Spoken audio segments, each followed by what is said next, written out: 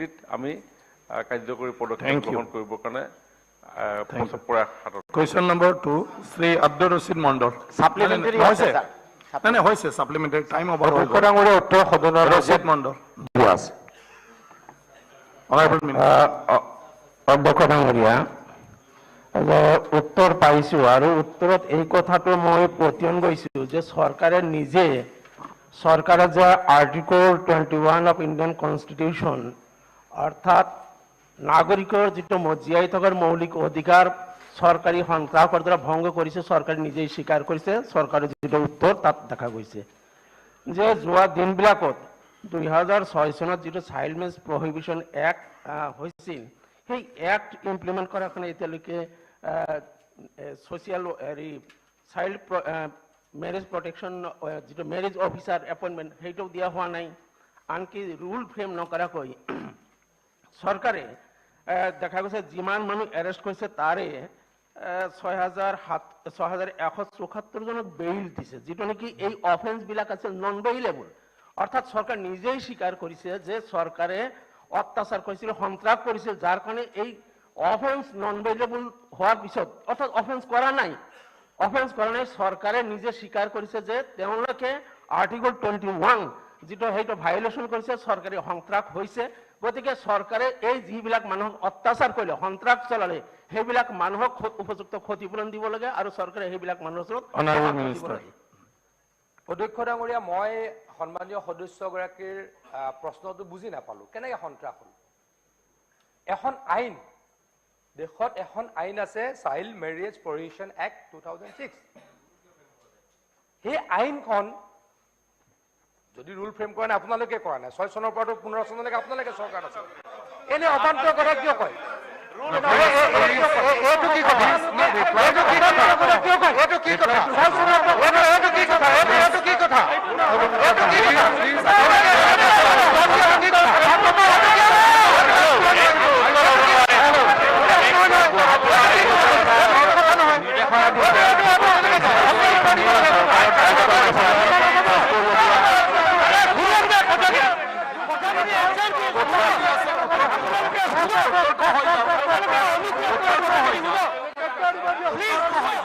সাপ্লিমেন্টাৰি উত্তৰটো হৈ যাওক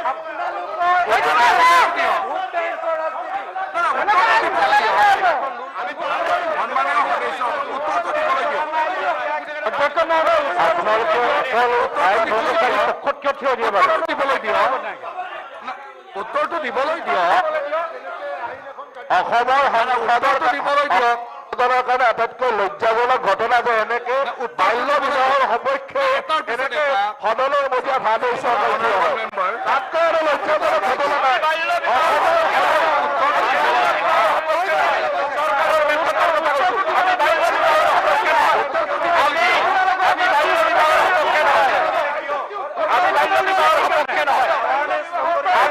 চৰকাৰে যিটো ভুল কৰিছে আমি বাল্য বিবাহৰ সপক্ষে নহয়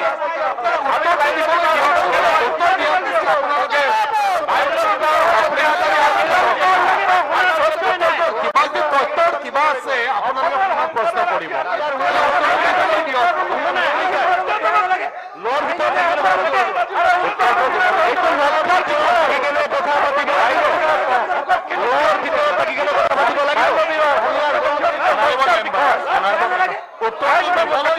উত্তৰটো যদি দিবলৈ নিদিয়ে কেনেকৈ হ'ব উত্তৰটো দিবলৈ দিয়ক না কুৱেশ্যনেৰে কুৱেশ্যন কৰিছে সাপ্লিমেণ্টাৰী কুৱেশ্যন হ'ব উত্তৰটো নহয় সেইটো আপোনালোকে পিছত কওক প্ৰথম শুনিটো লওক প্ৰথম শুনিটো লওক অখিল গগৈ আপুনি এনেকুৱা নহয় আগতে শুনি লওক আপোনালোকৰ ভোট বেংকৰ ইমান স্বাৰ্থ আপোনালোকে আইন আপুনি প্ৰশ্নটো উত্তৰ নিদি কি বেংকৰ ইমান চিন্তা আপুনি মন্ত্ৰী আইন নিজে আনে আপুনি আপোনাৰ আইনৰ ভিতৰত থাকি সদনত যেতিয়া MMR কথা ওলাই IMR কথা ওলাই তেতিয়া আপোনালোকে আমাকে গালি পাৰিব MMR IMR maternal mortality rate, infant mortality rate. তাৰ কাৰণ কি? এই বিলো এজ বিবাহ, এই বাল্য বিবাহ। তাৰ কাৰণে যেতিয়া আমাৰ মানে তাৰ কাৰণে আপুনি সাপ্লিমেণ্টাৰী কোৱেশ্যন কৰিব পাৰিব, ৰিপ্লাইটো দিয়ক। কাম কৰিব নালাগে। ৰিপ্লাইটো লৈ লওক ন। মেটাৰ্নেল মৰ্টেলিটি ৰেট কমাবৰ কাৰণে আপুনি বেআইনী কাম কৰিব। আপুনি কৰিব লাগে। আপোনালোকে যেনেকা কৰিছে, question number 2 question number 3 Chakradhar Gogoi, Shri Chakradhar Gogoi, sir Shri Chakradhar Gogoi, Shri Chakradhar Gogoi,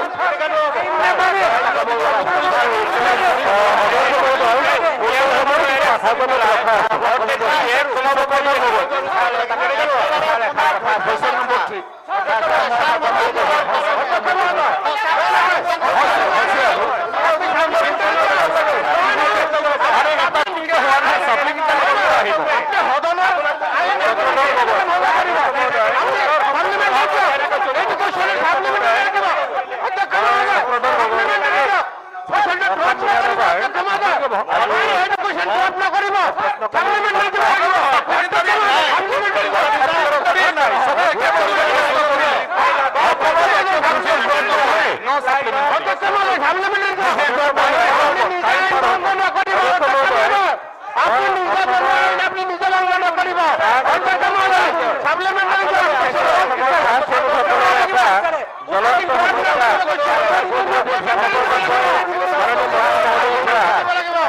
কিছু কথা জানিব খুজিছিলো আৰু সেই অনুসৰি উত্তৰ প্ৰদান কৰিছে।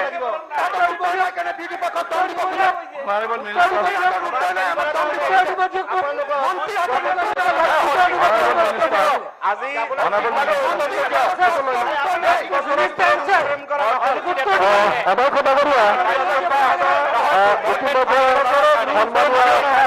মানুহ এৰেষ্ট কৰি পেলাই চৰকাৰৰ গগৈ বাগলৈ জব লাগে প্ৰশ্ন কৰিছে। অসমত 4,57,562 জন শ্ৰমিক আছে আৰু এই শ্ৰমিকসকলৰ PF-ৰ ধন আমাৰ PF ডিপাৰ্টমেণ্টে কৰি আহিছে আৰু এই শ্ৰমিকসকলৰ ৰাজ্যৰ সকলৰ মাজত বৰ্তমান 1,847 জন সদস্যৰ বিপৰীতে অনাদায় হৈ থকা ভৱিষ্যত নিধিৰ ধনৰ পৰিমাণ হৈছে 4,64,44,906 টকা। উল্লেখ্য বাগিচাৰ শ্ৰমিক কৰ্মচাৰীসকলৰ অৱসৰৰ পাছত ভৱিষ্যত নিধি টকাৰ পৰিশোধ কৰাটো এটা ধাৰাবাহিক প্ৰক্ৰিয়া। এই প্ৰক্ৰিয়াৰ অন্তৰ্গত সদস্যসকলৰ বিপৰীতে অনাদায় হৈ থকা ধনৰ দি থকাৰ ব্যৱস্থা চলি থাকে। তো গতিকে মৰাণ বিধানসভা সমষ্টিৰ চাহ বাগিচাসমূহৰ PF-ৰ ধন নোপোৱা চাহ বাগিচাৰ সংখ্যা এনেধৰণৰ। আমাৰ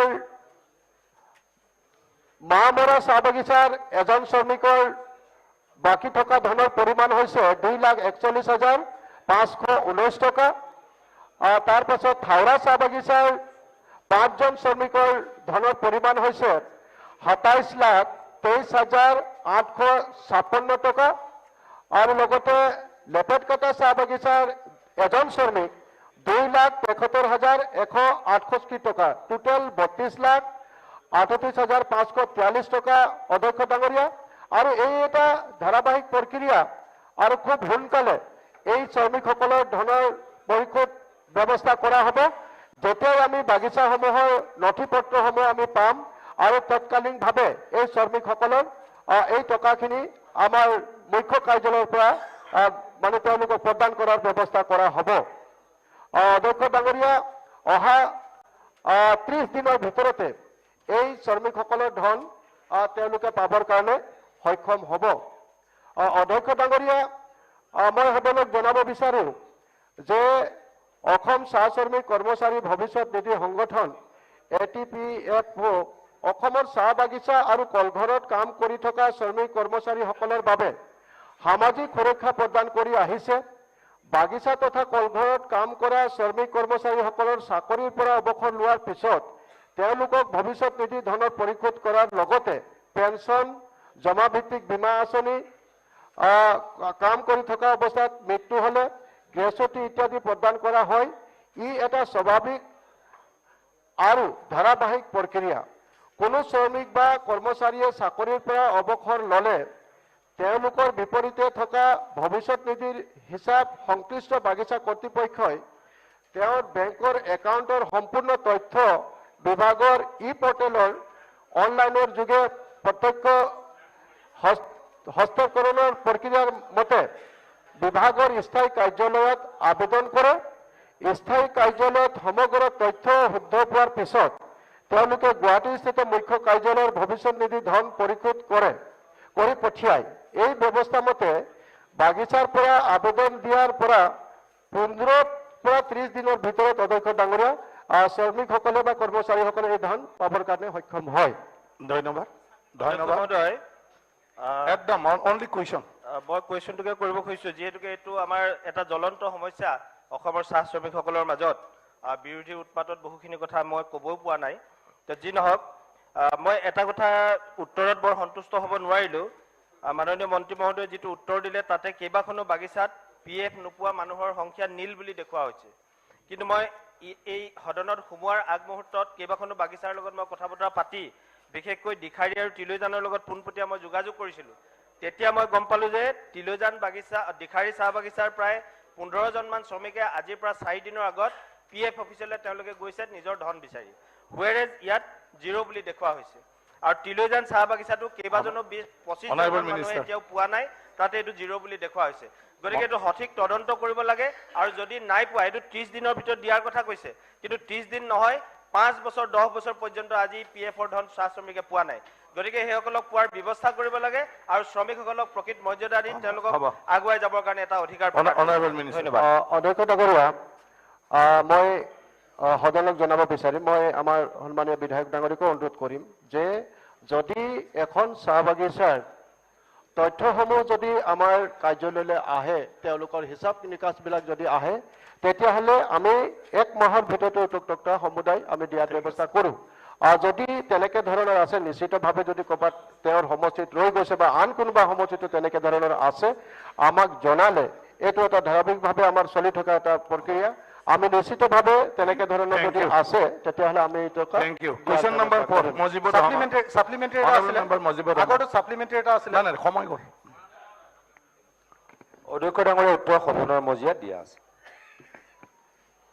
মাননীয় অধ্যক্ষ মহোদয়, মাননীয় মন্ত্ৰী মহোদয়ে সদনত উত্তৰ দিছে, ৱেবছাইটত আপলোড কৰা বুলি কৈছে। মই ৰাতিপুৱাৰ পৰা ট্ৰাই কৰি আছিলোঁ যে উত্তৰখিনি পাবৰ কাৰণে, কিন্তু নাপালোঁ, ডাউনলোড নহ'লগৈ। মাননীয় মন্ত্ৰী মহোদয়ৰ পৰা মই এটা কথা স্পষ্টভাৱে জানিব খুজিছোঁ যে আজিৰ পৰা প্ৰায় 1 বছৰমান আগতে মন্ত্ৰী মহোদয়ে আমাক চিঠি এখন দিছিলে আৰু ডিপাৰ্টমেণ্টৰ পৰা চিঠি দিছিলে যে আপোনাৰ ক্ৰীড়া প্ৰকল্পৰ কাৰণে ষ্টেডিয়ামৰ কাৰণে মাটি চাই দিব লাগে। মই দলগাঁও সমষ্টিৰ বিধায়ক হিচাপে মই মোৰ সমষ্টি মই চাৰ্কুল অফিচাৰৰ লগত কথা পাতিছোঁ, ডেপুটি কমিশ্যনাৰৰ লগত কথা পাতি মাটি মই মিলাই কিনে আপোনাক পঠাই দিছিলোঁ, লেণ্ড ৰেকৰ্ডটো পঠাই দিছিলোঁ। কিন্তু মাননীয় মন্ত্ৰী মহোদয়ে ইয়াত উত্তৰ দিছে যে অসম চৰকাৰে দলগাঁও বিধানসভা সমষ্টি বৰ্তমান ক্ৰীড়া প্ৰকল্প আৰু মিনি ষ্টেডিয়াম নিৰ্মাণ কৰাৰ পৰিকল্পনা হাতত লোৱা নাই। এই যে মই কষ্ট কৰি মাটিখিনি মিলাই দিলোঁ, গতিকে দলগাঁও সমষ্টি নাই বুলি যে উল্লেখ কৰিলে অলপ দুখ পাইছোঁ। লগতে কথা এটা হৈছে মাননীয় অধ্যক্ষ মহোদয় যে 40খন আপোনাৰ মিনি ষ্টেডিয়াম চেংচন কৰা হৈছে 12 কোটি টকা ব্যয় সাপেক্ষে। মই বিভিন্ন চ'ৰ্চত মই বিভিন্ন আপোনাৰ ডিপাৰ্টমেণ্টতো মই এপ্লিকেশ্যন দিছোঁ, মই নিজাবৰ্গৰ আলোচনা কৰিছিলোঁ, এখন হ'ব বুলি কৈছিলে। ইভেন DRHC কমিটিৰ কথাটো ক'ব নালাগে, তথাপি মই কৈছোঁ আৰু DRHC কমিটিও মোৰ নামটো ইনক্লুড কৰা আছিলে দলগাঁও সমষ্টি। কিন্তু অতি দুখ আৰু পৰিতাপৰ কথা যে আজি মাননীয় মন্ত্ৰী মহোদয়ে উত্তৰ দিছে যে আপোনাৰ দলগাঁও সমষ্টি সাপ্লিমেণ্টাৰী মই একেলগে শেষ কৰি দিম। গতিকে মাননীয় মন্ত্ৰী মহোদয়ে মই মোৰ দলগাঁও সমষ্টিত মিনি ষ্টেডিয়াম এখন এখন দিলে ভাল পাম আৰু অধ্যক্ষ ডাঙৰীয়া, মিনি ষ্টেডিয়াম দিলে ভাল পাম। অসম চৰকাৰে 2021-22 চনত এটা যুগান্তৰকাৰী সিদ্ধান্ত লৈছিলে। প্ৰায় 1000 কোটি টকাৰ ব্যয়েৰে অসমত কেইবাটাও ক্ৰীড়া প্ৰকল্প স্থাপনৰ কাৰণে ব্যৱস্থা কৰিছে। অধ্যক্ষ ডাঙৰীয়া, 10টা ষ্টেডিয়াম আমাৰ ডিষ্ট্ৰিক্ট হেডকোৱাৰ্টাৰত 50 কোটি টকাকৈ এটাত, মানে 500 কোটি টকাৰে ষ্টেডিয়াম নিৰ্মাণৰ কাম পূৰ্ণ গতিত চলি আছে। আৰু অধ্যক্ষ ডাঙৰীয়া 40টা বিধানসভা সমষ্টিত 12 কোটিকে টকাৰে মানে 480 কোটি টকা প্ৰায় 980 কোটি টকা প্ৰায় নহয় টোটেল 980 কোটি টকাৰ প্ৰজেক্ট আমাৰ যোৱা বছৰৰ পৰা অসমৰ বিভিন্ন স্থানত মানে 50টা সমষ্টিত চলি আছে অধ্যক্ষ ডাঙৰীয়া কামখিনি পৰ্যায়ক্ৰমে হয় 126টা সমষ্টিত আমি একেদিনাই কেতিয়াও কামোৱা একেলগে দেখা নাই পৰ্যায়ক্ৰমে যেহেতু হয় আমি এই মুহূৰ্তত 50টা সমষ্টিত বনাইছো 10টা সমষ্টিত 50 কোটি টকাৰ একোখনকৈ ষ্টেডিয়াম আৰু 40টা সমষ্টিত 12 কোটি টকাৰকৈ এখন ষ্টেডিয়াম গতিকে পৰৱৰ্তী সময়ত ডেফিনেটলি দলগাঁও বিধানসভা সমষ্টিৰ অন্তৰ্ভুক্ত হ'ব মই আপোনাক প্ৰতিশ্ৰুতি দিলোঁ ধন্যবাদ ৰহিম অনাৰেবল মাননীয় অধ্যক্ষ মহোদয় মই মন্ত্ৰী ডাঙৰীয়াক সুধিব খুজিছো যে 40টা বিধানসভা সমষ্টিত যে এখনকে মিনি ষ্টেডিয়ামৰ কাম হাতত লোৱা হৈছে এইবাৰ বাজেটত বাকি থকা সমষ্টিসমূহত একোখনকে মিনি ষ্টেডিয়ামৰ কাম হাতত ল'ব পাৰি নেকি বা আপোনালোকে কিবা ভাবিছে নেকি অনাৰেবল মিনিষ্টাৰ যেহেতু দাখিল হোৱা নাই এই মুহূৰ্তত ক'ব দিগদাৰ কিন্তু পৰ্যায়ক্ৰমে আমি কৰিম বুলি সদনক আমি আশ্বাস দিছোঁ ধন্যবাদ এতিয়া question number 5 Aftabuddin Mollah honourable minister অধ্যক্ষ ডাঙৰীয়া উত্তৰ সদনৰ মজিয়াত দিয়া আছে সাপ্লিমেন্টাৰি মাননীয় অধ্যক্ষ মহোদয় আপনাৰ জৰিয়তে মন্ত্ৰী মহোদয়ৰ পৰা জানিব বিচাৰিছিলোঁ যে জলেশ্বৰ সমষ্টিত SDRF আঁচনিত 2020-21 কিমান টকাৰ আবণ্টন দিয়া হৈছিল আৰু কিমান কাম হৈছে বহুত কাম হোৱা নাই এনেকুৱা ধৰণৰ কথাবিলাক মই প্ৰশ্নত আনিছিলোঁ দেখা হৈছে যে 44টা কাম স্যাংশন হৈছে তাৰে 37টা সম্পূৰ্ণ হোৱা বুলি কৈছে বাকি কেইটা কাম এতিয়ালৈ হোৱা নাই তো মই এই বিষয়ে মাননীয় মন্ত্ৰী মহোদয়ক এটা অনুৰোধ কৰিম যে এই যে বাকি 7টা কাম হোৱা নাই এটা টাইম বাউন্ড কৰি দিব নেকি যে ইমান দিনত হ'ব কাৰণ এইটো এটা SDRF আঁচনিটো কেনেকা দিয়ে আপোনালোকে গম পায় কি বানপানীত ক্ষতিগ্ৰস্ত সমষ্টিবিলাকত মানে এই টকাবিলাক দিয়া হয় কিন্তু যেহেতু 3 বছৰ হৈ গ'ল এতিয়ালৈ কাম হোৱা নাই বুলি কৈছে 7টা তো এইকেইটা এটা টাইম বাউন্ড কৰি দিলে যে ইমান দিনত শেষ হ'ব এইটো এটা কথা অনাৰেবল মিনিষ্টাৰ না স্যাৰ আৰু এটা কথা ক'লে দ্বিতীয়টো কথা হৈছে যে আপনি এবাৰ সৰজমন তদন্ত কৰি এই যে 37 কামটো যে হৈছে বুলি কৈছে এবাৰ তদন্ত কৰি চাই স্পটতে আপনি ডিসিশন ল'ব পাৰিব যে কেনেকা ধৰণৰ 37 কাম সম্পূৰ্ণ ঠিক ডাঙৰীয়া আচলতে এইবিলাক খুব সৰু সৰু কাম হয় কৰবাত পেলেচাইডিং কৰা হয় কৰবাত অলপ বস্তা দিয়া হয় কৰবাত অলপ মাটি তুলি দিয়া হয় গতিকে 5 লাখ 4 লাখ 8 লাখ টকাৰ কাম গতিকে এইটো বানপানীৰ সময়ত হোৱা কাম আৰু আমি সকলোৱে জানো এটা অস্বীকাৰ কোনো কৰিব নোৱাৰো এতিয়া মই ৱাটাৰ ৰিসোৰ্স ডিপাৰ্টমেণ্টটো মই চাওঁ আমি সাডেনলি কাম কৰিব লাগে টেম্পৰেৰী বেচিছত এই গোটেইবিলাক SDRFৰ কাম এইখিনি অন্তত টেম্পৰেৰী বেচিছৰ কাম গতিকে কেতিয়াবা এই কামটো ভালকে দেখাকে মানে আমি 2 কিলোমিটাৰ ৰাস্তা এটা পকা কৰিলে যেনেকে দেখা পাওঁ কিন্তু এনেকে পেলেচাইডিং কৰবাত দি দিলো বা কৰবাত আমি অলপ মাটি পেলালো হেতু ভালকে দেখা পোৱা নাযায় কিন্তু তেখেতে যেহেতু কথাটো কৈছে যে সিৰিয়াসলি লোৱা হ'ব মই বিভাগীয় কৰ্তৃপক্ষৰ লগত ৰাতিপুৱা আলোচনাও কৰিছো যদি কিবা স্পেসিফিক কিবা কমপ্লেইন আছে তেখেতে আমাক দিব তাৰ বিৰুদ্ধে আমি ব্যৱস্থা ল'ম আৰু যিকেইটা ইনকমপ্লিট হৈ আছে সেইকেইটা সোনকালে কমপ্লিট কৰিবলৈ ব্যৱস্থা ল'ম ডাইৰেক্ট আপুনি সাপ্লিমেন্টাৰি কুৱেশ্যনটো কৰক এই বছৰ যোৱাবাৰৰ যেটো বানপানীৰ ক্ষয়ক্ষতি হল এতিয়ালৈ SDRFৰ টকা জলেশ্বৰত এটাও দিয়া নাই এই বছৰ গোৱালপাৰা জিলাতে দিয়া নাই মই আপোনাক অনুৰোধ জনাম এইবাৰ যাতে অনাৰেবল মিনিষ্টাৰ গোটেই জিলা লক্ষ্য ডাঙৰীয়া আমি PWD ডিপাৰ্টমেণ্টৰ গোটেই কথাখিনি অলপ সকলোৱে জানো যে আফতাবুদ্দিন মোল্লা ডাঙৰীয়াই মোতকৈ বেছি ভালকৈ জানে কাৰণ তেখেতে 2001 চনত বিধায়ক নিৰ্বাচিত হৈছিল আৰু মই বিধায়ক নিৰ্বাচিত হৈছিলো 11 চনত 2001 চনত PWDৰ বাজেট কিমান আছিল 2011 চনৰ কিমান আছিল আমি ভালকৈ জানো তাৰ পিছত 2016 চনৰ পৰা কিমান হল 2021 চনত গৈ কিমান হল এই বিধানসভাৰ সদস্যসকলে ভালদৰে জানে আজি পৰা 20 বছৰ আগত আমি সাগে 1 কোটি টকাও এটা সমষ্টিত এবছৰত পোৱা নাছিলো 11 চনত আমি 1 কোটি বা 1.5 কোটি টকা পাওঁ তাৰ পৰা গৈ তাৰ অধ্যক্ষ ডাঙৰীয়া PWD বিভাগৰ বাজেট আমি এতিয়া প্ৰত্যেক সমষ্টিত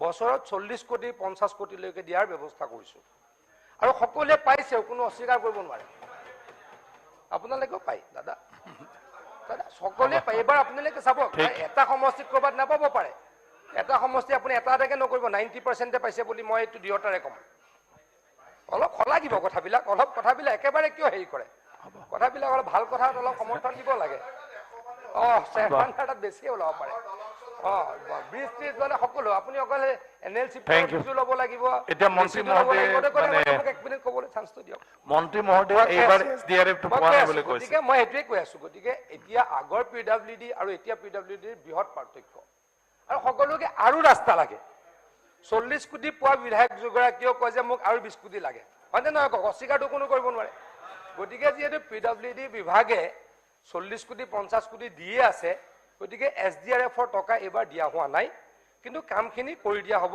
মই আপোনালোকক আশ্বাস দিছোঁ ঠিক আছে ধন্যবাদ কমল একদম স্পেচিফিক স্যার গভর্নমেন্টে গুড গভর্নেন্সের কথাটো কয় মই মন্ত্ৰীমণ্ডলৰ পৰা এটা বস্তু জানিব বিচাৰিছোঁ যে মন্ত্ৰীমণ্ডলে ক'লে যে পিডব্লিউডিৰ ফাণ্ডটো বাঢ়িছে এইটোৰ অৰ্থ এইটো নেকি যে 20 মিটাৰ ৰাস্তা ৱাশ আউট হৈছে আপোনালোকে তৎপৰতা লৈ কেনে আপোনালোকে স্কিমখিনি আনালে আপোনালোকে ফটো মাৰি কেনে আমি মানে হুলস্থুল লগাই দিছিলে কিন্তু আল্টিমেটলি আমি দেখা পালো এই 20 মিটাৰৰ কাৰণে স্যাৰ গোটেই 2 কিলোমিটাৰ ৰাস্তাটো বেয়া হৈ গৈছে এইটো কাৰণে মন্ত্ৰীমণ্ডলে কম যে 50 কোটি আপোনালোকে দিব এইটো পিছৰ কথা কিন্তু আগতে কিন্তু এনেকুৱা হৈছিলে যে ৰাস্তা যেতিয়া বেয়া হয় 2 কিলোমিটাৰ 5 মিটাৰ 10 মিটাৰ সেইখিনি বস্তু আপোনালোকে ঠিক কৰক নহ'লে 2 কিলোমিটাৰ ৰাস্তা যিটো আছে এইটো ৰাস্তা হেয়া হৈ যাব এইটো কাৰণে মন্ত্ৰীমণ্ডলে মানে পজিটিভলি উত্তৰটো দিয়ক কেতিয়া কৰিব এইটো জানিব বিচাৰিছোঁ আপোনালোকে ৰিপেয়াৰিঙৰ টকা আকৌ পাবই প্ৰত্যেকটো সমষ্টিৰ ৰিপেয়াৰিঙৰ টকা এই বছৰ ধৰা হ'বই গতিকে কামখিনি হ'বই কিন্তু আপোনাক ৰাস্তাটো এতিয়া বন্ধ হৈ আছে বহুতকেইটা ৰাস্তা আপোনাক এইটো কাৰণে কৈছোঁ আপোনালোকে ইমিডিয়েট দি কেনে ৰাস্তাটো চালু কৰক এটা উত্তৰ কৰিমগঞ্জ সমষ্টিত এটা কাম কৰোঁ আমি ৰিপেয়াৰিঙৰ টকা অহা বছৰ দিওঁ এই কামখিনি কৰি দিওঁ তেখেতে যদি কয় আহাবাৰ তেখেতক টকা নালাগে থ্যাংক ইউ কৰি দিম কুৱেশ্যন নম্বৰ 6 শ্ৰীমতী নন্দিতা দাস অধ্যক্ষ ডাঙৰীয়া উত্তৰ সদনৰ মজিয়াত দিয়া আছে মোৰ যিখিনি ৰিপ্লাই পাইছোঁ মই ৰিপ্লাইত সম্পূৰ্ণ স্পেচিফিক কথাটো ইয়াত ফুটি উঠা নাই মই যিটো কৰিছিলোঁ যে মোৰ সমষ্টিত এছপিটি ব্ৰিজৰ সংখ্যা কিমান তো ইয়াতে 22খন দিয়া আছে আৰু ইয়াত মেৰামতি কৰিবলগীয়া এছপিটি ব্ৰিজৰ সংখ্যা 15খন দিয়া আছে আচলতে মই কুৱেশ্যনটো কৰিছিলোঁ যে মোৰ সমষ্টি এটা বৃহৎ এটা অঞ্চল য'ত বহুত ব্ৰিজ আগৰ পৰা কৰিব লগা থাকি গ'ল কিছুমান মিছিং ব্ৰিজ আছে PMGSY যেতিয়া ৰাস্তা হৈছিলে তেতিয়া কিছুমান ব্ৰিজ বনোৱা নহ'লে ইয়াৰ বাহিৰেও বহুত সৰু সৰু নদী আছে বা সৰু সৰু কিছুমান অঞ্চল আছে য'ত এছপিটি ব্ৰিজৰ প্ৰয়োজন আছে সেই হিচাপে ডিপাৰ্টমেণ্টৰ ফালৰ পৰা এটা সাৰ্ভে কৰি কেনে প্ৰায় 97খন ব্ৰিজ তাৰমানে অলৰেডি লিষ্টেড হৈছে তো আউট অফ 97 মই সেইকাৰণে এই আউট অফ 97 কিমানখন ব্ৰিজ কৰিব এইটোহে কুৱেশ্যন কৰিছিলোঁ বাট ইয়াতে যিটো তথ্য দিছে যে 22খন ব্ৰিজ বহুত পুৰণি লিষ্টেড যাৰ পিছত কোনো সাৰ্ভে নতুনকৈ হোৱা নাই পুৰণি 22খনকে ইয়াত উল্লেখ হৈছে ইয়াৰ পাছত যিটো দিছে যে 15খন ব্ৰিজ ইয়াতে মেৰামতি কৰা হ'ব কিন্তু মই জানাত মই বিভাগৰ লগত যোগাযোগত আছোঁ মই জানাত এছপিটি ব্ৰিজৰ মেৰামতিৰ বৰ্তমান কোনো আঁচনি নাই মুখ্যমন্ত্ৰী ডাঙৰীয়াৰ নামত যি 4টা স্কিম চলি আছে তাতে এছপিটি ৰিপেয়াৰিঙৰ কোনো স্কিম নাই সো মন্ত্ৰী মহোদয়ৰ পৰা মই জানিব বিচাৰিছোঁ যে এই যে ব্ৰিজবোৰ এছপিটি ব্ৰিজবোৰ বহুত জৰাজীৰ্ণ অৱস্থা হৈ গৈছে ইয়াত আজি কেইবছৰ ধৰি মেৰামতি হোৱা নাই সো এইবোৰ ব্ৰিজ যদি মেৰামতি নকৰে তেতিয়াহ'লে আমাৰ যিটো চলাচল কমিউনিকেশ্যনটো সম্পূৰ্ণ বন্ধ হৈ যাব নাম্বাৰ 1 নাম্বাৰ 2 কথাটো মই আগতে কৈ দিব বিচাৰিছোঁ অধ্যক্ষ মহোদয় মোৰ সমষ্টিত এখন দলঙৰ অতি প্ৰয়োজন যিখন জলজলি নদীৰ ওপৰত যিখন দলং ভুকৰাদিয়া পাহাৰপাৰা কানেক্টেড 2016 চনৰ পৰা যেতিয়া মই বিধায়ক হৈছোঁ তেতিয়াৰ পৰা মই কণ্টিনিউয়াছলি কুৱেশ্যন কৰিয়ে গৈছোঁ আৰু ডিপাৰ্টমেণ্টৰ সকলো মানুহে জানে যে এইখন দলং কিমান দৰকাৰী এইটো নগৰবেৰা অঞ্চলত এই দলংখন তো এইকাৰণে মই অনুৰোধ কৰিছোঁ যে আমাৰ ৱৰ্ল্ড বেংকৰ পৰা মোৰ স্যাৰ এইটো সেকেন্ড কথাই কৈ আছোঁ মই আপুনি কি জানিব বিচাৰে নালাগে মই একেবাৰে কৈ দিলোঁ আৰু এই যে মোৰ যিখন জলজলিৰ ওপৰত যিখন দলং অধ্যক্ষ মহোদয় এখন কেতিয়া বনাব এইটো মানে অতি দৰকাৰী এই কথাটো ডিপাৰ্টমেণ্টে জানে সকলো জানে আমাৰ ইনচাৰ্জ মিনিষ্টাৰ পাটোৱাৰী ডাঙৰীয়াও ভেৰি ইণ্টাৰেষ্টেড বাট এইখন কিয় হৈ উঠা নাই তো এই দুটা বস্তু মই কুৱেশ্যনটো একেলগে কৰি দিলোঁ অধ্যক্ষ ডাঙৰীয়া আমি প্ৰায় 1000খন এছপিটি ব্ৰিজ আমি কংক্ৰিট ব্ৰিজলৈকে ৰূপান্তৰ কৰাৰ কাৰণে আমি ৱৰ্ল্ড বেংকৰ পৰা ধনৰ আবণ্টন পাইছোঁ আৰু তেখেতৰ সমষ্টিত আমি 5খন ব্ৰিজ এই আঁচনিৰ অধীনত চেংচন কৰিছোঁ গতিকে তেখেতৰ কামখিনি পৰ্যায়ক্ৰমে আৰম্ভ হৈছে অনাগত ভৱিষ্যতত তেখেতে যেনেকৈ কৈছে জলজলিৰ ব্ৰিজেই হওক বা এছপিটি ব্ৰিজৰ কনভাৰ্জন বা ৰিপেয়াৰমেণ্ট হওক গোটেইখিনি পৰ্যায়ক্ৰমে কৰিবলৈকে প্ৰচেষ্টা লোৱা হ'ব পজিটিভ এটা সাজেশন দিব বিচাৰিছো স্যাৰ পজিটিভ কথা এটা অকমান পজিটিভ কথা এটা স্যাৰ এটা ৰৈ গৈছে কোনটো কৈছে আপুনি কৈ স্যাৰ মানে ইয়াতে কুৱেশ্যনাৰ মোক ক'বলৈ দিয়ক প্লিজ স্যাৰ মানে ইয়াতে যিখন 5খন কৈছে please silent please sir please কথাটো মই কৈছো যে ইয়াতে যিখন 5খন কৈছে ৱৰ্ল্ড বেংকৰ পৰা একচুৱেলি 6খন লৈছে অনাৰেবল মিনিষ্টাৰ অধ্যক্ষ মহোদয় মই কৈছো কি ইয়াতে 5খন উল্লেখ আছে বাট একচুৱেলি মই জানাত 6খন লৈছে তো ইয়াতে 6খনহে থাকিব লাগিছিলে 6খন আমি লিষ্টত নামকেইটা যদি 6খন আছে ইয়াৰ বাহিৰেও মই কৈ আছো জলজলি দলংখন ইমিডিয়েটলি বনাব লাগে স্যার ধন্যবাদ অধ্যক্ষ মহোদয় স্যার এটা পজিটিভ কথা আছে স্যার সম্মানীয় সদস্যই যি জলজলি ব্ৰিজৰ কথা কৈছে এই ব্ৰিজটো চেঙা সমষ্টি বাগবৰ সমষ্টি আৰু বকু সমষ্টি তিনিওটা সমষ্টিৰ কাৰণে প্ৰয়োজনীয় আপুনি শুনি আচৰিত হ'ব অসমত এনেকুৱা ব্ৰিজো আছে যি ব্ৰিজৰ ওপৰতে 4চকীয়া গাড়ী লৈ পাৰ হৈ গ'লে 100 টকা দিব হ'ব, মন্ত্ৰী ডাঙৰীয়া এছুৰেঞ্চ দিলে। আৰু সেই ব্ৰিজটো জলজলি ব্ৰিজ মন্ত্ৰী ডাঙৰীয়া এছুৰেঞ্চ দিলে। মানুহৰ যাতায়াত অনাৰেবল মেম্বাৰ অলৰেডি মন্ত্ৰী ডাঙৰীয়া নগৰ পৰা এছুৰেঞ্চ এই জলজলি ব্ৰিজটো মহোদয় যিকোনো পদ্ধতি বনাব লাগে স্যার এটা পজিটিভ কথা এটা কম স্যার স্যার এটা পজিটিভ কথা ক'ব বিচাৰিছো স্যাৰ কথা ক'ব নালাগে না কুৱেশ্যন থাকিলেহে না কথা ক'ব নালাগে চেংচন হৈছে না তেখেতৰ কনষ্টিটিউয়েন্সি চেংচন হৈছে এইটো যদি কথা পাতি কেনে কৰা হয় তেনেহ'লে অৰিজিনেল ব্ৰিজটো হ'ব নহ'লে মোৰ সমষ্টি 3টা হৈছে অধ্যক্ষ মহোদয় যিকেইটা কোনো দৰকাৰ নাই নালাগে এইটো উত্তৰ দি দিলে কুৱেশ্যন নম্বৰ 7 শ্ৰী ৱাজেদ আলী চৌধুৰী ল'বলৈ বিচাৰিছো অধ্যক্ষৰ উত্তৰ সদনৰ silent please supplementary sir please silent please কুৱেশ্যনাৰে কুৱেশ্যন কৰি আছে প্লিজ কমলক্ষ আপোনাৰ কলিগে কুৱেশ্যন কৰি আছে আপোনাৰ কলিগে কৰি আছে মোৰ সমষ্টি ফুলকাটাৰী RCC ব্ৰিজখন একচুৱেলি SOPD গোটেই সমষ্টিৰ কাৰণে পইচা দিছিলে গোটেইখিনি পইচা মই দলংখনত দি দিছিলোঁ মানে দলংখন খুব ইম্পৰ্টেণ্ট মানে প্ৰায় 1 লাখৰ বেছি মানুহৰ যোগাযোগৰ সেই জেগাটো তো কিন্তু যি হিচাপে কাম আৰম্ভ কৰিছে এতিয়ালৈকে পোষ্ট কেইটা কমপ্লিট কৰিব পৰা নাই গতিকে মই সেইকাৰণে কোৱেশ্যনটো দিছোঁ যে কি কাৰণে ইমান লেট কৰি আছে কামটো লেহেমীয়া গতিত চলি আছে কামটো কেতিয়া সম্পূৰ্ণ কৰিব যদিও কৈছে ডিচেম্বৰত সম্পূৰ্ণ কৰিম বুলি ইয়াত উত্তৰ দিছে কিন্তু মোৰ সন্দেহ আছে কাৰণ পোষ্ট কেইটাই হোৱা নাই বাকী কামবিলাকতো আছেই গোটেই কামখিনি সঁচাকৈ কেতিয়া সম্পূৰ্ণ কৰিব অনাৰেবল মিনিষ্টাৰ জানিব বিচাৰিছোঁ অধ্যক্ষ ডাঙৰীয়া এই ব্ৰিজখনৰ অলপ প্ৰতিকূল পৰিৱেশ নথকা নহয় 19 চনৰ পাছত আমাৰ কোভিড হ'ল আৰু বানপানী প্ৰবণ এটা অঞ্চল গতিকে কামটো 66% হৈছে আৰু 34% কাম বাকী আছে অধ্যক্ষ ডাঙৰীয়া এটা সমস্যা আছে অলপ ল্যান্ড একুইজিশ্যনৰ সমস্যা আছে লাষ্ট যিটো স্পেন ডেভেলপমেণ্ট এৰিয়া সেই অঞ্চলটো অলপ জায়গা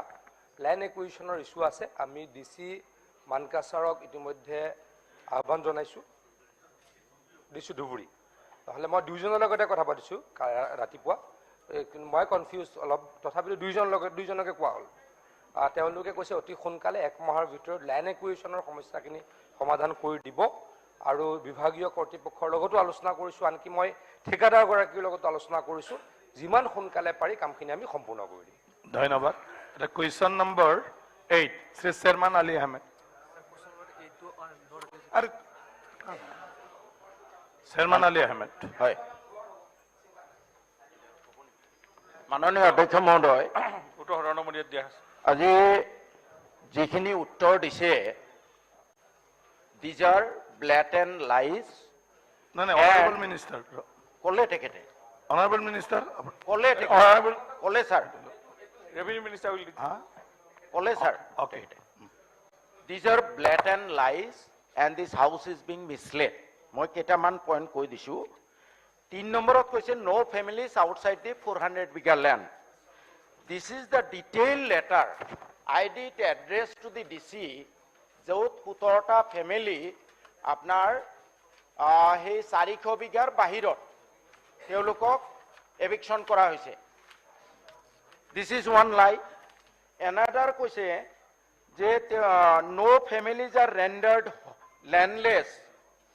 ইয়াতে 35টা ফ্যামিলি landless. No families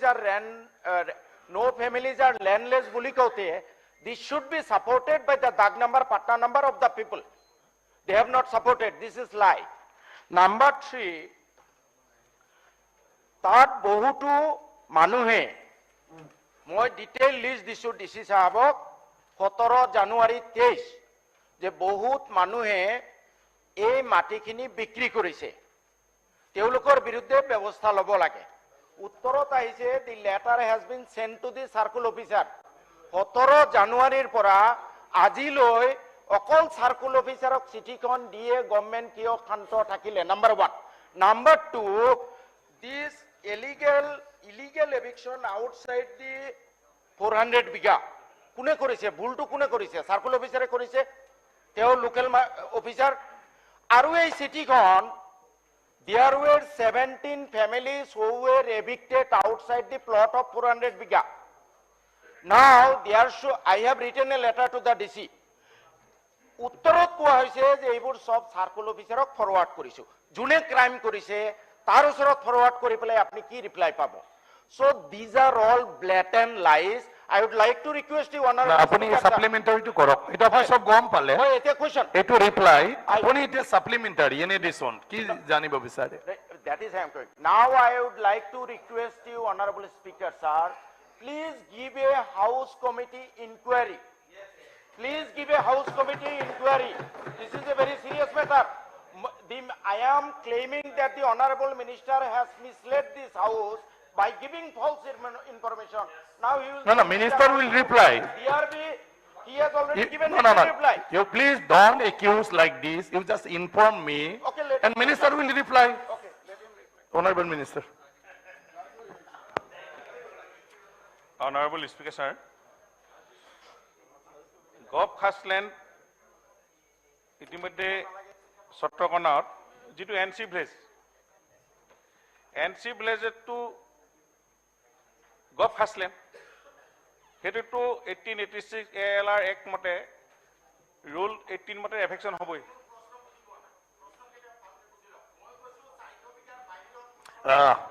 সেইটো ইয়ৰ উত্তৰটো দিবলৈ কওক না, উত্তৰটো দিবলৈ দিয়ক ন। আপোনাৰ ফাৰ্ষ্ট প্লেছনটো আপুনি শুনকচোন, ইয়াৰ পিছত আপুনি ক'ব কিবা থাকিলে। he should follow some norms. এটা কেনেকৈ কথা পাতি আছে? আপুনি শুনক আগতে please. As per report received from Deputy Commissioner as well as Circle Office also, no families outside 400 bighas plot of land have been affected. Eto detail DC pura ahise report Circle Office pa ahise aru 45 family yate affect hoise aru out of 45 family apunaloke moi hodona janabo bisaisu tare 20 jonor PP potas 24 জনৰ AP potash আৰু এজনৰ এনচিট এজন মাত্ৰ এনচিট তেওঁ দাগ আছে, বাহিৰত মাটি আছে তেওঁলোকৰ আউটসাইডত. গতিকে কাৰ কিমান মাটি আছে এখন ডিটেইল আছে মোৰ হাতত, ইয়াতে আপোনালোকক মই ডিটেইল কৈ দিব পাৰোঁ. ইয়াত 3 বিঘা 5 বিঘা 6 বিঘালৈকে তেওঁলোকৰ ডিটেইল আছে. অনাৰেবল MLA মই লিষ্টখন ছাবমিট কৰিম. আছে লিষ্ট আছে. এতিয়া আপোনাৰ কৈবৰ আলী আপুনি 45 জন মানুহ তাতে এফেকশ্যন হৈছে, 45 জনৰ যি এফেকশ্যন হৈছে তাৰে ভিতৰত আপোনাৰ গোটেই 45 জনৰে 44 জনৰে মাটি আছে বেলেগ please please please silent please. Kaibar Ali সবে শুনক না, 3 বিঘা আছে। কৈবৰ আলী ৰবিন পৰামানিক তেখেতৰ 5 বিঘাত 3 কথা 15 লোচা আছে। এভৰিবডি 44 জনৰ ইয়াতে লিষ্টখন আহিছে ডিচিৰ পৰা, চাৰ্কুল অফিচৰ পৰা।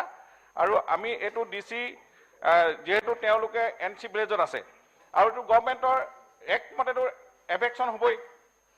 আৰু এনচি ভিলেজবোৰ আমি যেতিয়া ডিটেইল চাৰ্ভে হ'ব, পলিগন চাৰ্ভে হ'ব, তাৰপিছত তেওঁলোকে সেটেলমেন্ট পালে তেওঁলোকে তাত পাব পাৰে সেইটো এটা প্ৰক্ৰিয়া চলি আছে গতিকে আপোনাৰ 1 2 নম্বৰ গলো মই আতাউৰ ৰহমান তেখেতৰ এবিঘা একঠা আছে আকৌ দুটা দাগত আছে তেখেতৰ আৰু এটা দাগত আছে 128 নং দাগত 2 বিঘা 2 কঠা আৰু এনে ধৰণে কমল উদ্দিন তেখেতৰো আছে এবিঘা একঠা 0 বুছা এনে ধৰণে কালচনৰ তেওঁ এগ্ৰিকালচাৰ মাটি আছে আপোনাৰ 5 বিঘা 3 কঠা আমি আলি সবকে সাৰ্কুলেট কৰে দি দিলি আমি আলি তেখেতৰ আছে 6 বিঘা 3 কঠা ফুলচন আলি তেখেতৰ আছে 4 কঠা 3 কঠা 4 কঠা 3 লুচা তাৰ লেন্ডলেস নহয় তাৰমানে তেওঁলোকৰ বেলেগত তেওঁলোকৰ নামত মাটি পটা আছে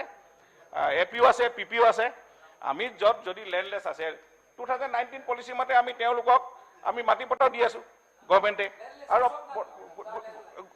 হ'ব না আসিকুৰ আলী এই 45 জনৰ নাম গাই দিব পাৰো হ'ব হৈ গ'ল আপুনি সাৰ্কুলেট কৰি দিয়ক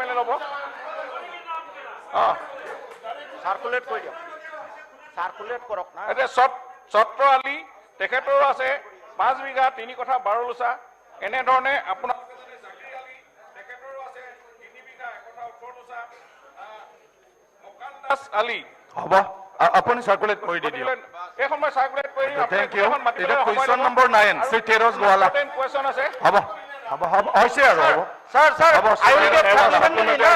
I will get supplementary, sir. নালাগে আৰু I will get supplementary, the minister is misleading. Sir, I will get supplementary. Supplementary দিয়ক, sir. কিয় নিদিব? নাই টাইম পাৰ হৈ গ'ল mislead কৰি আছে, supplementary কিয় নিদিব? সাপ্লিমেন্টারি আছে আপুনি যেটো কৈছে মোক supplementary দিব লাগিব, sir. মোক supplementary উত্তৰ হ'ব সদনত দেখা হৈছে Why you are not giving supplementary to আপোনাৰ me? যি থাকিছে এইটো আজি প্ৰশ্ন কৰাটোই supplementary No, that is not.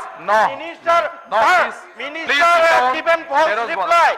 আপুনি এতিয়া অধ্যক্ষ যদি এই হতনৰ মৰ্যাদা লাঘৱ কৰে আপুনি এইটো নকব Minister is giving false reply.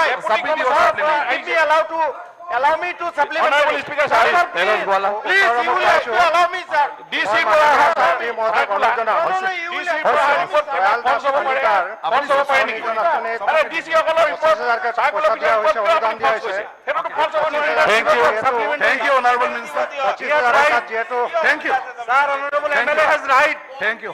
Honorable Tejas Gwala. নাই প্লিজ আপনার সাপ্লিমেন্টারি দিলো আপনি সাপ্লিমেন্টারি কোয়েশ্চন করলে সাপ্লিমেন্টারি দিয়া হৈ গল না কোয়েশ্চন আনসার আপনি অলরেডি পালে আজি যি মানে খুদিছে সেইটো হল সাপ্লিমেন্টারি এটা সাপ্লিমেন্টারি পায় স্যার স্যার মেম্বারে এটা সাপ্লিমেন্টারি পায় আফটার কোয়েশ্চন না সময় 10 মিনিটতকৈ বেছি হৈ গল এইখন কোয়েশ্চনত আরে তেখেতে তো রিপ্লাই দিলে না সব ন So you submit now. What is there? You এইবিলাক কি চলিব এনেকুৱা Honorable Minister replied what you asked in supplementary.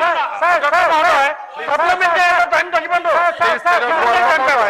আরে মাননীয় মন্ত্রীয়ে কৈছে নিয়ম ভঙা নহয় Please. This is question hour. What you asked? যেহেতু সরকারি চাকরি Please go to your seat. Please take your seat. No, please take your seat. Please take your seat. Please. Sir, MLA এটা supplementary পায় No. You please take your seat. না আপুনি তেনেকুৱা echoes কৰিব নোৱাৰে আপুনি বহক আপোনাৰ সিটত সাপ্লিমেন্টারি পায় No, please don't accuse like that. দিব লাগে তাকে আপনি হাউসত অশান্তি কৰিছে No. Are already I have decided. Now new question will come. You please sit down. No, as per rule 49, I already declared. You please go and sit down. Why, no. House will not run as per you. House will run as per the rule. You please go. Mr. Salman Ali Khan, I request you take your seat. Please. No, please don't disturb the house. Please don't disturb the house. You don't disturb the house. So why? I'm ruling here. Don't accuse like this. Don't accuse like this. No. What is this? You can't accuse like this. What is this? accuse the chair like this. No, you can't accuse the chair like this, Mr. Simon. I suspended You Mr. can't Sharma for whole day this session. Marcel, We won't tolerate. please take out him. সদনৰ মৰ্যাদা No, you cannot disturb the house. You cannot disturb the house. You are suspended for whole day. এজন I am কুৱেশ্যনাৰে এটা speaker, that's why I am telling you, you cannot take out him. Marcel, সাপ্লিমেণ্টাৰী এটা question তেখেতে পায় don't accuse me like this. Loi joa. This is not the platform here. তেখেতৰ 3খন চিঠি প্ৰচেছত আছে এটা Honorable সাপ্লিমেণ্টাৰী পায় Sri Teros Gwala. অধ্যক্ষ মহোদয় জাষ্টিছ অসম চৰকাৰৰ Every member should know what is supplementary.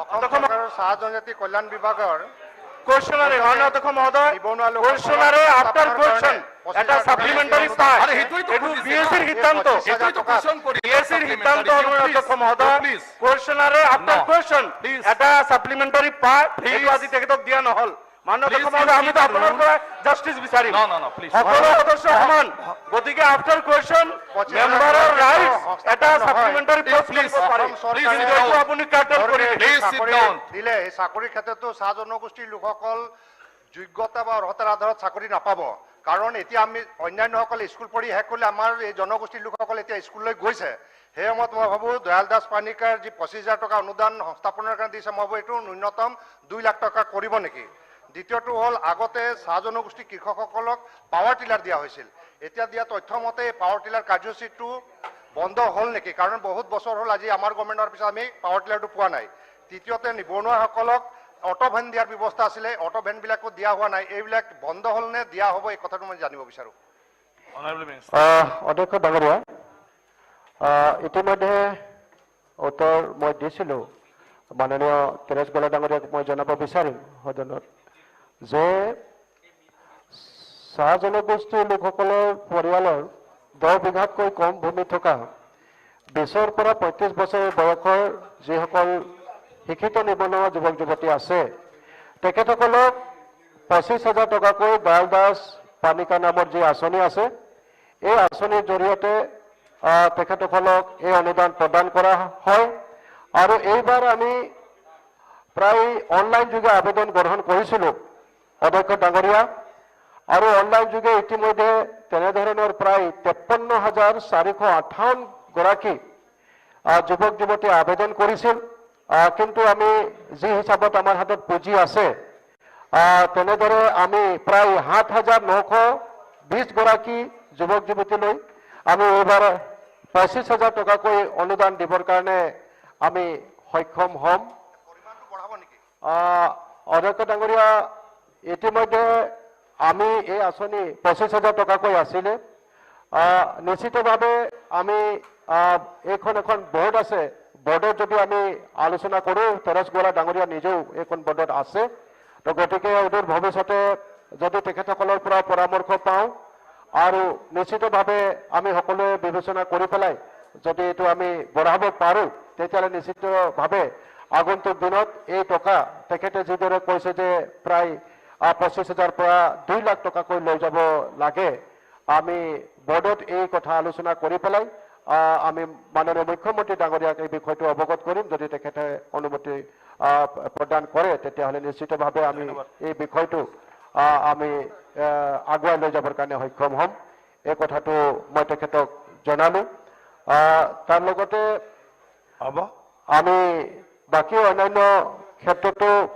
তেখেতে যিদৰে কৈছিলে আমাৰ যিসকল ছাত্ৰ ছাত্ৰী আছে তেখেতসকলৰ শিক্ষাৰ বাবে আমি তেখেতসকলক স্কলাৰশ্বিপৰ ব্যৱস্থা আমি কৰি আহিছোঁ এই কথাটো তেখেতে প্ৰশ্ন কৰিছিলে এই বিষয়ে আমি তেখেতক জনাব বিচাৰিম পাৱাৰ টিলাৰ অটো ভান এই আঁচনিটো আচলতে আমাৰ 2014-15 পৰাই এই আঁচনিটো আমি লোৱা নাই আমি বৰ্তমানে সেই বিষয়টো যদি নিশ্চিতভাৱে আৰু প্ৰয়োজনীয়তা আছে বুলি পেলাই আমাৰ বোৰ্ডে বিবেচনা কৰে আমি নিশ্চিতভাৱে আমাৰ মাননীয় মুখ্যমন্ত্ৰী ডাঙৰীয়াক বিষয়টো আমি অৱগত কৰিম নিশ্চিতভাৱে ইয়াৰ পৰা আমাৰ বিশেষভাৱে অটো ভান আৰু ট্ৰেক্টৰ এইটোৰ পৰা আমাৰ খেতিয়ক আৰু আমাৰ নিবনুৱা যুৱক যুৱতীসকলে নিশ্চিত ইয়াৰ পৰা লাভান্বিত হৈছিল কিন্তু এই আঁচনিটো বৰ্তমান বন্ধ ৰখা হৈছে পুঁজিৰ অভাৱত যদি আমি পুঁজিৰ পাবৰ কাৰণে সক্ষম হ'ম তো আগন্তুক দিনত নিশ্চিতভাৱে এই আঁচনিটো পুনৰ আমি আৰম্ভ কৰি পেলাই বিশেষভাৱে পাৱাৰ টিলাৰ আৰু অটোবানৰ ব্যৱস্থা আমি কৰিবৰ কাৰণে সক্ষম হ'ম থ্যাংক ইউ শ্ৰী অখিল গগৈ অধ্যক্ষ মহোদয় আজিৰ দিনটোত অসমৰ চাহ শ্ৰমিক এজনে ব্ৰহ্মপুত্ৰ উপত্যকাত 232 টকাকৈ হাজিৰা পায় দৈনিক মজুৰি পায় 232 টকাকৈ মজুৰি পালে এক সপ্তাহত তেওঁলোকে 6 দিন মজুৰি পায় 7 দিন দেওবাৰৰ দিনটোত মজুৰি নাপায় তেতিয়াহ'লে 1392 টকা এক সপ্তাহত তেওঁলোকে ইনকাম কৰে আৰু এক মাহত তেওঁলোকে ইনকাম কৰে 5568 টকা 5,500 টকাৰ তেওঁলোকৰ দৰমহা মানে গোটেই মাহটো কাম কৰি তেওঁলোকে 5,500 টকা দৰমহা পায় অধ্যক্ষ মহোদয় আজিৰ দিনটোত এটা পৰিয়াল 5,500 টকাত চলাটো কেতিয়াও সম্ভৱপৰ নহয় এই যিখন চৰকাৰ আছিলে তেওঁলোকে 2016 চনতে কৈছিলে যে চাহ শ্ৰমিকৰ মজুৰি 350 টকা তেওঁলোকে কৰিব 2021 চনতো তেওঁলোকৰ দলৰ মূল প্ৰতিশ্ৰুতি এটা আছিলে যে মজুৰি 350 টকা কৰা হ'ব মই সুধিব খুজিছো যে চাহ শ্ৰমিকৰ মজুৰি কেতিয়াৰ পৰা 350 টকা কৰা হ'ব অধ্যক্ষ মহোদয় অনাৰেবল মিনিষ্টাৰ অধ্যক্ষ ডাঙৰীয়া আমাৰ সন্মানীয় বিধায়ক অখিল গগৈ ডাঙৰ যিটো প্ৰশ্ন কৰিছে তেখেতক মই মনত পেলাই দিব বিচাৰিছোঁ যে ইতিমধ্যে চৰকাৰে যি ধৰণৰ প্ৰতিশ্ৰুতি দিছিলে ঠিক ইতিমধ্যে আমাৰ চৰকাৰে আপোনালোকে জানে যে এইটো এটা প্ৰক্ৰিয়াৰ মাজত আমি মজুৰি বৃদ্ধি কৰিব পাৰোঁ মালিক পক্ষ ট্ৰেড ইউনিয়ন আৰু চৰকাৰ মিলিত প্ৰচেষ্টাৰে এটা প্ৰক্ৰিয়াৰ মাজত আমি মজুৰি বৃদ্ধি কৰিবলগীয়া হয় আৰু ইতিমধ্যে আমাৰ চৰকাৰখন অহাৰ পাছত অধ্যক্ষ ডাঙৰীয়া আমি 3বাৰলৈকে আমি মজুৰি বৃদ্ধি কৰিছোঁ আৰু পুনৰ আমাৰ মালিক গোষ্ঠী আমাৰ ট্ৰেড ইউনিয়ন আমাৰ চৰকাৰৰ লগত আলোচনা বিলোচনা চলি আছে আমাৰ লক্ষ্য আছে নিশ্চিতভাৱে 350 টকালৈকে শ্ৰমিকসকলৰ মজুৰি বঢ়াই বৃদ্ধি কৰা আৰু ইতিমধ্যে আপোনালোকে জানে যে কেন্দ্ৰীয় চৰকাৰে লেবাৰ কোড লৈ আনি আছে আৰু আমি জানিব পাৰিছোঁ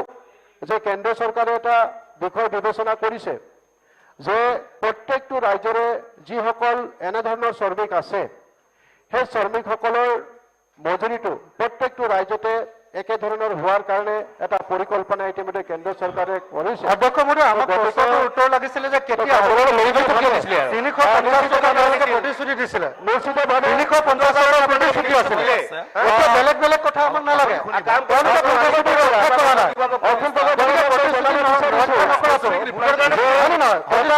ৰক্ষা কৰা নাই সেইটো ক'ব লাগে যে আপোনালোকে প্ৰতিশ্ৰুতি ৰক্ষা কৰা নাই কৰিব নোৱাৰো কিন্তু চাহ শ্ৰমিকসকলক লৈ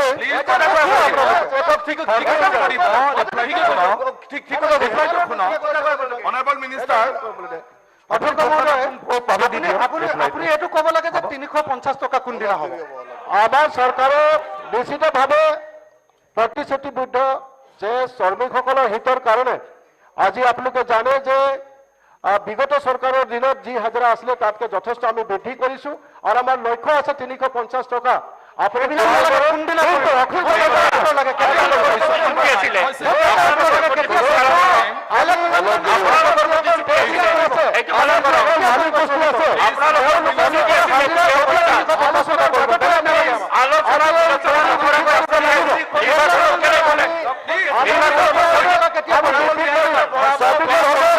আমাৰ চৰকাৰ সদায়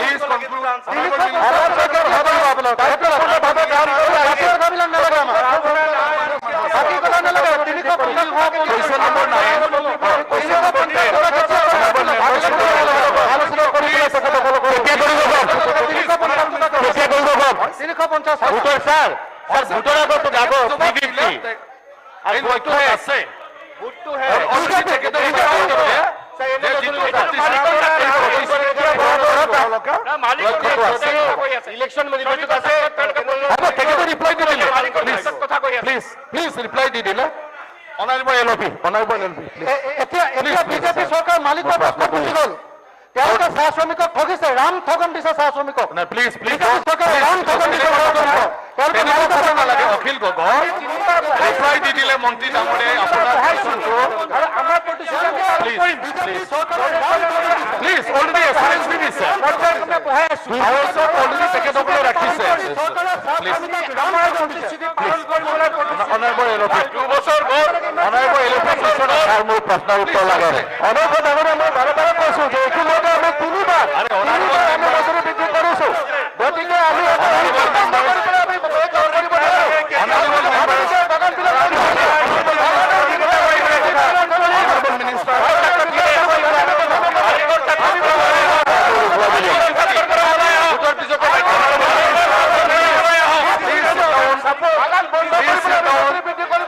আপুনি জবাবটো দি দিলে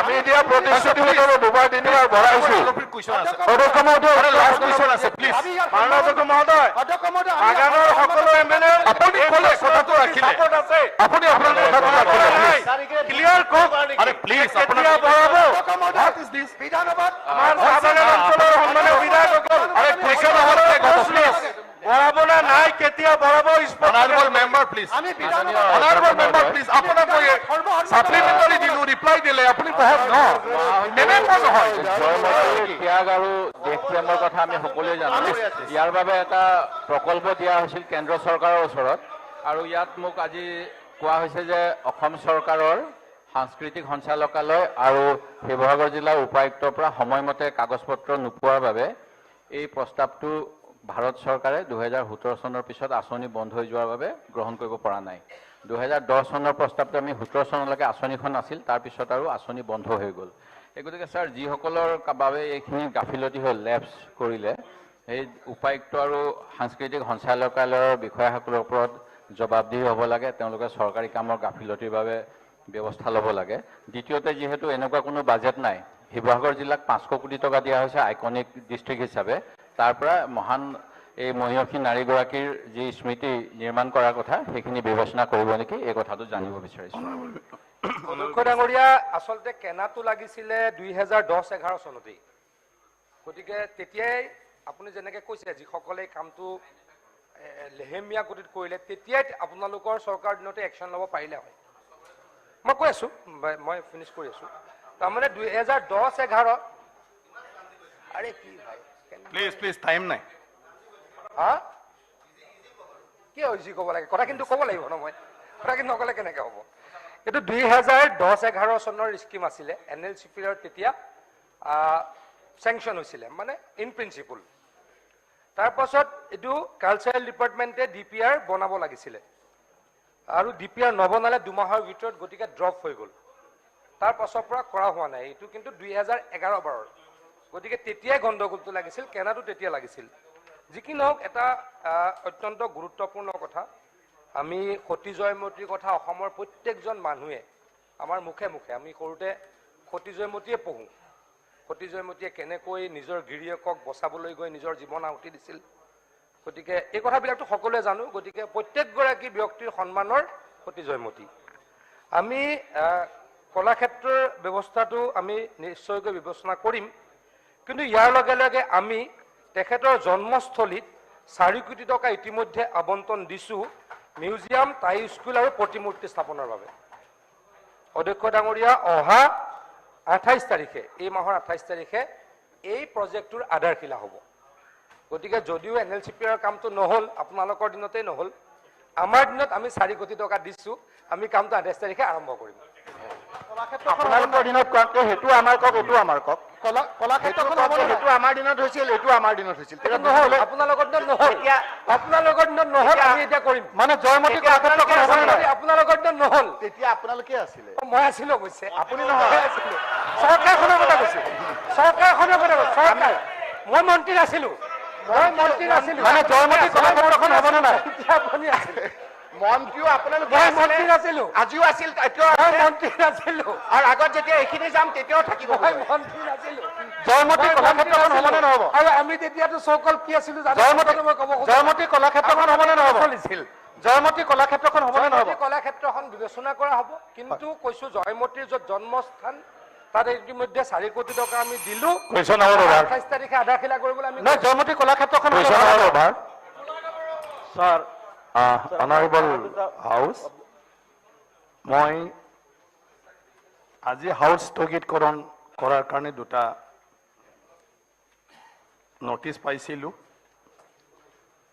আমাৰ অনাৰেবল সদস্য শ্ৰী হাফিজ বছিৰ আহমেদ ডাঙৰীয়া আৰু তেখেতৰ অন্যান্য সহযোগী সদস্য আৰু লগতে আমাৰ বিৰোধী দলৰ দলপতি শ্ৰী দেৱব্ৰত শইকীয়া আৰু তেখেতৰ সহযোগীসকলৰ পৰা মই দুটা যি সভাস্থগিত প্ৰস্তাৱ আৰু ইয়াৰ ওপৰত যিটো আলোচনা বিষয়ৰ কথা উত্থাপন কৰিছে সেইটো মই অগ্ৰাহ্য কৰিছোঁ এই বিষয়খিনি আমি হাউচটো স্থগিতকৰণ নকৰি পেলাই আজি আমাৰ সব বিষয়বিলাক শেডিউলবিলাক আছে গতিকে সেইকাৰণে অন্যান্য আমি আপোনালোকে কওক মোৰ কথাটো বিজ্ঞানৰ পৰীক্ষা আমি দিছিলো আমাৰ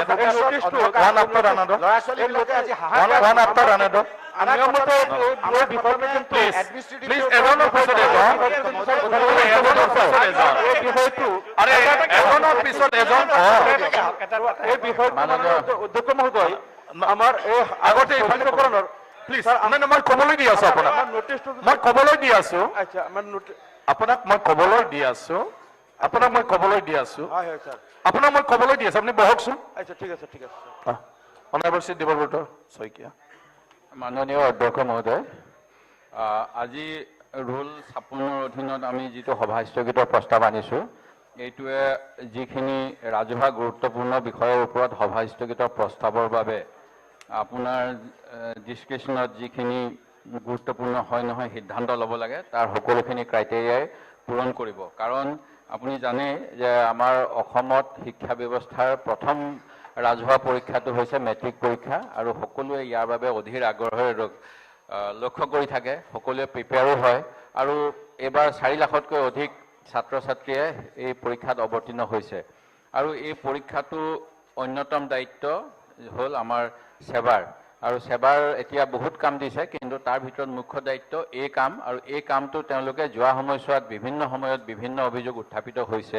ইয়াৰে ভিতৰত প্ৰথমতে 5 তাৰিখৰ দিনা এটা উত্থাপন হৈছিল যে তেতিয়া ইংলিছৰ পেপাৰ লিক হৈছে আৰু তেতিয়া আমাৰ শিক্ষামন্ত্ৰী ডাঙৰীয়াই ক'লে যে এইটো এটা বাতৰি কাকতৰ খুৰাক লগা কথা এইটো কোনো সত্য নহয় কিন্তু সেই কথাটোত আমি বিতৰ্কত নাযাওঁ কিন্তু আজি তেখেতসকলে টুইট কৰি পেলাই নটিফিকেশ্যনৰ আৰু প্ৰস্তাৱ এইটো তাতে লিক হ'ল বুলিও তেওঁলোকে কোৱা নাই তেওঁলোকে কৈছে যে আগত যেনেকৈ তেখেতে গুৰুত্ব দিয়া নাছিল যে ছ'চিয়েল মিডিয়াত ওলাইছে সেইকাৰণে এইটো নহয় এইবাৰ কিন্তু তেওঁ গ্ৰহণ কৰিছে যে ছ'চিয়েল মিডিয়াত ওলাইছে পেপাৰটো লিক হৈছে আৰু যদি লিক হয় এইটো এটা ডাঙৰ কথা কাৰণ সোমবাৰে পুৱা 9 বজাৰ পৰা হ'বলগীয়া পৰীক্ষাৰ বাবে আজি আমি টিভিত এতিয়া চাই আহিছোঁ যে বহুত ছাত্ৰ ছাত্ৰী আহিছে তেওঁলোকে হতাশ হৈছে আৰু এই কামটো কিয় আমি ভাল ধৰণে কৰিব পৰা নাই ইয়াত এটা ষড়যন্ত্ৰও আছে নেকি যে আমাৰ কথা ওলাই আছে যে অসমীয়া মাধ্যমৰ স্কুলবিলাক নাইকিয়া হৈ যাব লাগে সেৱা নাইকিয়া হৈ যাব লাগে বুলি বিধানসভাত প্ৰস্তাৱ আহিছিলে আমি যিটো বাদ দিলোঁ যে CBSE গোটেইখিনি দিব নালাগে আমাৰ এই কথাবিলাক এইকাৰণেই গুৰুত্বপূৰ্ণ যে ইয়াৰ পিছত আৰু কোনোবাই ক'ব নেকি যে সেৱাই চলাব নোৱাৰে কাৰণে আছামিজ মিডিয়াম বা সেৱা বন্ধ কৰি দিব লাগে এই গতিকে কথাখিনি যথেষ্ট গুৰুত্বপূৰ্ণ কাৰণ মাত্ৰ 9 ঘণ্টা সময় বাকী থকা অৱস্থাত মাজনিশা 12 বজাত মাধ্যমিক শিক্ষা পৰিষদে অকস্মাতে বাতিল কৰিছে এই পৰীক্ষা আৰু যিটো সিৰিয়াসলি ল'ব লাগিছিল মাননীয় মন্ত্ৰী মহোদয় সেইদিনাখন এই কথাখিনি যেতিয়া ওলাইছিল আজি মই তেখেতৰ টিভিৰ এইখিনি চাইছিলোঁ তেখেতে কৈছে এইটো মিছা কথা এইটো কোনোবা চেনেলবিলাকে কৈছে কিন্তু যদি সেই সময়তে সতৰ্কতা হ'ল হয় কিজানি আজি এইটো নহ'ল হয় যিজন চেয়াৰমেনজনে আজি বহুদিন ধৰি শিক্ষা বিভাগৰ লগত জড়িত হৈ আছে অৱসৰ পোৱাৰ পিছতো চৰকাৰে তেখেতক ৰাখিছে তেখেতৰ অসমত আৰু অন্য শিক্ষাবিদ নিশ্চয় আছে কিজানি বেছি পঢ়া তেখেতক কিয় দিয়া নাই অৱসৰৰ পিছতো তেখেতক ৰাখিছে এইটো এটা সন্দেহ কিন্তু যি কি নহওক আজি বিজ্ঞানৰ পৰীক্ষা সেৱাই বাতিল কৰিছে পৰৱৰ্তী সময়ত এই পৰীক্ষা হ'ব লগা দিন ঘোষণা কৰিছে এই সন্দৰ্ভত প্ৰাথমিক তদন্ত কৰা বুলি কৈছে কিন্তু এনেকুৱা এটা কাম কিয় হ'বলৈ পাইছে আমি ইয়াৰ পূৰ্বে আগৰ চৰকাৰৰ দিনত এবাৰ প্ৰশ্ন কাকত লিক হৈছিল যোৰহাটৰ পৰা, তেতিয়া কৈছিল যে আমাৰ বিভাগৰ মানুহে জড়িত আছিলে, কোনোবা তেওঁলোকৰ ল'ৰা ছোৱালীয়ে পৰীক্ষা দিব লগা। তাৰপিছত এবাৰ গৰুৱে খোৱা বুলি ওলালে, বিধানসভাৰ ভিতৰত আলোচনা হ'ল। সেইখিনি সময়ত আমাক বিৰোধী পক্ষই বহুত থকা সৰকাও কৰিছিল আৰু তেতিয়াও তদন্ত হৈছিল।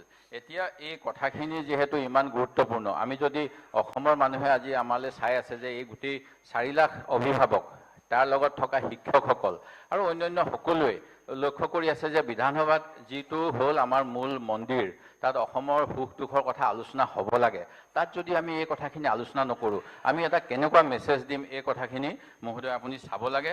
কাৰণ একাধিক প্ৰস্তাৱ একে অধিৱেশনত কৰিব নোৱাৰিব, আমি কৰা নাই, এইটো আজি প্ৰথম আহিছে।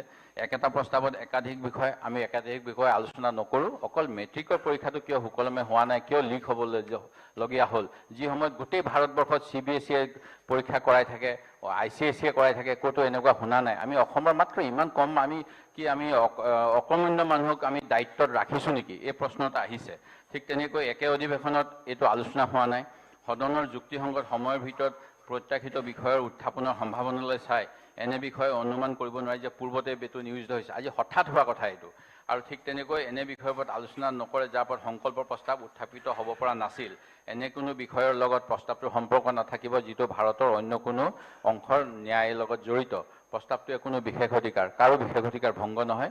ই এনে এটা বিষয় যিটো ৰাজ্য চৰকাৰৰ লগত জড়িত নহয়, সেইটোও নহয়। গতিকে যিখিনি কণ্ডিশ্যন যিখিনি দিয়া হৈছে আমাৰ পাৰ্লিমেণ্টৰো একেই, ৰুল 56ৰ আণ্ডাৰত rules of procedure and conduct of business in Lok Sabha 15th edition Lok Sabha secretariat, তাৰো মই এইখন কনচেপ্টখন আনিছোঁ। ইয়াতো লিখা আছে যে এইবিলাক আলোচনা কৰিব পাৰি। আৰু এই ক্ষেত্ৰত আমাৰ যিটো দায়িত্ব, আমাৰ শাসক বিৰোধী কাৰো এই কথাটোত মই বিভাজন আনিব নিবিচাৰোঁ। ভৱিষ্যত প্ৰজন্মটো দেশৰ ভৱিষ্যত বুলি কোৱা হয়, আৰু বহুতেই ইংৰাজী মাধ্যমত পঢ়িব নোৱাৰে, মাতৃভাষাত পঢ়িলে তেওঁলোকৰ সহজ হয়। আপুনিও কেতিয়াবা কয় যে আপুনি আমাক ৰুলিং দিওঁতে কেতিয়াবা মাতৃভাষাত ক'ব বিচাৰে, কাৰণ সেইটো সহজ আমাৰ ভাগ প্ৰকাশ। সেই গতিকে আমাৰ মাতৃভাষাৰ মাধ্যমৰ পৰীক্ষাটোৰ সৰ্বোচ্চ পৰীক্ষাটো এনেকৈ কোনে গাফিলতি কৰিছে, কিয় কৰিছে, এইবিলাক গোটেইবিলাক ইয়াত আজি আলোচনা হোৱা দৰকাৰ। আৰু আলোচনা মৰ্মে সিদ্ধান্ত ল'ব লাগিব আমি, যাতে আমি কেনেকৈ ইয়াক নিৰ্মূল কৰিব পাৰোঁ। সেই গতিকে এই বিষয়টো গুৰুত্ব দি পেলাই আপুনি অন্য কামখিনি আজি মুলতবি কৰিব লাগে। কাৰণ আমি জানো ৰাজ্যপালৰ ভাষণৰ ওপৰত আজি ধন্যবাদসূচক প্ৰস্তাৱ আছে। এই প্ৰস্তাৱটোত ৰাজ্যপালৰ আৰ্টিকল 176 অনুসৰি ৰাজ্যপালে ভাষণ দিয়ে। ভাষণটো তেখেতে চৰকাৰৰ কথাই ক'ব লাগিব, চৰকাৰৰ কথাখিনিৰ বাহিৰত তেখেতে ক'ব নোৱাৰে। সেই গতিকে আমি সেইখিনিও মানি ল'ম, কিন্তু এটা মাধ্যম হিচাপে আমাৰ আলোচনাৰ থল আছে। সেই গতিকে আমি আলোচনা কৰিম, তাতো আমি কথা পাতিম। আমাক লাগিলে তাৰ সময় কিছু কমাই দিলেও আমি আপত্তি নকৰোঁ, কিন্তু এই কথাটো ৰাজ্যপালৰ ভাষণত নাই। এই কথাটো এটা আজি জ্বলন্ত এটা আমাৰ প্ৰতি প্ৰত্যাহ্বান। সেই গতিকে এই প্ৰত্যাহ্বানটোৰ প্ৰতি আপুনি গুৰুত্ব দি আজি আলোচনা কৰাৰ সুযোগ দিয়ক, এই আমাৰ দাবী। ধন্যবাদ। অধ্যক্ষ মহোদয়, আমাৰ এই কথাটো সদনক জনাব বিচাৰিছোঁ যে কালি মাজনিশা মেট্ৰিকৰ সাধাৰণ বিজ্ঞানৰ পৰীক্ষা বাতিল কৰাৰ লগে লগে পুলিচতো এটা গোচৰ দিয়া হৈছে আৰু পুলিচে তৎকালীনভাৱে তদন্ত আৰম্ভ কৰিছে। সেবাই নিজাববীয়াকো তদন্ত কৰিব। মাননীয় বিৰোধী দলপতি ডাঙৰীয়াই ঠিকেই কৈছে যে সেবাৰ নিৰ্দেশটোত লিক হৈছে, কথাটো কোৱা হোৱা নাই অফিচিয়েলি। এতেকে কাৰণ সেবাই তদন্ত আৰম্ভ কৰিছে। পৰীক্ষাটো চলিবলৈ দি তদন্তটো সম্ভৱ হ'ব নোৱাৰে। এতেকে পৰীক্ষাটো কেনচেল কৰি তদন্ত আৰম্ভ হৈছে আৰু ইয়াৰ বিকল্প দিন অতি সোনকালে সেবাই ঘোষণা কৰিব। তদন্ত চলি থকা সময়ত তেখেতৰ কথাটো ৰাখিব, তদন্তটো আমি সম্পূৰ্ণ হ'বলৈ দিয়া উচিত আৰু তাত তদন্তটোক আমি চলি থকাৰ মাজত আমি আলোচনা কৰাটো সঠিক নহ'ব। অধ্যক্ষ মহোদয়, বিষয়টো এডজনমেণ্ট মোচন আহিছে, এইটো যদি ডিছকাশ্যন কৰিব আপুনি অগ্ৰাহ্য কৰিছে, আমি কৈছোঁ এইটো ডিছকাশ্যন হ'ব লাগে। ডিছকাশ্যন নহওঁতে শিক্ষামন্ত্ৰী ৰিপ্লাই দিয়া আৰম্ভ কৰিছে। নাই, চবেই ৰাখিব পাৰিব। শুনক, তেতিয়াহ'লে আমাক বিষয়টো মই অগ্ৰাহ্য কৰা নাই। আপোনালোকে বুজি পোৱা নাই। আপুনি বুজি পোৱা নাই। আপুনি অগ্ৰাহ্য কেনেকৈ উত্তৰ দি দিলে? এজন কৰি আলোচনা কৰা, হাউচটো এজন কৰা, আপোনালোকে চৰকাৰে ৰেছপন্স দিলে কি বেয়া পায়? আপোনালোকে উত্তৰ কোনে দিব? চৰকাৰে ৰেছপন্স দিবই লাগিব। আপুনি বহক ন, আমি আলোচনা কৰাৰ পিছত আমি যেতিয়া আলোচনা কৰিম তেতিয়া চৰকাৰৰ সেই আলোচনা কৰাটো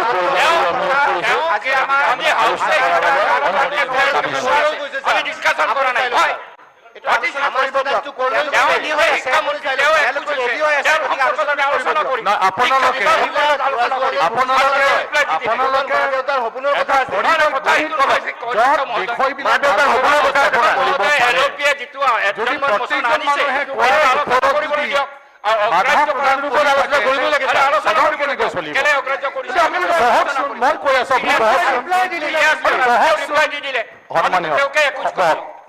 আচলতে শিক্ষামন্ত্ৰীয়ে পদত্যাগ কৰিব লাগে। মই কৈ ইমান যিমান ডাঙৰ ঘটনা ঘটিছে শিক্ষামন্ত্ৰীয়ে পদত্যাগ কৰিব লাগে। মানে আপোনাৰ নটিছ বহক চাওক সন্মানীয় সদস্য এডজৰ্ণমেণ্ট মচন মানে কি এডজৰ্ণমেণ্ট মচন মানে বিষয়টোৰ ওপৰত গুৰুত্ব ৰাখি ইয়াৰ ওপৰত সম্পূৰ্ণ দিনটো আলোচনা কৰিব লাগে তাৰ কাৰণে অন্যান্য কাৰ্যসূচীবিলাক বাতিল কৰিব লাগে বিষয় গুৰুত্বপূৰ্ণ বিষয়টো মই অগ্ৰাহ্য কৰা নাই কিন্তু হাউচ এডজৰ্ণ কৰা এটা দিনৰ কাৰণে এই বিষয়টো আলোচনা কৰিবলৈ হেতুহে মই অগ্ৰাহ্য কৰিছো তো বিষয়টোৰ ওপৰত গুৰুত্ব কি আছে কি নাই যিসকলে নটিচ দিছে তেখেতসকলে হাউচত উপস্থাপন কৰিছে মানে গুৰুত্বটো মন্ত্ৰী ডাঙৰীয়া বহি আছে মন্ত্ৰী ডাঙৰীয়া বহি আছে কাৰণে যিটোৰ বিষয়ত কথা কৈছে তেওঁ ৰেছপন্স এটা দিছে যে এই বিষয়ত অলৰেডি ডিপাৰ্টমেণ্টে কি কৰি আছে সেইটো তেখেতে অৱগত কৰিছে তাত আপত্তি কৰিবলগীয়া কি আছে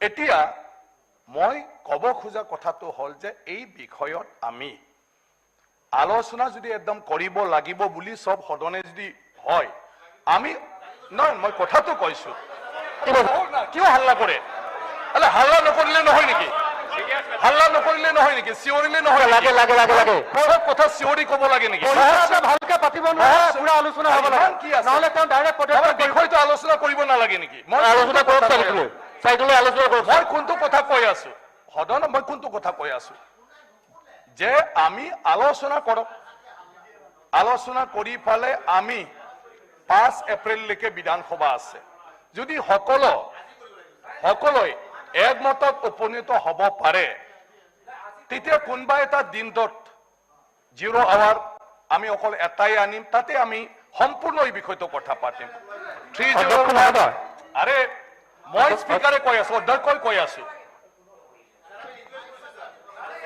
আৰু ৰিকুৱেষ্ট কৰাৰ কাৰণে মই কৈ আছো আজি হলে ভাল ছাৰ সেই গতিকে আমি কৈছো কাৰণ বিষয়টো যথেষ্ট গুৰুত্বপূৰ্ণ আৰু গোটেই অসমৰ ৰাইজে আশা কৰিছে যে এই বিষয়ত কিবা এটা সিদ্ধান্ত হ'ব আমি জৰুৰী সমস্যা যেতিয়া মূল্যতনি হয় তেতিয়া আমি আলোচনা কৰোঁ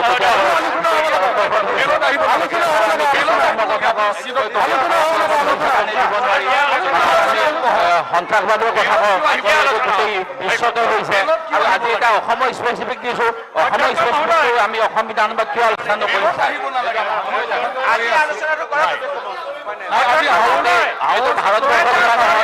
বিশ্বত হোৱা নহয় এইটো অসমৰ বিশেষ ঘটনা হয় গুৰুত্ব দি আলোচনা হ'বই লাগে আনিব পাৰিব আপোনালোকে 0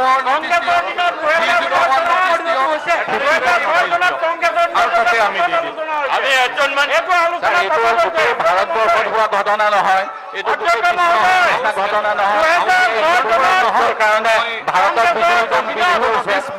গ্ৰাহক কৰা নাই LPG খাদ্য বৃদ্ধিৰ কথা নহয় যে গোটেই ভাৰতবৰ্ষত হৈছে কাৰণে অসমত নহ'ব ছাৰ এইটো এটা এই বিষয়ত ছাৰ আলোচনা কৰাৰ সম্পূৰ্ণ ফল আছে গতিকে ছাৰ এইটো আলোচনা কৰিব লাগে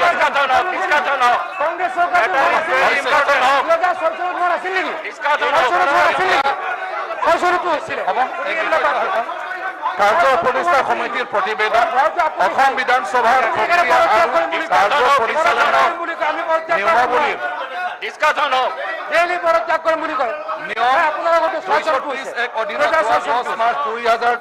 তাৰিখে অধিৱেশনৰ কাৰ্যসূচী অন্ত পৰাৰ লগে লগে চলিত বাজেট অধিৱেশনৰ বাবে প্ৰস্তুত কৰা খচৰা দিনপঞ্জীখনত অনুমোদনৰ লগতে মাননীয় ৰাজ্যপালৰ ভাষণৰ ওপৰত ধন্যবাদসূচক প্ৰস্তাৱৰ সম্পৰ্কত বিতৰ্কৰ বাবে 2022-23 চনৰ মঞ্জুৰিৰ বাবে পৰিপূৰক দাবীসমূহৰ ওপৰত আলোচনাৰ বাবে বিভিন্ন দল আৰু নিৰ্দলীয় সদস্যক উপযুক্ত সময় আবণ্টন দিয়াৰ বাবে অধ্যক্ষৰ কাৰ্যালয় সন্মুখত কক্ষত কাৰ্য উপদেষ্টা সমিতিৰ এখন সভা অনুষ্ঠিত কৰা হয় আলোচনাৰ আৰম্ভণিতে সমিতিয়ে চলিত বাজেট এইবিলাক এইটো সদন হয় এইটো ধৰ্ণাস্থলী নহয় প্লিজ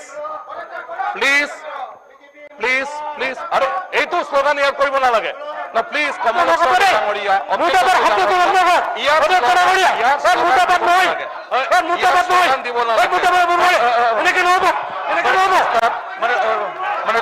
ৰাজ্যপালৰ ধন্যবাদ প্ৰস্তাৱৰ সম্পৰ্কত বিতৰ্কৰ সময় ভাৰতীয় জনতা পাৰ্টি 209 ভাৰতীয় জাতীয় Congress Asom Gana Parishad 30 minute Bharatiya Janata Morcha 50 minute united people's party liberation 10 minute Bodo people's front 10 minute communist party of India 3 minute নিৰ্দলীয় 3 মিনিট অহা 15 মাৰ্চ 2023 তাৰিখ 2022 চনৰ মঞ্জুৰিৰ বাবে হ'ব লগা আলোচনা অন্তত মাননীয় মুখ্যমন্ত্ৰী মাননীয় ৰাজ্যপালৰ ভাষণৰ ওপৰত ধন্যবাদ সূচক প্ৰস্তাৱ সম্পৰ্কত বিতৰ্ক উত্তৰ প্ৰদান কৰিব সভায় 2022 চনৰ পৰিপূৰক দাবী মঞ্জুৰিৰ বাবে অগ্ৰাধিকাৰ ভিত্তিত মঞ্জুৰি নং 48 কৃষি মঞ্জুৰি নং 14 আৰক্ষী বিভাগ দুটা আলোচনা কৰিবলৈ সিদ্ধান্ত লোৱা হয় পৰিপূৰক দাবী মঞ্জুৰ দুটা আলোচনাৰ বাবে তলৰ উল্লেখ ধাৰণা হৈছে ভাৰতীয় জনতা পাৰ্টি 105 ভাৰতীয় জাতীয় কংগ্ৰেছ 45 অসম গণ পৰিষদ 15 মিনিট সৰ্বভাৰতীয় সংযুক্ত গণতান্ত্ৰিক মৰ্চা 25 minute united people's party liberation 12 minute Bodoland people's front 5 minute communist party of India 1.67 minute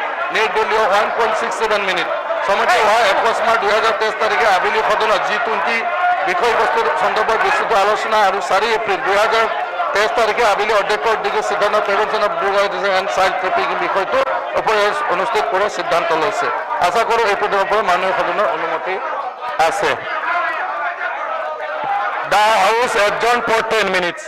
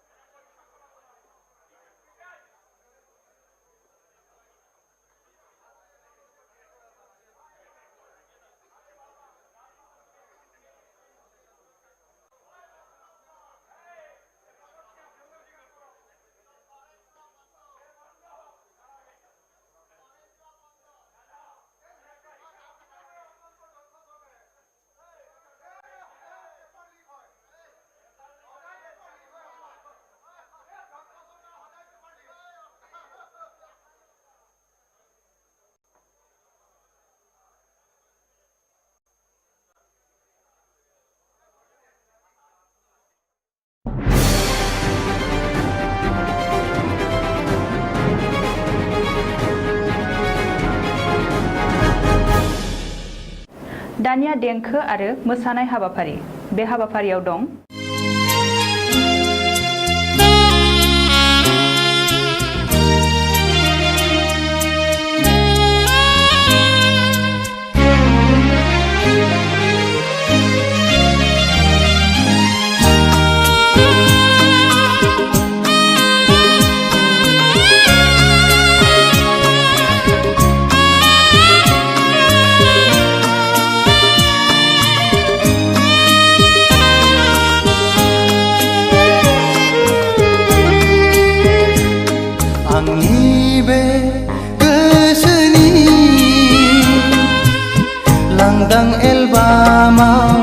बिखानि आयनायाव हरखाबै सोरनि सावगारि थाफैखो दद्रेद्रेसो रजे नुजाफैखो आंनि बे गोसोनि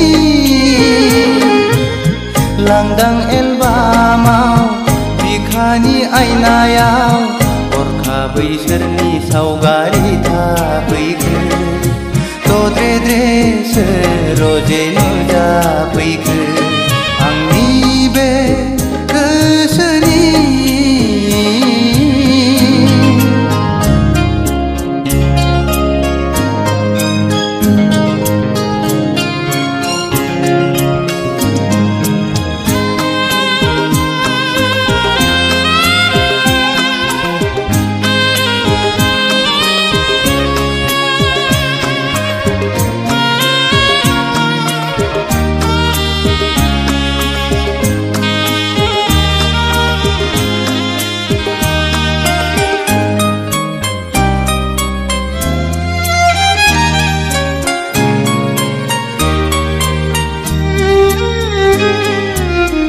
लाजि हां माहां माबा बुंसि बुंसि मिनि हां माहां नायहरसि नायहरसि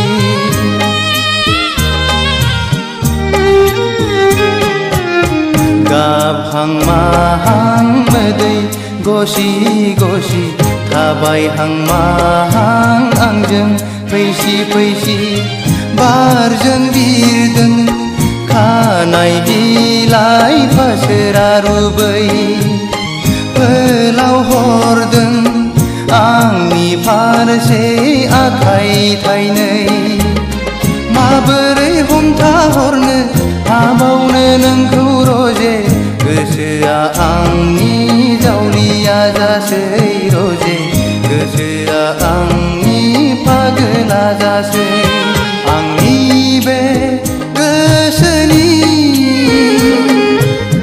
लांदां एलबामाव बिखानि आयनायाव हरखाबै सोरनि सावगारि थाफैखो दद्रे सोर रजे नुजाफैखो आंनि बे गोसोनि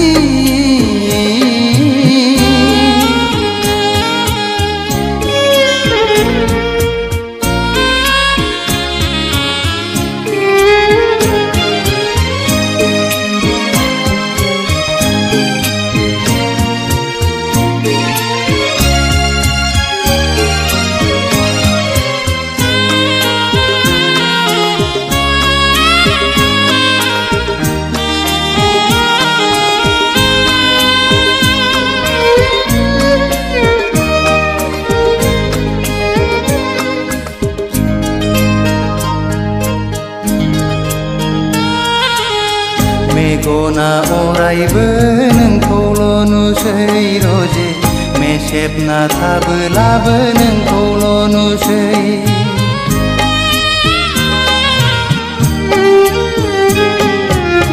जानो लोंनोबो बावलाय लांसै रजे मावनो दांनोबो बालाय लांसै गोसोआ आंनि नोंखौल' हास्थायबायसै सिमाङाव सानैजों गेलेबायसै मोगथाङाव सानैजों आन्दायबायसै रजे गोसोआ आंनि जावलिया जासै रजे गोसोआ आंनि पागला जासै आंनि बे गोसोनि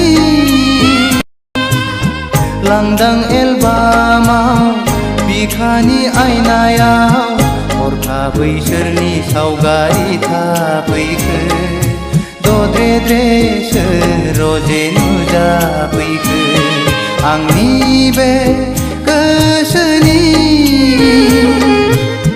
लांदां एलबामाव बिखानि आयनायाव हरखाबै सोरनि सावगारि थाफैखो दद्रे सोर रजे नुजाफैखो आंनि बे गोसोनि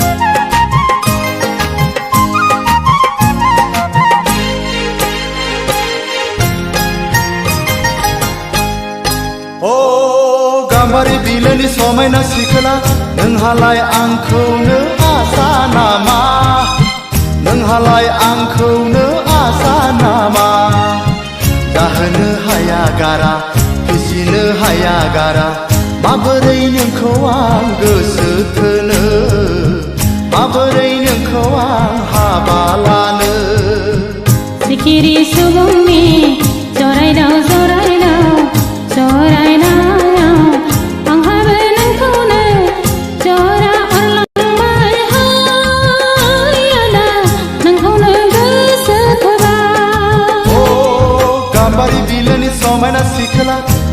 नोंहालाय आंखौनो आसा नामा नोंहालाय आंखौनो आसा नामा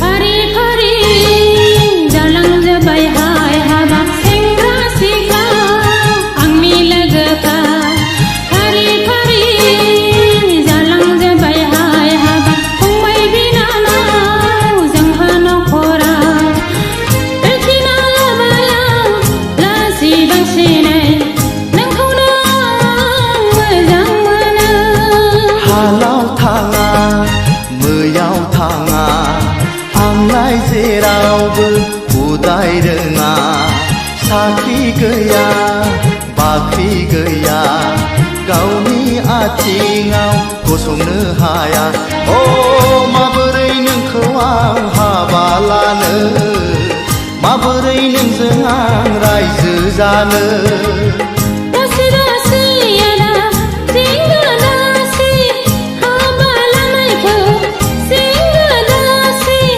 जुलिनि उनावबो मोनदा खाफाला गेवनानै फैयो हाय आदा जुलिनि उनावबो मोनदा खाफाला गेवनानै फैयो हाय अ गाम्बारि बिलोनि समायना सिखोला नोंहालाय आंखौनो आसा नामा नोंहालाय आंखौनो आसा नामा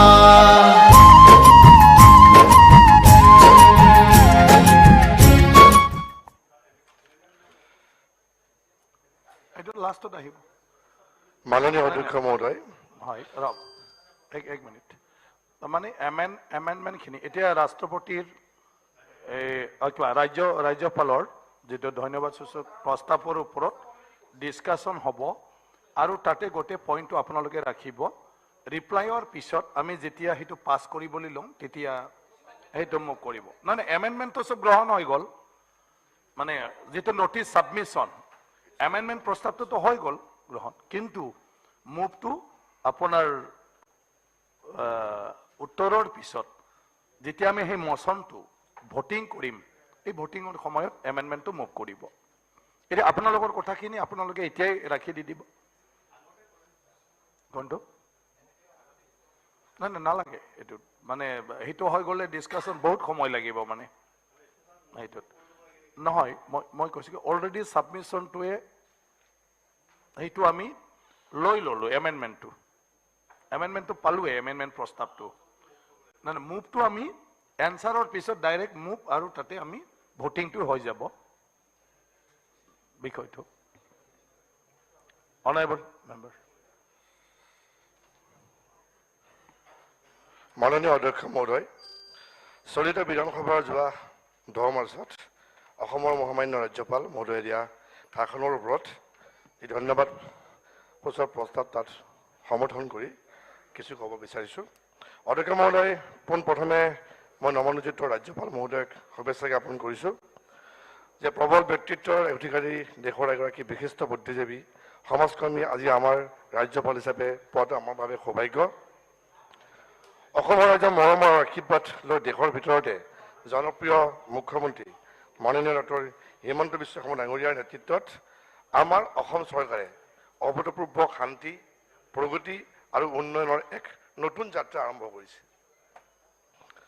আজি ৰাজ্যখনত পৰিৱৰ্তনৰ এক নতুন জোৱাৰ আহিছে উন্নয়ন প্ৰক্ৰিয়া নতুন গতি দিছে ৰাজ্যৰ মনত নতুন আত্মবিশ্বাস আশা আৰু শান্তিৰ সঞ্চাৰ হৈছে মাননীয় অধ্যক্ষ মহোদয় অসম চৰকাৰখনে বিশেষকৈ সাংস্কৃতিক ক্ষেত্ৰত বিশেষ মনোযোগ দিয়া অভূতপূৰ্ব কাম কৰিছে বিশেষকৈ দেশ প্ৰেম আৰু সাহসিকতাৰ বাবে আমাৰ বাবে অনুপ্ৰেৰণাৰ উৎস কিংবদন্তী সেনানায়ক লাচিত বৰফুকনৰ 2022 বৰ্ষটো 400তম জন্ম জয়ন্তী হিচাপে পালন কৰিছিলে আৰু এই যুৱনায়কগৰাকীৰ প্ৰতি সন্মান প্ৰদৰ্শন কৰিবলৈ আমাৰ চৰকাৰে দেশৰ ৰাজধানী নতুন দিল্লীত এলানি কাৰ্যসূচী গ্ৰহণ কৰিছিলে।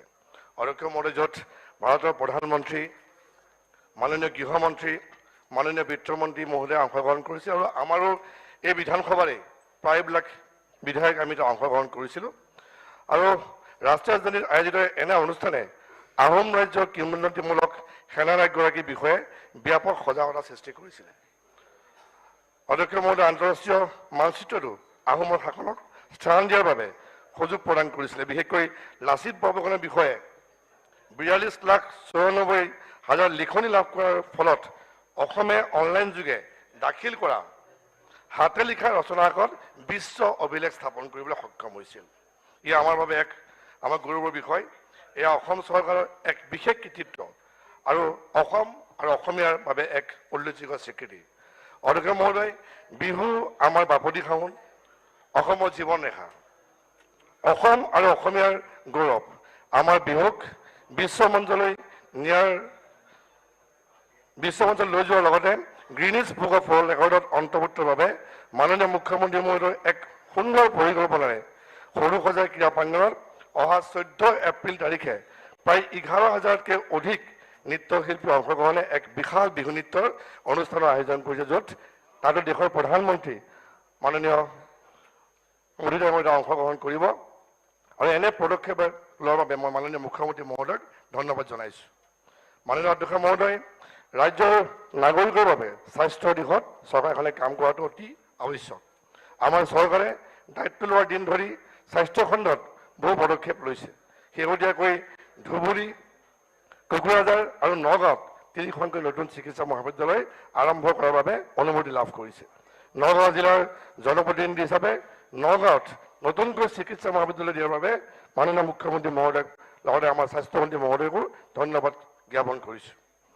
অধ্যক্ষ মহোদয়, অসম এখন কৃষি প্ৰধান ঠাই, গতিকে কৃষি ক্ষেত্ৰত কাম কৰাটো অত্যন্ত আৱশ্যকীয় আৰু সেই হিচাপে কৃষকৰ আয় দুগুণ বৃদ্ধি কৰি অৰ্থনৈতিক সকাহ দিয়াৰ বাবে বৰ্তমান ন্যূনতম সামৰ্থ্য মূল্য যি প্ৰতি কুইণ্টেল ধানত 2040 টকালৈ বৃদ্ধি কৰি বৰ্তমানলৈকে 3 লাখ মেট্ৰিক টন ধান ক্ৰয় কৰিবলৈ সক্ষম হৈছে আৰু 2023 চনৰ 30 ছেপ্টেম্বৰৰ ভিতৰত 10 লাখ মেট্ৰিক টন ধান ক্ৰয় কৰিবলৈ লক্ষ্য স্থিৰ কৰাটো কৃষকসকলৰ প্ৰতি যি দায়বদ্ধতা তাকে প্ৰমাণ কৰিছে।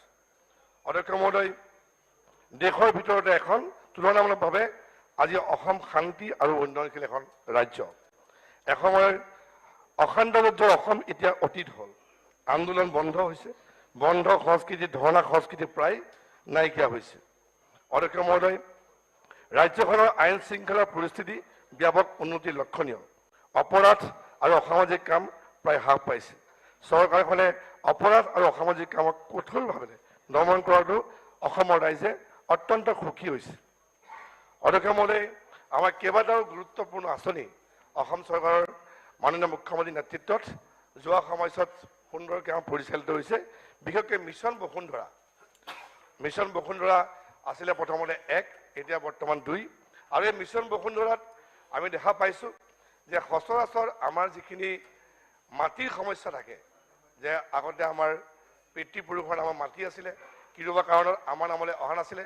আজি মিছনধৰা 1 আৰু আজি বসুন্ধৰা 1 আৰু 2ত আমাৰ এই মাটিৰ যি সমস্যাসমূহ ঘৰতে বহি আমি সমাধান কৰিবলৈ সক্ষম হৈছোঁ। অৰুণোদয় 1 আৰু অৰুণোদয় 2।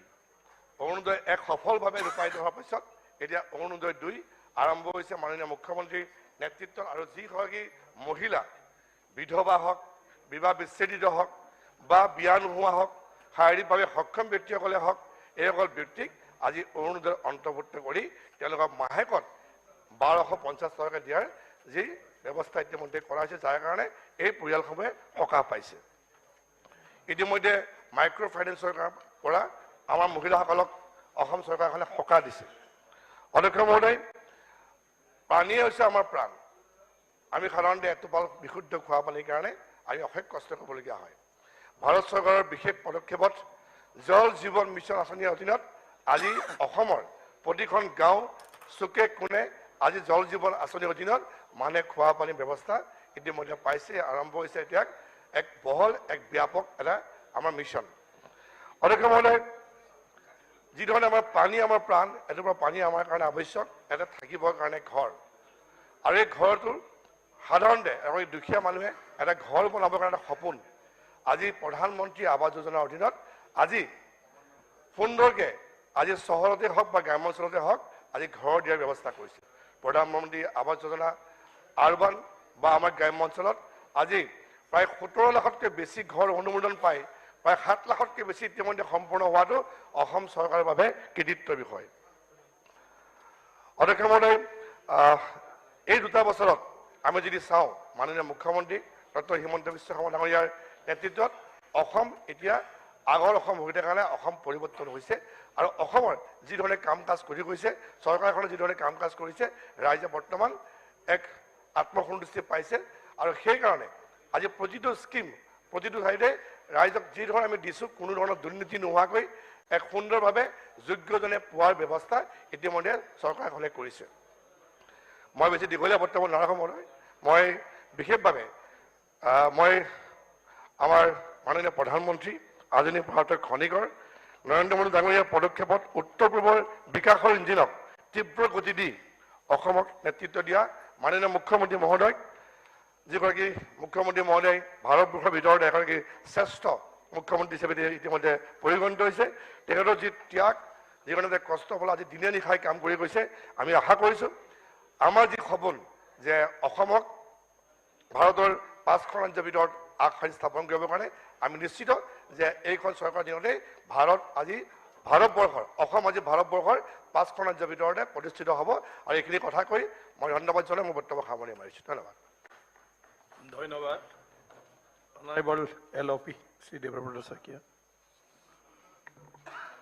মাননীয় অধ্যক্ষ মহোদয়, ৰাজ্যপালৰ ভাষণৰ সম্পৰ্কত যি ধন্যবাদ সূচক প্ৰস্তাৱ, এই প্ৰস্তাৱৰ আমি বিৰোধিতা কৰি ইতিমধ্যে এটা প্ৰস্তাৱ ৰাখিছিলোঁ, আৰু তাৰ ওপৰতে মই অকণমান উল্লেখ কৰিম। মাননীয় মহোদয়, আমাৰ দেশৰ সংবিধান অনুসৰি ৰাজ্যপাল ডাঙৰীয়াই বছৰৰ প্ৰথম অধিৱেশন অথবা বিশেষ অধিৱেশন যেতিয়া নিৰ্বাচিত হৈ আহে, তেতিয়া তেখেতৰ সম্বোধন আমাৰ সকলোৰে প্ৰতি কৰিব লাগে। আৰু এই ক্ষেত্ৰত তেখেতৰ বাধ্যবাধকতা আছে যে চৰকাৰে দিয়া যি কেবিনেটত গ্ৰহণ কৰা ভাষণ, সেই ভাষণেই তেখেতে পাঠ কৰিব লাগে। সেই গতিকে এই ভাষণত চৰকাৰৰ যিখিনি ৰাইজক জনাব বিচাৰে সেইখিনি থাকে, আৰু চৰকাৰে কিছুমান কথা যদি ইয়াত আমাক ক'বলৈ দিয়ে, যাতে আমি আলোচনা কৰি আৰু কেতবোৰ চৰকাৰৰ কৰিবলগীয়াৰ বিষয়ে আমি ক'ব পাৰোঁ। মহোদয়, ৰাজ্যপাল ডাঙৰীয়াই যিখিনি তেখেতৰ বক্তব্যত ৰাখিলে, ইয়াৰ কেইটামানত আমি দেখিছোঁ যে তেখেতে ভূমি নীতিৰ কথা কৈছে, কিন্তু এই ভূমি নীতিৰ ক্ষেত্ৰত তেখেতে যে অসমত হৈ থকা সঘনাই হৈ থকা উচ্ছেদৰ ফলত আমি কোনো পুনৰ সংস্থাপনৰ নীতি গ্ৰহণ কৰা নাই, সেই কথা তেখেতে উল্লেখ কৰা নাই। এই উচ্ছেদসমূহ যিকোনো সময়তে হঠাৎ হৈ যোৱাৰ বাবে যিবিলাক আমাৰ দেশে দিয়া মৌলিক অধিকাৰ খৰ্ব হৈছে, সেইখিনি কথাও ইয়াত উল্লেখ কৰা নাই। সেই গতিকে আমাৰ ফালৰ পৰা যে ভৱিষ্যতে উচ্ছেদ হ'লে এইবিলাক যাতে ভূমিহীন পৰিয়ালক চৰকাৰে সংস্থাপনৰ ব্যৱস্থা কৰিবলৈ সিদ্ধান্ত লয়, এই কথা আমি চৰকাৰৰ ওচৰত অনুৰোধ জনাইছোঁ। ঠিক তেনেকৈ শেহতীয়া এক তথ্য অনুসৰি আমাৰ ৰাজ্যত 18 লাখ নিবনুৱা আছে, আৰু গোটেই ভাৰতৰ ভিতৰত 6 নম্বৰ শীৰ্ষত আছে নিবনুৱাৰ বৃদ্ধিৰ ক্ষেত্ৰত, যিটো সৰ্বভাৰতীয় হাৰ 7% আৰু অসমৰ ক্ষেত্ৰত সেয়া 16%। মাননীয় মুখ্যমন্ত্ৰী মহোদয়ে প্ৰথম বছৰত 1 লাখ চাকৰি দিম বুলি কৈছিল, আৰু সেই দিশত এতিয়া দ্বিতীয় বছৰত গৈ আছে। তাৰ বাবে চৰকাৰক ধন্যবাদ দিলোঁ, যিহেতু চৰকাৰ এটা কণ্টিনিউৱাছ প্ৰচেছ। ইয়াৰ পূৰ্বৰ বিজেপি চৰকাৰখনে প্ৰতি বছৰে যি 5 লাখকৈ চাকৰি দিম বুলি কৈছিল, সেই দিশত যাতে তেখেতসকলে কাম কৰি থাকে, তাৰ বাবে এই তেখেতে চেষ্টা কৰিম বুলি এই কথাখিনিও যাতে যি 8 নম্বৰ পৃষ্ঠাত থকা বক্তব্যত সংযোজন হয়, সেই কথা মই অনুৰোধ জনালোঁ। মহোদয়, পৃষ্ঠা নম্বৰ 9ত বাল্য বিবাহ ৰোধ কৰিবলৈ চৰকাৰৰ বদ্ধপৰিকৰতা কথা কৈছে। ই এটা সামাজিক সমস্যা, আৰু সেই কথাটো স্বীকাৰ কৰোঁ, আৰু সেইবাবে ভাৰতবৰ্ষত পূৰ্বতে যদিও পৰম্পৰা অনুসৰি বাল্য বিবাহ আছিল, এতিয়া সেয়া আইনগতভাৱে নিষিদ্ধ কৰা হৈছে। আৰু এই ক্ষেত্ৰত যিখিনি আইন, সেই আইনখিনি কঠোৰভাৱে বলবৎ হোৱা প্ৰয়োজন। কিন্তু আমি হঠাৎ কেতবোৰ যিবিলাক সামাজিক ভাৱে আমাৰ কৰিবলগীয়া কৰণীয় সেইখিনি নকৰি আৰক্ষীৰ সহায়ত বল প্ৰয়োগ কৰি যদি আইন বলবৎ কৰিবলৈ যাওঁ, তাৰ ফলত হিতে বিপৰীত হ'ব পাৰে। আৰু সেইকাৰণে গুৱাহাটী উচ্চ ন্যায়ালয়ে কেইটামান ক্ষেত্ৰত যেতিয়া বেইল প্ৰদান কৰিছে, এই শেহতীয়া ঘটনাৱলীত যোৱা জানুৱাৰী মাহৰ 26 তাৰিখৰ পিছত ফেব্ৰুৱাৰী মাহৰ ভিতৰত, তেতিয়া কৈছে আপোনালোকে অসম চৰকাৰক তেওঁলোকে সুধিছে যে তেওঁলোকে পস্কো আইনখন কিয় লগাইছে, ইয়াত এই আইন লগাবলগীয়া নাছিলে। ঠিক তেনেকৈ ধৰ্ষণৰ বিষয়ে যিটো ছেকশ্যন হয় IPCৰ 176, এইটো ইয়াত কিয় লগোৱা হৈছে বুলিও গুৱাহাটী উচ্চ ন্যায়ালয়ে অসম চৰকাৰক জবাবদিহি কৰিছে। আৰু এইখিনি কথা যি ৰিপৰ্টিং হয় হাইকোৰ্টৰ, তাত উল্লেখ আছে। সেই গতিকে চৰকাৰে এনেধৰণেৰে গাৰ বলেৰে আইন বলবৎ কৰাটো উচিত নহয়। কাৰণ গুৱাহাটী হাইকোৰ্টে উল্লেখ কৰিছে যে এনেধৰণে কৰাৰ ফলত সমাজত যিসকল বৃদ্ধ, যিসকলৰ কেঁচুৱা আছে, যিসকল সামাজিকভাৱে দুৰ্বল, তেখেতসকলৰ শান্তি, সামাজিক স্থিতিও ধ্বংস হৈছে। সেই গতিকে আইনখনৰ বলবতৰ ক্ষেত্ৰত, বাল্য বিবাহৰ ক্ষেত্ৰত যিখিনি কৰিব লাগে, তাৰ ক্ষেত্ৰত এই সমাজত যে বিৰূপ প্ৰভাৱ পেলাইছে সেইখিনি স্বীকাৰ কৰি মানৱীয়তাৰ দিশত এই ক্ষেত্ৰত সমস্যা সমাধানৰ বাবে চৰকাৰে প্ৰচেষ্টা ল'ব বুলি উল্লেখ থাকিব লাগে। ঠিক কেনেকৈ মহোদয় ইয়াত 48 নম্বৰ পেজ নম্বৰ 17ত কোৱা হৈছে 17 নম্বৰ পৃষ্ঠাত যে চুৰ, ডকাইত, ধৰ্ষণ এইবিলাক কমি গৈছে। কিন্তু শেহতীয়া নেশ্যনেল ক্ৰাইম ৰেকৰ্ডছ ব্যুৰোৰ তথ্য আজি এই মাহৰ পূৰ্বে যিটো দাখিল হৈছে, তাত কোৱা হৈছে যে মহিলাৰ ওপৰত অত্যাচাৰ নিৰ্যাতনৰ ক্ষেত্ৰত যোৱা 5 বছৰত অসম শীৰ্ষত আছে। 2018 চনত 166%, 2019 চনত 177%, 2020 চনত 154% আৰু 2021 চনত 168.3% হৈছে, যেতিয়া অল ইণ্ডিয়া এভাৰেজ হৈছে 64.51%। সেই গতিকে এই ক্ষেত্ৰত আমাৰ যিখিনি কৰণীয়, চৰকাৰে সেইখিনি কৰিবলৈ আৰু অধিক ব্যয় কৰিব লাগে, আৰু অধিক তাৰ বাবে সচেতনতা আৰু ৰাইজৰ মাজত যেনেধৰণেৰে যিবিলাক চৰকাৰী কাৰ্যালয়ত এই আইন অনুসৰি যিবিলাক বিষয়া নিযুক্তি দিব লাগে শিশু বা মহিলাৰ সুৰক্ষাৰ বাবে, সেই সুৰক্ষা বিষয়া নথকাৰ বাবে মানে অফিচটো থাকিলেও কোনো কাম নোহোৱা অফিচৰ নিচিনা হৈছে। সেই গতিকে এই ক্ষেত্ৰত চৰকাৰে মনোযোগ দি এই পদবিলাকো পূৰণ কৰিব লাগে। ঠিক তেনেকৈ মহোদয় আমি কৰকাতল দিব লাগে। যদিও মুখ্যমন্ত্ৰী মহোদয়ৰ মাজতে এগৰাকী মন্ত্ৰীয়ে কৈছিল যে পঞ্চায়তে কৰ ল'ব, তেতিয়া কৈছিল যে কোনো কৰ লোৱা নহ'ব। কিন্তু কৰ নিদিলে সেৱা আগবঢ়াব পৰা নাযায়। কিন্তু অত্যাধিক কৰ দি পেলাই যদি তেওঁলোকৰ দিব পৰা কেপাচিটিটো নাইকিয়া কৰি দিয়া যায়, তেতিয়াহ'লে আৰু সেইখিনি এটা অৰাজক অৱস্থা হ'ব। আজি বাতৰি ওলাইছে যে হাউচ টেক্স য'ত মাত্ৰ 5,000 টকা 1,500 টকা আছিল, সেই হাউচ টেক্স 45,000 টকা হ'বলৈ গৈ আছে। যিখিনি পাৰ স্কোৱাৰ মিটাৰ 5 টকা আছিল যিটো, সেয়া 15,000 টকা হ'বলৈ গৈ আছে। আৰু মিউনিচিপালিটিবিলাকতো তেনেকৈ অত্যাধিক টেক্স লগাব বিচৰাৰ বাবে ৰাইজৰ প্ৰতিবাদ হৈছে। সেই গতিকে আমাক কৰকাতলবিলাক কেনেধৰণেৰে ৰাইজে বহন কৰিব পৰাকৈ কৰিব লাগে, সেই ক্ষেত্ৰত ইয়াত তেখেতৰ ঘোষণাত উল্লেখ নাই, যদিও FRBMৰ কথা কোৱা হৈছে। কিন্তু ৰাইজক এনেকৈ অপাৰেশ্যন চাৰখাৰ নামৰ এটা চাৰখাৰ মানে কি শব্দ অসমীয়াত, যে ধ্বংস। আমি চৰকাৰীভাৱে কোৱা হৈছে যে ট্ৰেন্সপৰ্ট ডিপাৰ্টমেণ্টে অপাৰেশ্যন চাৰখাৰ কৰি কালেকশ্যন কৰি আছে। আজি যদি অসমৰ বিভিন্ন জিলালৈ যোৱা যায়, DTO অফিচ বা অন্য ডেজিগনেটেড এৰিয়াত দেখা যাব কিমান মেজিক, কিমান অটো, কিমান গাড়ী, কমাৰ্চিয়েল বাহন তাতে আবদ্ধ হৈ আছে টেক্স দিব নোৱাৰাৰ বাবে। আৰু যিবিলাক অত্যাধিক টেক্স হৈ যোৱাৰ বাবে সেই পৰিয়ালৰ উপাৰ্জনকাৰীসকলে তাৰ টেক্স দিব পৰা নাই, গাড়ীখন এৰি থৈ গুচি গৈছে, যাৰ ফলত একোটা পৰিয়াল আজি তেওঁলোকৰ অৰ্থনৈতিক দুশ্চিন্তাত পৰিব লগা হৈছে। সেই গতিকে মানৱীয়তাৰ কথাখিনি ৰাখি আমি টেক্স ব্যৱস্থাটো কৰিব লাগিব। ঠিক তেনেকৈ মহোদয় প্ৰধানমন্ত্ৰী ডাঙৰীয়াই 2022 চনত আমাৰ কৃষকৰ উৎপাদিত দামৰ দুগুণ দিয়া হ'ব 2022 চনত বুলি কোৱা হৈছিল। এই ক্ষেত্ৰত কিন্তু বিশেষ আমি একো দেখা নাই। ফচল বীমা যোজনাৰ ক্ষেত্ৰত ৰাজ্যৰ 27 লাখ কৃষকৰ ভিতৰত মাত্ৰ 2.5 লাখতকৈ কম কৃষকহে এতিয়াও তাৰ আয়ত্তত আছে। আৰু বাকীসকল নাই। তাৰ ফলত যি ধৰণৰ আমাৰ ৰাজ্যত ভাল ধৰণে জলসিঞ্চন ব্যৱস্থা হোৱা নাই, খৰাং হয়, ক'ৰবাত অত্যাধিক পানী হয়, এই প্ৰাকৃতিক দুৰ্যোগবিলাকৰ পৰা কৃষকসকল উপান্ত হ'বলৈ বেছি সময় নালাগে।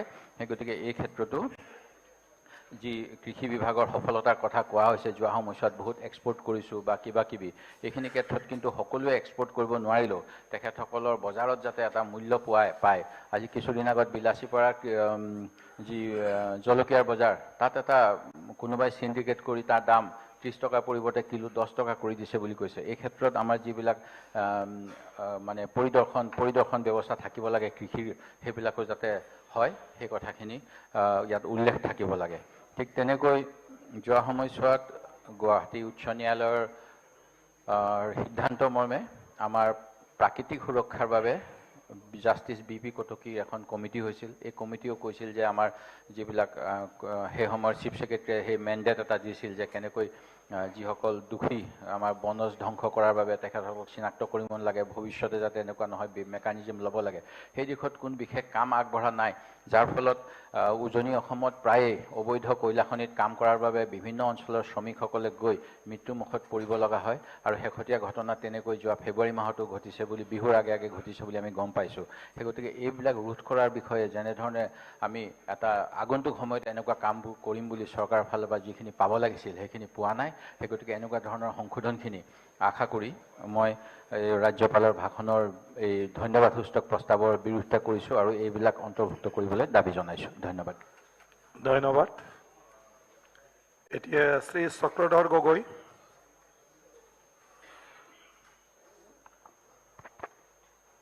মাননীয় অধ্যক্ষ মহোদয়, যোৱা 10 তাৰিখৰ এই সদনৰ মজিয়াত মাননীয় ৰাজ্যপাল দেৱে আগবঢ়োৱা তেখেতৰ ভাষণৰ সমৰ্থনত মই একাষাৰ ক'বৰ কাৰণে সুযোগ দিয়াৰ বাবে আপোনাক ধন্যবাদ জনাইছোঁ। মহোদয়, আমি প্ৰায় 30 পৃষ্ঠা জোৰা এই ভাষণ আমি অধ্যয়ন কৰাৰ পাছত আচলতে অসমত বাস্তৱভাৱে যিখিনি কাম ঘটি আছে সেই গোটেই কামখিনি এটা সঠিক প্ৰতিফলন ঘটাটো আমাৰ দৃষ্টিগোচৰ হৈছে। আৰু এই গোটেই কথাখিনিক ৰাজ্যপাল ডাঙৰীয়াই সুন্দৰভাৱে বৰ্ণনা কৰি শাসক বিৰোধী সকলোকে অৱগত কৰাৰ বাবে মই ৰাজ্যপাল মহোদয়লৈ ধন্যবাদ জ্ঞাপন কৰিছোঁ। অধ্যক্ষ মহোদয়, বৰ্তমানৰ মাননীয় মুখ্যমন্ত্ৰী ডক্টৰ হিমন্ত বিশ্ব শৰ্মা ডাঙৰীয়াৰ নেতৃত্বৰ এই চৰকাৰখনে এটা সুন্দৰ বাতাবৰণ সৃষ্টি কৰি গতানুগতিক স্থবিৰতাৰ বিপৰীতে এটা প্ৰগতিশীল যাত্ৰা ৰাজ্যখনত আৰম্ভ কৰিবৰ কাৰণে সক্ষম হৈছে। চাৰিওফালে শান্তি সুস্থিৰতা আৰু এক প্ৰগতিৰ যাত্ৰা শ্ৰমিক, কৃষক, পুৰুষ, মহিলা, যুৱক যুৱতী সকলোকে একেলগে লৈ উন্নয়নৰ দিশত ৰাজ্যখনক আগুৱাই লৈ যাবৰ কাৰণে সক্ষম হৈছে। কিন্তু এই ভাষণৰ অন্তত আজি যি আলোচনা আছে সদনৰ মজিয়াত, এই আলোচনাৰ আৰম্ভণিতে আমি বিৰোধী দলৰ তৰফৰ পৰা কিছু সংশোধনীৰ কথা কোৱা আমাৰ দৃষ্টিগোচৰ হৈছে আৰু এই সংশোধনী প্ৰস্তাৱ আমি পঢ়িবলৈ পাইছোঁ। মই নাজানো পূৰ্বতে এনেকুৱা ধৰণৰ হৈছিল নে নাই, কিন্তু যোৱা 7 বছৰত কোনো ধৰণৰ ৰাজ্যপালৰ ভাষণৰ ওপৰত ধন্যবাদসূচক প্ৰস্তাৱ দিওঁতে এনেধৰণৰ এমেণ্ডমেণ্ট অনা আমি দেখা নাছিলোঁ। কিন্তু তেখেতলোকে কিছু কিছু কথা কৈছিল, কথাখিনি কয়, শাসকীয় ভাগে কয়, বিৰোধীয়ে বিৰোধীৰ ভাগে কয়, কিন্তু এনেধৰণে এমেণ্ডমেণ্ট অনাটো আমি দেখা নাছিলোঁ। কিন্তু প্ৰথমবাৰৰ কাৰণে এই এমেণ্ডমেণ্ট আনিছে আৰু সেই এমেণ্ডমেণ্টত তেখেতলোকে কিছুমানবোৰ খুব অদ্ভুত কথাও তেখেতলোকে উল্লেখ কৰিছে। তাৰ ভিতৰত এটা কথাই মোৰ বৰ বেছিকৈ চুই গ'ল। সেই কথাটো হৈছে যে বাল্য বিবাহৰ বিৰুদ্ধে চলোৱা অভিযানে সমাজত বিৰূপ প্ৰভাৱ পেলাইছে বুলি তেখেতলোকে উল্লেখ কৰিব লাগে বুলি কৈছে।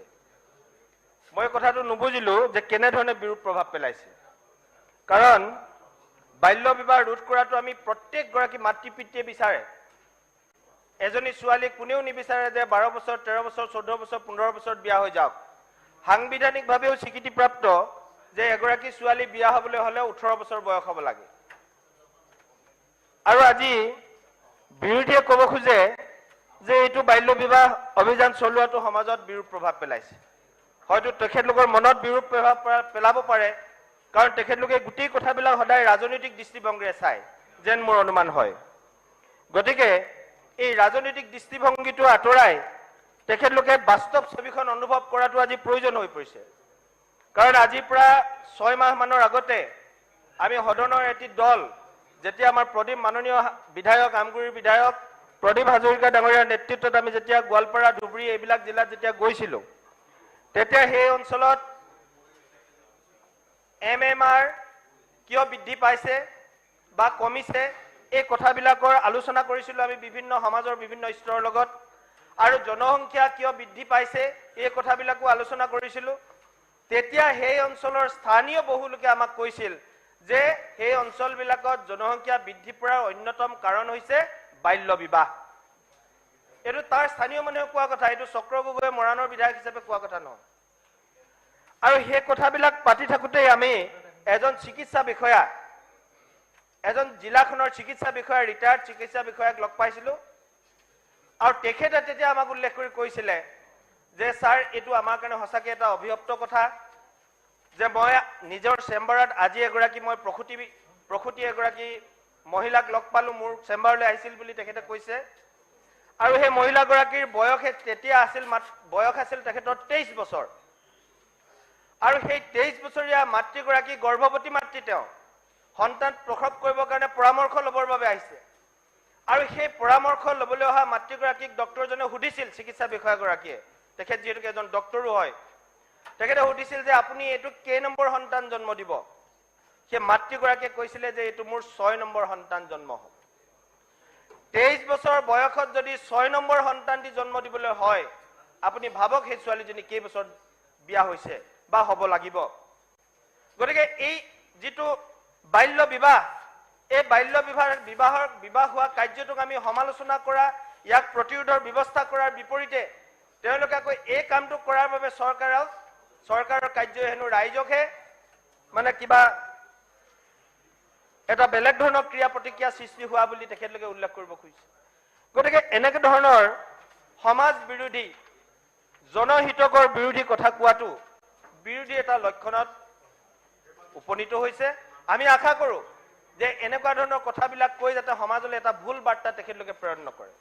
ৰাজনীতি আহিব যাব, আপুনি এদিন বিধায়ক হ'ব, মন্ত্ৰী হ'ব, CMO হ'ব পাৰে, কিন্তু সমাজত এনেকুৱা ধৰণৰ কথাবিলাক কৈ এটা উচতনিমূলক, বেয়া কামৰ বাবে উচতনিমূলক কথা কোৱাটো আমি যুক্তিসংগত বুলি বিশ্বাস নকৰোঁ। গতিকে উপাধ্যক্ষ মহোদয়, মাননীয় ৰাজ্যপাল ডাঙৰীয়াই তেখেতৰ বক্তব্যত প্ৰকাশ কৰাৰ দৰে এইখন চৰকাৰে আচলতে গাঁও আৰু বাগিচাৰ প্ৰত্যেকগৰাকী মানুহৰ কল্যাণৰ বাবে কাম কৰি গৈছে। গাঁৱৰ বিশেষকৈ কৃষক শ্ৰমিকসকল, বাগিচাৰ শ্ৰমিকসকল, তেখেতলোকৰ মংগলৰ বাবে অনেক কাম হাতত লৈছে। আমি নিজে দেখিবলৈ পাইছোঁ। আমাৰ সমষ্টিত আজিৰ পৰা 2016 বৰ্ষত মই বিধানসভালৈ অহাৰ আগতে বা অসমত বিজেপি চৰকাৰ হোৱাৰ আগতে আমাৰ সমষ্টিত কিন্তু তেনেকুৱা ধৰণৰ আমি উন্নয়ন কাহিনীও দেখিবলৈ পোৱা নাছিলোঁ। আজি বাগিচাই আমি পকা ৰাস্তা বনাবৰ কাৰণে এইখন চৰকাৰ দিনত সক্ষম হ'লো। বাগিচাত মডেল স্কুল, মডেল হাই স্কুল পাতিবৰ কাৰণে এইখন চৰকাৰ দিনত আমি সক্ষম হৈছোঁ। আৰু কিছুদিনৰ পিছত আপোনালোকে শুনিবলৈ পাব যে মহাপ্ৰভু জগন্নাথ কমিউনিটি চেণ্টাৰ কাম স্কিল ডেভেলপমেণ্ট চেণ্টাৰ প্ৰত্যেকখন বাগানত কৰিবৰ কাৰণে এইখন চৰকাৰে গৈ আছে। আপোনালোকৰো বহু বিৰোধী বিধায়কৰ বাগিচাটো এনেকুৱা ধৰণৰ অনুষ্ঠান হয়তো হ'ব। গতিকে এই চৰকাৰখনে যিমানখিনি আন্তৰিকতাৰে জনহিতকৰ কাম কৰিব লাগে সিমানখিনি আন্তৰিকতাৰে কৰিছে।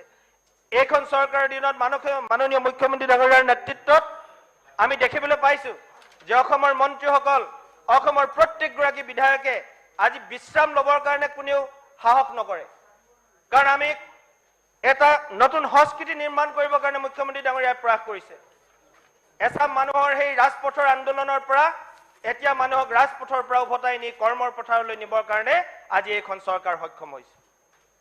কৰ্মৰ পথাৰত কাম কৰিলেহে যে সমাজৰ উন্নতি হয়, দেশৰ উন্নতি হয়, এই কথাটো ডক্টৰ হিমন্ত বিশ্ব শৰ্মা ডাঙৰীয়া চৰকাৰে আজি প্ৰতীয়মান কৰি দেখুৱাইছে।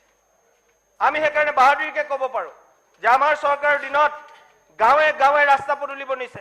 মোৰ সমষ্টিতে যোৱা 7টা বছৰত প্ৰায় 300 কিলোমিটাৰতকৈ অধিক ৰাস্তা নতুনকৈ নিৰ্মাণ কৰিছো, যিটো স্বাধীনোত্তৰ ভাৰতবৰ্ষত এটা ইতিহাস বুলি মই মোৰ সমষ্টিবাসী ৰাইজেও কয় আৰু মই নিজেও অনুভৱ কৰিছো। কাৰণ গোটেই তুলনামূলক এটা অধ্যয়ন যেতিয়া কৰা যায়, আপোনালোকেও নিশ্চয় গম পাব যে এখন বিজেপি চৰকাৰৰ দিনত বিৰোধী বিধায়কসকলেও বেছিকৈ কাম কৰিবৰ কাৰণে সক্ষম হৈছে।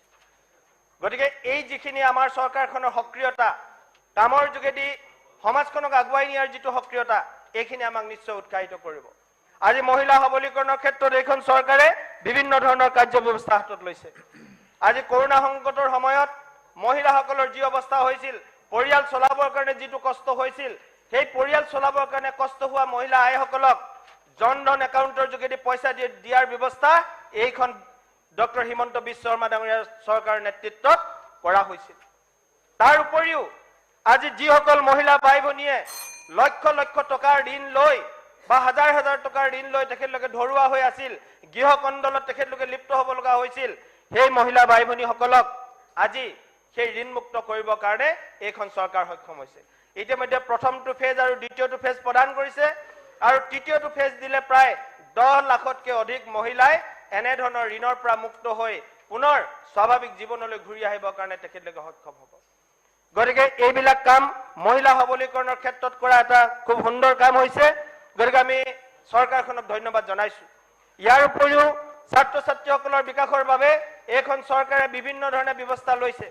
আজি বিনামূলীয়া শিক্ষা ব্যৱস্থাটো একেবাৰে ক্লাছ 1ৰ পৰা আৰম্ভ কৰি ডিগ্ৰীলৈকে বিনামূলীয়া এডমিশ্যনৰ ব্যৱস্থা কৰিছে। লক্ষ লক্ষ ছাত্ৰ ছাত্ৰী ইয়াৰ পৰা উপকৃত হৈছে।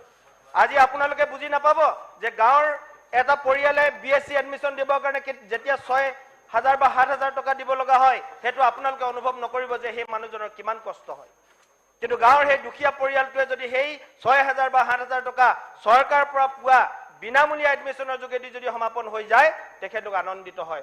আৰু সেইকাৰণে আজি হাজাৰ হাজাৰ পৰিয়ালৰ ছাত্ৰ ছাত্ৰীয়ে স্কুল কলেজলৈ যাবৰ কাৰণে সক্ষম হৈছে আৰু শিক্ষাৰ অধিকাৰটো প্ৰকৃতাৰ্থত লাভ কৰিবৰ কাৰণে সক্ষম হৈছে। গতিকে তাৰ বাবেও আমি এইখন চৰকাৰক ধন্যবাদ জনাব লাগিব। আজি আমাৰ দেশত সিঁচৰিত হৈ থকা লক্ষ লক্ষ কণ কণ শিশু আৰু ছাত্ৰ ছাত্ৰীৰ মংগলৰ বাবে মডেল যিবিলাক অংগনবাড়ী, এই মডেল অংগনবাড়ীবিলাক স্থাপন কৰিবৰ কাৰণে আজি এইখন চৰকাৰ সক্ষম হৈছে। 999টা অনুমোদিত অংগনবাড়ী চেণ্টাৰৰ বিপৰীতে ইতিমধ্যে 800ৰো অধিক চেণ্টাৰ ইতিমধ্যে নিৰ্মাণ হৈছে। মোৰ সমষ্টিতে 11টা মডেল অংগনবাড়ী কেন্দ্ৰ নিৰ্মাণ কৰি আমি ইতিমধ্যে শিশুসকলৰ হাতত উপহাৰ দিছো। আৰু হয়তো আমাৰ অহা বাজেট আহি আছে, এই বাজেটত বা আৰু আমি কি কি পাওঁ, নিশ্চিতভাৱে আমি আশা কৰোঁ যে আৰু প্ৰগতিৰ যাত্ৰাত এই ৰাজ্যখন আগুৱাই গৈ থাকিব। কাৰণ মুখ্যমন্ত্ৰী ডাঙৰীয়াই এটাই সংকল্প যে ভাৰতবৰ্ষৰ 5খন উন্নত ৰাজ্যৰ ভিতৰত অসমখনেও এখন স্থান দখল কৰিব লাগে। সেই লক্ষ্যত উপনীত হ'বৰ কাৰণে আমি শাসক বিৰোধী সকলোৱে কাম কৰাৰ যি প্ৰয়োজনীয়তা আৰু প্ৰাসংগিকতা আহি পৰিছে। কেৱল সমালোচনাৰ নামত সমালোচনা, কেৱল সমালোচনাৰ নামত যদি সমালোচনা কৰি থকা যায়, তো ৰাজনৈতিক মুনাফা আদায়ৰ প্ৰচেষ্টাত আপোনালোকে কেৱল জড়িত হৈ থাকিব পাৰিব, কিন্তু সমাজক আপোনালোকে যি দায়িত্ব, সেই দায়িত্ব আপোনালোকে পালন কৰিব নোৱাৰিব।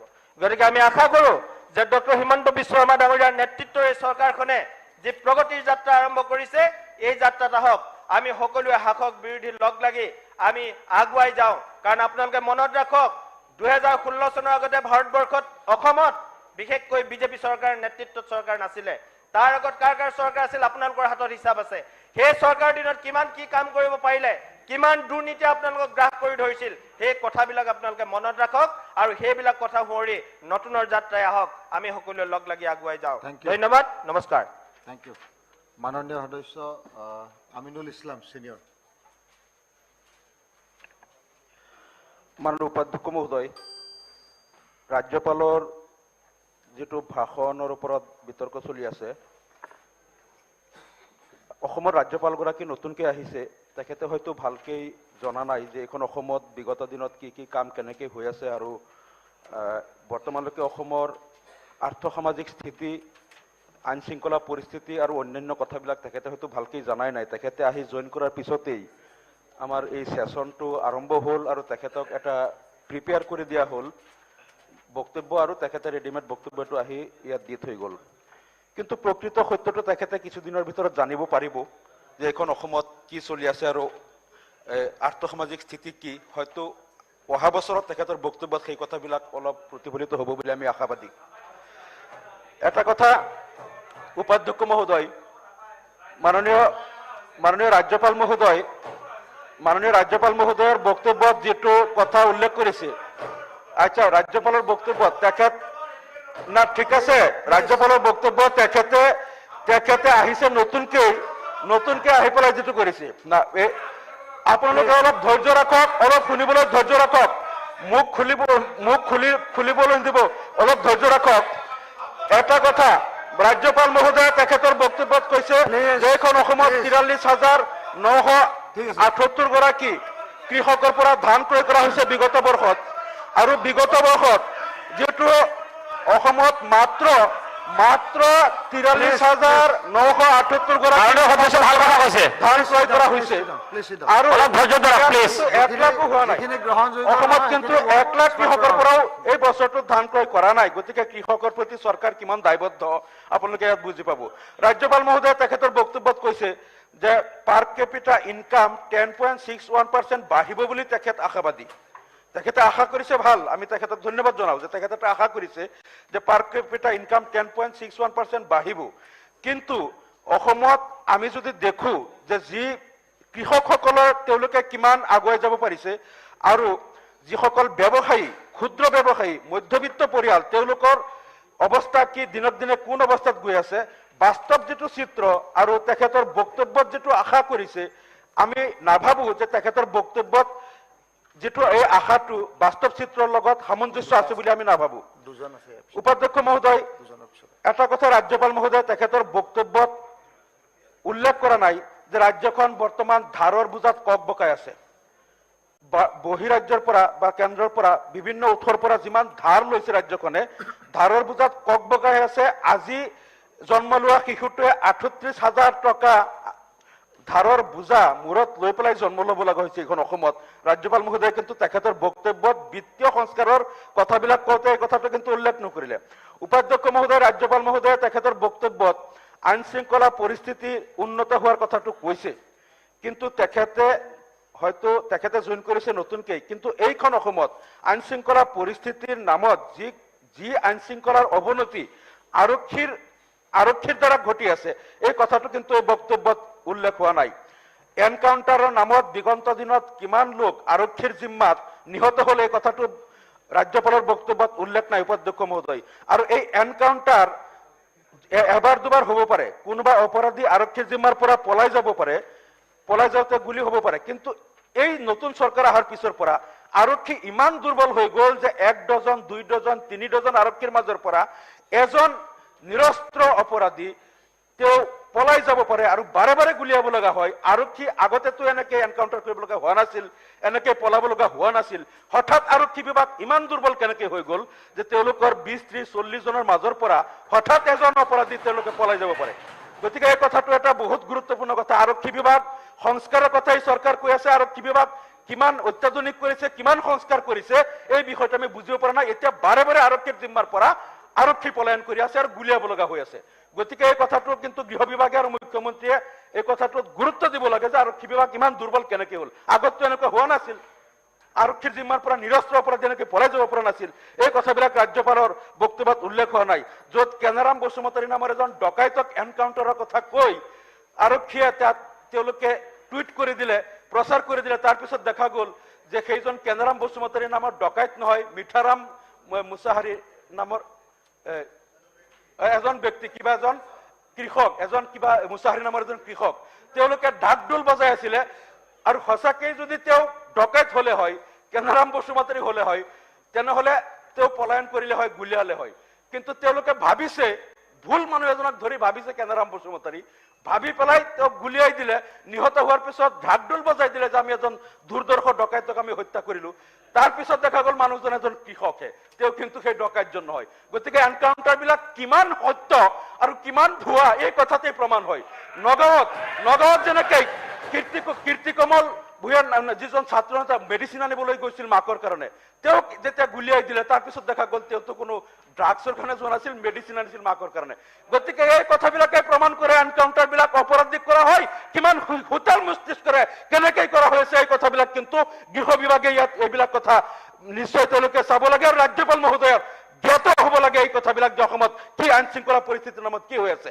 আজি এইখন অসমত চাওক কিমান এই বিগত 2 মাহত গুৱাহাটীত কিমান ডেড বডি হ'ল, কিমান ডাবল মাৰ্ডাৰ সিংগল মাৰ্ডাৰ কিমান হ'ল, য'ত এতিয়া মহিলাইও আজি মাৰ্ডাৰ কৰিব লগা যিটো পৰিস্থিতি হ'ল, আৰু কিমান বিবাহ লৈ আজি চাওক আপুনি বাতৰিত কিমান বিবাহ পৰ্যন্ত বিচ্ছেদ হৈ আছে। এনেকুৱা এটা সামাজিক অস্থিৰতা সৃষ্টি হৈছে য'ত বৈবাহিক মানে ৰবাথলীৰ পৰা অঘটন হৈ যিবিলাক নাভূত নাচুত ঘটনা আগত হোৱা নাছিল, আজি কিমান সামাজিক অস্থিৰতা আজিৰ এই চৰকাৰৰ দিনত হৈ আছে।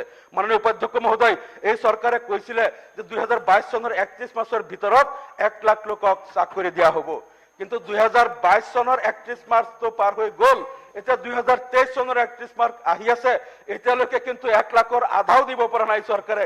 গতিকে এই যে প্ৰতিশ্ৰুতিবিলাক নিৰ্বাচনৰ সময়ত দিয়া হৈছিল সেই প্ৰতিশ্ৰুতিবিলাক কিন্তু ৰক্ষা কৰাত এই চৰকাৰ শোচনীয়ভাৱে ব্যৰ্থ হৈছে। এই কথাবিলাক ৰাজ্যপালৰ ভাষণত কিন্তু উল্লেখ হোৱা নাই। তাৰপিছত মাননীয় উপাধ্যক্ষ মহোদয়, আৰু এটা কথা, চৰকাৰে কিছুমান চমক সৃষ্টি কৰাৰ নামতে যেনেকে বাল্য বিবাহ যিসকলে কৰিছিল তেওঁলোকক গ্ৰেপ্তাৰ কৰাৰ যিটো এটা অভিযান আৰম্ভ কৰি হয়তো অন্য কিছুমান কথাৰ পৰা ৰাইজৰ দৃষ্টি আঁতৰাই ৰাখিবলৈ 7 বছৰ আগত 8 বছৰ আগত যিসকল বিবাহ কৰিছিল তেওঁলোকক গ্ৰেপ্তাৰ কৰি এটা অসমত সাংঘাতিক এটা হুলস্থুল সৃষ্টি কৰিছে।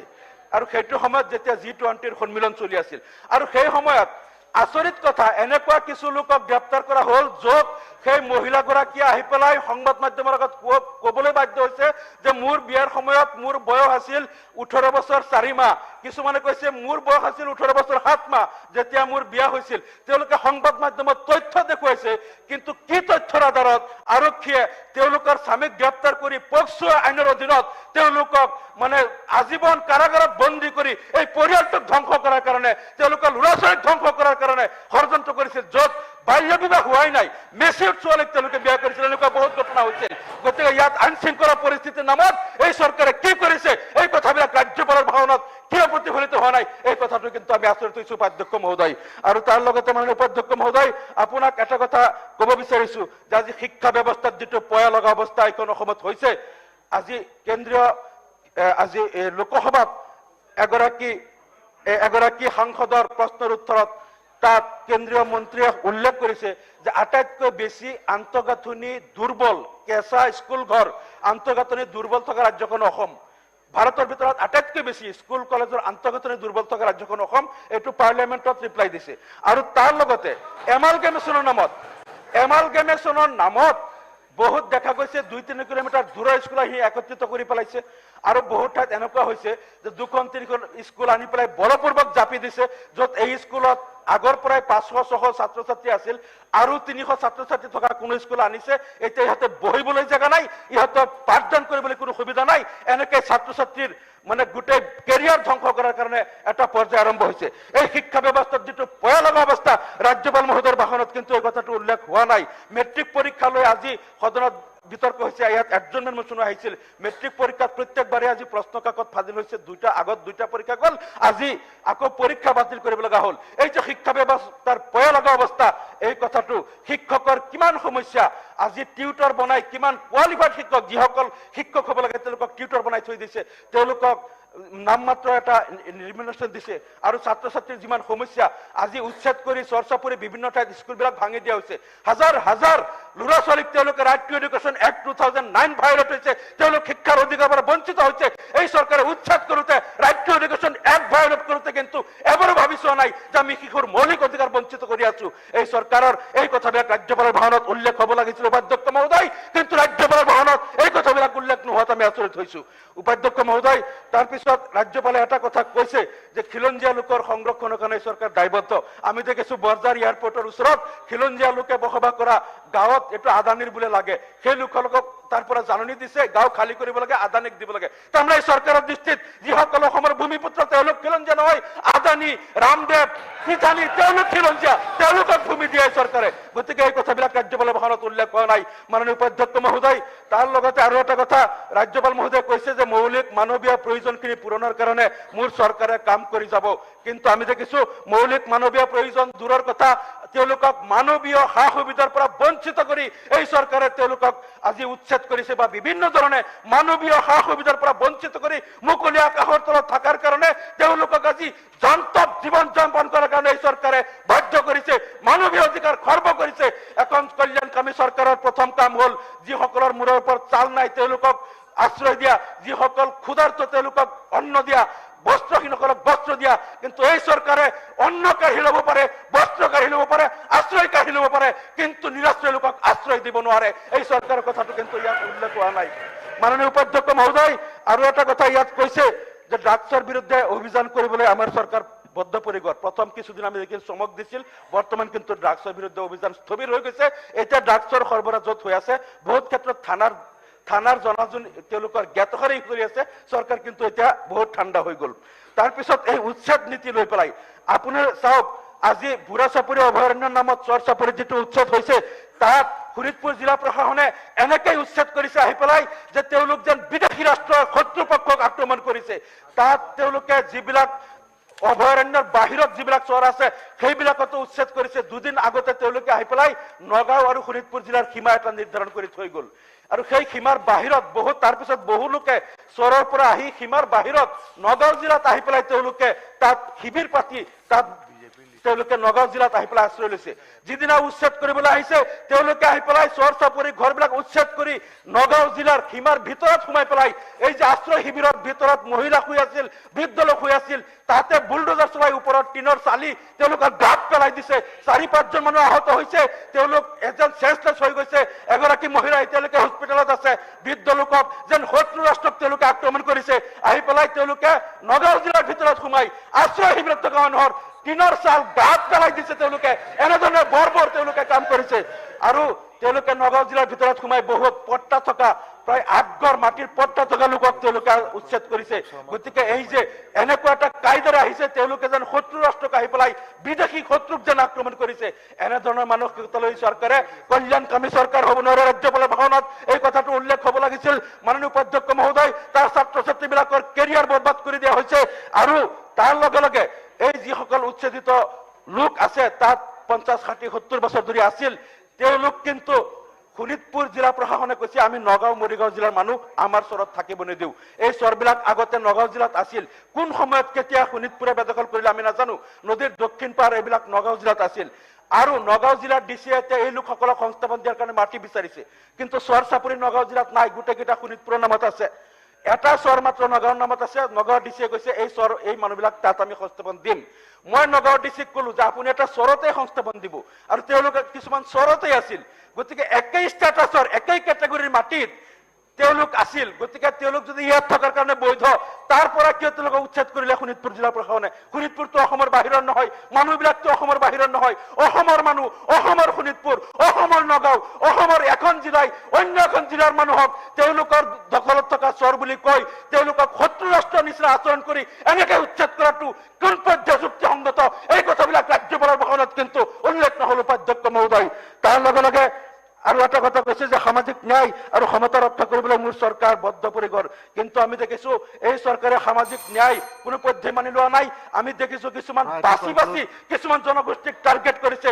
সমতা আৰু সামাজিক ন্যায় এই চৰকাৰে তেওঁলোকে কৰা নাই। তেওঁলোকৰ কোনো মন্ত্ৰীয়ে প্ৰকাশ্যে কোনো জনগোষ্ঠীৰ বিৰুদ্ধে নিজৰ বিশুদ্ধাৰ মনৰ হিংসাৰ কথা কিন্তু তেওঁলোকে কয়। এই কথাবিলাক ৰাজ্যপালৰ ভাষণত কিন্তু তাৰ বিপৰীত ছবিটো আহিছে। গতিকে উপাধ্যক্ষ মহোদয়, আপোনাৰ জৰিয়তে মই আৰু এটা কথা ক'ব বিচাৰিছো, নিবনুৱা সমস্যাৰ সমাধানৰ কাৰণে অসমত ব্যাপক উদ্যোগীকৰণৰ প্ৰয়োজনীয়তা আছে।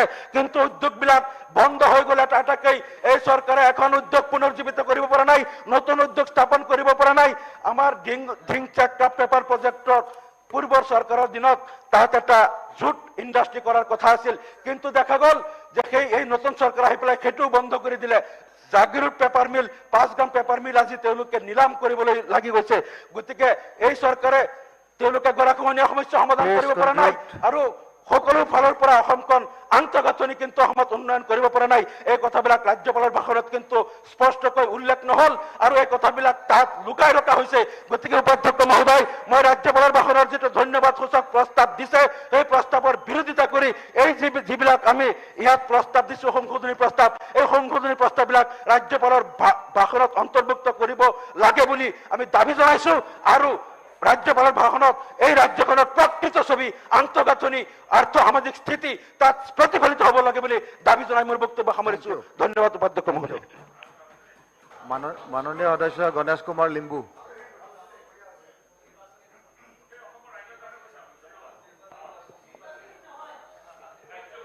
প্লিজ। মাননীয় উপাধ্যক্ষ মহোদয়, মহামহিম ৰাজ্যপালৰ যি ভাষণ, এই ভাষণৰ সমৰ্থন জনাই মোক দুআষাৰ ক'বলৈ আপুনি সুযোগ দিয়াৰ বাবে মই আপোনাক ধন্যবাদ জনাইছো। বহি বহি কথা নাপাতিব। অধ্যক্ষ মহোদয়, আমাৰ ৰাজ্যপাল মহোদয় যদি আমি ভাষণ ভালকৈ আমি যদি অনুধাৱন কৰোঁ, যদি চাওঁ, তেতিয়াহ'লে আমাৰ যি চৰকাৰ, আমাৰ মাননীয় মুখ্যমন্ত্ৰী মহোদয়ৰ নেতৃত্বত আমি নিৰ্বাচনৰ প্ৰাক মুহূৰ্তত ৰাইজক যি প্ৰতিশ্ৰুতি দিছিলোঁ, এই প্ৰতিশ্ৰুতি এটা এটা কৰি ৰূপায়ণৰ বাবে আৰু সৰ্বাংগীন ৰাজ্যখনৰ বিকাশৰ বাবে, সুৰক্ষিত অসম আৰু সমৃদ্ধিশালী অসম নিৰ্মাণৰ বাবে এইখন চৰকাৰে যে দিনে ৰাতি কাম কৰি আছে, ইয়াত এই বাজেটখনত স্পষ্টকৈ উল্লেখ হৈছে। আমি যদি আমাৰ এই মানে মহামহিম ৰাজ্যপালৰ বক্তব্যত স্পষ্ট হৈছে। আমি যদি কিছু বছৰ আগলৈ যদি চাওঁ, আমাৰ ৰাজ্যখনৰ এক যদি প্ৰতিচ্ছবি আমি আমাৰ মনত যদি ভাহি আহে, তেতিয়া এক প্ৰকাৰে আমাৰ ৰাজ্যখন ধৰ্ণা, বিভিন্ন ধৰণৰ উগ্ৰপন্থীসকলৰ এক মানে বাসস্থানৰ এক ষ্টেট আৰু সকলো ক্ষেত্ৰত আমাৰ ৰাজ্যখনৰ ল এণ্ড অৰ্ডাৰ অত্যন্ত বেয়া আছিলে। আপুনি জানি ভাল পাব উপাধ্যক্ষ মহোদয় যে এইবাৰৰ যিটো আমাৰ যি আমাৰ মানে ট্ৰেভেলিং, আমাৰ যি টুৰিজম ছেক্টৰত আপুনি যদি চাই, এইবাৰৰ টুৰিজম ছেক্টৰত আমাৰ অভাৱনীয়ভাৱে বিদেশী টুৰিজম আৰু ঘৰুৱা টুৰিজমৰ বৃদ্ধি হৈছে। আমি যদি বিদেশী টুৰিজমক যদি চাওঁ, 763% বৃদ্ধি হৈছে আৰু ঘৰুৱা টুৰিজম যদি আমি চাওঁ, 511% টুৰিজমৰ বৃদ্ধি হৈছে। ইয়ে কি সূচাইছে যে আমাৰ ৰাজ্যখনত টুৰিজম উদ্যোগৰো ভৱিষ্যত আছে, যদিহে আমি ৰাজ্যখনক আইন শৃংখলা আমি যদি সুন্দৰকৈ লৈ যাব পাৰোঁ। ইয়াত আমাৰ চৰকাৰে কিহৰ ওপৰত গুৰুত্ব দিছে, আমি যদি চাওঁ, এই যি মহামহিম ৰাজ্যপালৰ ভাষণত স্পষ্টকৈ উল্লেখ হৈছে যে আমাৰ চৰকাৰে ৰাজ্যখনৰ বিকাশৰ বাবে বিশেষকৈ ৰিফৰ্ম, সংস্কাৰ, অৰ্থনৈতিক সংস্কাৰ, সমাজৰ যিবিলাক ৰাইজক সেৱা কৰিবৰ বাবে, ৰাইজে যাতে সুন্দৰকৈ সেৱাবিলাক পায়, চৰকাৰৰ যিমান আঁচনিবিলাক যাতে সহজতে পায়, ইয়াৰ কাৰণে আমাৰ চৰকাৰে ৰিফৰ্মৰ ব্যৱস্থা কৰিছে। মই ক'ব বিচাৰিছোঁ যে আমি যদি ভালকৈ যদি আমি চাওঁ, তেতিয়াহ'লে আমাৰ যি সচিবালয়, আমাৰ সচিবালয়তো মিছন সদ্ভাৱনা, এই মিছন সদ্ভাৱনাৰ জৰিয়তে যিমানবিলাক ৰাইজৰ যিবিলাক আবেদন আছিলে, সেই আবেদনসমূহ নিষ্পত্তি কৰা হৈছে। প্ৰায় 25,502খন যি আবেদন আছিলে, এই আবেদনবিলাক নিষ্পত্তি কৰা হৈছে।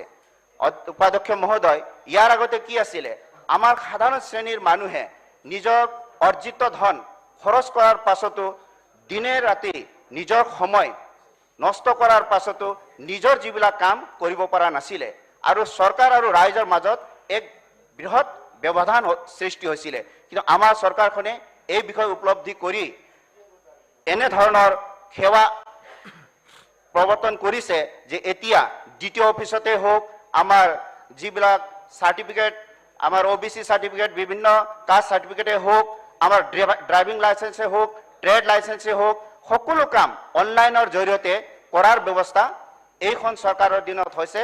প্ৰায় আমি যদি ক'বলৈ যাওঁ, ডিজিটেল অসমৰ যিটো মানে কনচেপ্ট, এই ৰাজ্যখনত আজি ইমপ্লিমেণ্ট হোৱাৰ বাবে ৰাজ্যৰ হাজাৰ হাজাৰ নাগৰিকে সহজতে নিজৰ কামবিলাক ঘৰতে কৰিব পৰা হৈছে। অধ্যক্ষ মহোদয়, উপাধ্যক্ষ মহোদয়, যদি আমি চাওঁ, আমাৰ যি ৰাজহ সংগ্ৰহৰ ক্ষেত্ৰতো ৰিফৰ্ম ট্ৰান্সপাৰেন্সিৰ ক্ষেত্ৰত বা টেকনলজি সায়েন্সৰ ব্যৱহাৰৰ বাবে আজি আমাৰ যি জিএসটি নন জিএসটিৰ সংগ্ৰহৰ ক্ষেত্ৰত যথেষ্টখিনি বৃদ্ধি পাইছে।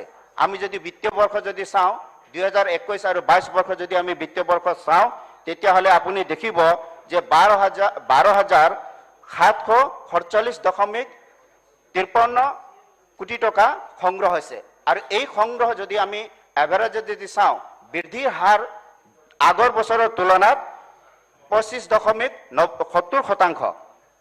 এনেকৈ যদি আমি চাওঁ আমাৰ যি ঘৰুৱা উৎপাদন আমাৰ ঘৰুৱা উৎপাদনো যথেষ্ট পৰিমাণে বৃদ্ধি হৈছে।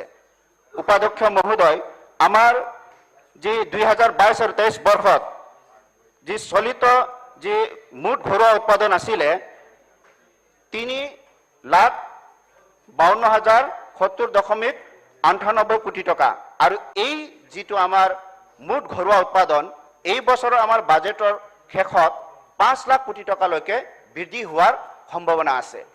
ঠিক তেনেকৈ যদি আমি চাওঁ আমাৰ জনমূৰি আয়ৰ ক্ষেত্ৰতো আমি যথেষ্টখিনি বৃদ্ধি হোৱা আমি দেখিবলৈ পাইছো যে আমাৰ বৃদ্ধিৰ দৰটো হ'ল 10.61% আৰু যদি আমি চাওঁ যে আমাৰ জনমূৰি 2022 আৰু 23 চনৰ 1,11,162 টকা। এনেকৈ ইয়াৰ বৃদ্ধি দৰ 10.61 আৰু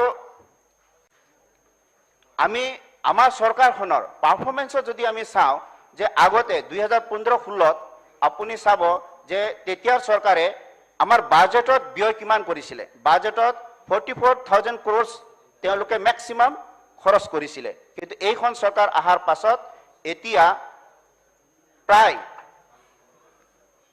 1 লাখ কোটি টকা ইয়াতকৈ অধিক খৰচ কৰা হৈছে আৰু আমি অনুমান কৰিছো এই বাজেটত আপোনালোকে দেখিব যে বাজেটত আহাৰ আগে আমাৰ এটা অনুমান আছে যে 1,20,000 কোটি টকালৈকে আমাৰ খৰচৰ বাজেটৰ খৰচ চুবগৈ। তো ইয়ে প্ৰমাণ কৰে যে এই ৰাজ্যখনৰ চৰকাৰখনে উন্নয়নৰ ক্ষেত্ৰত কি ধৰণেৰে কাম কৰি আছে।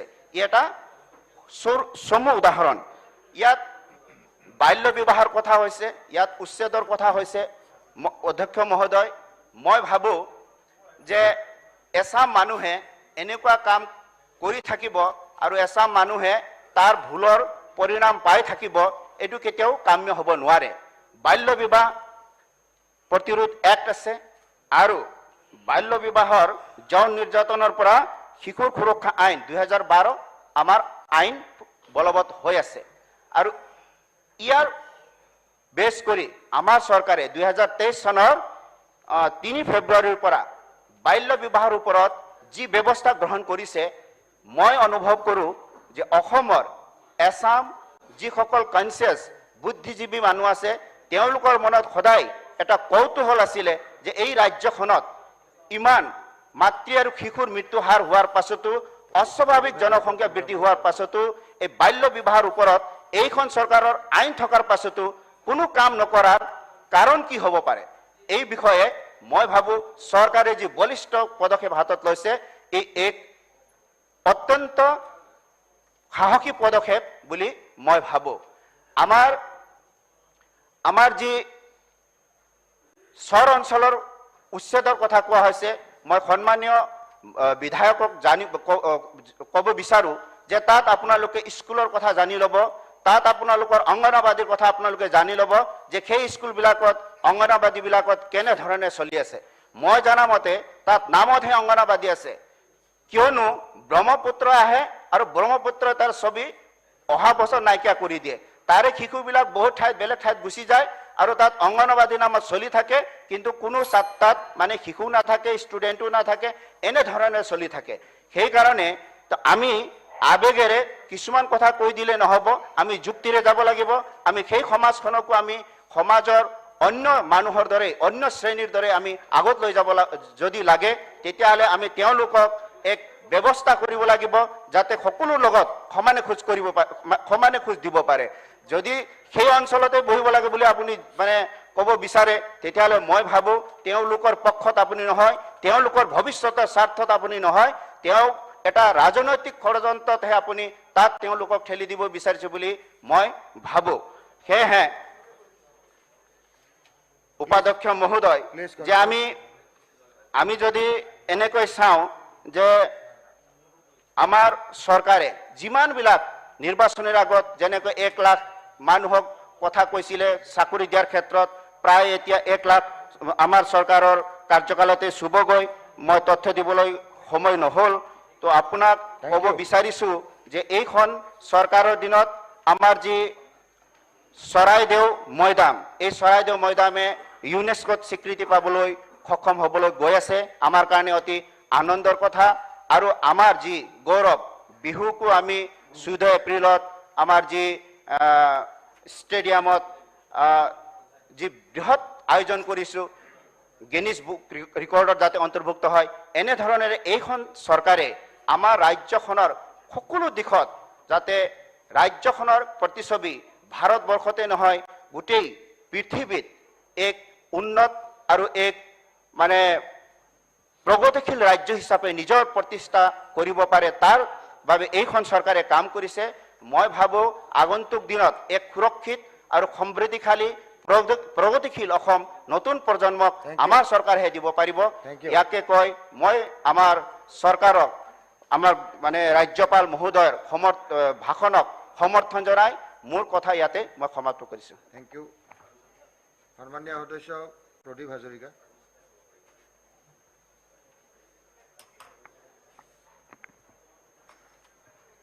মাননীয় উপাধ্যক্ষ ডাঙৰীয়া, মাননীয় ৰাজ্যপালৰ ভাষণৰ ওপৰত অনা প্ৰস্তাৱৰ সমৰ্থনত মই 2টামান কথা ক'ব বিচাৰিছোঁ। উপাধ্যক্ষ ডাঙৰীয়া, মানে সেনাপতিৰ ওপৰত কথা, সেনাপতি যদি ভাল হয়, সেনাপতি যদি ঠিক থাকে তেতিয়াহ'লে যুদ্ধ ভাল হ'ব আৰু দেশৰ কাৰণে উপকাৰ হ'ব। এতিয়া আমাৰ ৰাজ্যখনত যিগৰাকী সেনাপতি আছে, অতি শক্তিশালী সেনাপতি, যুক্তিবাদী সেনাপতি আৰু কৰ্মঠ সেনাপতি আৰু কাম কৰা সেনাপতি, আৰু ৰাষ্ট্ৰখনত যিগৰাকী সেনাপতি আছে, এই সেনাপতিগৰাকীৰ বিষয়ে ইতিমধ্যে মই ক'ব নালাগে। আজি গোটেই ৰাষ্ট্ৰখন আৰু গোটেই আন্তঃৰাষ্ট্ৰীয় পৰ্যায়ত তেখেতে কেনেকুৱা ধৰণে নেতৃত্ব দিছে আৰু তাৰ কাৰণে ভাৰতবৰ্ষ কেনেকৈ আগবাঢ়িছে, এই কম সময়ৰ ভিতৰত এই কথাটো চবে নিশ্চয় উপলব্ধি কৰিছে। এতিয়া উপাধ্যক্ষ ডাঙৰীয়া, অসমৰ ওপৰত বহুত ধুমুহা পাৰ হৈছে। 1826 আগতেই মানবিলাকে ইয়াতে বামিজবিলাকে অসম আক্ৰমণ কৰি পেলাই ইয়াত প্ৰায় 7টা বছৰ তাহাঁতি শাসন কৰিলে। সেই সময়ত অসমৰ সমাজখন একদম পুৰা চেদেলি বেদেলি হৈ গৈছে। কোন মানুহ কলৈ গৈছে আপুনি এতিয়াও সেই মানুহখিনিক ইয়াত বিচাৰি পেলাই অনা নাই। ইয়াত ম্যানমাৰতো অসমীয়া মানুহ আছে, নাগালেণ্ডো অসমীয়া মানুহ গুচি গৈছে, উৰিষ্যাতো অসমীয়া মানুহ গুচি গৈছে, আজি বাংলাদেশ যিখন হৈছে, তেতিয়া আপোনাৰ পাকিস্তান আছিলে, তাতো অসমীয়া মানুহ গুচি গৈছে, বেংগলতো অসমীয়া মানুহ গুচি গৈছে। তেনেকুৱা ধৰণে মানুহ গোটেইখন চেদেলি বেদেলি হৈ গৈছে আৰু মানুহৰ সামাজিক গোটেই ব্যৱস্থাটোৱে নষ্ট হৈ গৈছে। তেতিয়া সাংঘাতিক ধৰণে মিৰ জুমলাৰ অসম আক্ৰমণ হৈছে, মিৰ জুমলাৰ সময়ত ইয়াত অপকাৰ হৈছে। মোগলে আক্ৰমণ কৰিছে, সেইটো সময়তো ইয়াত লোকচান হৈছে। তাৰ পিছতো স্বাধীনতাৰ সময়ত তাৰ আগে আগে অসমলৈ অবৈধভাৱে বৃহৎ প্ৰব্ৰজন হৈছে, এইটো কোনেও নুই কৰিব নোৱাৰে। আৰু সেইটোৱেও ইয়াত অৰ্থ, সামাজিক, সাংস্কৃতিক দিশত যথেষ্ট ইয়াত চাপ পেলাইছে। মই এইখিনিত 2টামান ঘটনা কৈ যাব খুজিছোঁ। 1950 চনত এটা বৃহস্পতিবাৰৰ এটা সন্ধিয়া 7:30 বজাত যিটো ভূমিকম্প ইয়ালৈ আহিছিলে, এই ভূমিকম্পটোৰ যিটো শব্দ, সেই শব্দ শুনিয়েই মানুহে বহুতে কিবা হৈ গৈছিল আৰু প্ৰায় 9,000 10,000 মানুহ ইয়াত মৃত্যু হৈছিল আৰু ব্ৰহ্মপুত্ৰৰ ৰিভাৰ কোৰ্চ চেঞ্জ কৰিছিল সেইটো এটা অৱস্থাই অসমখনক এটা সাংঘাতিক ধৰণৰ সমস্যালৈ আনিলে তাৰ পিছত আৰু এটা ঘটনাৰ কথা মই ক'ব বিচাৰিছোঁ যে 1940 আপোনাৰ আজি এই কনৰা চচৰা আপোনাৰ বাঘবৰ গোবিন্দপুৰ এইবোৰ জেগাত তেতিয়া আপোনাৰ গৰু খুঁটি আছিল আৰু ম'হ খুঁটি আছিলে এই ম'হ খুঁটিবিলাক কিন্তু উপাধ্যক্ষ ডাঙৰীয়া আজি নাই তাত আৰু তাৰ গাখীৰে বৰপেটা উভয় নদী হৈ আছিলে তেতিয়া এতিয়া উপাধ্যক্ষ ডাঙৰীয়া 1947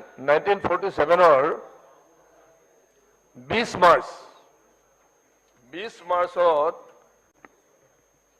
তেতিয়া সেই সময়ৰ পূব পাকিস্তানৰ নোয়াখালীত যি ডাঙৰ সংঘৰ্ষ হৈছিল তাত নেতৃত্ব দিয়া এজন নেতা খালেক চৌধুৰী বুলি পেলাই মৌলানা খালেক চৌধুৰী তেখেতৰ আৰু কুদ্দুছ বুলি এজন এওঁলোক দুজনৰ নেতৃত্বত 20,000 30,000 মানুহে তাত পুলিচ চকী আক্ৰমণ কৰি পেলাই তাৰ পৰা অস্ত্ৰ শস্ত্ৰ কাহিনী আৰু তাত দখল কৰাৰ কাৰণে তাত আহিছিল এই সংঘৰ্ষৰ কথা নিশ্চয় বৰপেটা বা বিভিন্ন অঞ্চলৰ মানুহ কোনো এতিয়াও পাহৰা নাই এই যিবিলাক ঘটনা ঘটিলে এই ঘটনাবিলাক ঘটি পেলাই ইয়াত অসমৰ এই যেতিয়া অবৈধ প্ৰব্ৰজনকাৰীয়ে অসমৰ অৰ্থ সামাজিক সাংস্কৃতিক দিশত ইয়াত হেঁচা দিলে আৰু অস্তিত্বৰ এটা বিপন্ন হ'ল সেইটো সময়ত অসমত কেনেকুৱা ধৰণৰ আন্দোলন হৈছিল সেইটো নিশ্চয় কোনেও বেলেগে ক'ব নালাগে যদিও আজি আমাৰ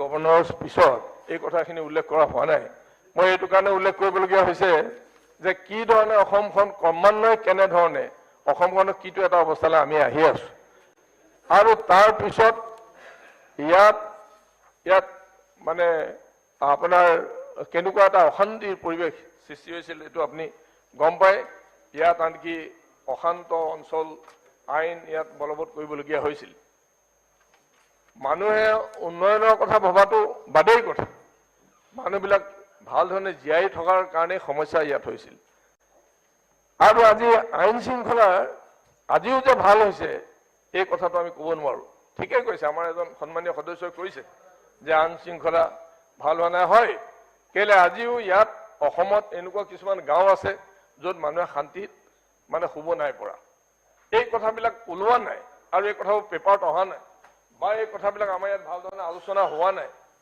আজি ইয়াৰ মানুহে ভাল ধৰণে শান্তিৰে জীয়াই থাকিব নোৱাৰা কিছুমান অঞ্চলো অসমৰ কিছু জেগাত আছে এইবিলাক আমি গম পাইছো আমি দেখিছো এইবিলাক আৰু মানুহে কৈছে সবতে ক'ব নোৱাৰা এটা পৰিৱেশ আছে এতিয়া সেইকাৰণে সেইটোৰ সময়ত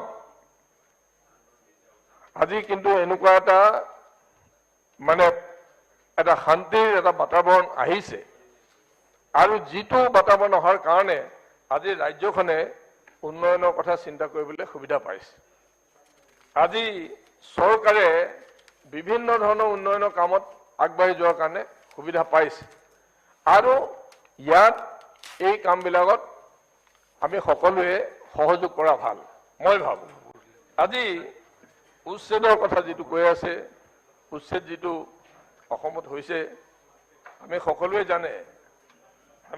জানে যে ইকোলজিকেল বেলেঞ্চ যদি ইমবেলেঞ্চ হয় তেতিয়াহ'লে স্বাভাৱিকতে আমাৰ সমাজখনৰ বিপদ হ'ব এনভাইৰনমেণ্টেল যদি পৰিৱেশ আমি ঠিক কৰিব নোৱাৰো তেতিয়াহ'লে আমাৰ সমস্যা হ'ব কিন্তু উপাধ্যক্ষ ডাঙৰীয়া আজি আমাৰ এনেকুৱা কিছুমান ঘটনা ইয়াত হৈ আছে যিবিলাকৰ কাৰণে জনজীৱন সাংঘাতিক ধৰণে বিপন্নত কৰিছে মই অলপমান কেইটামান কথা আপোনালোকক দাঙি ধৰিব বিচাৰিছো এতিয়া আপুনি যদি চাই দেখিব যে আমাৰ বিলবিলাক বেদখল হৈছে আমাৰ নৈবিলাক বেদখল হৈছে আমাৰ পিজিআৰ ভিজিআৰ বিলাক বেদখল হৈছে ফৰেষ্ট বেদখল হৈছে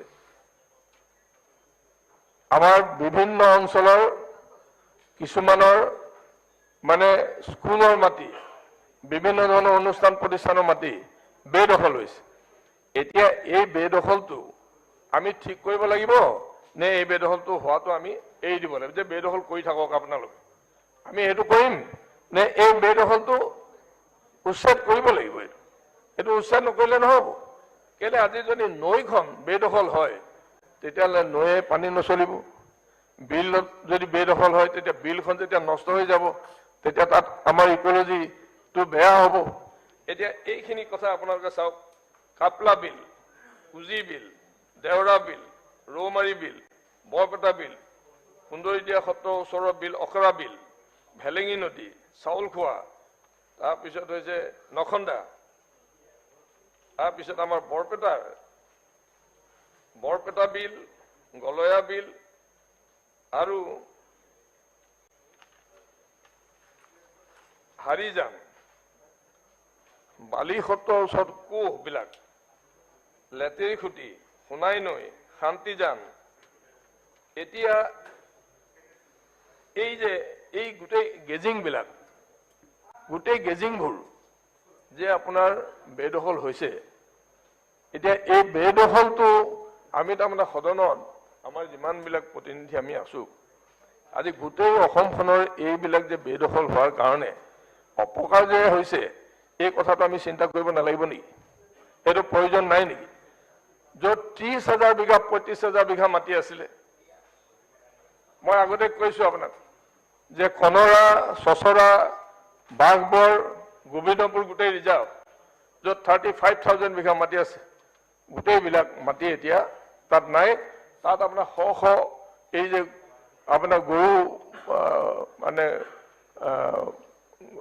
মহৰ খুঁটি আৰু গৰু বাথান মহ বাথান এইবিলাক যে নাইকিয়া হৈ গ'ল তাৰ পৰা আমাৰ ভাল হৈছে নে বেয়া হৈছে এই কথাখিনি ভাল ধৰণে আমি চোৱাটো খুব প্ৰয়োজন আছে এতিয়া যেহেতু আজি এখন চৰকাৰ আহিছে যিখন চৰকাৰে উন্নয়নৰ কাম 1 মিনিট নোৰোৱাকৈ দৌৰি কৰি আছে ইয়াত আমি সকলোৱে সহযোগ আগবঢ়াব লাগে মই ভাবো আৰু এই কামবিলাক এতিয়া ঠিক ঠাক কৰি লোৱা ভাল কাৰণ আমাৰ পিছৰ প্ৰজন্মৰ কাৰণে আমি কি এৰি থৈ যাম আমি যদি এতিয়া ঠিক কৰিব নোৱাৰো এইটো সমস্যাটো অকল আমাৰ এজনৰ নহ'ব এইটো সমস্যা গোটেই অসমৰ আৰু অসমবাসীৰ হ'ব এতিয়া সেই কাৰণে আমি জনাব বিচাৰিছো যে আজি আমি নিজৰ ইনষ্টিটিউচনবিলাক আমি নিজে ধ্বংস কৰিবলৈ আমি যেনেকৈ গৈছো এইটো আমি চিন্তা কৰিছো ভাল আৰু ইয়াত থকা প্ৰতিনিধিবিলাকে চিন্তা কৰিব লাগিব এইটো কাৰণেই যে সাধাৰণ মানুহবিলাকে এই কথাবিলাক ঢুকি নাপায় আজি যদি মোৰ ঘৰৰ ওচৰতো যদি তেনেকুৱাকৈ যদি কোনোবাই এটা জান এটা যদি বেদখল কৰিছে মই ক'বলৈ যে তই ইয়াত বেদখল কৰিব নালাগে ইয়াত তই ঘৰ নবনাবি এইটোৰ পৰা অপকাৰ হ'ব পানী পুৰাকৈ চলিব নোৱাৰিব আৰু তেনেকুৱা কাৰণেতো আজি বিভিন্ন জেগাত সমস্যা আমি নিজেই সৃষ্টি কৰি লৈছো এতিয়া সেইকাৰণে মোৰ কথাটো হ'ল যে আজি চৰকাৰে এইখন চৰকাৰে ইমান শক্তিশালীভাৱে আৰু ইমান ক্ষিপ্ৰ গতিৰে আমাৰ বিভিন্ন অঞ্চলৰ উন্নয়নবিলাক কামবিলাক আগুৱাই লৈ গৈছে আপুনি চাওক ইয়াত যেতিয়া কৰোণা ভাইৰাছৰ প্ৰকোপ চলি আছিলে এই কৰোণা ভাইৰাছ কেনেকুৱা ধৰণে এটা মানে চেলেঞ্জিং মুডত এইটো ফেচ কৰা হৈছে সেই কথাটোতো আমি আনিব লাগিব সেই কথাটো ক'ব লাগিব সেইটোতো বেয়া কাম কৰিছে বুলি কোনেও ক'ব নোৱাৰে যুদ্ধকালীন প্ৰস্তুতিৰে হেল্থ ডিপাৰ্টমেণ্টে এইটো হেণ্ডেল কৰিছে আমি নিজে দেখিছো আমাৰ নিজৰ নিজৰ অঞ্চলবিলাকত আমি দেখিছো আৰু যিটো ক্ষিপ্ৰ গতিৰে আজি এগ্ৰিকালচাৰ ডিপাৰ্টমেণ্টে এই কৃষিৰ ক্ষেত্ৰত যি কৰি আছে আমাৰ নতুনকৈ মাৰ্কেট উলিয়াই দিছে আমি বস্তু ইয়াৰ পৰা বিদেশলৈ আমি পঠাব পৰা ইয়াৰ পৰা আমি এতিয়া ইয়াৰ পৰা আমি বিদেশলৈ আমি পঠিয়াব পাৰোঁ যিবোৰ সা সুবিধা কৰি দিয়া হৈছে যেনেকৈ আপোনাৰ ধান আপোনাৰ ইয়াতে প্ৰক্ৰিয়া কৰিছে এইবাৰ 2000 কিমান টকা পাৰ কুইণ্টেল 2000 কিমান টকা দিছে এতিয়া সেইবোৰ দিয়াৰ কাৰণে কি হৈছে ফাৰ্মাৰবিলাকে কাম কৰিবলৈ ভাল হৈছে এটা নতুনকৈ তেওঁলোকে ইন্ট্ৰডিউচ কৰি দিছে এতিয়া আপুনি FCIৰ পৰা চাউল হয়তো কাইলৈ নোলোৱাকৈ আমাৰ নিজৰ ইয়াৰ চাউলে আমি কাইলৈ চলি যাব পাৰিম এতিয়া তেনেকুৱা ধৰণে কেনেকৈ আমি নিজে চলিব পাৰোঁ নিজে দেশৰ শাসন কৰিব পৰা যায় এই কথাটোৰ কাৰণে আমি চবে সহযোগিতা আগবঢ়োৱা ভাল মই নিজেও দেখিছো এইটো কথা যে ধান প্ৰক্ৰিয়া কৰিছে তাত যোৱাবাৰ 1940 টকা আছিলে এতিয়া মানে 2000 ওপৰত মানে প্ৰক্ৰিয়াৰ কাৰণে পাৰ কুইণ্টেল তেনেকৈ পইচা দিছে সেইকাৰণে এতিয়াই বহু ধান প্ৰক্ৰিয়া কৰিব পাৰিছে সেইকাৰণে যিহেতু এনেধৰণৰ আঁচনিবিলাক লৈছে, এতিয়া মিল তাত ল'বৰ কাৰণে সুবিধা কৰি দিছে, গুদাম ল'বৰ কাৰণে সুবিধা কৰি দিছে, এতিয়া কোনো ধৰণৰ ধান দিবৰ কাৰণে বেছি দূৰলৈ যাব নালাগে, এইবিলাক সুবিধা হৈছে। এতিয়া তাৰ পৰা চাউল যিটো আহিছে এইটো চাউলে আকৌ মানুহক ইয়াতে ষ্টেটত আমি খুৱাব পাৰিম, এতিয়া আমি বাহিৰৰ পৰা আনিব নালাগে, এইটো আমাৰ পইচা বাচি যাব। আৰু অন্যহাতে ৰাজহ যিটো হৈছে, ৰাজহ যিটো কালেকশ্যন কৰিছে, এই ৰাজহ কালেকশ্যন কৰাৰ কাৰণে আজি আমাৰ কৰ্মচাৰীসকলক দৰমহা দিবৰ কাৰণে এতিয়া বেলেগে পইচা নালাগে, সেই পইচাৰে দৰমহা দি থাকিব পৰা হয়, কোনো অসুবিধা হোৱা নাই। এতিয়া সেইকাৰণে মই ভাবোঁ যে যিবোৰ আঁচনি যোগেদি প্ৰত্যেকজন মানুহ আগবাঢ়িবৰ কাৰণে সুবিধা হৈ গৈছে, চবে নিজৰ গাঁৱে গাঁৱে দেখিছে, কোনো এঘৰ মানুহ বাকী থকা নাই, কোনো এটা অঞ্চল বাকী থকা নাই। আজি এতিয়া 22 ঘণ্টা 24 ঘণ্টাত লাইট পাই আছে, যিখিনি পাইছে সেইখিনিতো ক'ব লাগিব। এতিয়া পানী ঘৰে ঘৰে পোৱাৰ ব্যৱস্থা কৰিছে, এই কথাবিলাকতো ক'ব লাগিব এইবিলাক। কিন্তু উচ্ছেদৰ কথাটো আনিছে, এটা বেয়া পোৱা নাই মই, উচ্ছেদৰ কথাটো আনিছে, এইটো ঠিকে আছে। উচ্ছেদটো কিয় কাৰণে কৰিবলগীয়া হৈছে, এতিয়া এই কথাখিনি আমি চাব লাগিব যে কি কাৰণে আমি উচ্ছেদ কৰিবলগীয়া হৈছে। আৰু গোটেই এটা জেগাত নহয় নহয় উপাধ্যক্ষ ডাঙৰীয়া, সব জেগাতে। আনকি এনেকুৱা এটা হৈছে, এতিয়া মই ভাবিছো আগতে এটা কথা আছিলে যে অসমলৈ যিয়ে যায় সিয়ে ভেড়া হয় বুলি কয়। এতিয়া এনেকুৱা হৈ গৈছে যে ইয়ালে মানুহ, এই মাটিৰ কাৰণে এতিয়া ইয়ালে মানুহ মানে অবিৰতভাৱে আহি থকা এটা ব্যৱস্থা হ'ব। এতিয়া সেই কথাটোতো চাব লাগিব চৰকাৰে, এইটোতো কেতিয়াও হ'বলৈ দিব নোৱাৰি। এতিয়া সেইকাৰণে আৰু আজি ক্ৰিমিনেল এক্টিভিটিজৰ কথাটো কৈ আছে যে ক্ৰিমিনেল এক্টিভিটিজত ৰেট অফ মানে ক্ৰিমিনেল এক্টিভিটিজটো অসমত বাঢ়িছে, কিয় কাৰণে বাঢ়িছে? Who has started all this? মহাপুৰুষসকলৰ জন্মস্থান, মহাপুৰুষসকলৰ এই বৈষ্ণৱ আইটি অনুষ্ঠানবিলাকে যি ধৰণৰ শিক্ষা দিছে তাত এনেকুৱা কাম নাই, কিন্তু এই বস্তুবোৰ কেনেকৈ আহিলে ইয়ালৈ? এতিয়া সেই গোটেই কথাবিলাক আমি চোৱাৰ প্ৰয়োজন আছে। সেইকাৰণে উপাধ্যক্ষ ডাঙৰীয়া, মই ভাবো যে আমাৰ ইয়াতে গভৰ্ণৰ স্পীচত যিখিনি কথা আনিছে তাতকৈ আৰু বহু কথা ইয়াত আচলতে অন্তৰ্ভুক্ত কৰিব লাগিছিল। এই কথাবিলাক অন্তৰ্ভুক্ত কৰাটো মই বিচাৰোঁ যে এনেকৈ ধৰণে যাতে আমাৰ এই গোটেই সত্ৰ সভাৰ পৰা আদি কৰি আমাৰ এই গোটেই যিবোৰ ইয়াত বেদখল হৈ আছে সেইখিনিৰ ওপৰত চৰকাৰে মানে বিহিত ব্যৱস্থা ল'ব লাগে। এই কথাখিনি জনাই পেলাই মোৰ বক্তব্য সামৰিছোঁ। ধন্যবাদ। মাননীয় সদস্য ভৰত চন্দ্ৰ নৰহ ডাঙৰীয়া। ছাৰ, ৰাজ্যপালৰ ভাষণৰ ওপৰত যিটো ধন্যবাদসূচক প্ৰস্তাৱ আমাৰ মাননীয় সদস্য ৰূপক শৰ্মাই আনিছে তাৰ বিৰোধিতা কৰিছোঁ।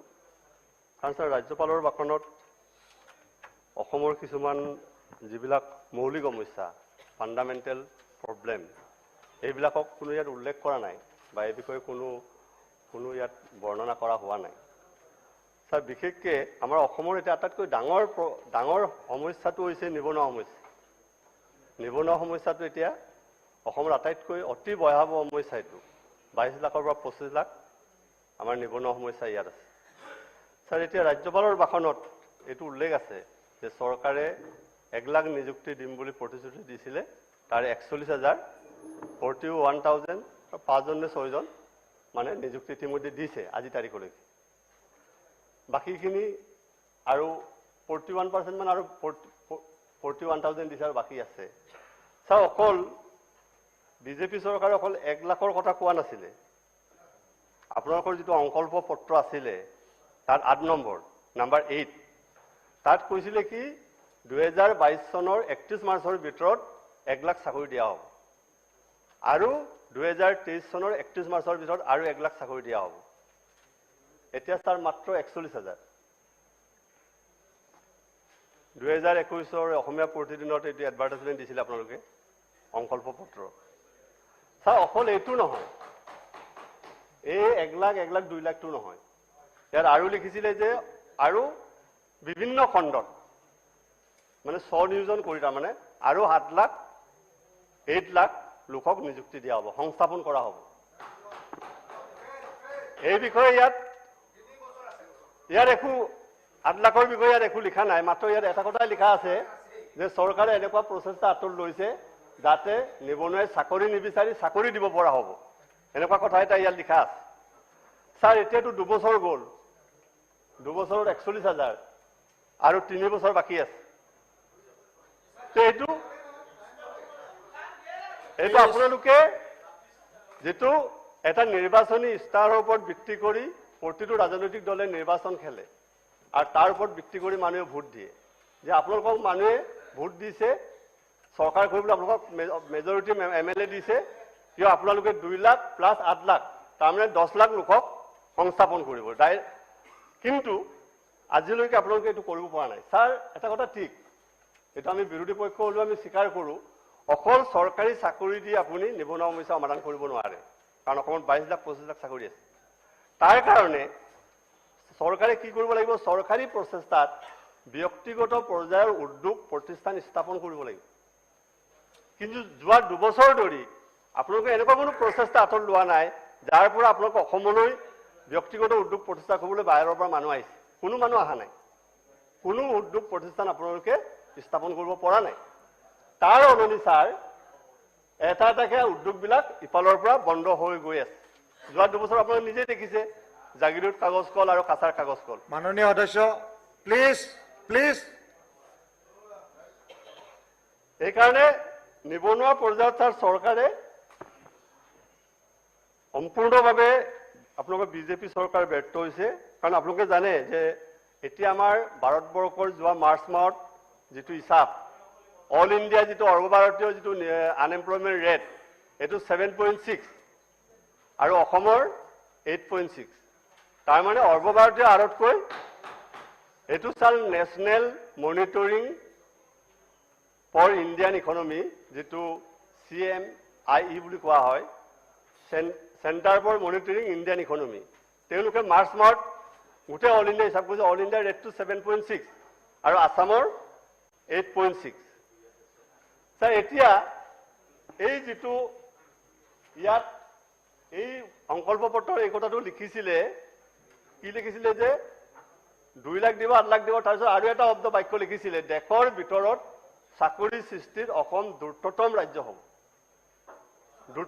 হ'ব কিন্তু আমাৰ য'ত আমাৰ 8.6% আৰু অল ইণ্ডিয়া 7.6% এটো ক্ষেত্ৰত কিন্তু কিছুমান ৰাজ্য আমাৰ অসমৰ নিচিনা কিছুমান ৰাজ্যত আনএমপ্লয়মেণ্ট ৰেটটো স্যাৰ বহুত কম স্যাৰ ছত্তীশগড়ত 0.8 মধ্যপ্ৰদেশত 2.0 উৰিষ্যাত 2.1 পদুচেৰী 2.2 উত্তৰাখণ্ডত 2.3 এই ৰাজ্যবিলাকে যেতিয়া পাৰিছে ইয়াতো প্ৰায়বিলাক বিজেপি ৰাজ্যই হয় ছত্তীশগড়টো বাদ দি পেলাই ছত্তীশগড় আৰু উৰিষ্যাটো বাদ দি পেলাই সো যদি তেওঁলোকে পাৰিছে যে আমি 8.6 এতিয়া যে 2 বছৰ গ'ল আৰু 3 বছৰ বাকী আছে যে চৰকাৰে এইটো পেলাৰ হৈছে কাৰণ আপোনালোকে যেটো কৈছে 8 লাখক বিভিন্ন খণ্ডত নিযুক্তি দিম এইটো আপোনালোকৰ নহবগে স্বনিয়োজন আঁচনিটো তাৰ কাৰণে কোনো ইয়াত স্পেচিফিক আপোনালোকে মেনশ্যন কৰা নাই তাৰ পিছত স্যাৰ এই চৰকাৰে আৰু মাননীয় মুখ্যমন্ত্ৰী বা বাকি মন্ত্ৰীসকলে বাৰে বাৰে এটা কথা কৈ থাকে যে অসমক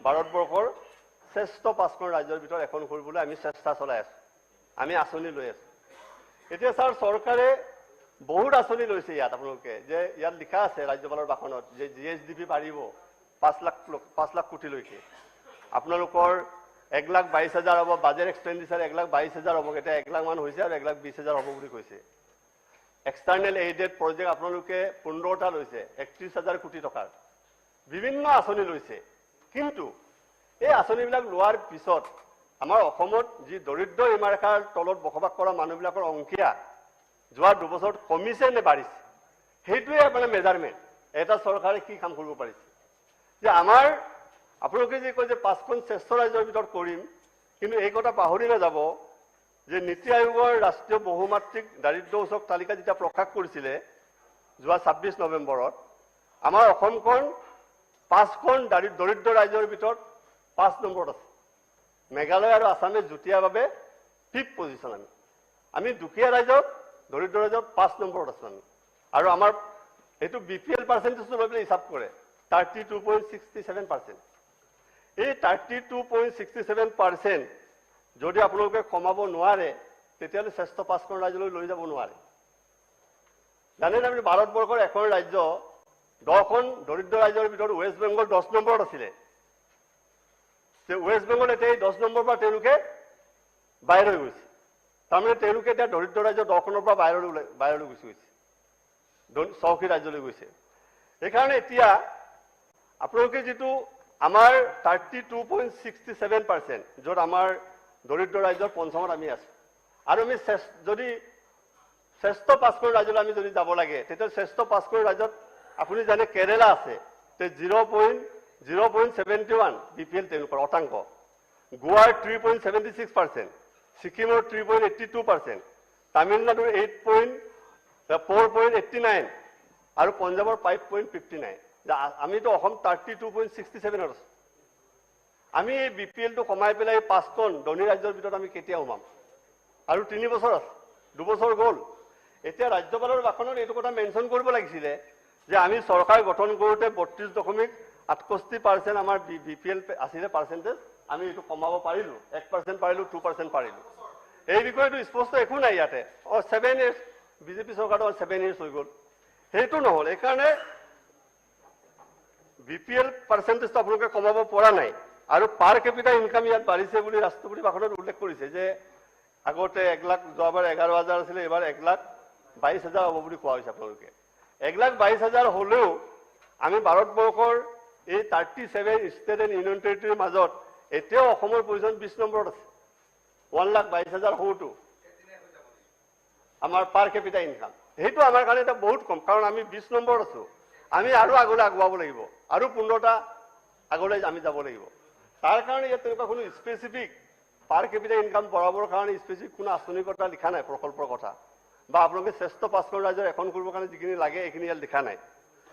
এতিয়া ছাৰ অকল এইটোৱে নহয়, আমাৰ চৰকাৰে এইটো জনা উচিত হ'ব, চৰকাৰে বোধহয় জানে।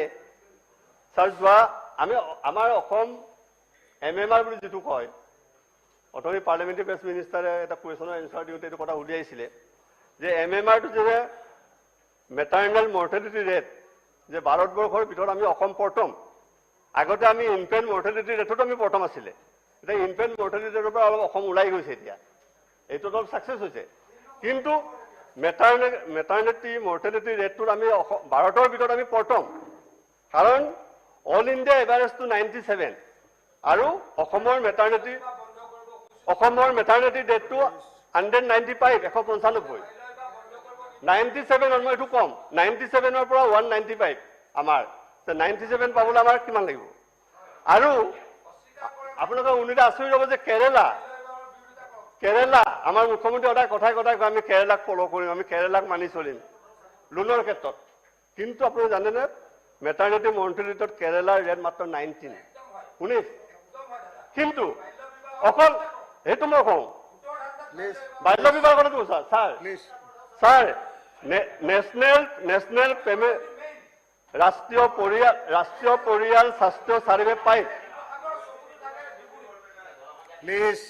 ছাৰ এতিয়া ভাৰত চৰকাৰে যিটো উলিয়াইছে national family health survey bulletin number 5, ৰাষ্ট্ৰীয় পৰিয়াল স্বাস্থ্য চাৰ্ভে 5, তাত লিখিছে হয় যে অসমত মেটাৰনিটি মৰ্টেলিটি ৰেট বঢ়াৰ কাৰণে অকল এটা কাৰণ নহয়, বাল্য বিবাহ নহয়, 3টা কাৰণ দেখুৱাইছে। 3টা কাৰণ দেখুৱাইছে। বাল্য বিবাহ, কাৰণ বাল্য বিবাহটো ছাৰ দেখুৱাইছে কাৰণ অল ইণ্ডিয়া ৰেট বাল্য বিবাহ 25, আসামত 32%। বাল্য বিবাহটো এটা কাৰণ হ'ব পাৰে বুলি ইয়াত কৈছে ৰাষ্ট্ৰীয় পৰিয়াল স্বাস্থ্য চাৰ্ভে। কিন্তু ছাৰ লগে লগে কৈছে এইটো অকল এইটো কাৰণে নহয় যে অসমত গৰ্ভৱতী মহিলাৰ মাজৰ ৰক্তহীনতা অসমত 60%। ৰক্তহীনতাটো এটা তাৰ কাৰণে নিউট্ৰিচনৰ ব্যৱস্থা কৰিব লাগে আপোনালোকে। নিউট্ৰিচনৰ 60% বাল্য বিবাহটো হয়, ৰক্তহীনতা হয়। আৰু এটা কাৰণ হ'ল আপুনি জানেনে তামিলনাডু আৰু কেৰেলাত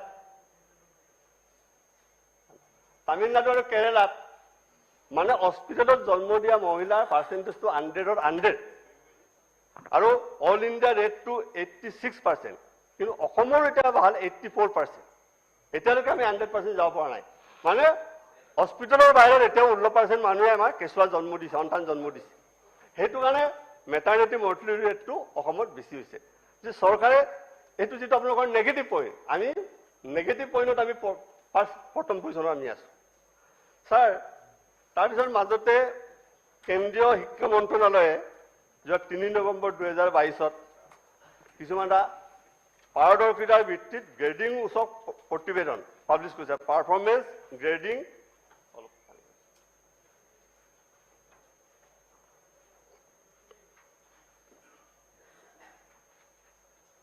পাৰফৰ্মেন্স গ্ৰেডিং ইণ্ডেক্স ছাৰ তাত গোটেই ভাৰতবৰ্ষৰ এই পাৰফৰ্মেন্স গ্ৰেডিং ইণ্ডেক্সটোত level 1 level 2 level 3 level 4 level 5 level 6 এনেকে পাৰদৰ্শিতাটো চাবৰ কাৰণে আমাৰ আসামৰ তাৰ পজিশনটো আমি লেভেল 1ত অৱশ্যে কোনো ষ্টেট নাই ভাৰতবৰ্ষৰ লেভেল 2ত আছে লেভেল 3ত আছে লেভেল 4ত আমাৰ আসামৰ পজিশনটো আৰু আমাৰ এডুকেশ্যন পজিশনটো আমি লেভেল 4ত আছে আৰু কাৰ লগত আছো আমি ঝাৰখণ্ড ত্ৰিপুৰা লাডাখ ছত্তীশগড় জম্মু কাশ্মীৰ আৰু অসম আমি লেভেল 4 কিন্তু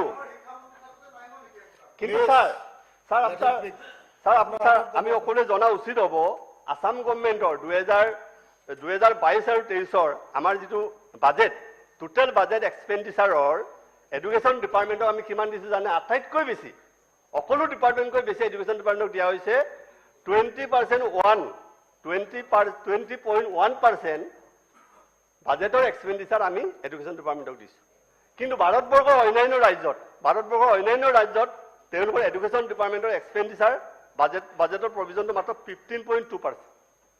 আসামত 20.1 কিন্তু তাৰ পিছতো আমি লেভেল 4 স্যাৰ অকল লেভেল 4তে নহয় আৰু কিছুমান বিষয়ত আমাৰ পজিশন 37 ষ্টেট এণ্ড ইউনিটেৰ ভিতৰত অসমৰ পজিশন আসাম পজিশন 29 38 খনৰ ভিতৰত আমি 29 নম্বৰ কিহৰ বিষয়ত স্কুলৰ আন্তঃগাঁথনি শিক্ষণ সামগ্ৰী বিদ্যালয় গৃহ শিক্ষকৰ অনুপাত ছাত্ৰ ছাত্ৰীৰ বাবে সা সুবিধা আৰু গুণগত শিক্ষা এই বিষয়বিলাকত আমি 29 out of 37 state and union territory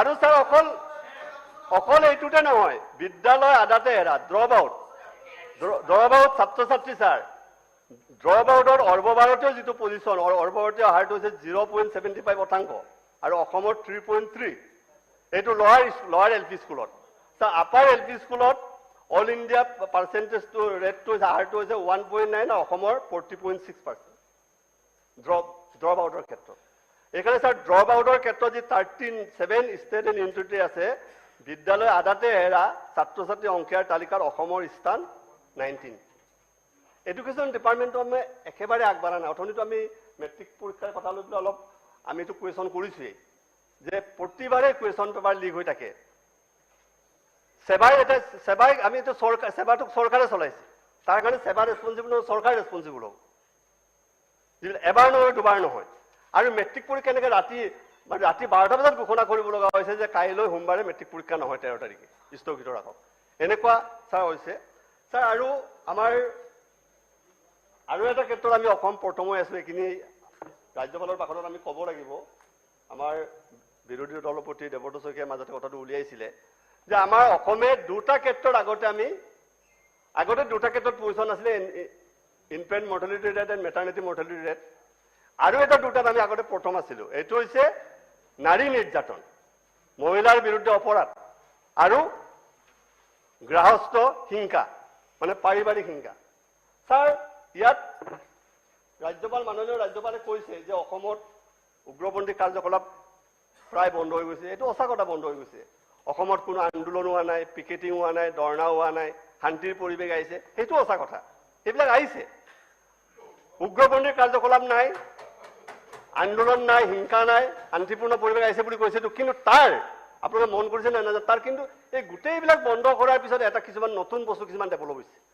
যেনে আপোনাৰ ডেইলি চুৰ ডকাইত হত্যা দৰ্শন নিৰ্যাতন বাঢ়িছে অসমত আৰু এইটো স্যাৰ মূল কথা নহয় স্যাৰ নাৰী নিৰ্যাতনৰ ভিতৰত ভাৰতৰ ভিতৰত অসম প্ৰথম এইটো মূল কথা নহয় এইটো আপোনাৰ যিটো আমাৰ লিডাৰে কৈছে নেশ্যনেল ক্ৰাইম ৰেকৰ্ড ব্যুৰোৰ তথ্য NCRB ৰিপৰ্ট এইটো এই বছৰৰ ৰিপৰ্ট 2021ত অসমত 1 লাখ মহিলাৰ ভিতৰত 168 গৰাকী মহিলা নিৰ্যাতিত হয় অসমত কিন্তু সৰ্বভাৰতীয় 1 লাখ মহিলাৰ ভিতৰত মাত্ৰ 66 গৰাকীয়ে নিৰ্যাতিত হয় আমাৰ ইয়াত 168 আৰু স্যাৰ শুনিলে আচৰিত কথা হ'ব অকল 2021ত নহয় কণ্টিনিউৱাছ 5 বছৰ অসমে নাৰী নিৰ্যাতনত প্ৰথম হৈ আছে ছাৰ 2017 একেবাৰে 5 বছৰ ছাৰ 2017ত 1 লাখ মহিলাৰ ভিতৰত 143 গৰাকী 2018ত 164 গৰাকী 2019ত 178 গৰাকী 2020ত 154 গৰাকী মহিলা নিৰ্যাতিত হৈছে অসমৰ নিচিনা ছাৰ জেগাত আমাৰ শুনিলে লাজ লাগে যে নাৰী নিৰ্যাতনৰ অসম প্ৰথম তাৰমানে আমি মহিলাক আমি ৰক্ষণাবেক্ষণ দিব মহিলা সুৰক্ষিত নহয় তাৰমানে অসমত আজি ছাৰ আটাইতকৈ গুৱাহাটীত বেছি কিয় গুৱাহাটীত ছাৰ গুৱাহাটীত ল এণ্ড অৰ্ডাৰ ঠিক কৰিবৰ কাৰণে এটা police commissioner উকিয়াকৈ separately Guwahati police আয়ুক্ত অফিচ খোলা হ'ল গুৱাহাটীত 20খন থানা আছে আৰু 18খন ছাৰ আৰক্ষী চকী আছে গুৱাহাটীত তাৰ পিছতো গুৱাহাটীত আটাইতকৈ বেছি চুৰ ডকাইত হত্যা অপহৰণ ইয়াত আটাইতকৈ বেছি হয় ছাৰ আগতে অসমত এতিয়া এই উগ্ৰপন্থী কাৰ্যকলাপ বা বাকী সব বন্ধ হৈছে কিন্তু নতুন কিছুমান ঘটনা ইয়াত ডেভেলপ হৈছে আগতে ছাৰ অসমত হত্যা দৰ্শন এনেকুৱা ঘটনা দুই এটা বিক্ষিপ্তভাৱে হৈছিলে এতিয়া ছাৰ আপুনি যোৱা 20 ফেব্ৰুৱাৰীৰ পৰা 22 ফেব্ৰুৱাৰীৰ ভিতৰত পেপাৰ চাওক দুদিনৰ পেপাৰ চাওক 20 ফেব্ৰুৱাৰীৰ পৰা 22 ফেব্ৰুৱাৰী মই খুব ষ্টাডি কৰি চালো দুদিনৰ ভিতৰত অসমত এনেকুৱা কিছুমান ঘটনা ঘটিছে যে নিউজত আহিলে পেপাৰত যে মাজুলীৰ দক্ষিণ পাটত পঞ্চায়ত সেক্ৰেটাৰীক 3জনে আক্ৰমণ কৰি গাৰ মাংস কামুৰি পেলালে আৰু ছাৰ নেক্সট আহিলে ডিব্ৰুগড়ত এগৰাকী লেডি ডাক্তৰক মহিলা ডাক্তৰৰ ঘৰত 3জন দুৰ্বৃত্ত উমাই গৈ আক্ৰমণ কৰে আৰু তাইৰ কাণটো কামুৰি পেলায় তাৰপিছত আহি গ'ল যে নুনমাটিত এটা ক্ষত বিক্ষত দেহ তেওঁৰ চোতালতে দুৰ্বৃত্তই পেলাই থৈ গ'ল তাৰপিছত তাৰ আহি গ'ল তিয়কত এজন বন্দুক মাৰি পেলাই হত্যা কৰি তাৰ মূৰটো কাটি পেলাই মোনাত ভৰাই পেলাই থানাত নিজে হাজিৰ হয় এনেকুৱা ছাৰ যিবিলাক এচাম মানুহ এতিয়া বনৰীয়া জন্তুৰ নিচিনাকে ইজনে ইজনক আক্ৰমণ কৰিবলৈ আৰম্ভ কৰিছে এতিয়া এনেকুৱা পৰিৱেশ অসমত আপোনালোকৰ চৰকাৰৰ দিনত এনেকুৱা এটা পৰিৱেশ ইয়াত আগতে এটা দুটা আছিলে এটা খুব বেছি হৈছে please conclude sir please try to conclude sir please এই চৰকাৰ ছাৰ আপোনালোকে আপোনালোকৰ সময়ত ক'ব ছাৰ ৰাজ্যপালৰ ভাষণত এটা কথা যিটো চৰকাৰে উল্লেখ কৰিব লাগিছিলে বা যেনেকে উল্লেখ কৰিব লাগিছিল তেনেকে উল্লেখ কৰা নাই ছাৰ লাচিত বৰফুকনৰ 400 বছৰীয়া জন্ম জয়ন্তী আপোনালোকে দিল্লীত 3 দিনীয়াকে পাতিছে এইটো ভাল কথা চৰাইদেউ মৈদামটো আপোনালোকে তাৰ কাৰণে চেষ্টা চলাইছে এইটো ভাল কথা কিন্তু thank you please conclude tea industry sir অসমৰ চাহ উদ্যোগটো আজি 200 বছৰ এই বছৰ 200 বছৰ বহি দিছে যে অসমৰ চাহ উদ্যোগটো ইয়াত ইকনমিৰ কথা আছে 20 লাখ মানুহ ইয়াত এমপ্লয়মেণ্টৰ কথা আছে এই টি ইণ্ডাষ্ট্ৰীটো এটা জাকজমক কৰি আপোনালোকে কিবা এটা কাৰ্যসূচী ল'বৰ কাৰণে যে ইণ্টাৰনেশ্যনেল ছেমিনাৰ নেশ্যনেল ছেমিনাৰ এনেকুৱা কোনো ব্যৱস্থা কৰা নাই যিটো চৰকাৰে কৰিব লাগিছিলে যে আমাৰ আজি চৰাইদেউ মৈদামটো আৰু লাচিত বৰফুকনৰ কথাটো এইটো সংস্কৃতিত পৰে কালচাৰত পৰে কিন্তু ইকনমি অসমখন চলিবলৈ ইকনমি লাগিব যে টি ইণ্ডাষ্ট্ৰীটো অসমৰ এটা ডাঙৰ হৰিয়না আছে কিন্তু এই বিষয়ে ৰাজ্যপালৰ ভাষণত তাৰ সমুখে দেখিলে 2 বছৰ হৈছে আমি কি চৰকাৰে কিবা আঁচনি নলয় একো নাই থ্যাংক ইউ মাননীয় সদস্য গোবিন্দ চন্দ্ৰ বসুমতাৰী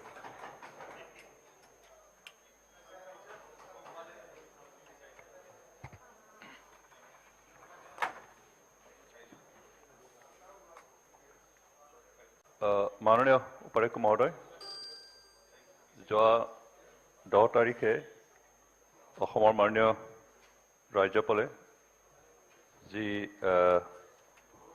ভাষণ ৰাখিলে তাৰ ওপৰত তেখেতৰ সমৰ্থনত মই কেইআষাৰমান ক'ব বিচাৰিছোঁ বিশেষকৈ তেখেতৰ যিখিনি ভাষণ তাত অসমৰ যোৱা বছৰৰ যিখিনি সাফল্য তাৰ লগতে অসম চৰকাৰে ভৱিষ্যতত কি কাৰ্যসূচী ল'ব সেই বিষয়ে আলোকপাত কৰিছে আৰু সেইবিলাকৰে মাত্ৰ কেইটামান বিষয় মই উল্লেখ কৰিব বিচাৰিছোঁ তেখেতৰ ভাষণৰ আমাৰ দফা 3 বিশেষকৈ লাচিত বৰফুকনৰ কথালৈ উল্লেখ কৰিছে যে অসম চৰকাৰে লাচিত বৰফুকনৰ 400 বছৰৰ জন্ম বাৰ্ষিকীৰ দিনা এই উৎসৱ দিল্লীত অনুষ্ঠিত কৰি তেওঁৰ নাম প্ৰচাৰ কৰাৰ লগতে গোটেই বিশ্বত তেখেতৰ বীৰত্ব আৰু লগতে অসমৰ ইতিহাস প্ৰচাৰ কৰাৰ এটা প্ৰয়াস লোৱা হৈছিল আৰু এই ক্ষেত্ৰত যথেষ্ট সাফল্য হৈছে আৰু লাচিত বৰফুকনৰ ওপৰত 24.94 লাখ ৰাইট আপ তেনেকৈ লিখনি প্ৰকাশ কৰাৰ জৰিয়তে লাচিত বৰফুকনক আমি গিনিছ বুকত লিপিবদ্ধ কৰিবলৈ সক্ষম হৈছোঁ। মাননীয় ৰাজ্যপালৰ বক্তব্যত আৰু এষাৰ কথা উল্লেখ কৰা হৈছিল, বিশেষকৈ অসমৰ 600 বছৰীয়া আহোম ৰাজত্বৰ স্মৃতি হিচাপে চৰাইদেউত যি মৈদাম, আহোম ৰজাসকলে যি মৈদাম, ইয়াক যুগমীয়া কৰিবৰ কাৰণে অসম চৰকাৰে এটা প্ৰচেষ্টা চলাইছে আৰু এই প্ৰচেষ্টা মতে ইউনেস্কোৰ আণ্ডাৰত দ্য ৱৰ্ল্ড হেৰিটেজ চেণ্টাৰ হিচাপে প্ৰতিষ্ঠা কৰিবলৈ সক্ষম হৈছে আৰু বৰ্তমান চৰকাৰৰ প্ৰচেষ্টাতে এইখিনি সক্ষম হোৱা এই কথাখিনি আমাৰ মাননীয় ৰাজ্যপালৰ বক্তব্যত উল্লেখ হৈছে আৰু এই কথাখিনি আমাৰ অসমৰ এটা গৌৰৱ আৰু অসমৰ বীৰত্বৰ প্ৰচাৰ হৈছে।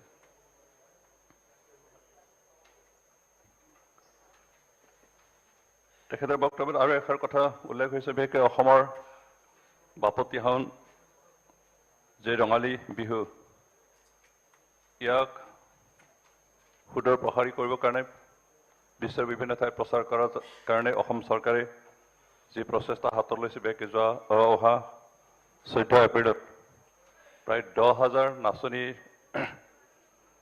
অংশগ্ৰহণ কৰাৰ জৰিয়তে ইয়াক বহল প্ৰচাৰ কৰা যি আঁচনি কৰা হৈছে আৰু ইয়াক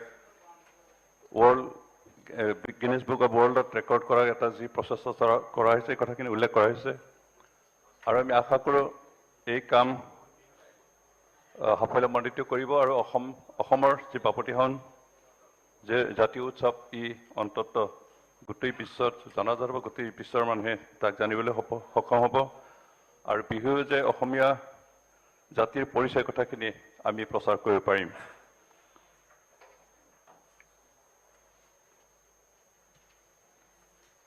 তেখেতৰ বক্তব্যত অসমৰ বিভিন্ন উন্নয়নৰ দিশটো উন্মোচন কৰা হৈছে, বিশেষকৈ শিক্ষাৰ ক্ষেত্ৰত অসমে যোৱা কেইবছৰটোৰ ভিতৰত কিমানখিনি আগবাঢ়িব পাৰিছোঁ।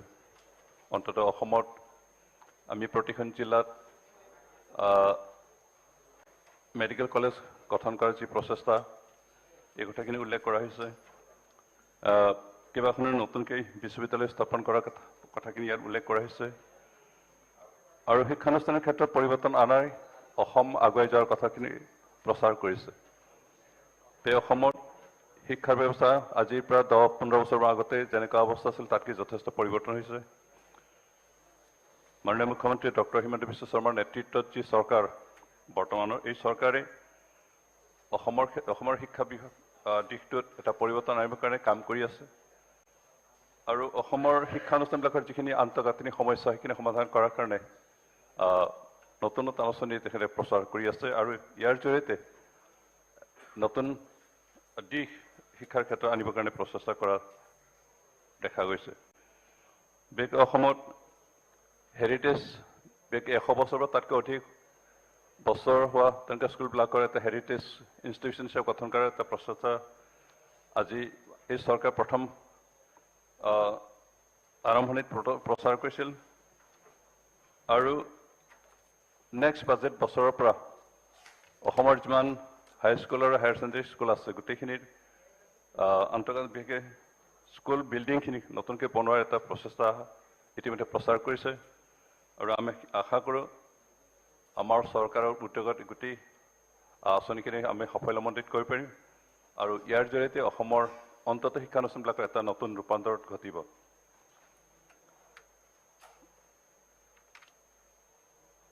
আমাৰ পাহাৰ অঞ্চলত বিশেষকৈ পাহাৰীয়া জিলা কাৰ্বি আংলং আৰু কাছাৰ নৰ্থ কাছাৰ হিলছত শিক্ষানুষ্ঠানৰ ক্ষেত্ৰত যথেষ্ট পিছপৰা আছিল, কিন্তু তাত কাৰিকৰী দিশটোৰ আগুৱাই নিবৰ কাৰণে কাৰ্বি আংলঙত আমাৰ মেডিকেল কলেজ লগতে ৰিচাৰ্চ চেণ্টাৰ গঠন কৰাৰ এটা সিদ্ধান্ত আমি এই বক্তব্যত উল্লেখ পাইছোঁ।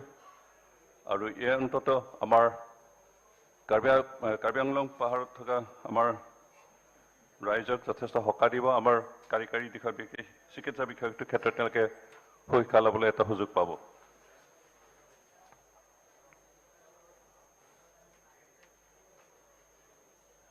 তেখেতৰ বক্তব্যত বিশেষকৈ আমাৰ অসমৰ উন্নয়নৰ ক্ষেত্ৰত আৰু এটা দিশ উন্মোচন হৈছে, সেইটো হ'ল অসমৰ বৰ্তমান চৰকাৰ স্থাপন হোৱাৰ পিছতেই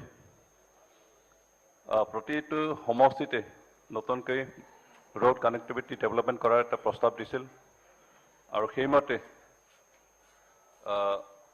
অন্ততঃ যোৱা বছৰ আমি প্ৰতিটো সমষ্টিতে 45 কিলোমিটাৰকৈ ৰাস্তা পকীকৰণৰ ব্যৱস্থাখিনি পাইছিলোঁ। তাৰ পৰা অন্যান্য দিশৰ উন্নয়নৰ কথা পাইছিলোঁ। বিশেষকৈ আমাৰ BTAT অঞ্চলত অসম চৰকাৰ বিশেষকৈ মাননীয় মুখ্যমন্ত্ৰীৰ অনুগ্ৰহতে ক'ব লাগিব, আশীৰ্বাদতে ক'ব লাগিব, আমি অন্ততঃ গুডউইল মিছন নামৰ এটা আঁচনিৰ জৰিয়তে প্ৰায় 300 কিলোমিটাৰ ৰাস্তা আমি গঠন কৰিবলৈ সক্ষম হৈছোঁ। এতিয়াও কিন্তু বহুত কৰিব লগা আছে আমাৰ BTAT অঞ্চলত, বিশেষকৈ বহুতো নদী থকাৰ কাৰণে দলং নিৰ্মাণ কৰাৰ সমস্যা আছে। সেইখিনি অহা দিনবিলাকত যাতে অসমৰ মুখ্যমন্ত্ৰী ডাঙৰীয়াই ব্যৱস্থা লয় তাৰ কাৰণে অনুৰোধ এটা ৰাখিলোঁ।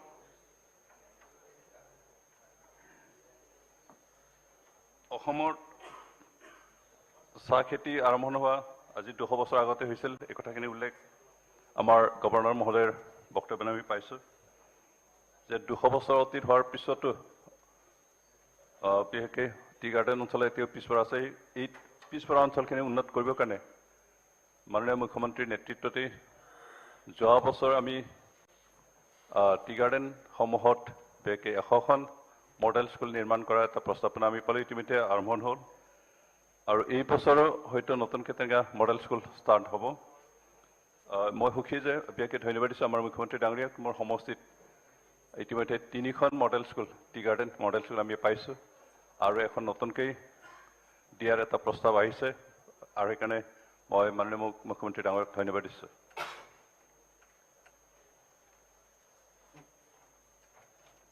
তাৰোপৰি বাগানসমূহত নতুনকৈ PWDৰ তৰফৰ পৰা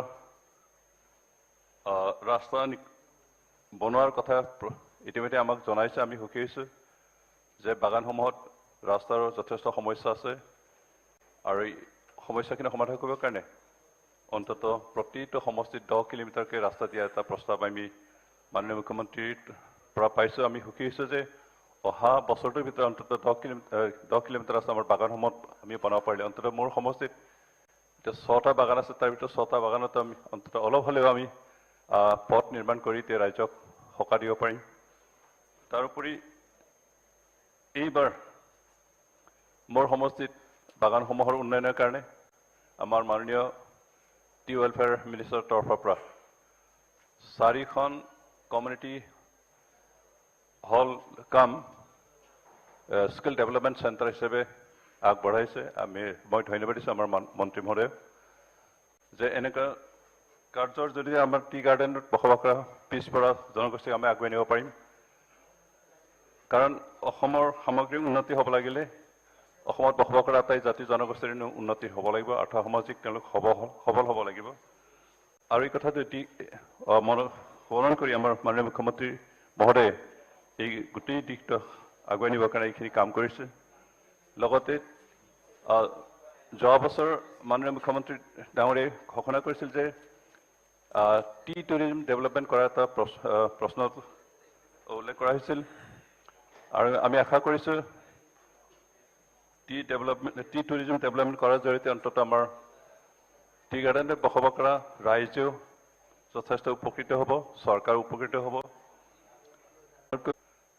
সুবিধা আছে আৰু সেই সুবিধাখিনি সদব্যৱহাৰ কৰি আমাৰ চৰকাৰে যাতে এই 3টা সমষ্টিৰ বিভিন্ন বাগানবিলাকত টুৰিজম চেণ্টাৰ, টুৰিজম হাউচ, তেনেকৈ গেষ্ট হাউচ যদি স্থাপন কৰা যায় তেতিয়াহ'লে আমাৰ স্থানীয় ৰাইজে উপকৃত হোৱাৰ লগতে চৰকাৰ যথেষ্ট উপকৃত হ'ব আৰু টুৰিষ্ট আকৰ্ষণ কৰা এটা আমি স্থল দেখিছোঁ আৰু ইয়াৰ যাতে সদব্যৱহাৰ হয় তাৰ কাৰণে অনুৰোধ কৰিছোঁ।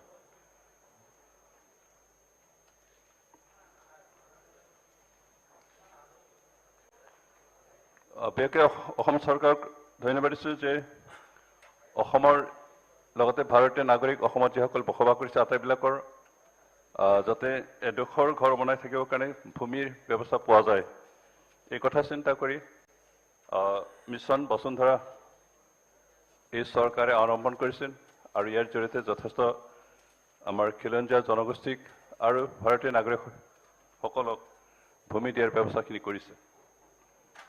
যোৱা বছৰটোত বহুতেই ভূমিৰ অধিকাৰ হ'বলৈ সক্ষম হ'ল। বিশেষকৈ অসমৰ প্ৰায়বিলাক জনগোষ্ঠী অসমৰ জনগোষ্ঠীৰ প্ৰায় 90% মানুহে খেতিয়ক আৰু খেতিয়কসকলৰ কাৰণে ভূমিৰ অধিকাৰ পোৱা অতি প্ৰয়োজন। এই ক্ষেত্ৰত মোৰ মাত্ৰ এটাই অনুৰোধ যে মিছন বসুন্ধৰা ইমপ্লিমেণ্ট কৰোঁতে যাতে 6 শিডিউলৰ ভূমি আইন আৰু অসমৰ chapter 10 Assam land and revenue regulation act 1885 amendment 1847 এই কথাটো যাতে লক্ষ্য ৰাখি ভূমি বিতৰণ কৰাৰ ক্ষেত্ৰত ব্যৱহাৰ কৰে এই কথাখিনি অনুৰোধ কৰিছোঁ যাতে ট্ৰাইবেল লেণ্ড ট্ৰাইবেলসকলৰ ভূমিৰ যি অধিকাৰ সেইখিনি যাতে ভাইলেট নাহে 6 শিডিউলৰ লেণ্ডৰ অধিকাৰখিনি যাতে ভাইলেট নাহে এই কথাখিনি যাতে মনত ৰাখে।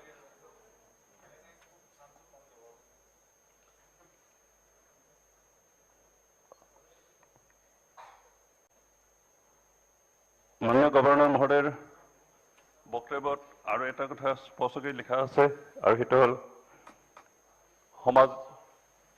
সামাজিকভাৱে যিবিলাক দুৰ্বল তেওঁলোকক সামাজিকভাৱে চৰকাৰীভাৱে সাহায্য কৰাৰ যিখিনি ব্যৱস্থা আছিল তাৰ ভিতৰত অসম চৰকাৰে এই সকলো সমস্যা দূৰ কৰিবৰ কাৰণে যিখিনি ব্যৱস্থা লৈছিল ইয়াৰে এটা হ'ল অৰুণোদয় দিয়া, অৰুণোদয় আঁচনি কৰা আৰু এই অৰুণোদয় আঁচনিৰ জৰিয়তে যথেষ্ট আমাৰ অসমৰ যিসকল বিধৱা মহিলা নাইবা যিসকল বিবাহ বয়স পাৰ হৈ গ'ল তেনেকুৱা মহিলাসকলক সকাহ দিয়া হৈছে বিশেষকৈ আৰু এই কাৰ্যখিনি এতিয়া চলি আছে, সমাপ্ত হোৱা নাই আৰু মোৰ সমষ্টিত প্ৰায় 15,000 লোকে অৰুণোদয় আঁচনি প্ৰাপ্ত হ'ব লাগিছিল কিন্তু যোৱা বছৰ কিছু খেলিমেলিৰ কাৰণে হোৱা নাছিল। মই আশা কৰোঁ এইবাৰ সম্পন্ন হ'ব আৰু গভৰ্ণৰ মহোদয়ৰ বক্তব্যত যিখিনি উল্লেখ কৰিছে এই গোটেইখিনি সমৰ্থনত মই আজি মোৰ বক্তব্যত দাঙি ধৰিছোঁ আৰু আমাৰ যিখিনি সমস্যা আছে এই সমস্যাৰ এই গভৰ্ণৰ মহোদয়ৰ যি বক্তব্য তাৰ যিখিনি উল্লেখ হোৱা নাই সেইখিনিও আমাৰ অসম চৰকাৰে যাতে কৰে তাৰ কাৰণে অনুৰোধ এটা ৰাখি মই মোৰ বক্তব্য সামৰিছোঁ। ধন্যবাদ। মাননীয় সদস্য নুৰুল হুদা, মাননীয় সদস্য পৃথ্বীৰাজ ৰাভা।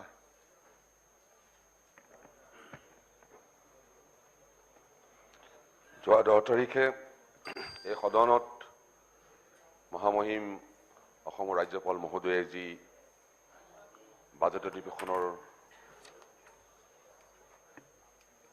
প্ৰাকখনত বক্তব্য দাঙি ধৰিলে এই বক্তব্যৰ সমৰ্থনত মোক দুআষাৰ ক'ব দিয়াৰ কাৰণে মই অধ্যক্ষ উপাধ্যক্ষ মহোদয়ক মই অভিনন্দন জনাই মোৰ বক্তব্য আৰম্ভ কৰিব খুজিছোঁ।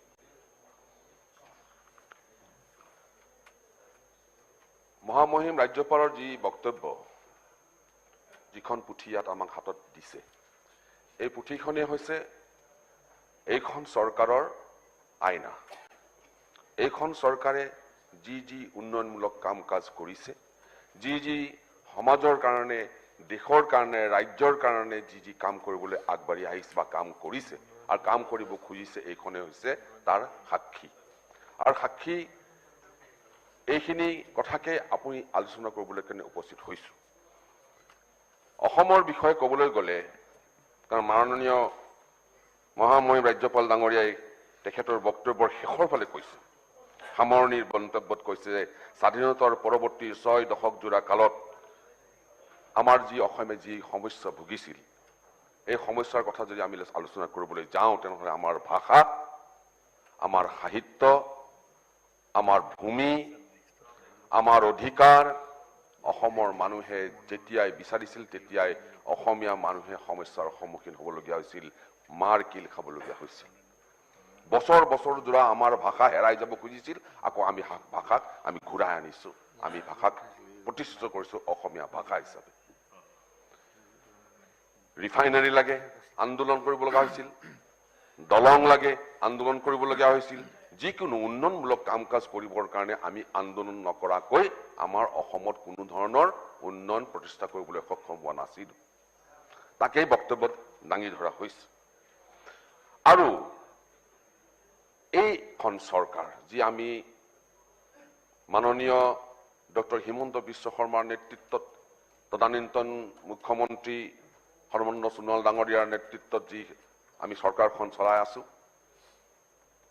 আৰু বৰ্তমান ডক্টৰ হিমন্ত বিশ্ব শৰ্মা ডাঙৰীয়াৰ নেতৃত্বত মুখ্যমন্ত্ৰী ডাঙৰীয়াৰ নেতৃত্বত যিখন চৰকাৰ আমি চলাই আছো, তাত যি উন্নয়নৰ কথা কোৱা হৈছে সেইখিনিকে ইয়াত প্ৰতিফলিত হৈছে।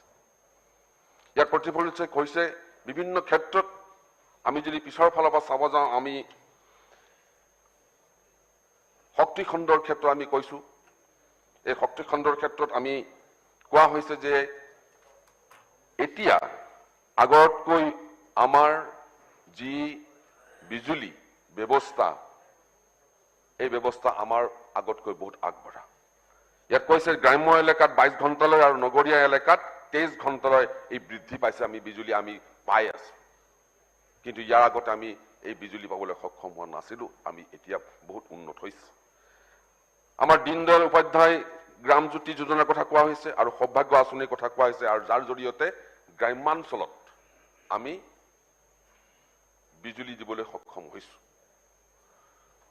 ঠিক সেইদৰে সৌৰ শক্তিৰ উৎপাদনৰ ক্ষেত্ৰতো আমি 3000 মেগাৱাট সৌৰ শক্তি উৎপাদন কৰিবলৈ সক্ষম হ'বলৈ গৈ আছে, আৰু যাৰ কাৰণে ইতিমধ্যে বিভিন্ন ঠাইত সৌৰ শক্তি আমাৰ প্ৰকল্প হাতত লোৱা হৈছে, আৰু সেই প্ৰকল্পৰ দ্বাৰা আমি অদূৰ ভৱিষ্যতে সৌৰ শক্তিৰ পৰা আমি বিজুলী সংগ্ৰহ কৰিবলৈ সক্ষম হ'ম।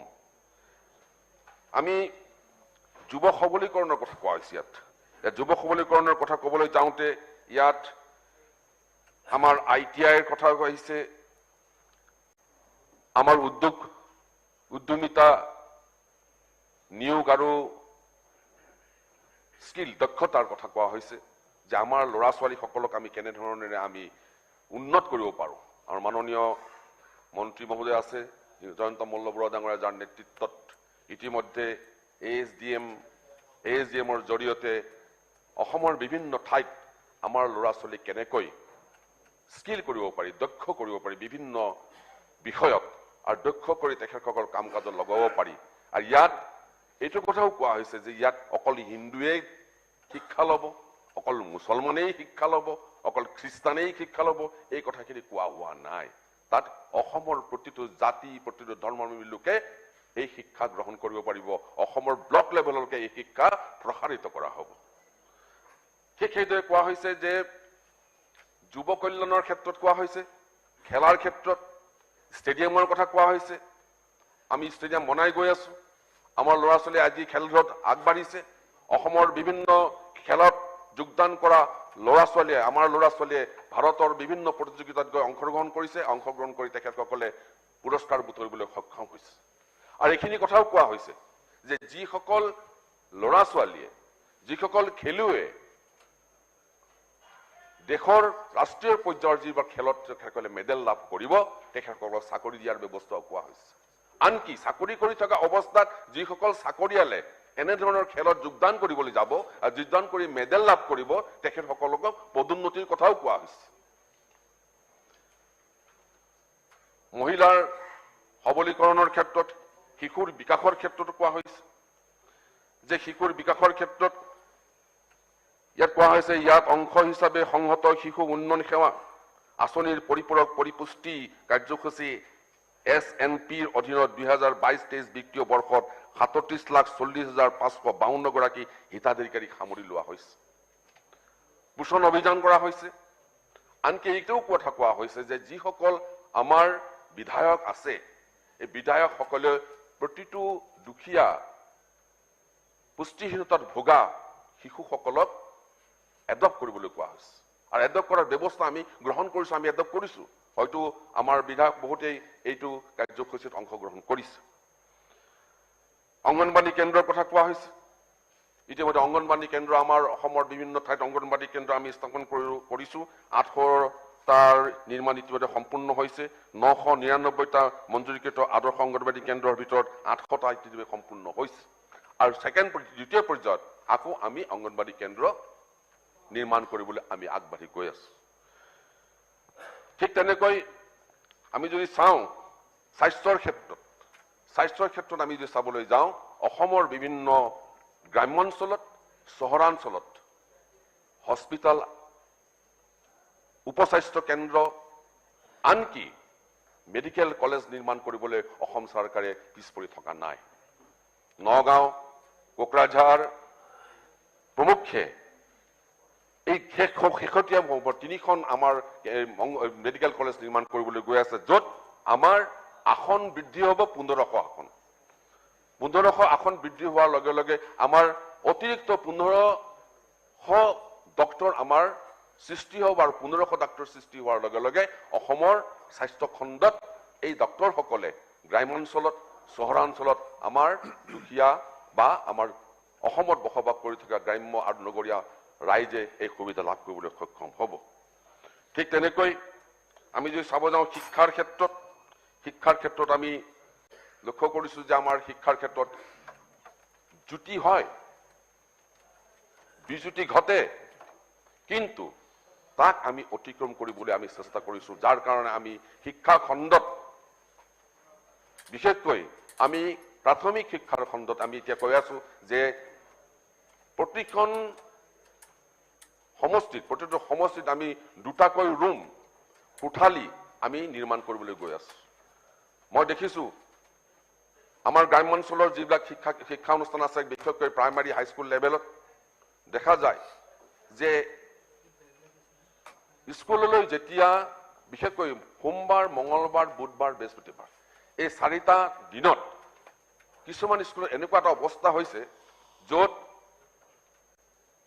আগতে যিসকল ল'ৰা ছোৱালী গৈ পায় স্কুলৰ ক্লাছৰুমলৈ, তেওঁলোকে বহিবলৈ পায়, আৰু পিছলৈ যোৱা ল'ৰা ছোৱালীখিনিয়ে বেঞ্চ নাপায়, বহিবলৈ নাপায়।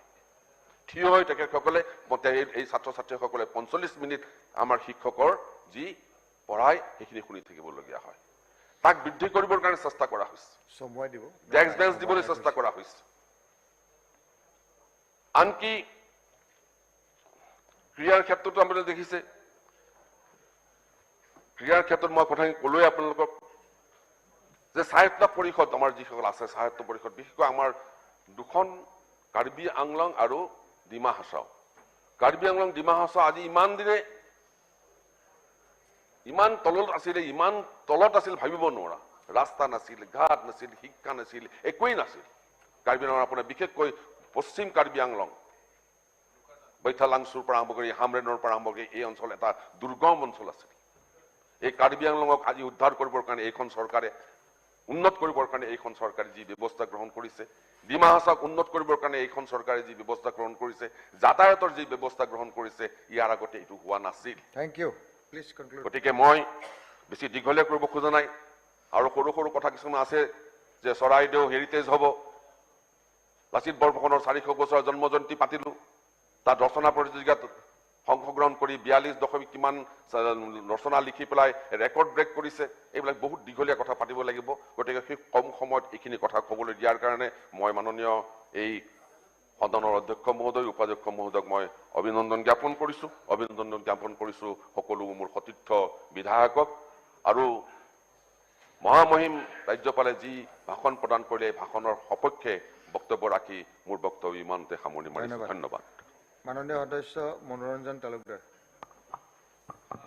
মাননীয় ডেপুটি স্পিকাৰ ছাৰ, আজি যিখন গভৰ্ণৰৰ অভিভাষণৰ সমৰ্থনত প্ৰস্তাৱ ইয়াতে উত্থাপন কৰা হৈছে মই এই প্ৰস্তাৱৰ বিৰোধিতা কৰিছোঁ আৰু এই প্ৰতিবেদনত বা তেওঁৰ ভাষণত আমাৰ ৰাজ্যখনৰ সামগ্ৰিক চিত্ৰ পৰিস্ফুট হোৱা বুলি মই ভবা নাই কাৰণ এটা বিশেষ বিষয়লৈকে মই আঙুলিয়াব বিচাৰিছোঁ যে যিটো দ্ৰব্যমূল্য বৃদ্ধিৰ সমস্যা প্ৰাইচ ৰাইজ এই বিষয়টো কোনো উল্লেখ তেওঁৰ ভাষণত নাই প্ৰাইচ ৰাইজৰ ক্ষেত্ৰত আমাৰ মনত পৰে 14 চনৰ আগতে স্মৃতি ইৰাণীৰ পৰা আমাৰ প্ৰশান্ত ফুকনলৈকে খালী চিলিণ্ডাৰ দেখুৱাই বহুত হুলস্থুল কৰা হ'ল আৰু ক্ষমতালৈকে আহিলে প্ৰাইচ ৰাইজটো কমাই দিয়া হ'ব 40% তেনেকুৱা প্ৰতিশ্ৰুতি বহুত শুনা গ'ল কিন্তু আজি 410 টকাৰ চিলিণ্ডাৰ 1200 টকা অতিক্ৰম কৰিছে প্ৰতিপদ নিত্য প্ৰয়োজনীয় সামগ্ৰীৰ দাম বৃদ্ধি হৈছে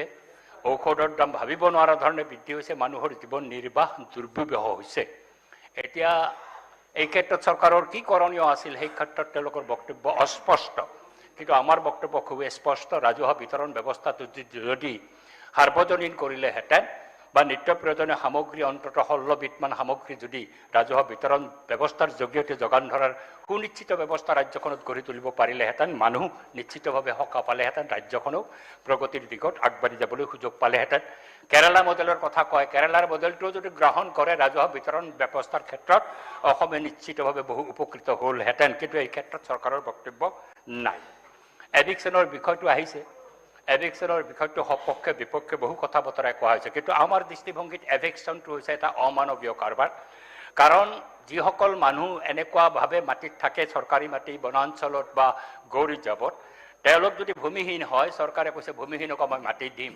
চৰকাৰৰ এটা বিশাল বিভাগ আছে একেবাৰে ৰাজহ মন্ত্ৰীৰ পৰা ডিচি মণ্ডললৈকে এই বিশাল বিভাগটো কোনসকল মানুহ তাত চৰকাৰী মাটিত বহি আছে তেওঁলোকক চিনাক্ত কৰি তেওঁলোক ভূমিহীন হয় নে নহয় এই বিচাৰটো কৰি তেওঁলোকক যদি পুনৰ সংস্থাপন দি পেলাই যদি এভিকশ্যন কৰিলেহেঁতেন ভূমি থকা মানুহক যদি এভিকশ্যন কৰিলেহেঁতেন নিশ্চিতভাৱে আমিও সমৰ্থন কৰিলোহেঁতেন সেই কামটো এভিকশ্যন কৰাৰ পিছত কয় মুখ্যমন্ত্ৰীয়ে কিন্তু ভূমিহীন মানুহক সংস্থাপন কৰাৰ ব্যৱস্থাটো নকৰে ইয়াতে ৰাজমন্ত্ৰী অলপ আগতে এটা তথ্য দিছে যে যিসকল মানুহক উচ্ছেদ কৰিলে তেওঁলোকৰ মাটি আছে কিন্তু মই চৰকাৰৰ দৃষ্টিগোচৰ কৰিব বিচাৰিছোঁ যিসকলে এনেধৰণে আছে চৰকাৰী মাটিত তেওঁলোকৰ বহুতৰ হয়তো নথি পত্ৰৰ মাটি আছে কিন্তু আপোনালোকৰ তথ্যই দেখুৱাই দিছে লক্ষ লক্ষ বিঘা মাটি ইতিমধ্যে ব্ৰহ্মপুত্ৰ আৰু ইয়াৰ উপনদীয়ে গ্ৰাস কৰিছে তেওঁলোকৰ মাটি নথিখনটো গ্ৰাস কৰা নাই নথিখনত আছে মাটি কিন্তু তেওঁলোকৰ হাতত নাই যেতিয়া তেওঁলোকে ভূমি বিচাৰি পেলাই গৈছে আৰু সেই ভূমিহীন কৃষকক সংস্থাপিত কৰি পেলাই এভিকশ্যন কৰাৰ নৈতিক দায়িত্বটো চৰকাৰে বহন কৰিব লাগিছিল এই কামটো কৰা নাই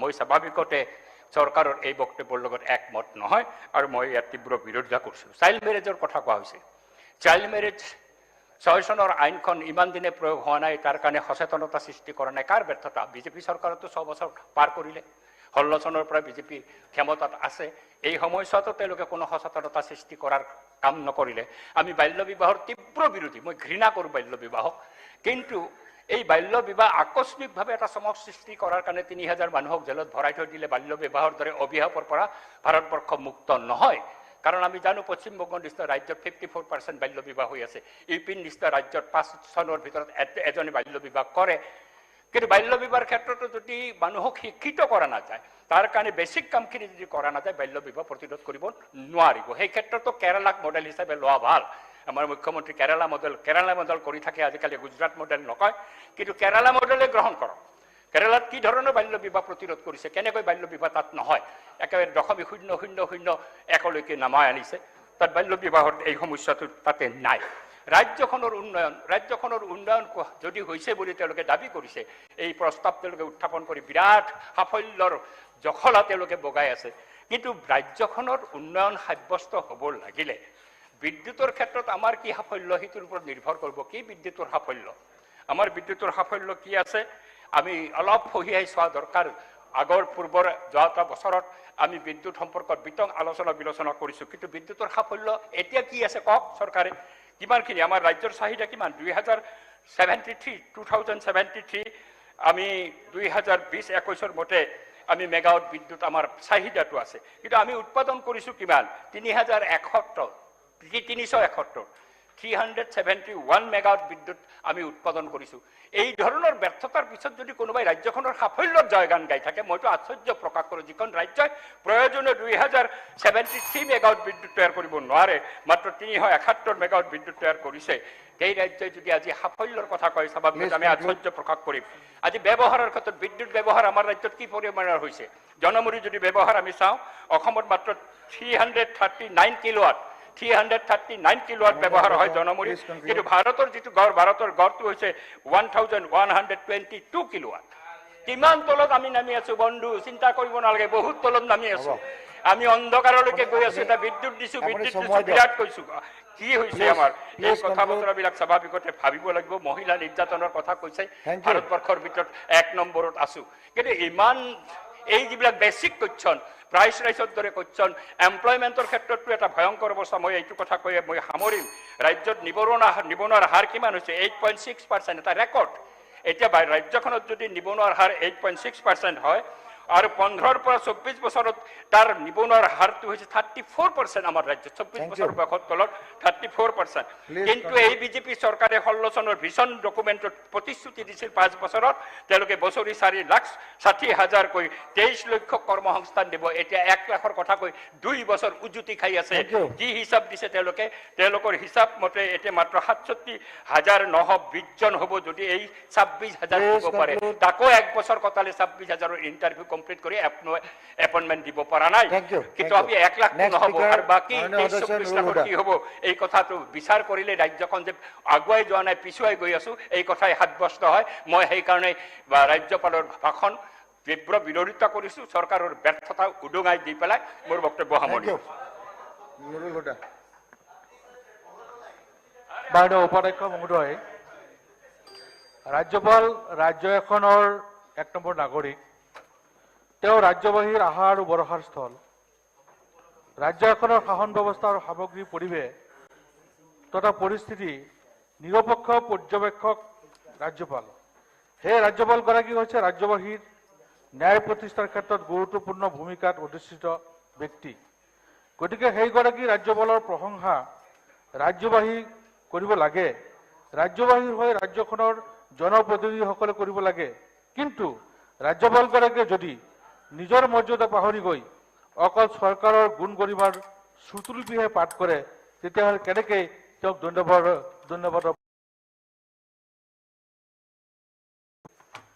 উপাধ্যক্ষ মহোদয়, ৰাজ্যপাল ডাঙৰীয়াৰ ভাষণত কৈছে কৃষকৰ উপাৰ্জনৰ কথা কৈছে। 2011 চনৰ লোকপিয়ল মতে অসমত 70 লাখ পৰিয়াল আছে আৰু এই 70 লাখ পৰিয়ালৰ মাজত 68% অৰ্থাৎ 47 লাখ পৰিয়ালৰ ধান ক্ৰয় কৰিছে। এইটো সফলতা নে বিফলতা সেইটো আপোনালোকে ক'ব। অসমৰ 14খন জিলাত 20,251খন চৰ গাঁও আছে। প্ৰায় 40 লাখ বিভিন্ন জনগোষ্ঠীৰ লোক তাত বাস কৰে। অসমৰ অৰ্থনৈতিক বুনিয়াদ গঢ়ি তুলিছে চৰাঞ্চলৰ এই কৃষকসকলে। সভাপতি ডাঙৰীয়া, অত্যন্ত দুখৰ বিষয়। আৰু এই চৰাঞ্চলত বসবাস কৰা 40 লাখ কৃষকক উপেক্ষিত কৰা হৈছে, বঞ্চিত কৰা হৈছে। তেওঁলোকক সেই কৃষি ক্ষেত্ৰৰ পৰা উচ্ছেদ কৰা হৈছে। আৰু উচ্ছেদটো এনেদৰে হৈছে অমানৱীয়ভাৱে তেওঁলোকক উচ্ছেদ কৰা হৈছে। মোৰ সমষ্টি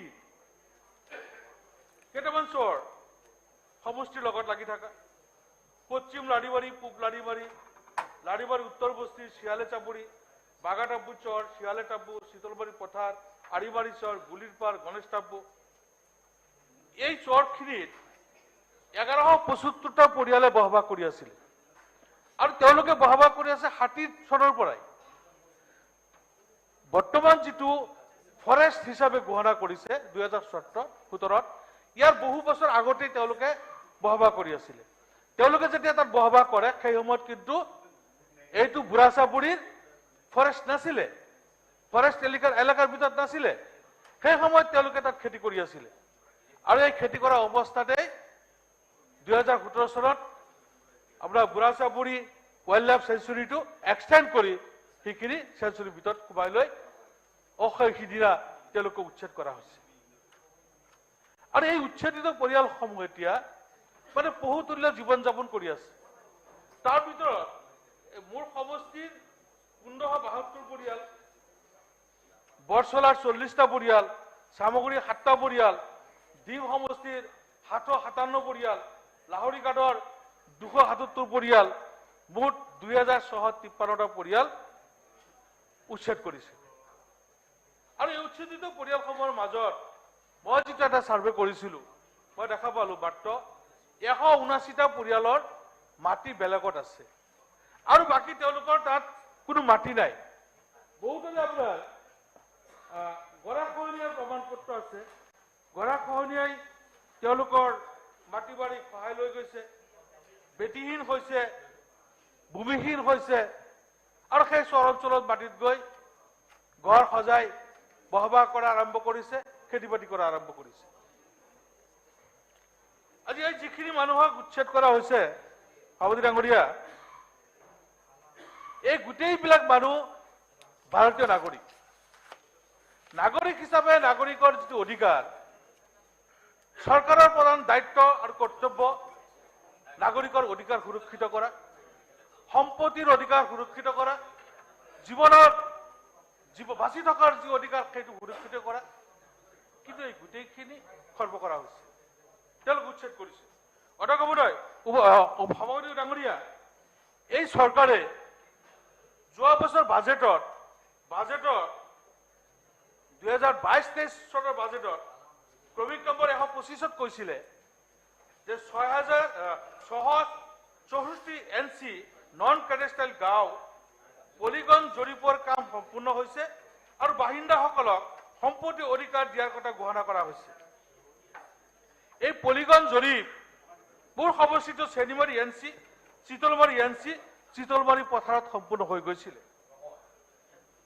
চৰকাৰে কৈছিলে যে বসুন্ধৰা 2.0 যোগেদি যিসকল দখলদাৰী ব্যক্তি আছে সেই দখলদাৰী ব্যক্তিসকলক মাটিৰ মালিকীস্বত্ব অধিকাৰ দি তেওঁলোকৰ ভূমিৰ বন্দোবস্তি দিয়া হ'ব। এই 3টা NC ভিলেজৰ আপোনাৰ বসুন্ধৰা কামখিনি হৈ থকা অৱস্থাত হঠাতে কোনো জাননী নিদিয়াকে সেই মানুহখিনিক উচ্ছেদ কৰা হ'ল। সম্পূৰ্ণ অন্যায়ভাৱে মানুহখিনিক উচ্ছেদ কৰা হ'ল। এই যিসকল মানুহ উচ্ছেদ কৰিছে কোনো জাননী নিদিয়াকে তেওঁলোকে উচ্ছেদ কৰিছে। হঠাৎ মই গম নাপাওঁ। আমাৰ প্ৰিন্সিপাল ছেক্ৰেটাৰী এদিন মিটিং এটা মাতিছিলে, আমি আহিছিলোঁ। সেই মিটিংখনতো কিন্তু এই 3টা NC ভিলেজৰ কথাটো নাছিলে, কিন্তু সেই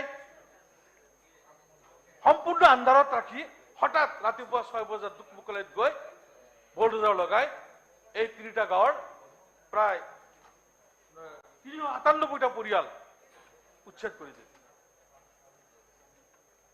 চৰকাৰে কৈছে উচ্ছেদিত পৰিয়ালসকলক ভূমি দিব, বিচাৰি আছে, চৰকাৰী ভূমি বিচাৰি আছে।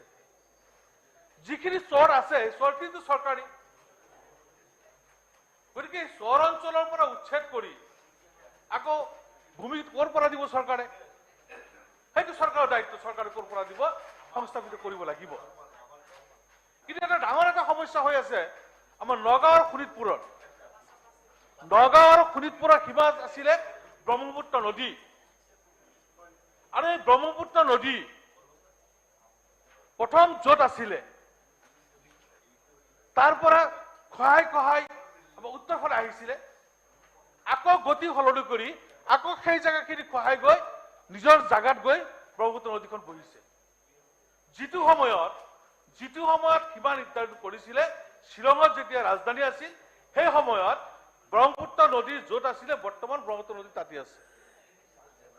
এতিয়া ব্ৰহ্মপুত্ৰ নদীয়ে যিখিনি চৰ সৃষ্টি কৰিছে এই চৰখিনি কিন্তু নগাঁৱত পৰে, কিন্তু শোণিতপুৰে সেইখিনি দাবী কৰি শোণিতপুৰৰ দখল শোণিতপুৰে কৈ আছে শোণিতপুৰৰ বুলি। গতিকে অথনি আছিলে আমাৰ ৰাজহ মন্ত্ৰী ডাঙৰীয়া, এতিয়া দেখোন নাই। মই চৰকাৰক অনুৰোধ জনাব বিচাৰিছো যে ব্ৰহ্মপুত্ৰৰ নগাঁও আৰু শোণিতপুৰৰ যিটো সীমা ব্ৰহ্মপুত্ৰ নদী এই সীমাটো ঠিক ৰাখি সীমাৰ ব্ৰহ্মপুত্ৰ নদীৰ উত্তৰ পশ্চিম ফালে যিখিনি চৰ মই নামকেইটা কৈ দিছো এই চৰখিনিত এই মানুহখিনিক সংস্থাপন দিয়াৰ কাৰণে মই অনুৰোধ জনাইছো আৰু সভাপতি ডাঙৰীয়া এনেকুৱা এটা সমস্যাৰ সৃষ্টি হৈছে স্কুলবিলাক যেতিয়া ভাঙে স্কুলৰ সভাপতি আৰু সদস্য টাইম ওভাৰ হ'ল আছিলে আপুনি এতিয়া কনক্লুড কৰক 2 মিনিট কৈছো মই 2 মিনিট নহয় 8 মিনিট এটা 2 মিনিট কৈছো মই 2 মিনিট দিব সভাপতি ডাঙৰীয়া স্কুল যেতিয়া ভাঙে স্কুলৰ সভাপতি আৰু সদস্য সন্মুখত ৰৈ আছিলে যেতিয়া স্কুল ভাঙা দেখা পালে দুয়োজনে ঢলি পৰি গ'ল লগে লগে হস্পিটালত লৈ গ'ল এজন সদস্য লগে লগে মৃত্যুবৰণ কৰিলে হাৰ্ট এটেক কৰি এজন বিদ্যালয়ৰ পৰিচালনা সমিতিৰ সদস্য মৃত্যুবৰণ কৰিলে আৰু সভাপতিজনো 3 দিন হস্পিটালত থকাৰ পিছত তেওঁ সুস্থ হ'ল এনেকুৱা ঘটনা হৈছে সভাপতি ডাঙৰীয়া গতিকে আজি গাঁও প্ৰধানসকল সিদিনা ৰাজপথত নামি আহিছে গাঁও প্ৰধানসকলে গাঁৱৰ মুৰব্বী গাঁওখন ৰক্ষা কৰে আৰু সেই গাঁও প্ৰধানসকলক চৰকাৰে যোৱা বাজেটত কৈছিলে যে তেওঁলোকক দৰমহা দিব দৰমহা বৃদ্ধি কৰিব তেওঁলোকক ৰাজ্যিক কৰ্মচাৰী মৰ্যাদা দিব কিন্তু সেইখিনি দিয়া হোৱা নাই গতিকে গাঁও প্ৰধানসকলক ৰাজ্যিক কৰ্মচাৰী মৰ্যাদা দিব লাগে আৰু ৰিটায়াৰ হৈছে ৰিটায়াৰ সকলকো তেওঁলোকৰ পেঞ্চন দিয়াৰ ব্যৱস্থা কৰিব লাগে আজি কোভিড-19 সময়ত আশা কৰ্মীসকলৰ যিটো অৱদান এইটো কোনো অস্বীকাৰ কৰিব নোৱাৰে আশা কৰ্মীসকলে ইমান কষ্ট কৰি দিনে নিশাই কষ্ট কৰি তেওঁলোকে কোভিড নিয়ন্ত্ৰণত সফলতা লাভ কৰিলে কিন্তু সেই আশা কৰ্মীসকলক কিন্তু চৰকাৰে মৰ্যাদা দিয়া নাই গতিকে তেওঁলোকে দৰমহা দিব লাগে তেওঁলোক কৰ্মচাৰী হিচাপে তেওঁলোকক মৰ্যাদা দিব লাগে গতিকে এইখিনি কথা মোৰ বক্তব্য সামৰণি মাৰিম ৰূপজ্যোতি কৰ্মী মাননীয় চেয়াৰমেন মহোদয় মই আমাৰ সন্মানীয় বিধায়ক ৰূপক শৰ্মা ডাঙৰীয়াই মাননীয় ৰাজ্যপাল মহোদয়ৰ যি বক্তব্যৰ সমৰ্থন জনাই প্ৰস্তাৱ আগবাঢ়িছিল ইয়াৰ সমৰ্থনত মই বক্তব্য দাঙি ধৰিব বিচাৰিছোঁ মই বেছি দীঘলীয়া নহ'লেও 2006 চনৰ পৰা বিধায়ক হৈ আছোঁ আৰু অসমৰ ৰাজনীতি প্ৰত্যক্ষভাৱে ওচৰত চোৱাৰ সৌভাগ্য হৈছিল বিধানসভাতো থকাৰ সৌভাগ্য হৈছিল এটা সময়ত চিৰিয়েল বম ব্লাষ্ট অসমত ঘটা সেই সময়ত চিৰিয়েল বম ব্লাষ্টৰ সমান্তৰালভাৱে বোলে BTATত যদি বম ফুটিছে গুলি ফুটিছে উজনি অসমত আকৌ কেইদিনমানৰ পিছতে লগে লগে গুলি ফুটা বম ফুটা কাৰ্বি আংলঙত যদি গুলি ফুটে বম ফুটে অপহৰণ হৈছে আকৌ আমি দেখা পাম নলবাৰী পিনে জাহাদী ক'ৰবাত এই বোলে আক্ৰমণ চলাবলৈ ষড়যন্ত্ৰ ৰৈছে এই দৃশ্যসমূহ আমি দেখা পাইছিলোঁ এইখন অসমত এই অসমখনত আজি মাননীয় মুখ্যমন্ত্ৰী ডক্টৰ হেমন্ত বিশ্ব শৰ্মা ডাঙৰীয়া দায়িত্ব লোৱা ঠিক 2 বছৰ হোৱাই নাই এই 2 বছৰ নহওঁতে আমাৰ চৰকাৰখনে সঠিকভাৱে মাননীয় মহামান্য ৰাজ্যপালগৰাকীয়ে যি বক্তব্যত প্ৰকাশ কৰিছে সত্য ছবি এখন বৰ্তমান চৰকাৰখনৰ এয়া শলাগ ল'বই লাগিব আজি মই কোৱা কথা নহয় বিৰোধীয়ে স্বীকাৰ কৰিছে যে এখন অসমত ধৰ্ণা প্ৰতিবাদ অনশন ৰাস্তা অৱৰোধ টায়াৰ জ্বলোৱা চক্ৰ বিষয় কাৰ্যালয় জিলা উপায়ুক্ত কাৰ্যালয় প্ৰতিবাদ এইসমূহ প্ৰায় নাইকিয়া হৈ পৰিবলৈ এটা পৰিৱেশ এটা সূচনা হৈছে এইখন অসমত আমি অসম বুলি ক'লে চাহৰ লৈ পেলাই তেলৰ লৈ পেলাই এশিঙীয়া গড় লৈ পেলাই আমি গৌৰৱ কৰোঁ এই এশিঙীয়া গড় মাননীয় সভাপতি মহোদয় আপুনি জানে যে আমি আমাৰ এটা সন্মানৰ প্ৰতীক কিন্তু এশিঙীয়া গড় প্ৰত্যেক বছৰে আগত হত্যা কৰা হৈছিল কিন্তু মাননীয় মুখ্যমন্ত্ৰী ডক্টৰ হেমন্ত বিশ্ব শৰ্মা নেতৃত্বাধীন আমাৰ চৰকাৰখনে দায়িত্ব লোৱাৰ লগে লগে এশিঙীয়া গড় যোৱা বৰ্ষৰ 0 আজি এয়া এই চৰকাৰখনৰ সত্য ছবি মাননীয় ৰাজ্যপালগৰাকীয়ে উল্লেখ কৰিছিল এয়া চাগে আমি বহাই কোৱা হোৱা নাই এইখন অসমত মই এজন খেলৰ লগত জড়িত হিচাপে মই সপোনতো ভবা নাছিলোঁ যে অসম চৰকাৰে উদ্যোগ ল'ব আৰু অসম মানে অলিম্পিক সন্থাই সহযোগিতা কৰিব আৰু ইয়থ অলিম্পিক অসমত প্ৰথমবাৰৰ বাবে অনুষ্ঠিত হৈছে আজি আসাম ইয়থ অলিম্পিকে এটা খেলৰ দিশত অসম চৰকাৰৰ যি বদনতা এয়া প্ৰকাশ পাইছে আৰু খেলৰ ক্ষেত্ৰত আমাৰ খেলুৱৈসকলে উৎসাহিত হৈছে এয়া মানে শলাগ ল'বই লাগিব এটা আশাৰ ৰেঙনি, এটা নতুন সূৰ্য উদয় হোৱাৰ দৰে হৈছে ক্ৰীড়া জগতখনৰ কাৰণে অসমত। আজি দিব্যাংগসকল অসহায় হৈ আছিল। কম বছৰীয়া মানে আগৰ চৰকাৰে যদিও আঁচনি লৈছিল হয়তো সকলোকে ঢুকি পোৱা নাছিল, কিন্তু আজি মাননীয় মুখ্যমন্ত্ৰী ডক্টৰ হিমন্ত বিশ্ব শৰ্মাৰ নেতৃত্বাধীন আমাৰ চৰকাৰখনে এই শলাগ ল'বই লাগিব যে দিব্যাংগসকলৰ কাৰণে আজি মাহিলী আজি পেঞ্চন, বছৰেকীয়া পেঞ্চনকে লৈ আজি যিসকলে আজি দৃষ্টিহীন তেওঁলোকৰ কাৰণেও বিশেষ সুবিধা, যিসকলে বোবা পৰা আদি কৰি তেওঁলোকৰ কাৰণেও আজি বিশেষ সুবিধা। ইয়াৰ উপৰিও আজি বিভিন্ন ধৰণৰ আজি স্কলাৰশ্বিপ জলপানী প্ৰদানৰ যিটো এটা উদগনি দিছে শলাগ ল'বই লাগিব।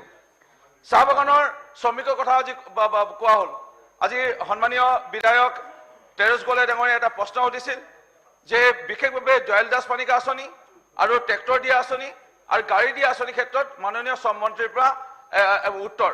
এই সময়তে লোকৰ মানে বিয়াৰ পিঠাৰে বিৰোধী বিধায়কসকলে এই পিঠা আনি তেওঁলোকে বিয়া পাতিবলৈ লৈ চাহ বাগানৰ শ্ৰমিকৰ মজুৰি বৃদ্ধি লৈ পেলাই এটা প্ৰশ্ন সুধিছে। এইটো এটা হাস্যকৰ। নিজেই যদি সঁচাকৈ চাহ জনগোষ্ঠীৰ প্ৰতি দৰদ আছে বিৰোধী বিধায়কসকলক তেওঁলোকে প্ৰশ্ন আনিব লাগিছিল। আজি মাননীয় মুখ্যমন্ত্ৰী ডক্টৰ হিমন্ত বিশ্ব শৰ্মা ডাঙৰীয়া নেতাজীৰ চৰকাৰৰ দায়িত্ব লোৱাৰ পিছত অসমৰ ৰাইজে চাহ শ্ৰমিকে জানে, বুজি উঠিছে যে এই চৰকাৰে 350 আজি নহ'ব কালি কৰিবই। 232 টকা লগাই এতিয়ালৈকে বৃদ্ধি কৰিলে। আপোনালোকে কওঁতে আমি মাজে মাজে একো কোৱা নাই, নক'ব দেই। আজি চাহ বাগানৰ শ্ৰমিকৰ 232 টকালৈকে বৃদ্ধি, এইটো এটা শলাগ ল'বলগীয়া কথা। মই চাহ বাগানৰ শ্ৰমিকৰ সন্তান। আজি আমাৰ মামা এতিয়া বাগানত কাম কৰে, মোৰ মামীয়ে এতিয়া বাগানত পাত তোলে। আমি জানো চাহ বাগানৰ শ্ৰমিকৰ দৰত কিমান, কিন্তু কোনো চৰকাৰে আগত কেৱল এই কম্বল এই আঁঠুৱা এইবোৰ দিয়ে ভোট ল'বলৈ বিচাৰিছিলে আৰু ইলেকশ্যনৰ সময়ত কিবা এটা দিয়ে অলপ এইটো কিবা কিবি আৰু ইংগিত নেদেখাওঁ। কিন্তু আজি চৰকাৰখনে প্ৰকৃত চাহ বাগানৰ লাইনৰ ৰাস্তা নিৰ্মাণ কৰা হওক, আজি আজি চাহ বাগানৰ দুৰ্গম অঞ্চলত হাইস্কুল নিৰ্মাণ কৰাই হওক, আজি দয়াল দাস পানিকা আঁচনিয়ে হওক, আজি চাহ বাগানৰ শ্ৰমিকৰ আজি APSC কোচিঙৰ কাৰণে মোৰ মৰিনী সমষ্টিৰ যোৱাবাৰ আপোনালোকৰ টিভিত দেখা পাইছিল হৰিচৰণ ভূমিজ নামৰ এজন যুৱক 3 বছৰ থাকোঁতে বাপেক ঢুকালে, মাক একোৱেই নাজানে। সেই হৰিচৰণ ভূমিজ APSCত আজি অসম চৰকাৰে যদি আমাৰ BJP, AGP, UPPL চৰকাৰে যদি আজি ডক্টৰ হিমন্ত বিশ্ব শৰ্মা নেতৃত্বৰ চৰকাৰে APSC কোচিং দিয়াহেঁতেন সেই যুৱকজনে আজি APSC হয়তো নাপালেহেঁতেন। আজি এই চাহ বাগানৰ শ্ৰমিকৰ সঁচা অৰ্থত আজি উত্তৰণৰ ক্ষেত্ৰত আমাৰ মাননীয় মুখ্যমন্ত্ৰী ডক্টৰ হিমন্ত বিশ্ব শৰ্মা ডাঙৰীয়া নেতৃত্বাধীন চৰকাৰে আজি কাম কৰি গৈ আছে। অসম ৰাইজে প্ৰত্যক্ষ কৰিছে, চাহ শ্ৰমিকে প্ৰত্যক্ষ কৰিছে। এইবাৰ অসম পুলিচ কমাণ্ডোত মোৰ মৰিনী সমষ্টিৰ অসমৰ কথা নকওঁ, ল'ৰা ছোৱালী মোৰ 22 জন অসম পুলিচ কমাণ্ডো বেটেলিয়নত চাকৰি পাইছে। 22 জনে আজি সঁচা অৰ্থত চাহ বাগানৰ শ্ৰমিকৰ সন্তান আজি চাকৰি পাইছে। আঁচনিয়ে হওক, আজি হস্পিটেল, আজি এইখন চৰকাৰ দিনত হস্পিটেলসমূহ চাহ বাগানৰ আজি নতুনকৈ নিৰ্মাণ কৰিবলৈ লৈছে। আজি 75 বছৰ পিছত এইখন চৰকাৰে এতিয়া বুজি উঠিছে যে চাহ বাগানৰ শ্ৰমিকৰ বিশেষকৈ ইনফেণ্ট মৰ্টেলিটি আৰু মেটাৰনেল মৰ্টেলিটি ৰেট কমাবলৈ হ'লে চাহ বাগানৰ চাহ বাগানৰ হস্পিটেলসমূহ নতুনকৈ আন্তঃগাঁথনি উন্নতিকৰণ কৰিব লাগিব, যি চৰকাৰে সদিচ্ছাৰে আজি ব্যৱস্থা গ্ৰহণ কৰিছে।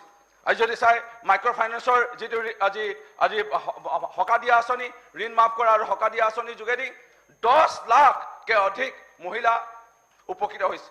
ইয়াৰে চাহ বাগানৰ শ্ৰমিকৰ আজি যদি চাই প্ৰায় 3 লাখতকৈ অধিক চাহ বাগানৰ শ্ৰমিকৰ মহিলাও ইয়াৰ পৰা উপকৃত হৈছে। এয়া চৰকাৰক আমি শলাগ ল'বই লাগিব। আজি মাননীয় মুখ্যমন্ত্ৰী ডক্টৰ হিমন্ত বিশ্ব শৰ্মা নেতৃত্বাধীন চৰকাৰখনে কথা দিছিল যে আমি বিভিন্ন শিতানত কাম কৰিম। আজি বিভিন্ন শিতানৰ ভিতৰত কোনো সপোনতো ভবা নাই। দুৰ্গম আজি 45 কিলোমিটাৰ 70 কিলোমিটাৰ আজি গাঁৱৰ আজি অসম নাগালেণ্ড, অসম অৰুণাচল, অসম মেঘালয়ৰ সীমাৰ পৰা চহৰলৈ আহিব লাগে কাষ্ট চাৰ্টিফিকেট ল'বলৈ। আজি এই কাষ্ট চাৰ্টিফিকেট হয়তো তেওঁলোকে টকা পইচা অভাৱৰ কাৰণত, যাতায়াতৰ অসুবিধাৰ কাৰণত দৈনিক হাজিৰা কাম কৰে। জনজাতি, অনুসূচিত জাতি, আমাৰ অন্যান্য পিছপৰা শ্ৰেণীৰ লোকসকলৰ তেওঁলোকে দিনত কাম নকৰিলে হয়তো তেওঁলোকৰ পৰিয়াল নচলিব। সেই লোকসকলে কাষ্ট চাৰ্টিফিকেট ল'বৰ কাৰণে তেওঁলোকে নগৰৰ সদৰ অঞ্চললৈ আহিব লাগে। আজি মিছন ভূমিপুত্ৰৰ যোগেদি আজি সকলোৱে আমি দেখা পাইছোঁ মাননীয় মুখ্যমন্ত্ৰী ডক্টৰ হিমন্ত বিশ্ব শৰ্মা নেতৃত্বাধীন এইখন চৰকাৰে আজি বিদ্যালয় আজি বিদ্যালয় অনুসূচিত জাতি জনজাতি আৰু অন্যান্য পিছপৰা শ্ৰেণীৰ ছাত্ৰ ছাত্ৰীসকলক কাষ্ট চাৰ্টিফিকেট বিদ্যালয়তে তেনেকৈ দিয়াৰ ব্যৱস্থা গ্ৰহণ কৰিছে এয়া আমি শলাগ ল'বই লাগিব আজি আপোনালোকে যদি চায় কৃষি শিতানত আজি কৃষি শিতানত এটা আমূল পৰিৱৰ্তন বৰ্তমান মাননীয় মুখ্যমন্ত্ৰী ডক্টৰ হেমন্ত বিশ্ব শৰ্মা নেতৃত্বাধীন আমাৰ চৰকাৰখনে আজি ব্যৱস্থা গ্ৰহণ কৰিছে আজি হাৰ্ভেষ্টাৰে আজি প্ৰদান কৰাৰ ক্ষেত্ৰত হওক PM কিষাণ সন্মান নিধিৰ যোগেদি হওক সইল টেষ্টিঙৰ যোগেদি হওক কৃষকসকলক আজি বিভিন্ন প্ৰকাৰে মই আৰু 1 মিনিট ক'ব বিচাৰিম আজি বিভিন্ন ধৰণৰ কৃষি বিভাগৰ আঁচনিয়ে হওক আজি পেডি প্ৰকিউৰমেণ্ট চেণ্টাৰ সম্পূৰ্ণটো ভবা নাই আজি মই নিজে আজি যদিও আমাৰ খেতি আমি নিজৰ নাছিল আধি খেতি আমি কৰিছিলোঁ কিন্তু কোনো সম্পূৰ্ণটো ভবা নাই কেতিয়াবা ধান খেতি আমি 1 কুইণ্টেল ধান 600 টকা 800 টকা দিব লগা হৈছিল আজি আগতে কালি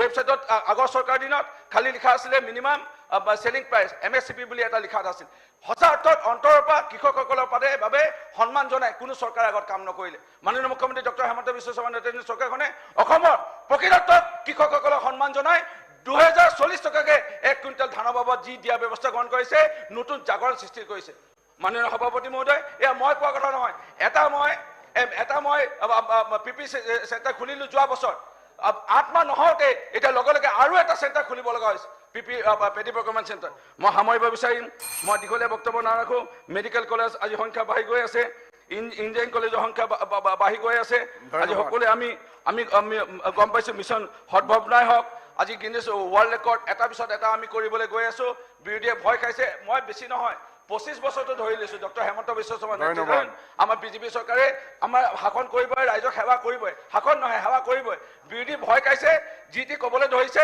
মই বেছি দীঘলীয়া বক্তব্য নাৰাখোঁ অসম পুলিচে পোনপ্ৰথমবাৰৰ বাবে ৰাষ্ট্ৰপতি নিশান কালাৰ এৱাৰ্ড আজি অসম পুলিচে লাভ কৰিছে আজি এটা পিছত সাফল্য এটা সাফল্য যি আমাৰ চৰকাৰে আমি পাই গৈ আছোঁ গামোচা ক্ষেত্ৰত আমি GI টেগ লাভ কৰিলোঁ আজি গামোচা ক্ষেত্ৰত আমি মাননীয় মুখ্যমন্ত্ৰী মহোদয় প্ৰত্যেক মন্ত্ৰী আজি হস্ততাঁত মন্ত্ৰীকো ধন্যবাদ জনাম আমাৰ স্বাভিমান গামোচাক আজি উচ্চ স্তৰলৈ লৈ যাবলৈ বিচৰা হৈছে আজি পাৱাৰলুমৰ গামোচা আগৰ চৰকাৰে ব্যৱস্থা কৰাহেঁতেন বন্ধ কৰিব পাৰিলেহেঁতেন আমাৰ চৰকাৰে আজি বাহিৰৰ গামোচা বন্ধ কৰি 18 লাখতকৈ অধিক গামোচা ইতিমধ্যে বাহিৰৰ গামোচা জব্দ কৰিছে আজি আমি স্বীকাৰ কৰিব লাগিব আজি স্কিল ইউনিভাৰ্চিটি কোনো উন্নয়ন নাছিল আজি মংগলদৈত আজি স্কিল ইউনিভাৰ্চিটি এতিয়া আমাৰ চৰকাৰে আজি নিৰ্মাণ কৰিবলৈ লৈছে আজি টাটাৰ টেকনলজিৰ লগত MU চাইন হৈছে আজি স্কিলৰ ক্ষেত্ৰত আমাৰ যুৱক যুৱতীসকলক আগুৱাই লোৱা যি পদক্ষেপ সঠিকভাৱে মাননীয় মহামান্য ৰাজ্যপাল অসমৰ আজি তেখেতে যি আমাৰ চন্দ্ৰমৰীয়াই আজি তেখেতৰ সঠিক ছবিখন অসম চৰকাৰ দিছে তেখেতলৈ ধন্যবাদ জনাইছোঁ ৰূপক শৰ্মা ডাঙৰীয়াৰ এই ধন্যবাদ প্ৰচাৰ মই তেওঁক সমৰ্থন জনাই মোৰ বক্তব্য সামৰিছোঁ ধন্যবাদ শিৱামণি বৰা মাননীয় অধ্যক্ষ মহোদয় এটা নতুন বিত্তীয় বৰ্ষৰ আৰম্ভণিৰ প্ৰাক মুহূৰ্তত অসমৰ নৱনিযুক্ত মাননীয় ৰাজ্যপাল মহোদয়ে আগবঢ়োৱা শুভেচ্ছা গ্ৰহণ কৰিও ক'ব খোজো যে ৰাজ্যপাল মহোদয়ৰ ভাষণে আমাক আৰু ৰাজ্যখনৰ জনসাধাৰণক নিৰাশ কৰিলে আমাৰ ৰাজ্যখন এখন কৃষি প্ৰধান ৰাজ্য ঔদ্যোগিক ক্ষেত্ৰত যথেষ্ট পিছপৰা ঔদ্যোগিক ক্ষেত্ৰত উন্নতি কৰাৰ কাৰণে বিশেষ ৰাজ্যৰ সুবিধা দেশৰ অন্য বহুত ৰাজ্যই গ্ৰহণ কৰিলে কিন্তু আমাৰ দূৰদৰ্শিতাৰ অভাৱত আমাৰ ৰাজ্যখনে সেই ক্ষেত্ৰত সম্পূৰ্ণ ব্যৰ্থ হ'ল গতিকে আমাৰ ৰাজ্যখন কৃষিৰ ওপৰতে নিৰ্ভৰ কৰিব লাগিব MSP মিনিমাম সাপোৰ্ট প্ৰাইচত ধান ক্ৰয় কৰাটোৱে এখন ৰাজ্যৰ কৃষিৰ উন্নয়ন হোৱাটো নুবুজায় দেশৰ ধান উৎপাদন হোৱা সকলো ৰাজ্যই মিনিমাম সাপোৰ্ট প্ৰাইচত ধান ক্ৰয় কৰিছে আনকি বহুত ৰাজ্যই ৰাজ্য চৰকাৰৰ পৰা ইনচেন্টিভটো পাইছে ৰাজ্যৰ কৃষকসকলে নিজাববীয়াকৈ বা চৰকাৰী আঁচনিৰ যোগেদি কৃষিত বহু বৈজ্ঞানিক পদ্ধতি অৱলম্বন কৰিছে কিন্তু ৰাজ্যখনত কৃষি উৎপাদন যি হাৰত বৃদ্ধি পাব লাগিছিল সেইটো হোৱা নাই তাৰ প্ৰধান কাৰণ কৃষিভূমিৰ ব্যাপক সংকুচন হাৰাল মহোদয়ৰ ভাষণে তাকে প্ৰমাণ কৰিলে মাননীয় অধ্যক্ষ মহোদয় ৰাজ্যপাল মহোদয়ে তেখেতৰ ভাষণত এইদৰে উল্লেখ কৰিছিল যে ৰাজ্যখনৰ শিশুসকলক ৰাষ্ট্ৰৰ সম্পদ হিচাপে গঢ় দিবলৈ মোৰ চৰকাৰে কাম কৰি আছে কিন্তু বাস্তৱ ক্ষেত্ৰত আমি কি দেখিছোঁ ৰাজ্যখনৰ প্ৰায় 50% LP স্কুলত টিঙৰ ফুটা দি পানী পৰে ল'ৰা ছোৱালী স্কুলত বহিব নোৱাৰে 10,500 টকা দৰমহা পোৱা টিউটৰসকলে নিজৰ পৰিয়ালৰ কাৰণে ৰুটি কাপোৰা মকানৰ কথা চিন্তা কৰি থাকি আমাৰ শিশুসকলক ভাল শিক্ষা দিয়া সম্ভৱনে? তাতোকৈ ডাঙৰ কথা হৈছে নিয়ন্ত্ৰণহীন ব্যাপক অভূতপূৰ্ব মূল্য বৃদ্ধিয়ে নিম্ন মধ্যবিত্ত আৰু দুখীয়া পৰিয়ালৰ শিশুসকলক পুষ্টিহীনতাত ভোগাব। ৰাজ্যখনৰ পুষ্টিহীনতাত ভোগা শিশু কেনেকৈ ৰাষ্ট্ৰৰ সম্পদ হ'ব পাৰিব? অধ্যক্ষ মহোদয়, ৰাজ্যখনৰ জনসাধাৰণৰ বৰ্তমান প্ৰধান সমস্যা হৈছে নিত্য ব্যৱহাৰ্য সামগ্ৰীকে ধৰি সকলো সামগ্ৰীৰ ব্যাপক মূল্য বৃদ্ধি। প্ৰত্যেক সপ্তাহে সপ্তাহে মূল্য বৃদ্ধি হৈ আছে। বৃহৎ ব্যৱসায়ীসকলে নিজৰ ইচ্ছা অনুসাৰে মূল্য বৃদ্ধি কৰিছে। ডাবল ইঞ্জিন চৰকাৰে বৃহৎ ব্যৱসায়ীসকলৰ স্বাৰ্থত মূল্য বৃদ্ধি সম্পৰ্কত সম্পূৰ্ণ নিষ্ক্ৰিয় ভূমিকা আৰু সম্পূৰ্ণ নিমাত হৈ আছে। গতিকে ৰাজ্যপাল মহোদয়ৰ ভাষণত মূল্য বৃদ্ধিৰ বিষয়ে এটা কথাও উল্লেখ নাই। মাননীয় অধ্যক্ষ মহোদয়, ৰাজ্যপাল মহোদয়ে তেখেতৰ ভাষণত উল্লেখ কৰিছিল যে মোৰ চৰকাৰে অবলা নাৰীৰ পৰা সবলা নাৰীলৈ উত্তৰণ ঘটোৱাৰ লক্ষ্যৰে পদক্ষেপ গ্ৰহণ কৰি আহিছে। কিন্তু মহিলা সবলীকৰণ বৰ্তমান চৰকাৰৰ এটা শ্লোগানতহে পৰিণত হৈছে। বিগত 7 বছৰত মহিলা সবলীকৰণৰ বিশেষ পদক্ষেপ লোৱা পৰিলক্ষিত হোৱা নাই। অভাৱনীয় মূল্য বৃদ্ধিয়ে মহিলাসকলক সকলোতকৈ বেছি জুৰুলা কৰিছে। অসম বিধানসভাৰ মাননীয় সদস্যসকলে নিজৰ নিজৰ সমষ্টিৰ সৰহ সংখ্যক পৰিয়ালৰ আৰ্থিক অৱস্থা সম্পৰ্কে অৱগত আৰু অভাৱনীয় মূল্য বৃদ্ধিৰ ফলত যে সেই পৰিয়ালসমূহ কেনেকুৱা অৱস্থা হৈছে সেই সম্পৰ্কে অৱগত। কেৱল বৰ্তমানৰ চৰকাৰী আঁচনি সামান্য সাহায্য অবলা নাৰীৰ পৰা সবলা নাৰীলৈ উত্তৰণ ঘটোৱাটো কেৱল কাগজতে হ'ব পাৰিব। মহিলা সবলীকৰণত ৰাজনৈতিক, অৰ্থনৈতিক আৰু সামাজিক অধিকাৰৰ যোগেদিহে হ'ব লাগিব। তাৰ বাবে হ'ব লাগিব এখন কঠোৰ শক্তিশালী কঠোৰ আইন। আইন প্ৰণয়নৰ ক্ষমতা অকল সংসদ আৰু বিধানসভাসমূহৰহে আছে। গতিকে সংসদ আৰু বিধানসভাসমূহত মহিলাৰ সমানুপাতিক প্ৰতিনিধিত্ব লাগিব। ৰাজ্যসভাত অনুমোদিত হৈ থকা সংসদ আৰু বিধানসভা সভাসমূহত 33% আসন সংৰক্ষণৰ কাৰণে মহিলা সংৰক্ষণ বিল 2014 আৰু 2019 নিৰ্বাচনত প্ৰতিশ্ৰুতি দিও লোকসভাত অনুমোদনৰ কাৰণে দাখিল কৰিলে। 2024 চনত এটা দেশৰ মহিলাসকলে এক হৈ নিজেই মহিলা সবলীকৰণৰ কাৰণে যুগান্তকাৰী সিদ্ধান্ত ল'ব লাগিব। মাননীয় অধ্যক্ষ মহোদয়, মোৰ ক'বলগীয়া বহুত আছিলে, নকওঁ, সময়ৰ প্ৰতি লক্ষ্য ৰাখি মই কৈছোঁ ৰাজ্যপাল মহোদয়ৰ ভাষণত উল্লেখ থকা স্বাস্থ্য সেৱা, শক্তি খণ্ডৰ সামাজিক সুৰক্ষাৰ ব্যৱস্থা আদিৰ বিষয়ে বহুখিনি ক'বলগীয়া আছিল। সময়ৰ অভাৱৰ কাৰণে শেষত কওঁ যে ৰাজ্যপাল মহোদয়ে আমাৰ ভাষণে আমাক আৰু ৰাজ্যখনৰ জনসাধাৰণক নিৰাশ কৰিলে। গতিকে মই ধন্যবাদ সূচক প্ৰস্তাৱটো সমৰ্থন জনাব নোৱাৰিলোঁ। ধন্যবাদ। নেক্সট হাফিজ ৰফিকুল ইছলাম।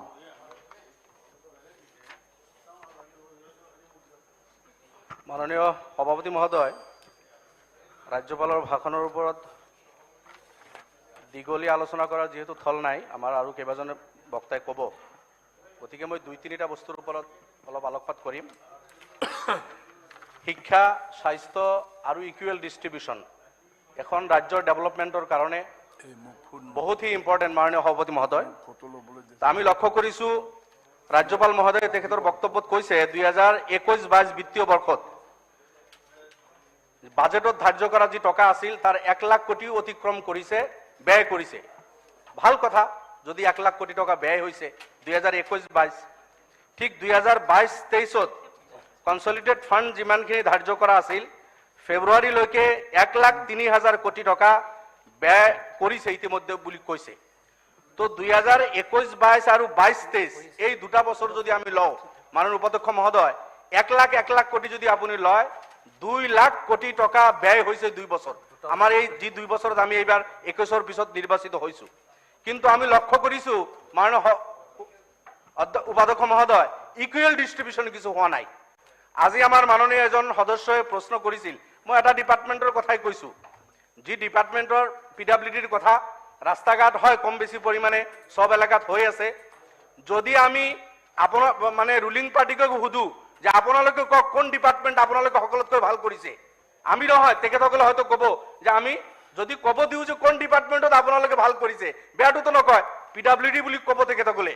কিন্তু সেই ডিপাৰ্টমেণ্টৰ অৱস্থা হ'ল যে আপোনাৰ যদি কোনোবা এটা সমষ্টিত বোকাঘাট লওক বা আৰু ক'ৰবাত লওক 100 কিলোমিটাৰ হৈছে 2019 চনত, চেঙা বা বাগবৰ, জনিয়া বা জলেশ্বৰত গৈ 7-8-10 কিলোমিটাৰ ৰাস্তাৰ কাম হৈছে। মাননীয় উপাধ্যক্ষ মহোদয়, এইটো হ'ল ইকুৱেল ডিষ্ট্ৰিবিউচন।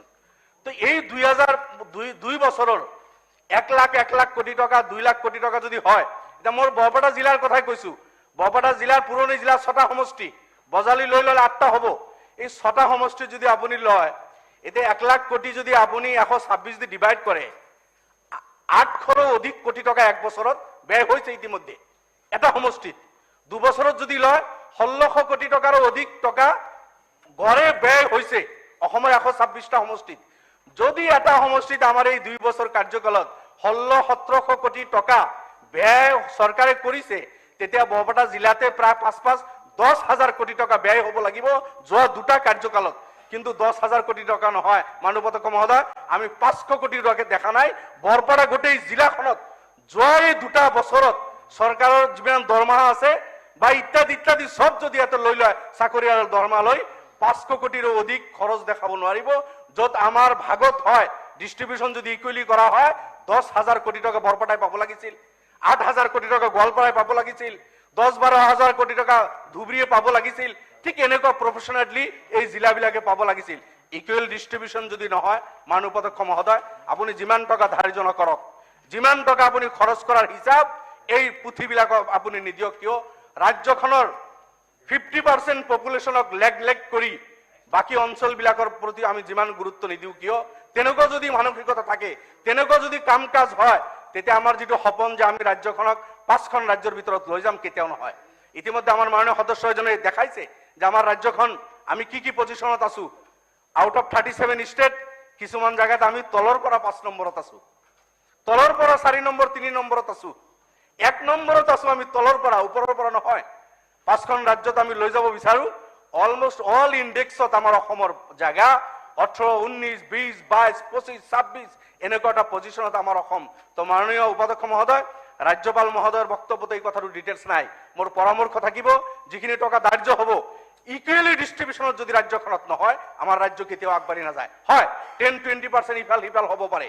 ডিছক্ৰিশ্যনাৰী পাৱাৰত মাননীয় মুখ্যমন্ত্ৰী হওক বা আৰু কোনোবা হওক 10-20% ইফাল সিফাল হ'লে সিমান এটা ফৰক নপৰিব। কিন্তু 90% যদি পাৰ্থক্য হয়, যে কোনো এটা এলেকাত 10-20% কাম হৈ আছে আৰু 80% টকা তাৰ পৰা কাৰ্টেল কৰি বেলেগ এখন অঞ্চলত যদি লৈ যোৱা হয়, মাননীয় অধ্যক্ষ মহোদয়, এইটো জাষ্টিছ নহ'ব, ইনজাষ্টিছ হ'ব। আজি অসমৰ সকলো অঞ্চলৰ মানুহে কৰ কাটালৰ পইচা দিছে, তেখেতসকলে GST দি আছে, ইনকাম টেক্স তেখেতসকলে পে কৰি আছে, মাটি বাৰীৰ খাজনা পাতি ইত্যাদি সব কিছু তেখেতসকলে দি আছে। গতিকে এনেকুৱা ধৰণৰ ইকুৱেল ডিষ্ট্ৰিবিউচন যদি নহয়, তেতিয়া আমি আমাৰ সপোন বাস্তৱায়িত কৰিব নোৱাৰিম। এতিয়া আমি আহোঁ এগ্ৰিকালচাৰ। মাননীয় উপাধ্যক্ষ মহোদয়, এগ্ৰিকালচাৰত MSPৰ কথা কৈছে, ধান, অকল ধান, কিমান ধান ক্ৰয় কৰিছো আমি, কৈছে 3 লাখ মেট্ৰিক টন, এইবাৰ 10 লাখ টাৰ্গেট লৈছে, মাত্ৰ 3 লাখ হৈছে। এতিয়া মানুহে বহুতে ধান, কৃষিমন্ত্ৰী ডাঙৰীয়া খবৰ ৰাখিছে নাই নাজানো, ধান খেতি কমাই দিলে, ইমান খৰচ হয়, ইউৰিয়া পাবলৈ নাই, যেটো 450 টকা দাম 1000-1200 টকাত ব্লেক মাৰ্কেটৰ পৰা কিনিব লাগে। কিন্তু ইমানবাৰ কোৱা সত্ত্বেও আজি খেতিয়কসকলক সময়মতে ইউৰিয়া সাৰ দিব নোৱাৰে, বাকি যিমানখিনি প্ৰয়োজনীয় সাৰ ফাৰ্টিলাইজাৰ লাগে এইখিনি তেখেতসকলক দিব নোৱাৰে, যাৰ কাৰণে আজি উৎপাদন কম হৈ আছে। উৎপাদন কম হোৱাৰ কাৰণে যিমান খৰচ হয়, ধান খেতি কৰিলে তেখেতসকলৰ লাভ নহয়, লছ হয়। সেইকাৰণে আমি হয় 2000 টকা 2040 টকা পাৰ কুইণ্টেলত MSP ধাৰ্য কৰিছে। MSP ধাৰ্য কৰি যদি মানুহে ধান খেতি কৰাই বাদ দিয়ে, লাভান্বিত আপুনি কাক কৰিব? আজি ইৰিগেটেড নহয় আমাৰ মাটি অঞ্চলবিলাক, যিবিলাক কিছুমান জায়গাত পাম্প দিছে, সোলাৰ নচলে বলে, ইলেক্ট্ৰিচিটি যিখিনি কানেকশ্যন, ইলেক্ট্ৰিচিটি নাপায়, নোপোৱাৰ কাৰণে পানী দিব নোৱাৰে, সিঁচাই কৰিব নোৱাৰে। গতিকে আমাৰ বাৰিষা আহিলে খেতি মানুহৰ নষ্ট হৈ যায়, খৰালিত খেতি নষ্ট হৈ যায়, ইৰিগেশ্যনৰ ভাল ব্যৱস্থা আমাৰ নাই। 10% আমাৰ এগ্ৰিকালচাৰ লেণ্ড আমি এতিয়ালৈকে ইৰিগেটেড কৰিব পৰা নাই, তেনেকুৱা এখন ৰাজ্য আমি। গতিকে মানুহে নিজৰ ওপৰত পেট্ৰল ডিজেলৰ ইমান দাম, 100 টকা চুলে, সেইবিলাক খৰচ কৰি কৃষকসকলে যি ধান বা অন্যান্য শস্য উৎপাদন কৰে, এইখিনি যথেষ্ট নহয়। তো মাননীয় উপাধ্যক্ষ মহোদয়, সময়মতে তেখেতসকলক ফাৰ্টিলাইজাৰ প্ৰভাইড কৰা, বিশেষভাৱে ইউৰিয়া সাৰ যিটো ৰেট আছে সেই ৰেটত দিয়াৰ কাৰণে এইটো সুনিশ্চিত কৰিব লাগে কিন্তু বহুবাৰ কোৱা সত্ত্বেও আজি ট্ৰাকে বিভিন্ন জায়গা ধৰা পৰি আছে ব্ল্যাক মাৰ্কেটত গৈ আছে বেলেগ ৰাজ্যত গৈ আছে কিন্তু আমাৰ খেতিয়কসকল পোৱা নাই তেখেতসকলে ডবল দাম দি কিনিব লগা হৈছে এইবিলাক কথাত যদি গুৰুত্ব নিদিয়ে ৰাজ্যখন অলমোষ্ট 80% আমাৰ অসমৰ পপুলেশ্যন কৃষিৰ লগত জড়িত 80% পপুলেশ্যন যে কৃষিৰ লগত জড়িত সেইসকলৰ এই সমস্যা লৈ যদি আমি কনসাৰ্ন নহওঁ ডিপাৰ্টমেন্ট যদি কনসাৰ্ন নহয় কৃষকৰ যদি এই দুৰৱস্থা হৈ যায় অকলে এমএসপি ধানৰ ওপৰত দি যদি আমি সন্তুষ্ট থাকো কিয় আজি হৰিহৰ ওপৰত আমি এমএসপি দিব নোৱাৰিম আজি অসমৰ কৃষকে মাকৈ খেতি কৰি আছে উচিত মূল্য পোৱা নাই মাকৈৰ ওপৰত কিয় এমএসপি নহব দালিৰ ওপৰত আজি কিয় এমএসপি নহব আলু পচি গৈ আছে এটা সময়ত আমি 40 টকা কিনিব লাগে এতিয়া 3 টকা 2 টকাত পেলাই দি আছে এনেকুৱা হৈ আছে কিয় আলুৰ ওপৰত আমি এমএসপি লগাব নোৱাৰো গতিকে উপাধ্যক্ষ মহোদয় যেনেকুৱা ধানৰ ওপৰত এমএসপি লগাইছে আলু হৰিহ দালি মাকৈ এই কেইটা সামগ্ৰী আৰু দুটা সামগ্ৰীৰ ওপৰতো এমএসপি ধাৰ্য হ'ব লাগে কৃষকসকলে আৰু উচিত মূল্য পাব লাগে সবজি আপোনালোকে দেখিছে কৃষকে পেলাই দিয়ে আৰু কৃষকসকল ইয়াত আহিছে যেতিয়া গৰু কৃষকৰ লগত আপোনাৰ আমাৰ আমিতো গোমাতা বহুত কওঁ ঠিকে আছে আমিও সন্মান কৰো গায়ে আমাক গাখীৰ দিয়ে কিয় সন্মান নকৰিম কিন্তু কি দুৰৱস্থা কৃষকে এই গৰুবিলাক ভেটেনাৰী হস্পিটেলত যাব মাননীয় উপাধ্যক্ষ মহোদয় আপুনি নিজে ডক্টৰ যদিও গৰু ডাক্তৰ নহয় আপোনাৰ মোতকৈ ভাল আইডিয়া এই বিষয়ে যি মেডিসিন বিলাক দিয়ে এই ভেটেনাৰী হস্পিটেল বিলাক তাতো নাই যি দুৰৱস্থা ডিপাৰ্টমেন্টটো আছে না নাই আপুনি বিচাৰি নাপাব যি অলপ আছে যিখিনি মেডিসিন চৰকাৰৰ পৰা সাপ্লাই দিয়ে 5 দিন 7 দিনতে শেষ হৈ যায় বাকি 20-21 দিন এই যিসকল গোপালকসকল হস্পিটেলত যায় একো পাবলৈ তেখেতসকলে নাই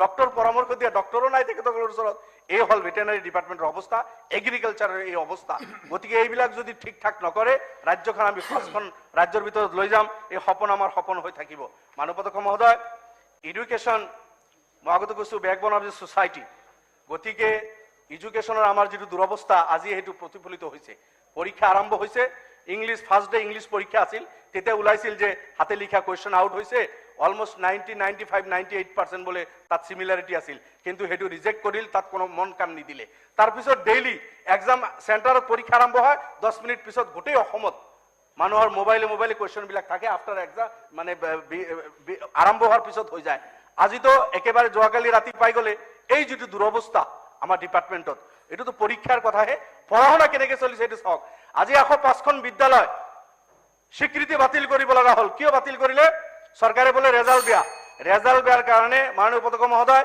স্কুলেৰ স্বীকৃতি বাতিল কৰিব নোৱাৰে সেই স্কুল প্লিজ মোক আৰু 2 মিনিট টাইম দিয়ক মই শেষ কৰিম আমাৰ পৰাই ল'ব সেইখিনি টাইম 1 মিনিটত হয় ঠিক আছে আপোনাৰ স্কুলেৰ স্বীকৃতি বাতিল কৰি সেই অঞ্চলবিলাকত যে আমাৰ মানুহ স্কুল পাতিছিল এই ল'ৰা ছোৱালী ক'ত যাব সৰকাৰি চিন্তা কৰিলে নে ৰেজাল্ট বেয়া হৈছে যে ডিপাৰ্টমেন্ট ইমান দিন কি কৰিছে শিক্ষকৰ কিবা ত্ৰুটি আছে অ্যাকশন লওক ডিপাৰ্টমেন্টে কিবা ত্ৰুটি কৰিছে অ্যাকশন লওক যি অঞ্চলত স্কুলেৰ স্বীকৃতি বাতিল কৰিলে সেই অঞ্চলৰ ল'ৰা ছোৱালী কোন স্কুলত গৈ আছে তাৰ কাৰণে কিবা ব্যবস্থাপনা সৰকাৰে কৰেছে নে নকৰাকৈ স্কুলেৰ স্বীকৃতি কিয় বাতিল কৰিলে এনেকুৱা ধৰণৰ হটকাৰী সিদ্ধান্ত আপোনাৰ মাননীয় ৰাজ্যপালে কৈছে হয় যোৱা বছৰ কিছু হাই স্কুল হায়াৰ সেকেন্ডাৰী লৈকে আপগ্ৰেড কৰিছে শিক্ষক এজনো দিয়া নাই পুৰণি হাই স্কুল যিবিলাক চলি আছে সাবজেক্ট টিচাৰ তাতে নাই মানকাছৰত আমাৰ বিধায়ক তেখেতে বহুতবাৰ উত্থাপন কৰিছে এছ আলী সুকসৰৰ তেখেতৰ যিটো হায়াৰ সেকেন্ডাৰী স্কুল এজনো সাবজেক্ট টিচাৰ নাই more than 1000 স্টুডেন্ট হে হাই স্কুল হায়ার সেকেন্ডারিত আছে হায়ার সেকেন্ডারিত স্টুডেন্ট আছে এজনো সাবজেক্ট টিচার নাই মোর জনিয়ত বহুত স্কুলত হায়ার সেকেন্ডারি আছে সাবজেক্ট টিচার পোস্ট খালি গোটেই অসমত এনেকুৱা ধৰণৰ পোস্ট খালি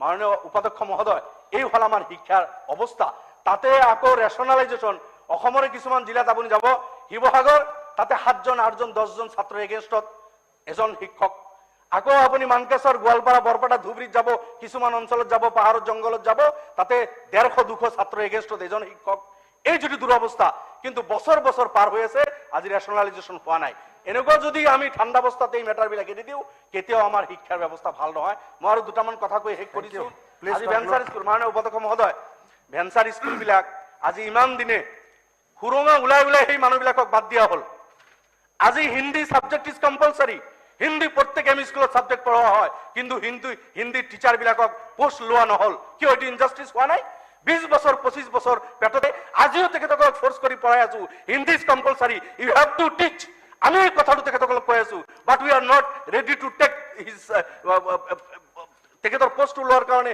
আমি ৰেডি নহয় why this discrimination Arabic subject নহল 3জন শিক্ষক লোৱা হল এম স্কুলত হেডমাস্টাৰ ধুবুৰীত 78 হেডমাষ্টাৰৰ পোষ্ট খালী হ'ল, যিসকলে স্কুল নিজৰ ল'ৰা ছোৱালীৰ দৰে পালি ডাঙৰ দীঘল কৰিছিল। বৰপৰাৰ পৰা আৰম্ভ কৰি শদিয়ালৈকে বহুত স্কুলৰ হেডমাষ্টাৰ আজি বাদ পৰিছে, ছাবজেক্ট টিচাৰবিলাক বাদ পৰিছে, ছেকশ্যনেল টিচাৰ বাদ পৰিছে।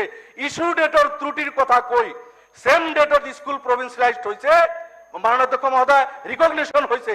ইছ্যু ডেট ডিপাৰ্টমেণ্টে একমাহ পিছত কৰিলে, ইয়াৰ কাৰণে সেই স্কুলবিলাক কিবা দুখী নেকি? আজি 1000 স্কুল তাৰ কাৰণে বাদ পেলাই দিলে। শেষ কৰিছো মই। আজি সেই শিক্ষকসকল আমাৰ ল'ৰা ছোৱালীক পঢ়াই আছে। আচ্ছা, চৰকাৰে এইটো কৰা নাই যে তোমালোকৰ স্কুল লোৱা নহয়, বন্ধ কৰি দিলো, তাতে স্কুল পাতিম। আপুনি স্কুলো নাপাতে, চৰকাৰে সেইসকলৰ দ্বাৰা কামো লৈ আছে, কিন্তু সেইসকলৰ পোষ্ট এতিয়ালৈকে নকৰিলে। এই মানুহখিনিৰ প্ৰতি সহানুভূতি নহয়, মই ভাবো চৰকাৰৰ এইটো ডিউটি, চৰকাৰৰ ৰেছপনচিবিলিটি, এই পোষ্ট পদখিনি মাননীয় উপাধ্যক্ষ মহোদয় ল'ব লাগে। আৰু যিখিনি ল'লে টিউটাৰ বনাই থৈ দিছে, হোৱাইট টিউটাৰ, তেখেতসকলে 8000 10,000 টকাত পাব। কেনেকে মই কনক্লুড কৰিছো, কেনেকে কি মনত ভাল মনত তেখেতসকলে পঢ়াব? আজি আমাৰ যে শিক্ষাৰ দুৰৱস্থা, কোনোবা পাইছে 50,000, কোনোবা পাইছে 8,000। এই ডিছক্ৰিমিনেশ্যনটো বাতিল কৰিব লাগে, টিউটাৰক ফুল ফ্লেজ কৰিব লাগে। 3rd grade 4th grade librarian এইবিলাকৰ কোনো আপোনাৰ নেট সিলেক্ট PhD তো নালাগে। 3rd গ্ৰেড 4th গ্ৰেড এইবিলাকক ফুল ফ্লেজ দৰমহা দিয়া নহল, সেইসকলক কিয় 7,000 দিয়া হ'ল? গতিকে অধ্যক্ষ মহোদয় শেষ কৰিছো, এই ধৰণৰ ঢেৰ ডিছক্ৰিমিনেশ্যন এই ডিপাৰ্টমেণ্টত আছে। আৰু এজন ব্যক্তি এই সব হুৰুঙা ওলাই হাজাৰ হাজাৰ মানুহৰ লাইফৰ লগত হেতালি খেলি গৈছে। এতিয়া পৰীক্ষাও এইজন ব্যক্তি ভালদৰে পাতিব পৰা নাই। তেনেকুৱা ব্যক্তি ডিপাৰ্টমেণ্টত যদি আছে ওলাই দিব লাগে। আৰু এই টিচাৰসকল যিসকলৰ লগত আমি ইনজাষ্টিচ কৰিলো, সেইসকলক জাষ্টিচ দিব লাগে। শিক্ষা বিভাগটো ঠিক ঠাক কৰি আমি যদি আগ নাবাঢ়ো, ৰাজ্যখন কেতিয়াও আমি আগুৱাই লৈ যাব নোৱাৰিম। এই কথা বাৰ্তাবিলাক সিৰিয়াছলি ৰাজ্যপালৰ ভাষণত সন্নিৱিষ্ট হ'ব লাগে। শেষ কৰিছো। Conclusion ward, my final ward is, আজি নফৰত বাটিব নালাগে। আমি 126 জন বিধায়ক আমাক মানুহে ইলেক্ট কৰি ইয়াতে পঠাইছে, প্যাৰ মহব্বতৰ কথা বতৰা হ'ব লাগে। আজি ৰাজ্যখনৰ যিটো বাতাবৰণ হৈ আছে, নফৰতৰ বাতাবৰণ আমি সৃষ্টি কৰিব নালাগে। আমাৰ এজন মাননীয় সদস্য কৈছে, স্বাধীনতাৰ আগত আমাৰ পৰা বহুতে বেলেগ ৰাষ্ট্ৰত গৈছে, বেলেগ ৰাজ্যত গৈছে, অসমীয়া মানুহ বাংলাদেশত গৈছে, পাকিস্তানত যোৱা বুলি তেখেতে কৈছে, আমেৰিকাত গৈছে, লণ্ডন গৈছে, ইণ্ডিয়ান মানুহ গৈ ৰাষ্ট্ৰপতি হৈছে, লণ্ডনৰ প্ৰাইম মিনিষ্টাৰ হৈছে, মৰিচাছৰ প্ৰাইম মিনিষ্টাৰ হৈছে। তেতিয়া আমাৰ ভাল লাগে। কিন্তু বিফৰ স্বাধীনতাৰ আগৰ নিজৰ ৰাষ্ট্ৰত, নিজৰ দেশত কোনোবা যদি এখন ৰাজ্যৰ পৰা আন এখন ৰাজ্যত আহিছে, ইলিগেলি অহা নাই, বাৰ ইলিগেল বুলি কৈ এই যিটো কথা মানসিকতা, এইবিলাক আমি পৰিৱৰ্তন কৰিব লাগিব। আমাৰ কোনোবা বেলেগ ৰাষ্ট্ৰত গৈ প্ৰাইম মিনিষ্টাৰ হলে ভাল লাগে। স্বাধীনতাৰ আগত কোনোবা চাহ বাগানী ভাই যদি বিহাৰৰ পৰা ঝাৰখণ্ডৰ পৰা আহিছে, আমাৰো ভাল লাগিব লাগে। মই শেষ কৰিছো। গতিকে আমি বিহাৰৰ মহব্বতৰ কথা ক'ব লাগে, নফৰত বাটিব নালাগে। লাগেগি আগ, শেষ কৰিছো। মোৰ এই কবিতা ফাঁকি কৈ মই শেষ কৰিছো। লাগেগি আগ তো আয়েंगे घर, जद में कई लगेगी आग तो आएंगे घर के इज्जत में। यहाँ हमारा Nothing will go on record. আৰু পবিত্ৰ সদন, গোটোৱা গোলাপ কলি সময় থাকোতে সখী, সময়ৰ সুত বলি যায়, যিটো ফুলে হাঁহি আজি ফুলনি ফুলাই তোলে, কাইলৈ পাহি মেলি নাহে দুনাই। এয়া আমাৰ জ্যোতিৰ্নাথ দুৱৰাৰ কবিতা। মই আজি আমাৰ এই সদনত আমাৰ মহামান্য ৰাজ্যপালৰ যি ভাষণ, সেই ভাষণৰ সমৰ্থনত মই কিছু বক্তব্য প্ৰদান কৰিব বিচাৰিছোঁ। মই প্ৰথমতে এই কথাখিনি ক'ব লাগিব যে আজি বহু বছৰ ধৰি, এতিয়া আমি 3 বছৰ আমাৰ অতিক্ৰম কৰি আমি যিটো বয়সত উপনীত হৈছোঁ, সেই বয়সত বহু কেইজন আমি মুখ্যমন্ত্ৰী আমি পালোঁ, আৰু একেধৰণে কাম কাজবিলাকৰো আমি দেখা পালোঁ। কিন্তু আজি যেতিয়া আমি এই সদনত আহি উপস্থিত হৈছোঁ, পবিত্ৰ সদনত, তেতিয়াৰ পৰা মন কৰিছোঁ যে আমাৰ যিগৰাকী দক্ষ আৰু এগৰাকী দূৰদৰ্শী আৰু সাহসী মুখ্যমন্ত্ৰী ডক্টৰ হিমন্ত বিশ্ব শৰ্মা ডাঙৰীয়াই যি ধৰণে আজি ৰূপান্তৰৰ জয়গান গাইছে, যি ধৰণে উন্নয়নৰ গংগা বৈছে, সেই সন্দৰ্ভত আমাৰ সন্মানীয় যিগৰাকী ৰাজ্যপাল, এই ৰাজ্যপাল ডাঙৰীয়াই যি ভাষণ 29 পৃষ্ঠাৰ মাথোন ভাষণ আমাৰ এই পবিত্ৰ সদনত তেখেতে উত্থাপন কৰিছে আৰু এই ভাষণ যি ধৰণে আজি প্ৰায় 2 বছৰ হোৱাই নাই আমাৰ এইখন চৰকাৰৰ কিন্তু এই 2 বছৰ নৌহন্তে যি উন্নয়নৰ গংগা বা উন্নয়নৰ যি মহাসাগৰ এই সাগৰখনক যেন আমাৰ মাননীয় ৰাজ্যপাল ডাঙৰীয়াই যেন এটা অমৃত সৰোবৰৰ দৰে হাতী মাৰি ভুৰুকাত ভৰাই এই গোটেই চৰকাৰখনৰ উন্নয়নৰ যিটো দিশ অতি সুন্দৰভাৱে পৰিস্ফুট কৰিছে এই সদনত আৰু আজি যিখিনি এই ভাষণৰ উপস্থাপন কৰিছে কৰাৰ ক্ষেত্ৰত আমাৰ সন্মানীয় আমাৰ বিৰোধী দলৰ যিসকল ব্যক্তিয়ে ইয়াত যিবোৰ উত্থাপন কৰিছে তেখেতসকলে এই ভাষণৰ বিপক্ষে এই আটাইবোৰ কথা ক'বৰ কাৰণে যেহেতু আমাৰ হাতত সময় নাই মই মাত্ৰ দুটামান কথা উল্লেখ কৰিব খুজিছোঁ মোৰ নিজস্ব অনুভৱেৰে সেয়া হৈছে কি যে আজি ঈশ্বৰচন্দ্ৰ বিদ্যাসাগৰ মোৰ সন্মানীয় এই সদনৰ সকলোকে মই দৃষ্টি আকৰ্ষণ কৰিছোঁ ঈশ্বৰচন্দ্ৰ বিদ্যাসাগৰে যি ধৰণে বাল্য বিবাহ আৰু বিধৱা বিবাহৰ যি আন্দোলন গঢ়ি তুলিছিল ভাৰতবৰ্ষত তাকো পশ্চিমবংগৰ পৰা আৰু তেতিয়াই আপোনালোকে জানি সুখী হ'ব যে গোটেই পশ্চিমবংগত আজি যি বাল্য বিবাহ বা বিধৱা বিবাহৰ যি ঘটনা সেই আমাৰ আন্দোলন হৈছিল এই গোটেইখিনি তেতিয়াৰ ব্ৰিটিছ চৰকাৰে কি কৰিছিল যে এখন আইন প্ৰণয়ন কৰি এই বাল্য বিবাহ আৰু বিধৱা বিবাহৰ বন্ধ কৰাৰ কাৰণে তেওঁলোকে পদক্ষেপ হাতত লৈছিল আজি এই পবিত্ৰ সদনত আজি আমি লক্ষ্য কৰিছোঁ যে যি আইন ব্ৰিটিছ চৰকাৰে কৰিছিল সেই আইন তাৰ পিছত সংঘটিত হৈ বিভিন্ন ধৰণে আজি বাল্য বিবাহৰ যিখন আইন সেই আইনখন আমাৰ যিসকল সন্মানীয় সদস্য বিৰোধী পক্ষৰ তেখেতসকলে যি ধৰণে বিৰোধিতা কৰিছে মই ভাবি আচৰিত হৈছোঁ যে অকল বাল্য বিবাহৰ ক্ষেত্ৰতেই নহয় যে যিমানবোৰ বিষয় ইয়াত উপস্থাপন কৰিছে তেখেতসকলে এইখন পবিত্ৰ সদনত আমাৰ মাননীয় বিধায়কসকলে আমি আইন প্ৰণয়ন কৰোঁ আৰু আমি আইন মানিব লাগে আৰু আইনখন ভাল ধৰণে পৰিচালনা হৈছে নাই প্ৰয়োগ হৈছে নাই সেইবিলাক কথা আমি ভালকৈ চাব লাগে তো ইয়াত যিখিনি কাম কাজ আজি 2 বছৰ নৌখনতে এইখন চৰকাৰৰ দিনত সম্ভৱ হৈছে এইখিনি ক্ষেত্ৰত আজি যেন আমি সকলোৱে বিশেষকৈ বিৰোধী পক্ষৰ সকলোৱে বিৰোধী পক্ষৰ আমাৰ সন্মানীয় সদস্যসকলে আইনৰ বিৰুদ্ধাচৰণহে কৰিছে কিয় আইনখন আমি মানে মানিব লাগে সেইটো কোৱা নাই আজি উদাহৰণস্বৰূপে বাল্য বিবাহৰ কথাটোকে মই ক'ব খুজিছোঁ যে বাল্য বিবাহৰ ক্ষেত্ৰত আজি আপোনালোকে সকলোৱে জানে যে আমাৰ সন্মানীয় মনোৰঞ্জন তালুকদাৰ ডাঙৰীয়াই এটা গুৰুত্বপূৰ্ণ কথা কৈছে আপোনালোকে মন কৰিব যি ঈশ্বৰচন্দ্ৰ বিদ্যাসাগৰে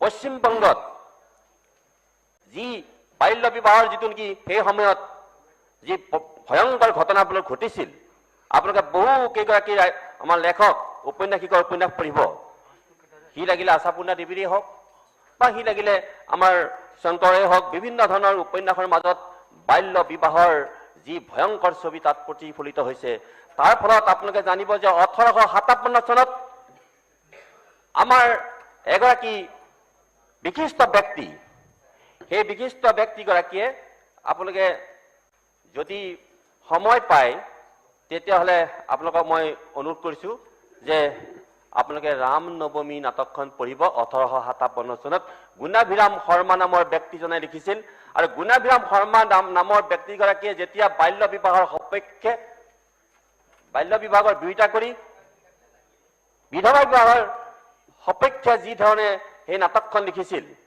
তেতিয়া তেখেতৰ ওপৰত যিটো অত্যাচাৰ চলিছিল এই অত্যাচাৰ ফলস্বৰূপে তেখেতে অমিতাভ তেখেতে শৰ্মা উপাধি বাদ দি পেলাই গুণাভিৰাম শৰ্মা বাদ দি পেলাই গুণাভিৰাম বৰুৱা কৰিছিল আৰু উজান বজাৰত সেই সময়ত তেখেতৰ ওপৰত যিটো অত্যাচাৰ হৈছিল এই অত্যাচাৰ কথা আপোনালোকে পশ্চিমবংগতো আপোনালোকে আজি চাওক আজি সেই প্ৰচলিত হৈ আছে মাননীয় আমাৰ বামপন্থী নেতাগৰাকীয়ে কৈছে যে তাত পশ্চিমবংগত বাল্য বিবাহ সন্দৰ্ভত যিখিনি টকা দিছে মই আজি এটা কথা ঘোষণা কৰিব খুজিছোঁ যে যদি পশ্চিমবংগত বিজেপি চৰকাৰ আহে তেতিয়াহ'লে বাল্য বিবাহ সম্পূৰ্ণৰূপে বন্ধ হ'ব তেতে কথা আজি যিটো নেকি সাহসী পদক্ষেপ লৈছে এইখন চৰকাৰে সেয়া যাৰ যাৰ নিজৰ নিজৰ সন্তান আছে ছোৱালী সন্তান আছে সকলোৱে বুজিব লাগে যে কি ঘটনা ঘটিছে ইয়াত কোনো ধৰণেই বিভিন্ন দিশত সাম্প্ৰদায়িক বা অন্যান্য দিশত লৈ যাব নালাগে আমি। আৰু এইটো কথাও আমাৰ মাননীয় মুখ্যমন্ত্ৰীয়ে কৈছে যে অহা ২৬ চনত বাল্য বিবাহ সম্পূৰ্ণৰূপে বন্ধ কৰা হ'ব। এই দিশটোত আমি কিয় সকলো সমৰ্থন দিয়া নাই? আমি কিয় উচ্ছেদৰ বিৰুদ্ধে আমি কিয় মাতিছো? কাৰণ উচ্ছেদক কোনে প্ৰশ্ৰয় দিছে? উচ্ছেদক প্ৰশ্ৰয় দিছে কাৰণে আমি দিছো, সকলোৱে দিছো। তাৰমানে নহ'লে কিয় আজি বছৰ বছৰ ধৰি আজি যিসকলক আমি উচ্ছেদ কৰিবলগীয়া হৈছে, সি লাগিলে শিলহাটে হওক বা আমাৰ চৰাঞ্চলতে হওক, সেইসকলক কোনে তেওঁলোকক উৎসাহ দি পেলাই তাত মাটি আমাৰ ক'বলগীয়া আছে দেই, এইবিলাক যিবিলাক কথা কৈ আছে উচ্ছেদ সম্পৰ্কে, এইটো নহয়। প্লিজ প্লিজ প্লিজ মই আমাৰ অখিল গগৈ ডাঙৰীয়া মই কথা এটা ক'ব খুজিছো যে মই আপুনি যেতিয়া বক্তব্য দিয়ে তেতিয়া মই কোনো কথা নকম। আপুনি নোট কৰক কি ক'ব লাগে। কাৰণ উচ্ছেদৰ ক্ষেত্ৰত আমি নিজে দেখিছো বহু কথা যে আগৰ চৰকাৰবোৰ সি লাগিলে আমাৰ আমি কিয় পাহৰি গৈছো এই কথাখিনি যে আমাৰ বিজেপি চৰকাৰ যেতিয়া আৰম্ভণিৰ পৰা চলিছিল তেতিয়াইতো এইবিলাক ঘটনা ঘটিছিল। আজি কিয় এই মানুহবোৰে শিলহাটতে হওক বা আমাৰ চৰাঞ্চলত এই মানুহবোৰে কিয় তেওঁলোকে যিটো নেকি বেদখল, এই বেদখল শব্দটো কিয় ল'ব লগা হ'ল? কাৰণ তেওঁলোকৰ যিটো নিয়ম, সেই নিয়ম মতে তেওঁলোকে মাটি অধিকাৰ কৰা নাই, ইয়াক উচ্ছেদ কৰিব লাগিব নালাগে। তাৰমানে আমি এইখন আইন প্ৰণয়ন কৰা এইখন পবিত্ৰ সদনে আমি তেওঁলোকক আমি কি উচ্ছেদ কৰাটো আমাৰ ভুল হৈছে নেকি? তাৰমানে আইন মনা নাই। আৰু যদি আমি এই ধৰণে যদি চলি থাকে তেতিয়াহ'লে মোৰ পবিত্ৰ সদনৰ সতীৰ্থসকল আপোনালোকে পাহৰি নাযাব যে ৪ৰ্থ দশকত এইখন বিধানসভাত যি ধৰণে ঘটনাবোৰ ঘটিছিল এই একেবোৰ ঘটনা যেন আজি চলি আছে। চাব আপোনালোকে আমাৰ নীলমণি চেণ্ডেকাই লিখা কিতাপবোৰ পঢ়িব, এই বিধানসভাত কি ঘটনা ঘটিছিল। এই বিধানসভাত যিবিলাক ঘটনা ঘটিছে, যিবিলাক নেকি জাতীয় চিন্তাৰ পৰিপন্থী যিবিলাক কথাবোৰ ইয়াত মানে মই শুনিবলৈ পাইছো ইমান দিনে, এই এটাইবোৰ ঘটনা যেন আকৌ সংঘটিত হৈছে। কিয় হৈছে? তাৰমানে এইখন পবিত্ৰ সদনত আমি সকলোৱে আইন মানিব লাগিব। তেতিয়া আইন আপোনাক প্ৰণয়ন কৰাৰ কোনো অধিকাৰ নাই যদি আপোনালোকে আইন নামানে। কিন্তু আমি দেখিছো বেলেগ বেলেগ কথা এইবিলাক। আৰু যিবোৰ ঘটনা চলি আছে যে আমাৰ আইন থকাৰ পিছতো আজি বাল্য বিবাহ আমি নিজেই আমি এই ক্ষেত্ৰত আমি আছিলো নিষ্ক্ৰিয়। আজি হয় না বিপিত বন্ধ কৰা নাই। আপোনাকো মই এইটো কথা কৈছো কি যে আজি আপোনাৰ ঘৰত যিহেতু সন্তান আছে, আপোনাৰ ঘৰত ছোৱালী আছে, আপুনি নিজৰ যিটো সমষ্টি এই সমষ্টিত বহু উচ্ছেদৰ ক্ষেত্ৰত আপোনালোকে এটা কৈছে বেদখল কিন্তু অকল মানে বাংলাদেশী বুলি কৈছে সংযুক্ত নহয়, খিলঞ্জীয়া মানুহেও কৰিছে আৰু খিলঞ্জীয়া মানুহৰ বিৰুদ্ধেও উচ্ছেদ প্ৰক্ৰিয়া চলিছে। গতিকে কথাবোৰ খুব ভালকৈ চিন্তা চৰ্চা কৰি মই ক'বৰ কাৰণে অনুৰোধ জনাইছো।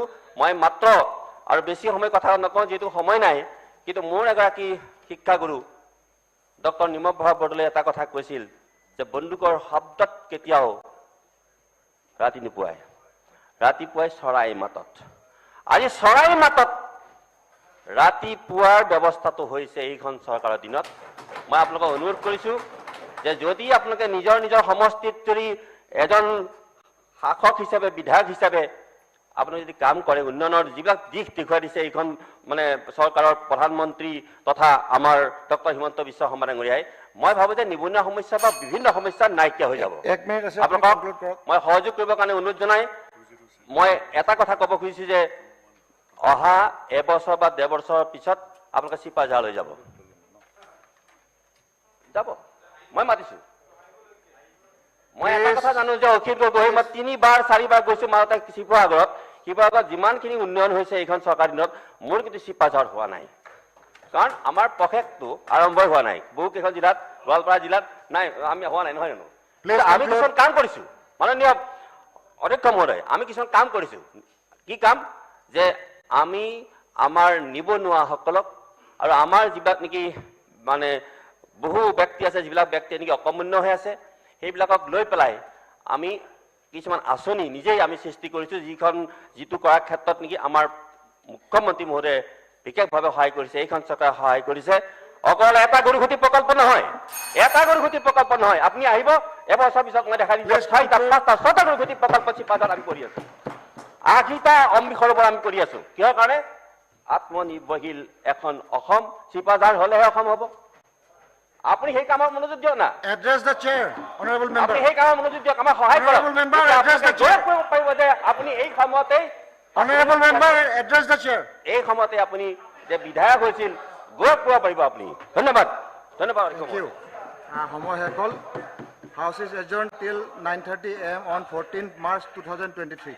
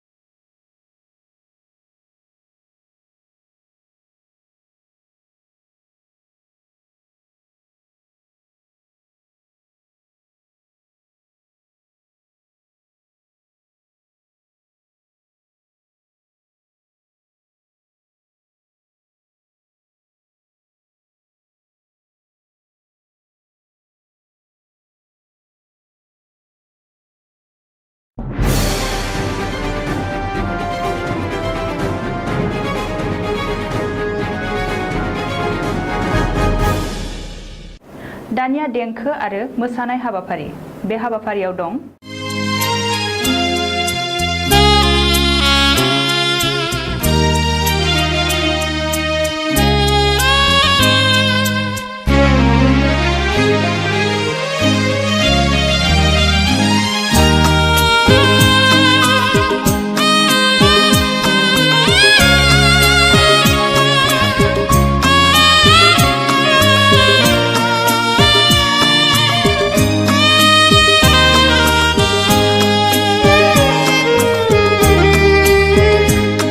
आंनि बे गोसोनि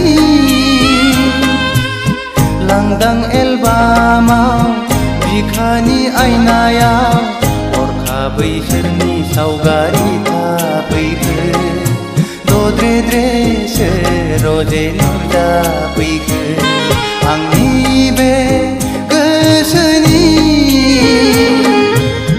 लांदां एलबामाव बिखानि आयनायाव हरखाबै सोरनि सावगारि थाफैखो दद्रेद्रेसो रजे नुजाफैखो आंनि बे गोसोनि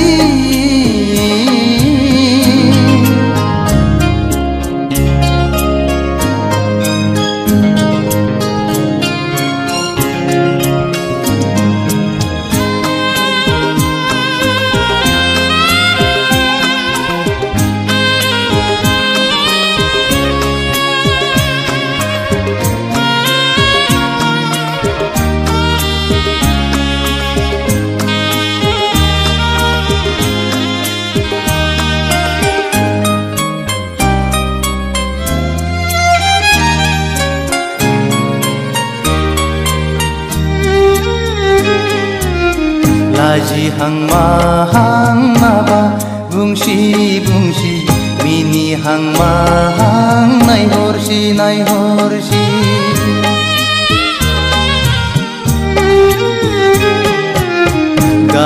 हां माहां मोदै गसि गसि थाबायहां माहां आंजों फैसि फैसि बारजों बिरदों खानाय बिलाइ फासोरा रुबै फोलाव हरदों आंनि फारसे आखाइ थाइनै माबोरै हमथाहरनो हाबावनो नोंखौ रजे गोसोआ आंनि जावलिया जासै रजे गोसोआ आंनि पागला जासै आंनि बे गोसोनि लांदां एलबामाव बिखानि आयनायाव हरखाबै सोरनि सावगारि थाफैखो दद्रे सोर रजे नुजाफैखो आंनि बे गोसोनि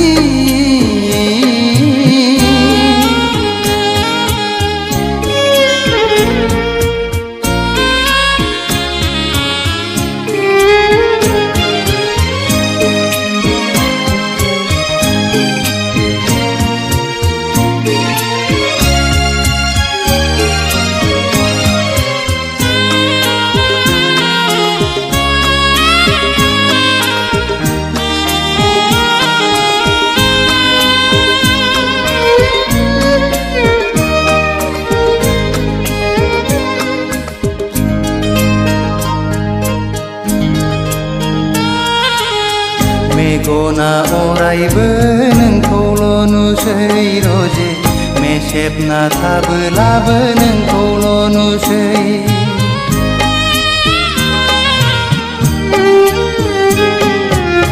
जानो लोंनोबो बावलाय लांसै रजे मावनो दांनोबो बालाय लांसै गोसोआ आंनि नोंखौल' हास्थायबायसै सिमाङाव सानैजों गेलेबायसै मोगथाङाव सानैजों आन्दायबायसै रजे गोसोआ आंनि जावलिया जासै रजे गोसोआ आंनि पागला जासै आंनि बे गोसोनि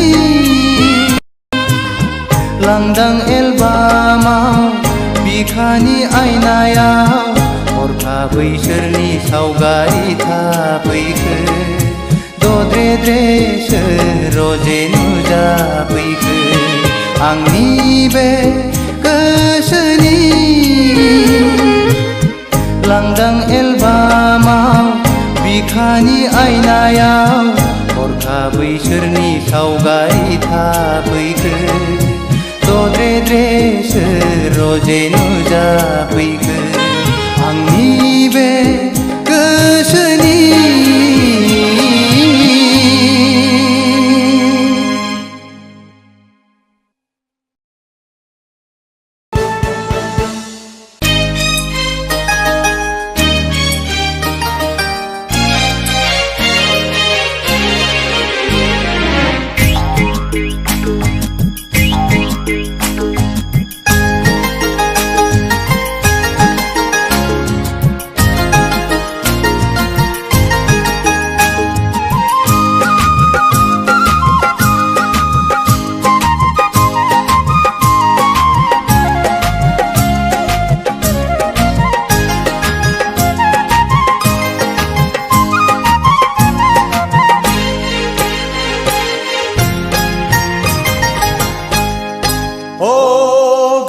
बिलोनि समायना सिखोला नोंहालाय आंखौनो आसा नामा नोंहालाय आंखौनो आसा नामा जाहोनो हाया गारा फिसिनो हाया गारा माबोरै नोंखौ आं गोसो थोनो माबोरै नोंखौ आं हाबा लानो सिखिरि सुबुंनि जरायदाव जरायदाव जरायदाव आंहाबो नोंखौनो जरा अरलांबाय हाय आदा नोंखौनो गोसो थोबाय ओ गाम्बारि बिलोनि समायना सिखोला नोंहालाय आंखौनो आसा नामा नोंहालाय आंखौनो आसा नामा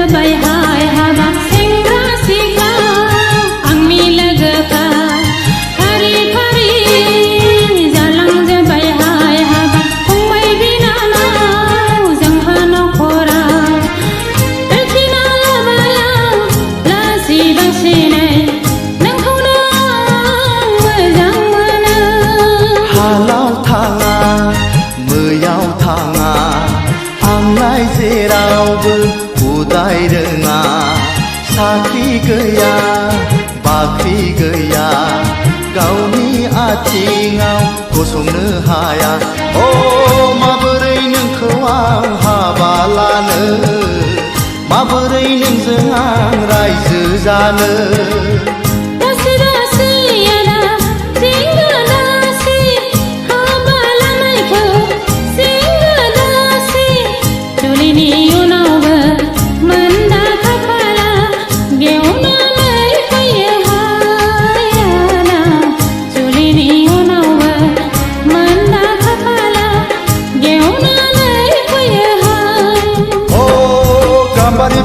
समायना सिखोला नोंहालाय आंखौनो आसा नामा नोंहालाय आंखौनो आसा नामा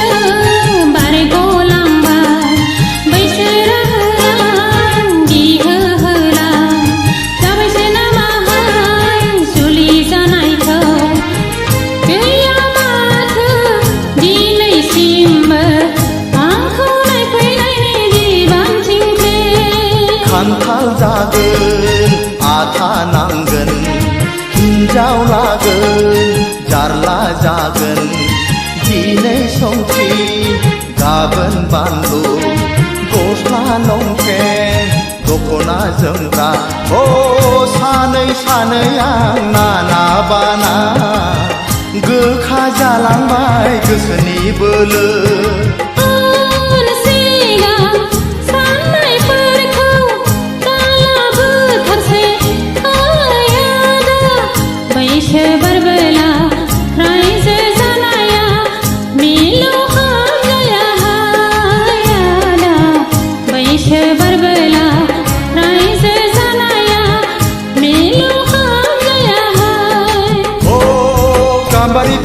समायना सिखोला नोंहालाय आंखौनो आसा नामा नोंहालाय आंखौनो आसा नामा गाहोनो हाया गारा फिसिनो हाया गारा माबोरै नोंखौ आं गोसो थोनो माबोरै नोंखौ आं हाबा लानो सिखिरि सुबुंनि जरायदाव जरायदाव जरायदाव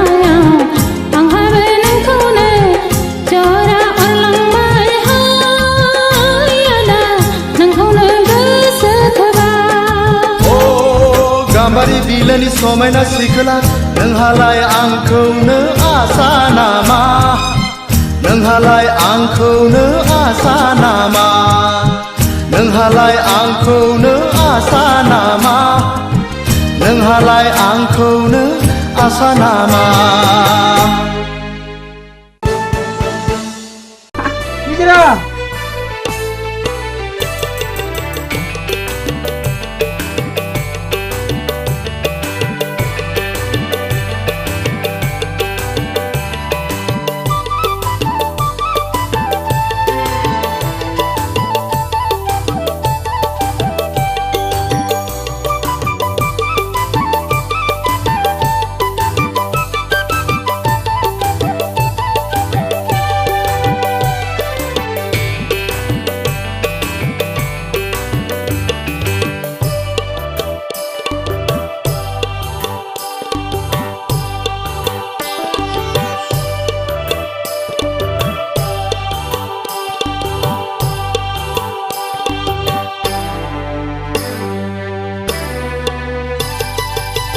नोंनि महरा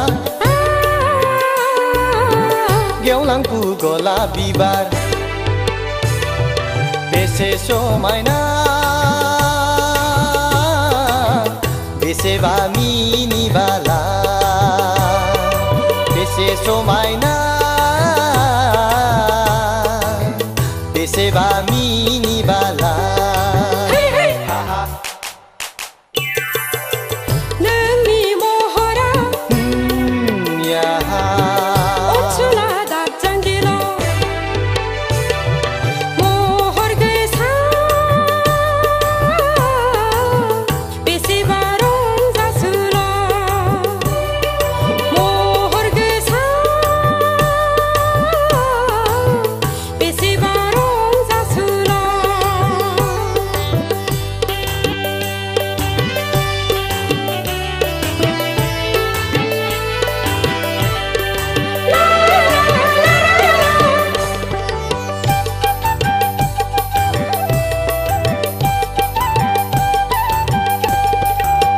नायहर हाजो हाला हायनारि सिखोला बेसे दिरै रुबु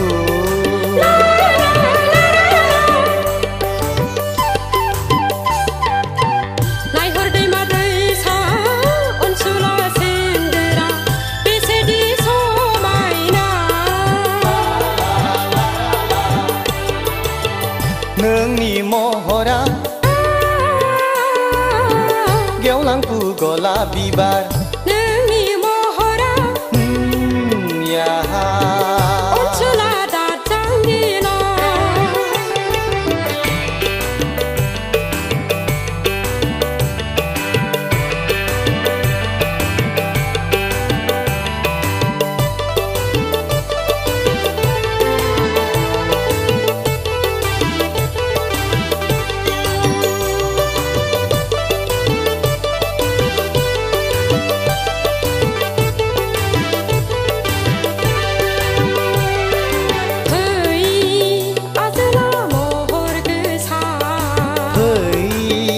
आजोलि हायनारि फै अनसुलि महर गोसा फै आजोला महर गोसा नोंनो आंनि तिलतमा नोंनो आंनि सान्दो बावदिया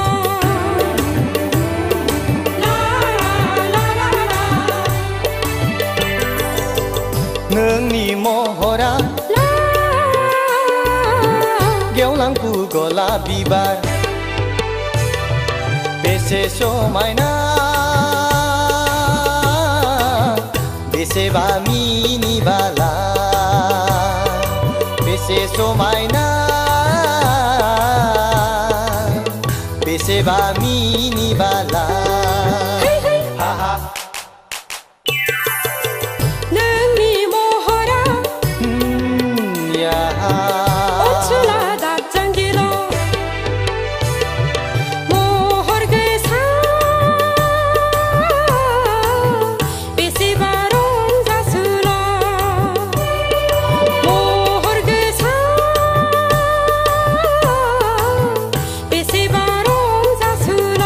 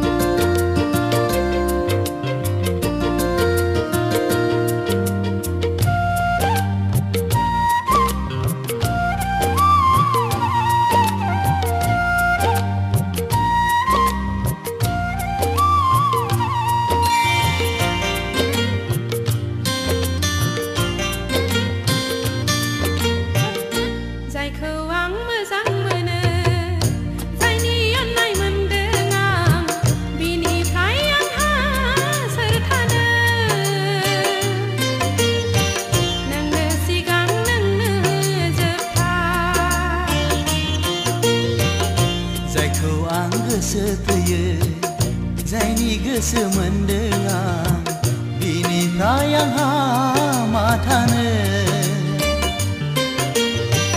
नोंनो गोदान नोंनो गोजाम जायखौ आं मोजां मोनो जायखौ आं गोसो थोयो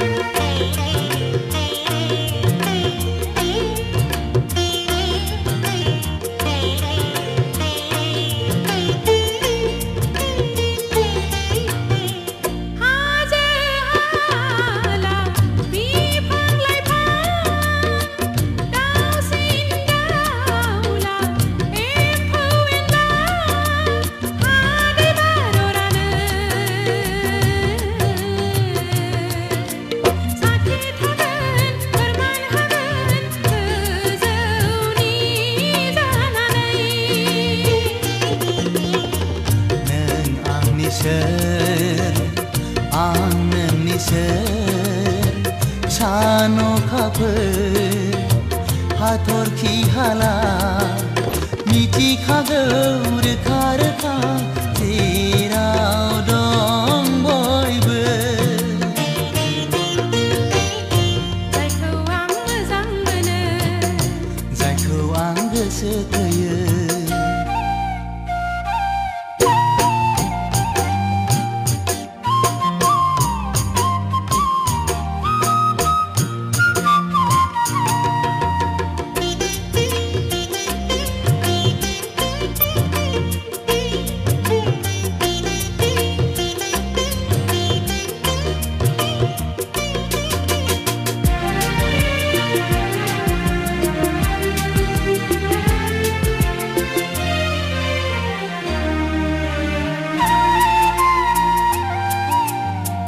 बावनो नाजाब्लाबो बावनो हाया खाफालनि लिरनाया नोंजोंनो खोमा जानो हागौ बेखायनो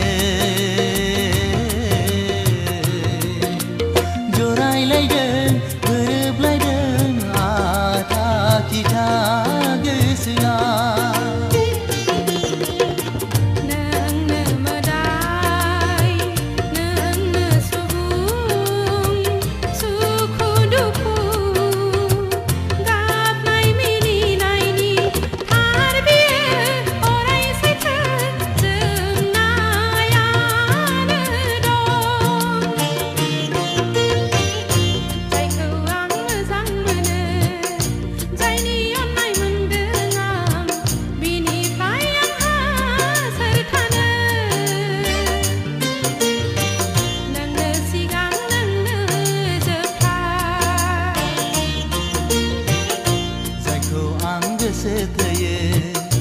जायनि गोसो मोनदों आं बिनिफ्राय आंहा मा थानो नोंनो गोदान नोंनो गोजाम हे हे हे हे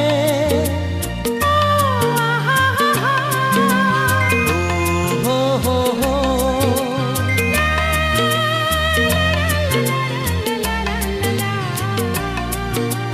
oh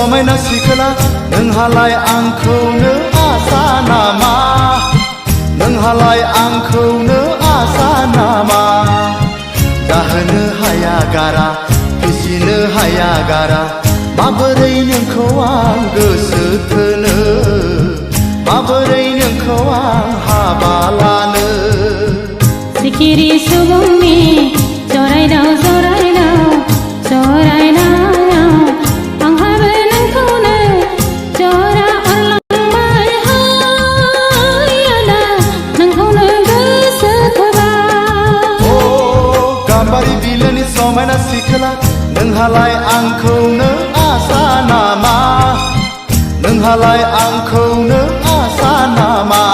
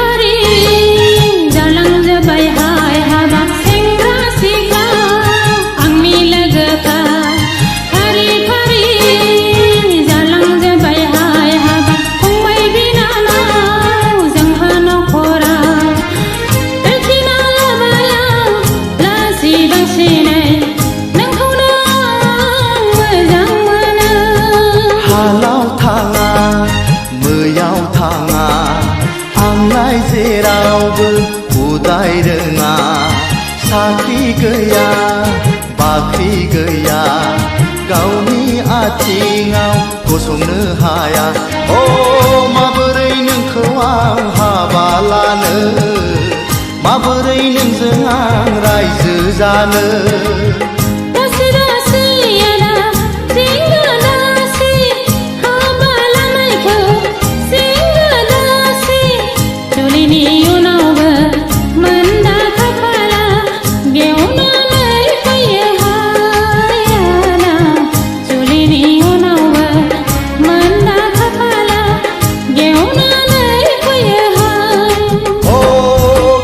बिलोनि समायना सिखोला नोंहालाय आंखौनो आसा नामा नोंहालाय आंखौनो आसा नामा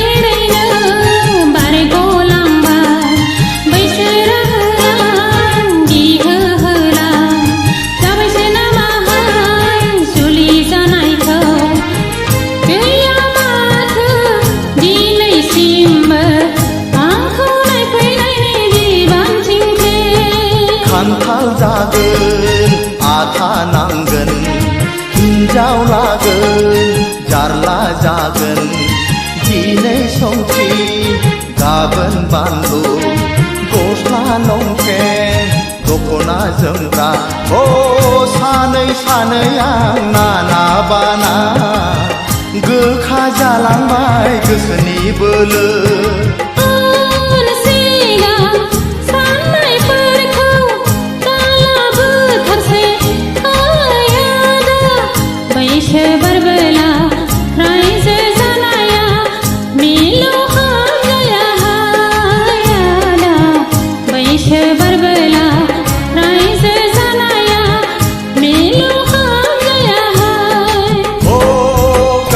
बिलोनि समायना सिखोला नोंहालाय आंखौनो आसा नामा नोंहालाय आंखौनो आसा नामा दाहोनो हाया गारा फिसिनो हाया गारा माबोरै नोंखौ आं गोसो थोनो माबोरै नोंखौ आं हाबा लानो सिखिरि सुबुंनि जरायदाव जरायदाव जराय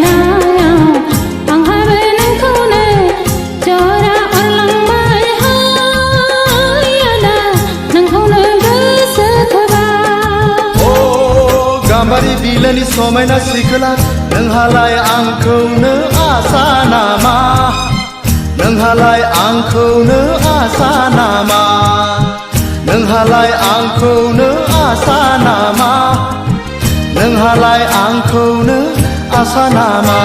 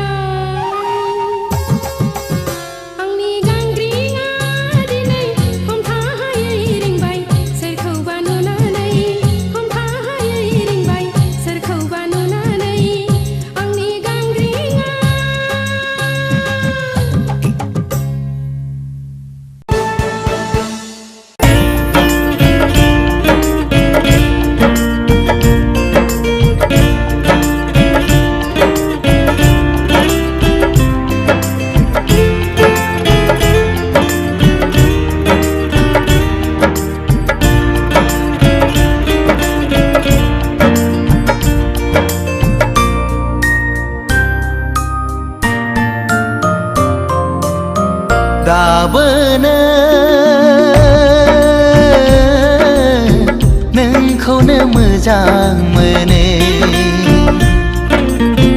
दाबोनो नोंखौनो गोसो थोयो सिरि सिरि जेब्लाबो नोंखौ नाजानाया सिखावो जेब्लाबो नोंखौ हास्थायनाया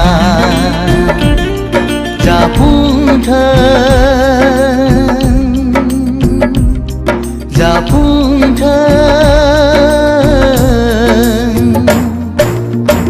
दाबोनो नोंखौनो मोजां मोनो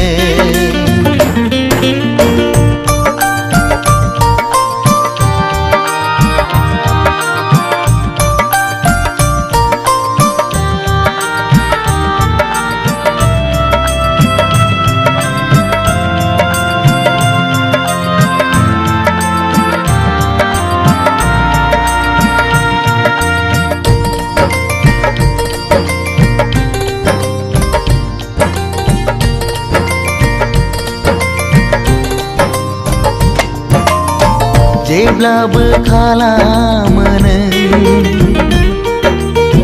आंखौ सैखाथारै जेब्लाबो खालामो नों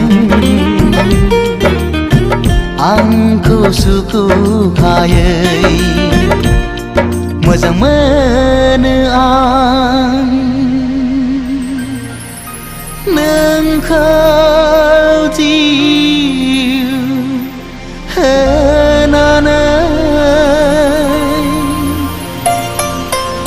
नोंखौ मोनाब्ला मा जागोन नों जेबो बुजिनाय नङा नोंखौ मोनाब्ला मा जागोन नों जेबो हमदांनो हाया नोंखौ नङाब्ला आंनि जिउआ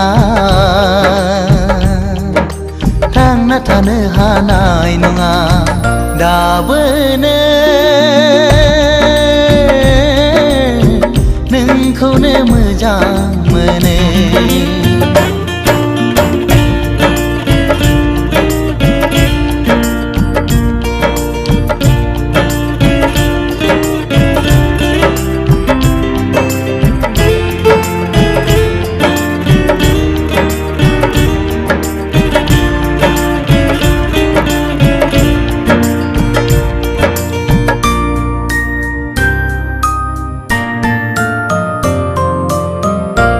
मिहिलांनाय गोसो जेब्लाबो बावनो हाया नोजोर नांनाय मेगन जेब्लाबो नागार हाया सिमा गैयै नोंखौ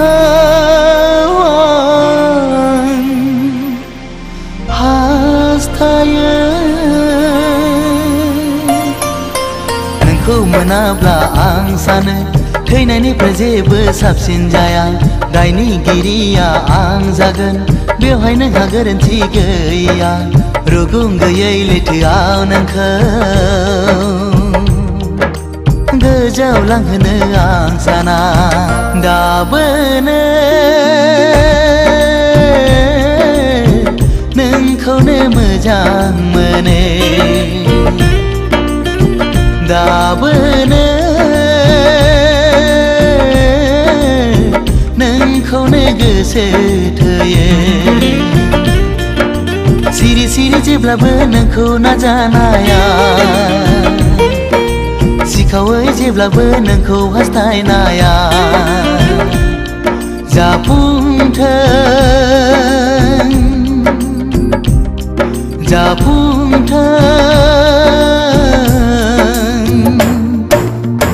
दाबोनो नोंखौनो मोजां मोनो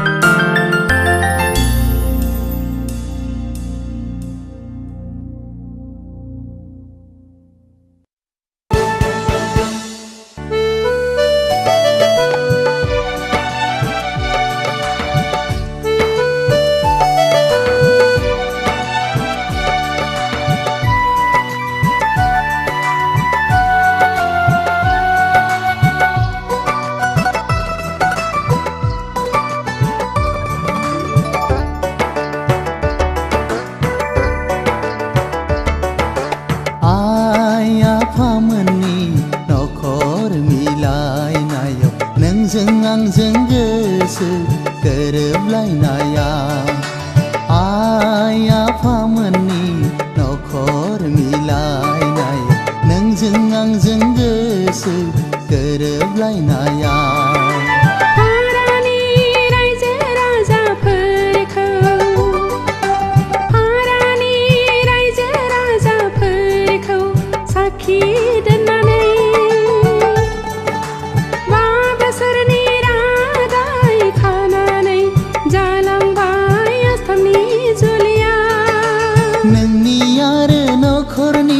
गासैनिबो थुलुंगायाव जाबाय आंनि मास्टार डिग्री फरायफुंहैनाय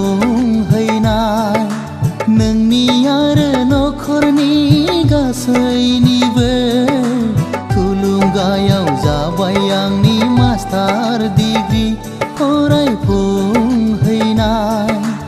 आइ आफामोननि नखर मिलायनायाव नोंजों आंजों गोसो गोरोबलायनाया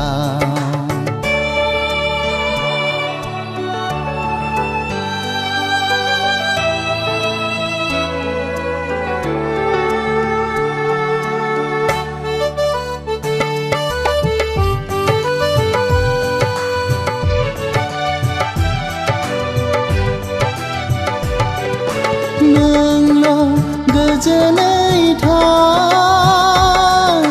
थाबाय थास'ना दानफायाव खेबफा खौरां बिलाइ हरगोन आं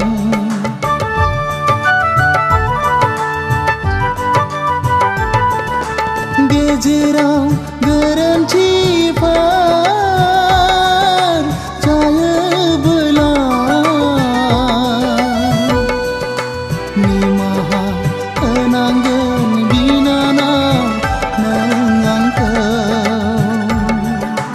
बोरैबा मोनो गोसोआ आंनि बोदोर जायो जोहोलावनि खौरां लाहैनो आइ आफामोननि नखर मिलायनायाव नोंजों आंजों गोसो गोरोबलायनाया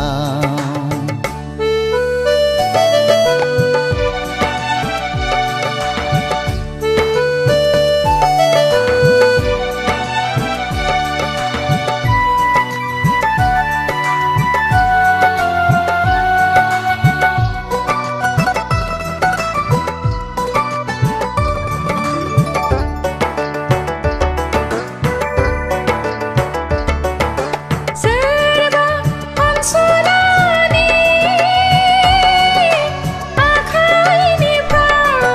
आखाइनिफ्राय मोनबाय आं जोहोलावनि गोरोन्थिनि लाइजाम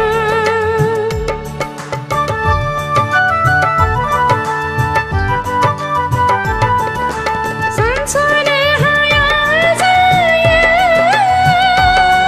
आंनि बावलि गोसोआ गोरोन्थिया आइ आफामोननि मास्टार डिग्रीनि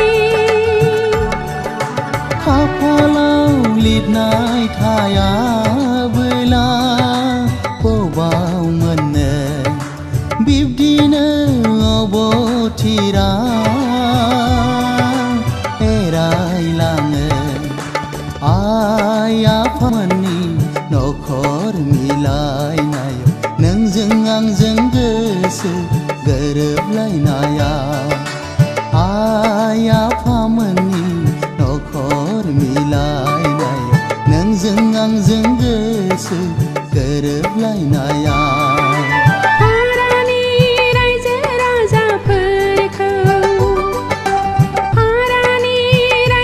राजाफोरखौ साखि दोननानै 5 बोसोरनि रादाय खानानै जालांबाय आसामनि जुलिया नोंनि आरो नखरनि गासै गासैनिबो थुलुंगायाव जाबाय आंनि मास्टार डिग्री फरायफुंहैनाय नोंनि आरो नखरनि गासैनिबो थुलुंगायाव जाबाय आंनि मास्टार डिग्री फरायफुंहैनाय आइ आफामोननि नखर मिलायनायाव नोंजों आंजों गोसो गोरोबलायनायाव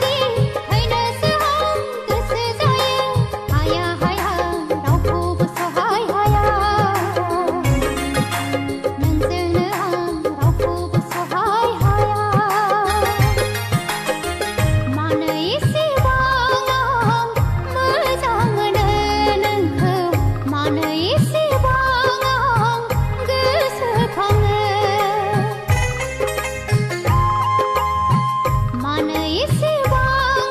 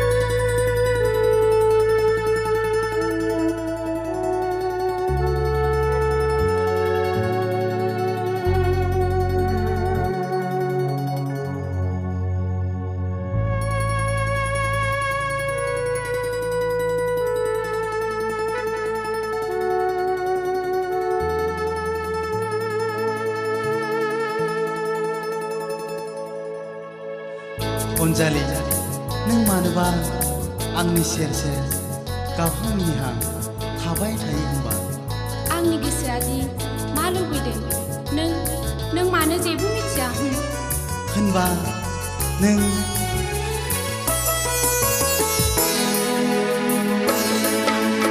आंनि गोसोनि गोदै राव नांगौ नामा मा अनजालि नोंनो नांगौ नामा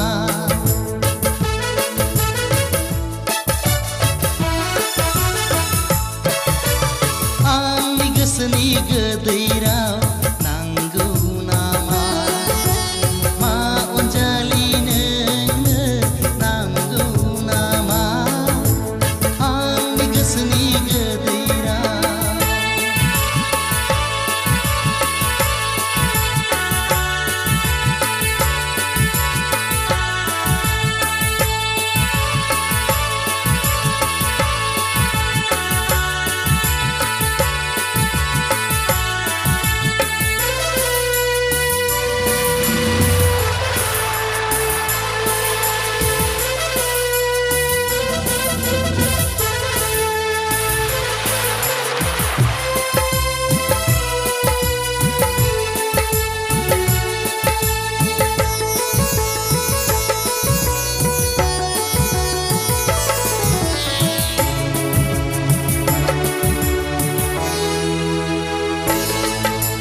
नांगौबा नांगौ माबार बुंखा नाङाबा नाङा माबार फिनखा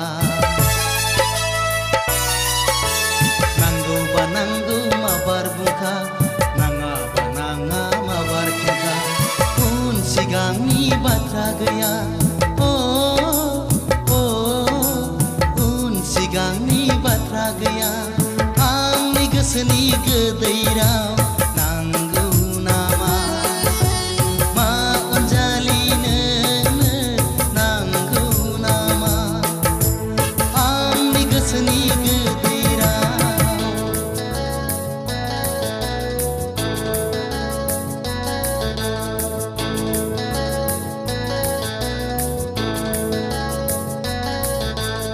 अनजालि अनजालि रना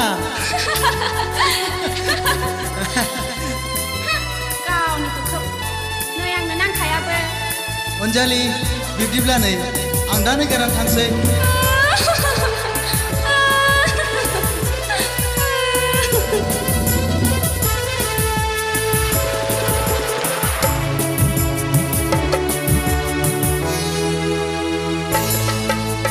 उमुरखौ मिथिया गारानो गावखौ उनसिगां साना गारानो उमुरखौ मिथिया गारानो गावखौ उनसिगां साना गारानो मानो गावखौ नों हब्रा हब्रा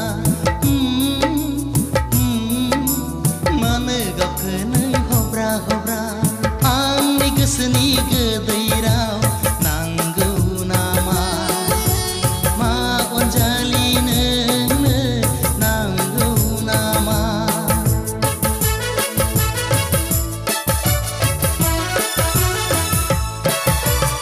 आंनि गोसोनि गोदै राव नांगौ नामा मा अनजालि नोंनो नांगौ नामा आंनि गोसोनि गोदै राव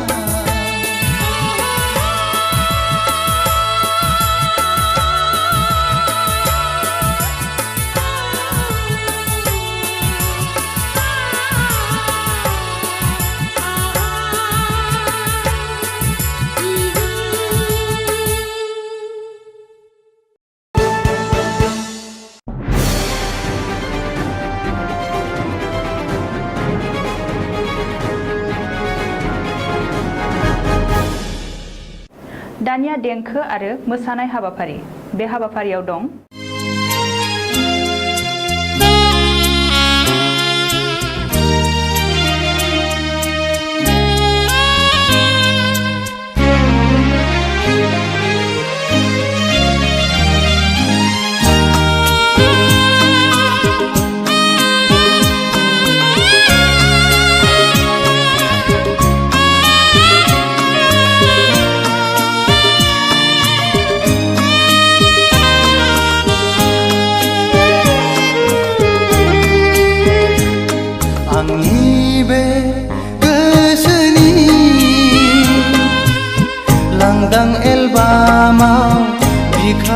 आयनायाव हरखाबै सोरनि सावगारि थाफैखो दद्रे-द्रेसो रजे नुजाफैखो आंनि बे गोसोनि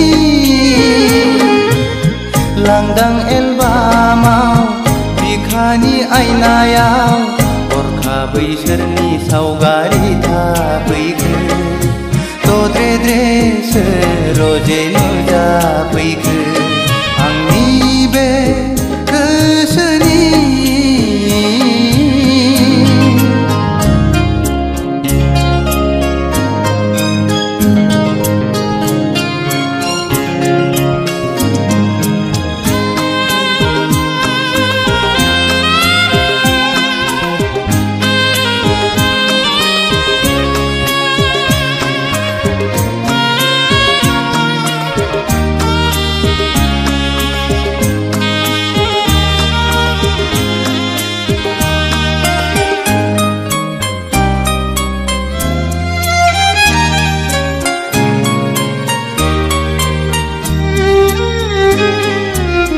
लाजिहां माहां माबा बुंसि बुंसि मिनिहां माहां नायहरसि नायहरसि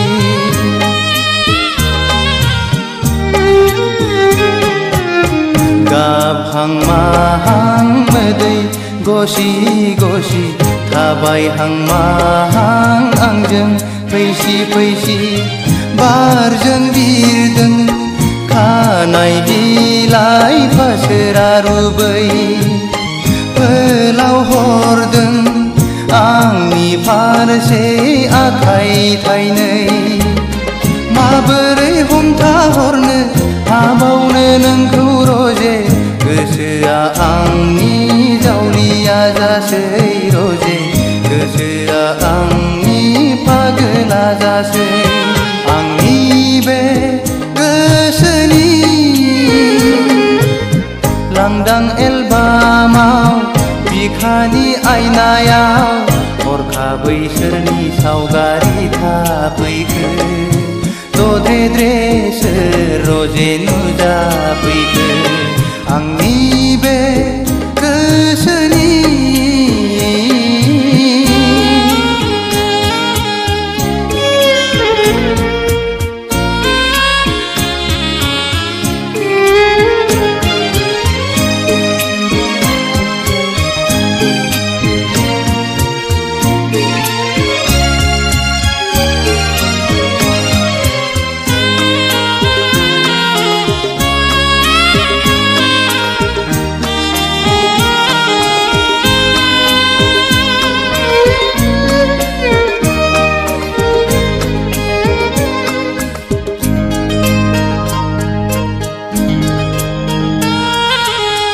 मेगना अरायबो नोंखौल' नुसै रजे मेसेबना थाबोलाबो नोंखौल' नुसै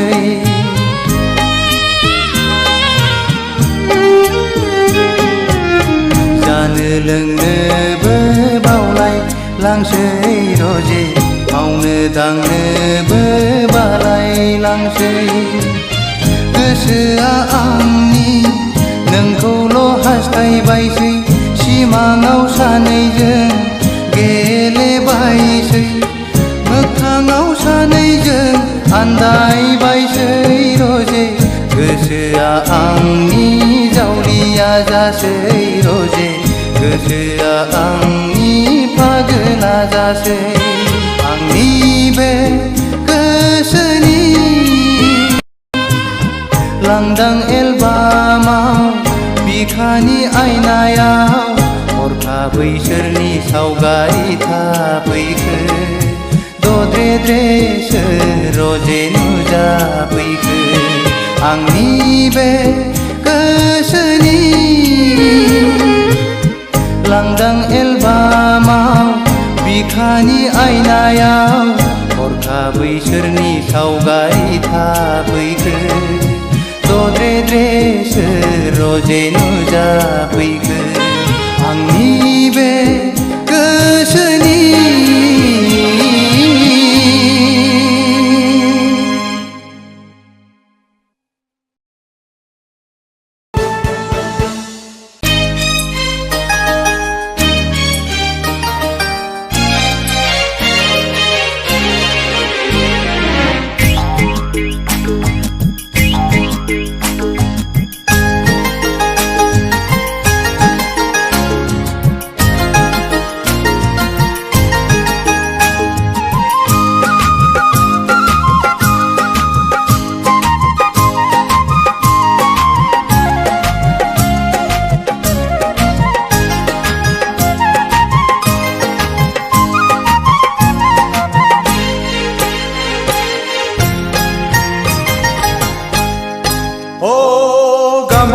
बिलोनि समायना सिखोला नोंहालाय आंखौनो आसा नामा नोंहालाय आंखौनो आसा नामा दाहोनो हाया गारा फिसिनो हाया गारा माबोरै नोंखौ आं गोसो थोनो माबोरै नोंखौ आं हाबा लानो सिखिरि सुबुंनि जरायदाव जरायदाव जरायनायाव आंहाबो नोंखौनो जरा अरलांबाय हायाला नोंखौनो गोसो थोबाय ओ गाम्बारि बिलोनि समायना सिखोला नोंहालाय आंखौनो आसा नामा नोंहालाय आंखौनो आसा नामा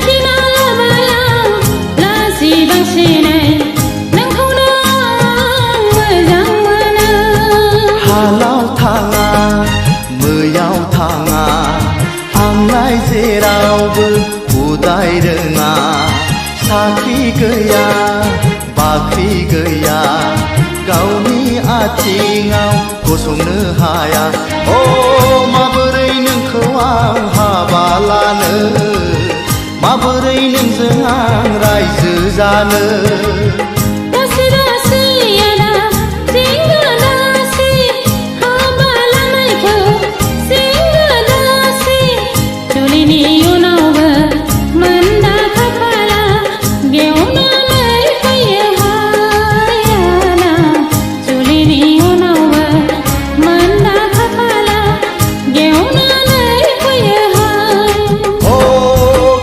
बिलोनि समायना सिखोला नोंहालाय आंखौनो आसा नामा नोंहालाय आंखौनो आसा नामा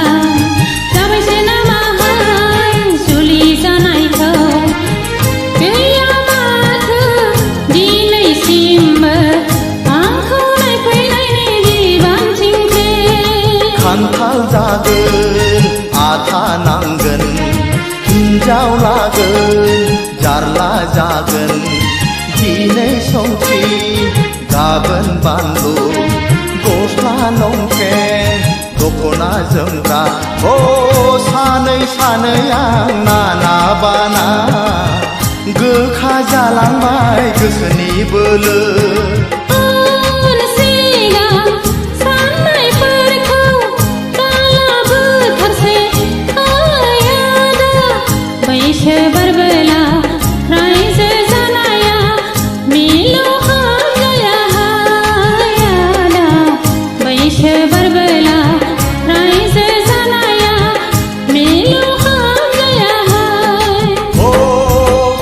बिलोनि समायना सिखोला नोंहालाय आंखौनो आसा नामा नोंहालाय आंखौनो आसा नामा दाहोनो हाया गारा फिसिनो हाया गारा माबोरै नोंखौ आं गोसो थोनो माबोरै नोंखौ आं हाबा लानो सिखिरि सुबुंनि जरायदाव जरायदाव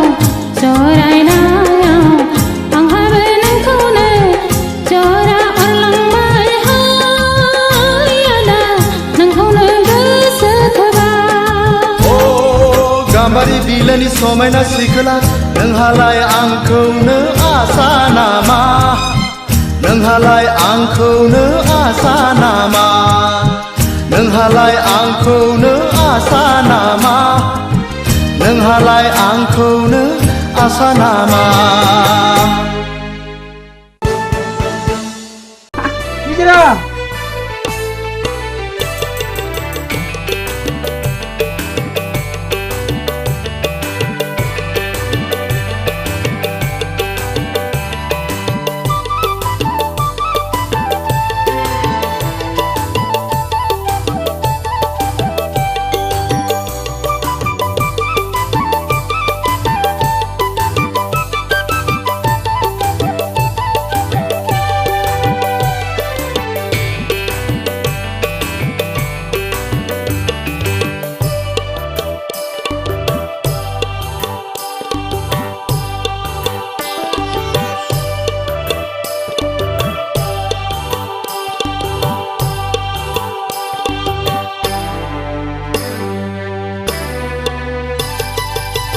नोंनि महरा गेवलांफु गलाप बिबार बेसे समायना बेसेबा मिनिबाला बेसे समायना बेसेबा मिनिबाला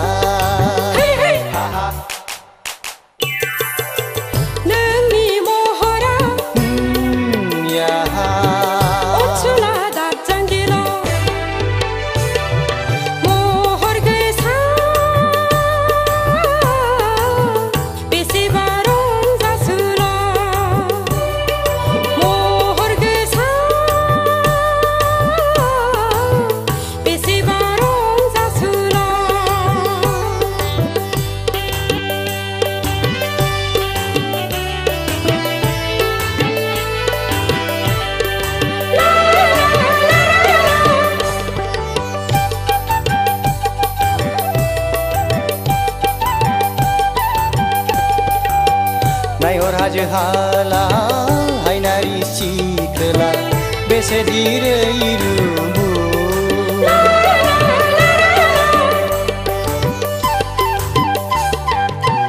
नायहर दैमा दैसा अनसुला सेंग्रा बेसेदि समायना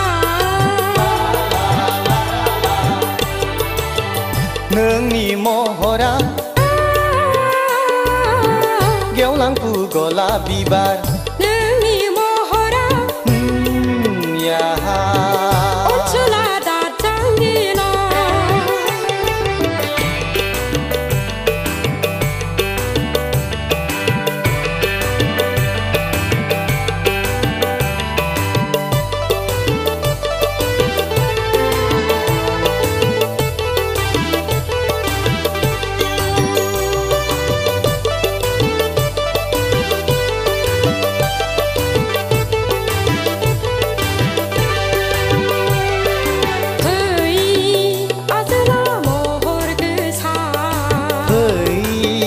आजलि हायनारि फै अनसुलि महर गोसा फै आजला महर गोसा नोंनो आंनि तिलतमा नोंनो आंनि सान्दो बावदिया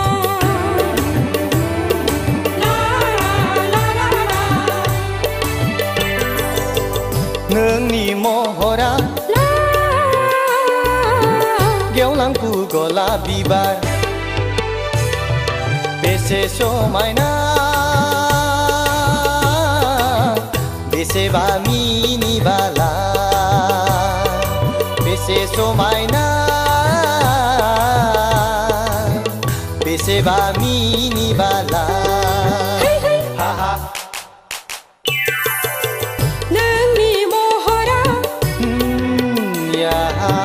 अनसुला दाजांगिला महर गोसा बेसेबा रंजासुला महर गोसा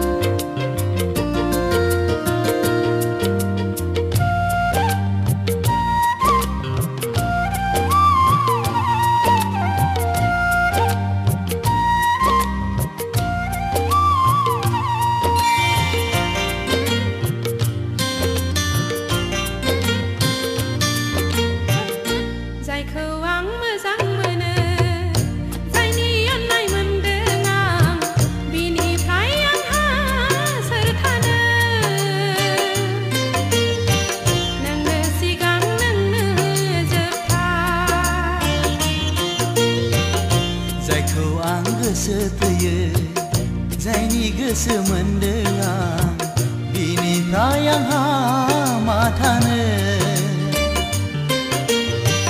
नोंनो गोदान नोंनो गोजाम जायखौ आं मोजां मोनो जायखौ आं गोसो थैयो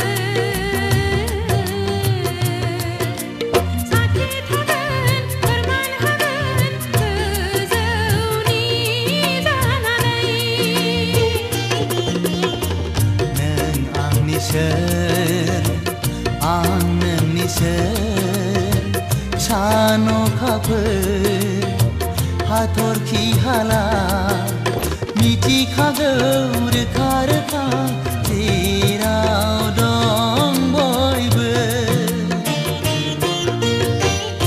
जायखौ आं मोजां मोनो जायखौ आं गोसो थैयो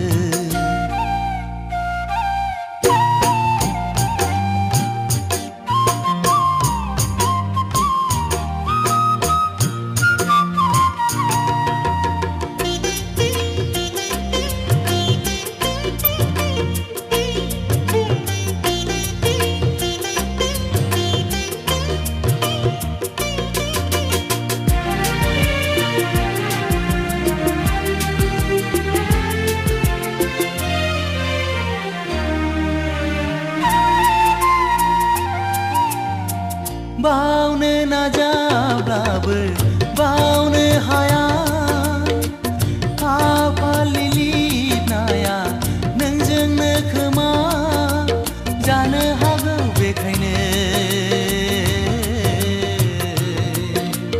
जरायलायदों गोरोबलायदों आथा खिथा गोसोआ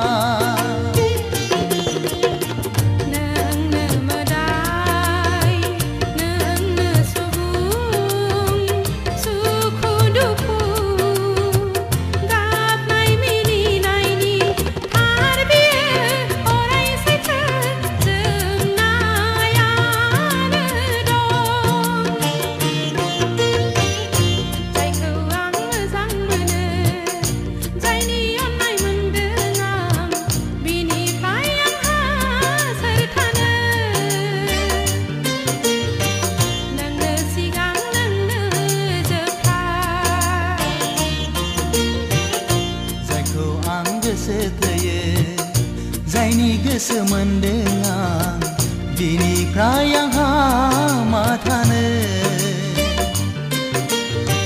नोंनो गोदान नोंनो गोजाम हे हे हे हे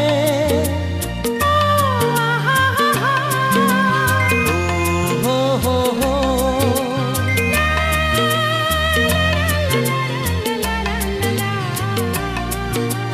oh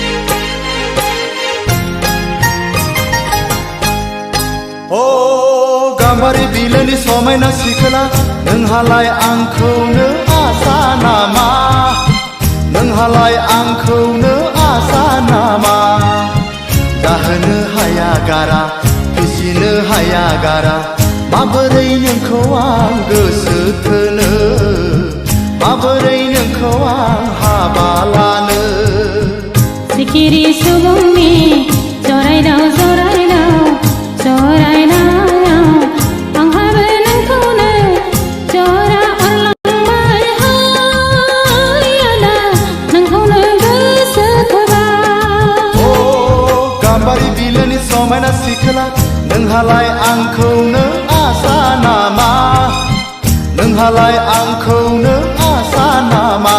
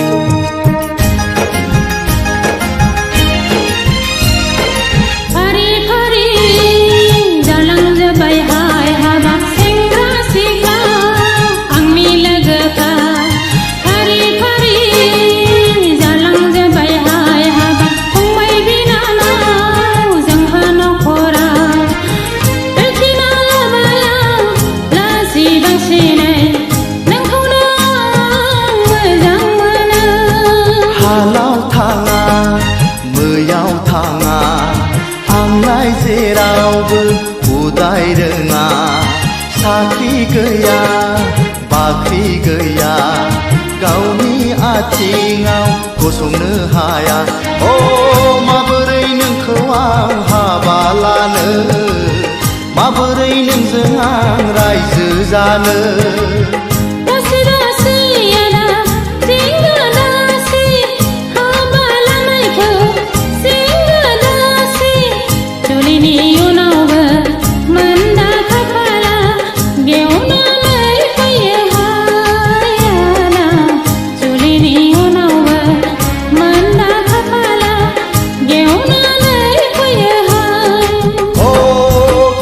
बिलोनि समायना सिखोला नोंहालाय आंखौनो आसा नामा नोंहालाय आंखौनो आसा नामा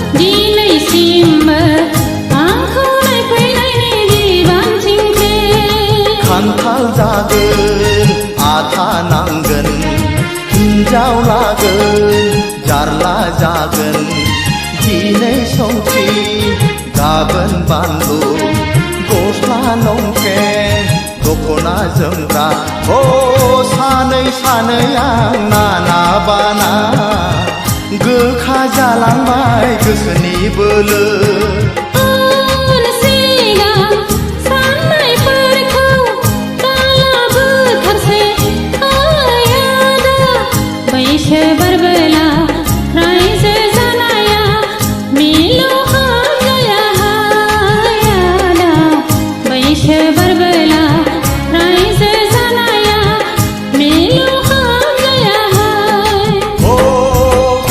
बिलोनि समायना सिखोला नोंहालाय आंखौनो आसा नामा नोंहालाय आंखौनो आसा नामा दाहोनो हाया गारा फिसिनो हाया गारा माबोरै नोंखौ आं गोसो थोनो माबोरै नोंखौ आं हाबा लानो सिखिरि सुबुंनि जरायदाव जरायदाव जरा फरायनायाव आंहाबो नोंखौनो जरा अरलांबाय हाय आदा नोंखौनो गोसो थोबाय गाम्बारि बिलोनि समायना सिखोला नोंहालाय आंखौनो आसा नामा नोंहालाय आंखौनो आसा नामा नोंहालाय आंखौनो आसा नामा नोंहालाय आंखौनो आसा नामा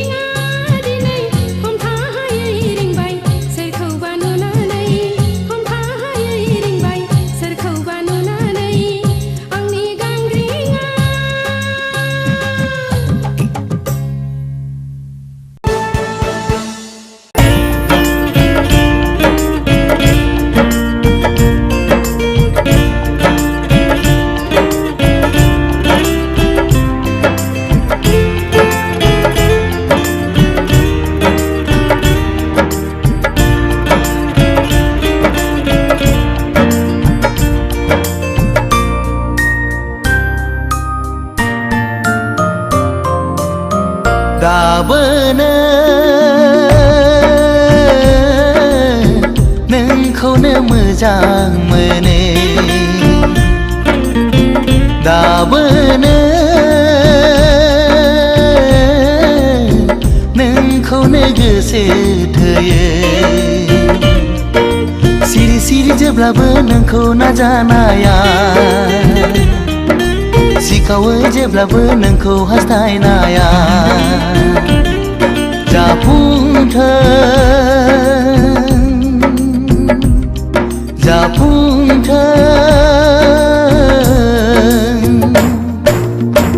दाबोनो नोंखौनो मोजां मोनो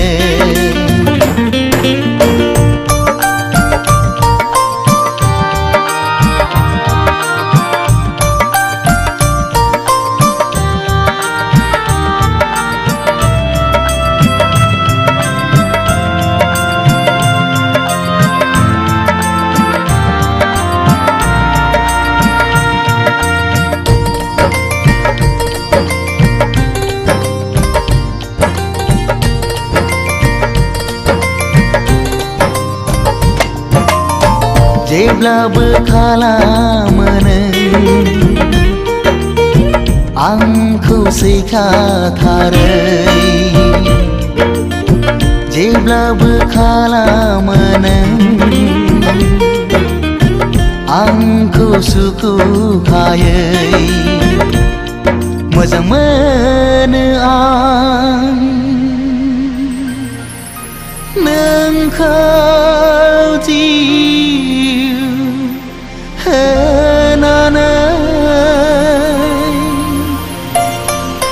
नोंखौ मोनाब्ला मा जागोन नों जेबो बुजिनाय नङा नोंखौ मोनाब्ला मा जागोन नों जेबो हमदांनो हाया नोंखौ नङाब्ला आंनि जिउआ थांना थानो हानाय नङा दाबोनो नोंखौनो मोजां मोनो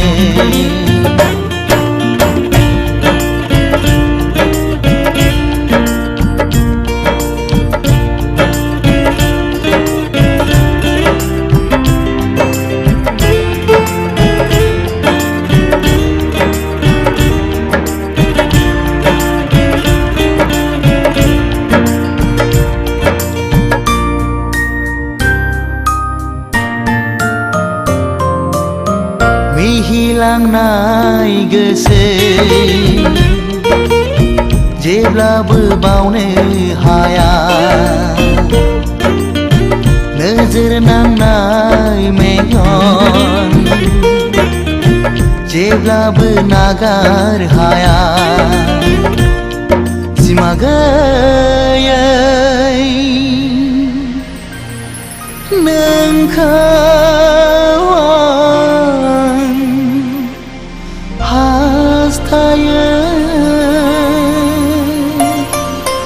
नोंखौ मोनाब्ला आं सानो थैनायनिफ्राय जेबो साबसिन जाया दायनिगिरिया आं जागोन बेवहाय नोंहा गोरोन्थि गैया रुगुं गैयै लैथोआव नोंखौ गोजौआव लांहोनो आं साना दाबोनो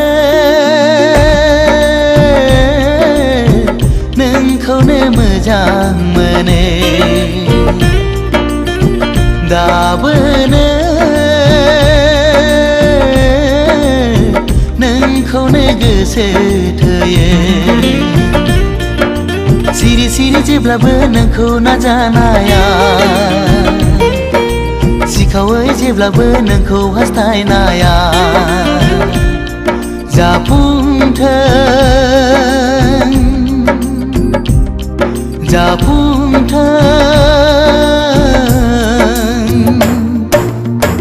दाबोनो नोंखौनो मोजां मोनो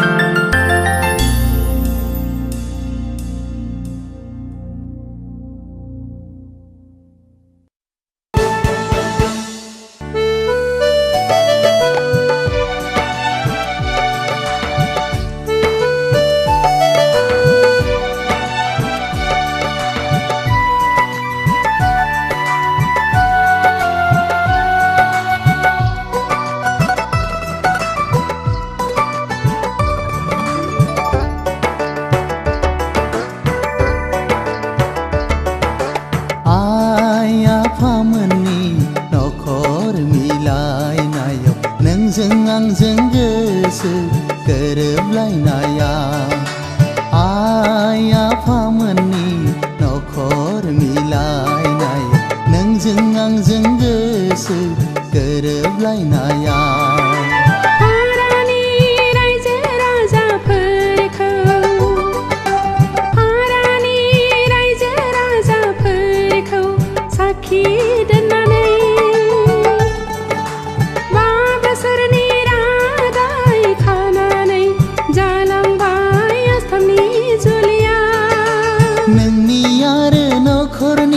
गासैनिबो थुलुंगायाव जाबाय आंनि मास्टार डिग्री फरायफुंहैनाय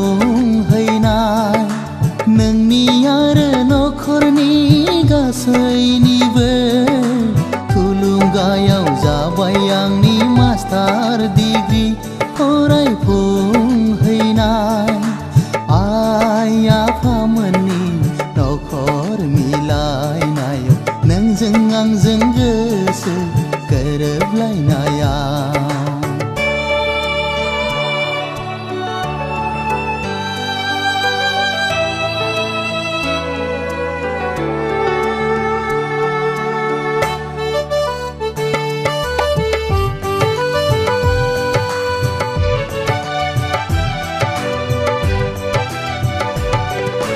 नोंल' गोजोनै थाबाय थास'ना दानफायाव खेबफा खौरां बिलाइ हरगोन आं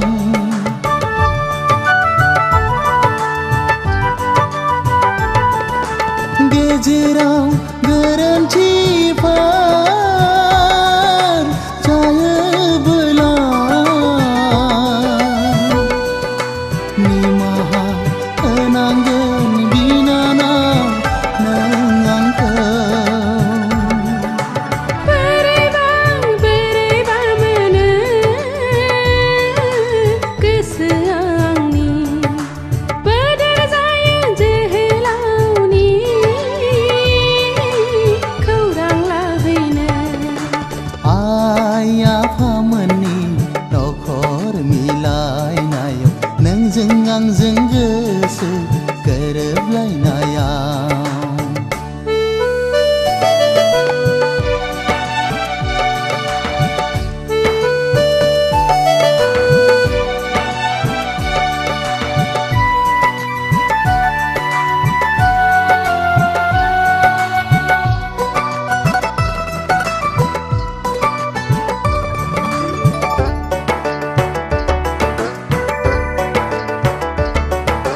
सोरबा अनसुलानि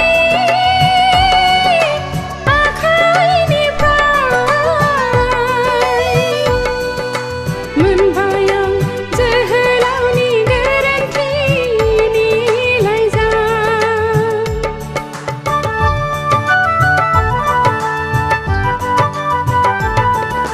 सानस'नो हाया जायो आंनि बावलि गोरोन्थिया आइ आफामोननि मास्टार डिग्रीनि खाफालाव लिरनाय थायाबोला बबाव मोननो बिब्दिनो अबथिरा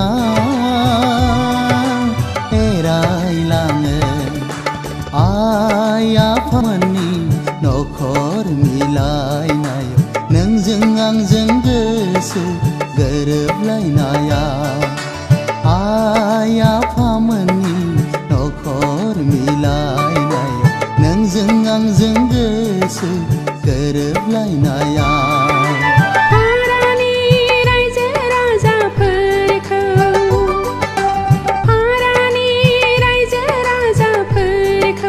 साखि दोननानै 5 बोसोरनि रादाय खानानै जालांबाय आसामनि जुलिया नोंनि आरो नखरनि गासैनिबो थुलुंगायाव जाबाय आंनि मास्टार डिग्री फरायफुंहैनाय नोंनि आरो नखरनि गासैनिबो आंनि मास्टार डिग्री फरायफुंहैनाय आइ आफामोननि नखर मिलायनायाव नोंजों आंजों गोसो गोरोबलायनायाव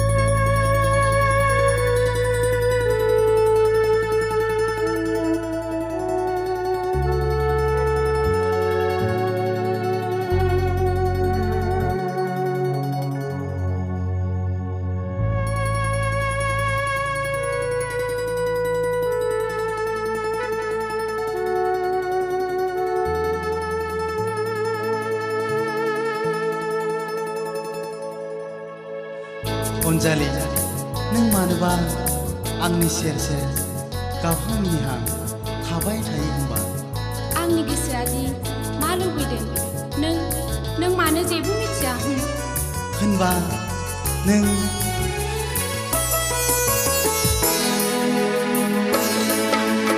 आंनि गोसोनि गोदै राव नांगौ नामा मा अनजालि नोंनो नांगौ नामा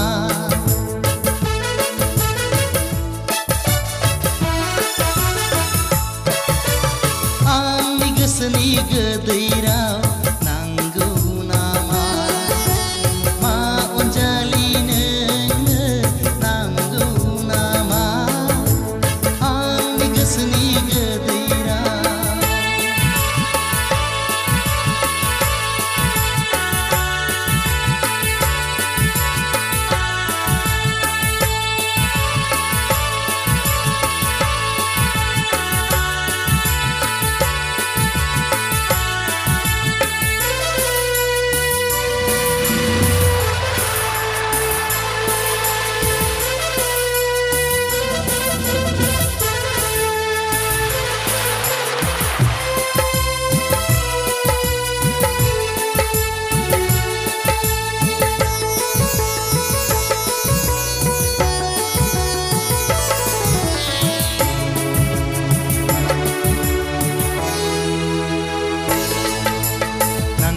नांगौ माबार बुंखा नाङाबा नाङा माबार फिनखा नांगौबा नांगौ माबार बुंखा नाङाबा नाङा माबार फिनखा उन सिगांनि बाथ्रा गैया उन सिगांनि बाथ्रा गैया आंनि गोसोनि गोदै राव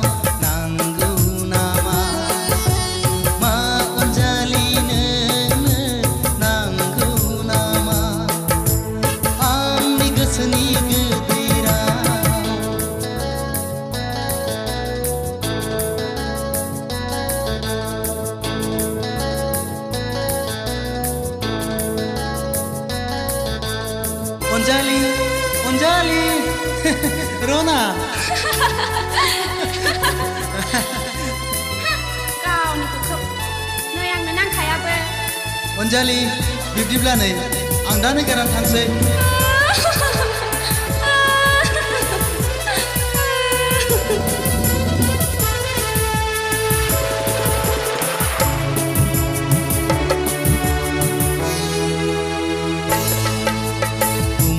मिथिया गारानो गावखौ उनसिगां साना गारानो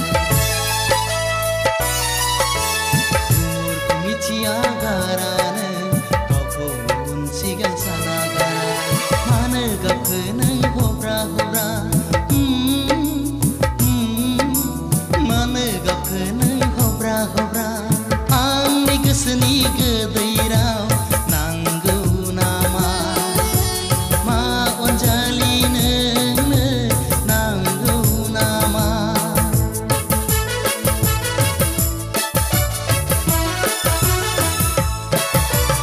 आंनि गोसोनि गोदै राव नांगौ नामा मा अनजालि नोंनो नांगौ नामा आंनि गोसोनि गोदै राव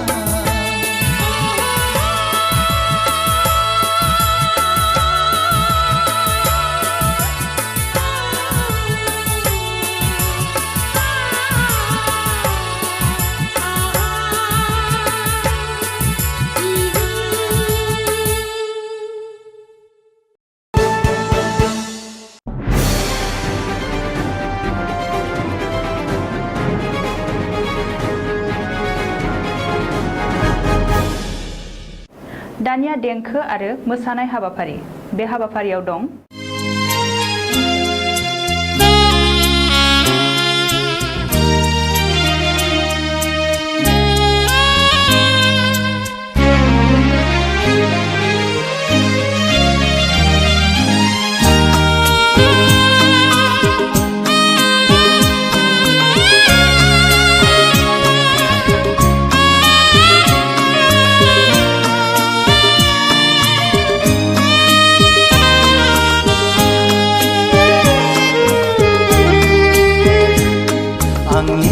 बे गोसोनि लांदां एलबामाव बिखानि आयनायाव हरखाबै सोरनि सावगारि थाफैखो दद्रेद्रेसो रजे नुजाफैखो आंनि बे गोसोनि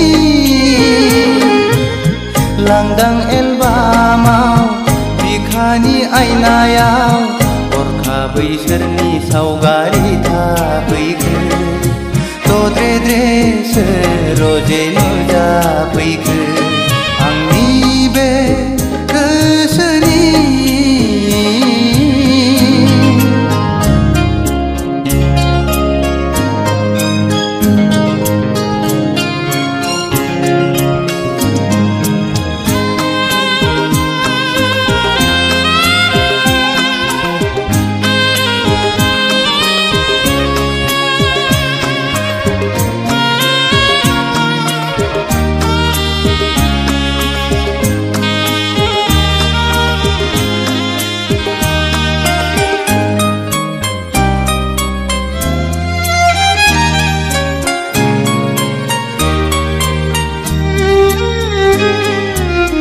लाजिहां माहां माबा बुंसि बुंसि मिनिहां माहां नायहरसि नायहरसि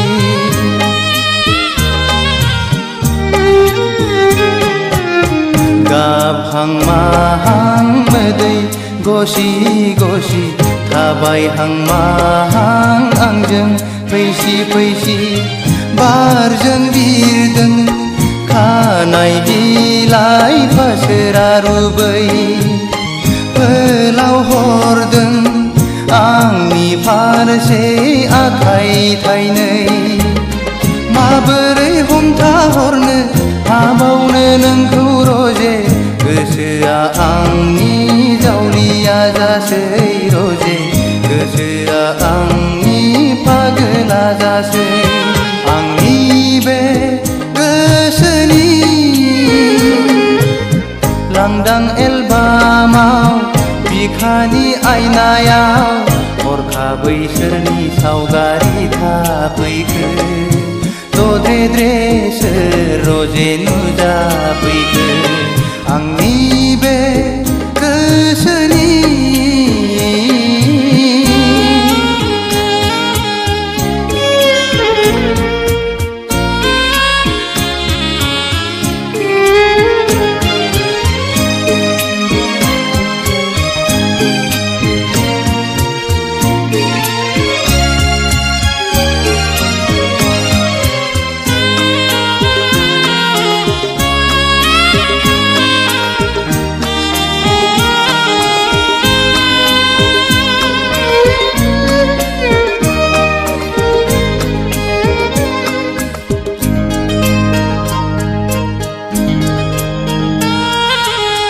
मेगना अरायबो नोंखौल' नुसै रजे मेसेबना थाबोलाबो नोंखौल' नुसै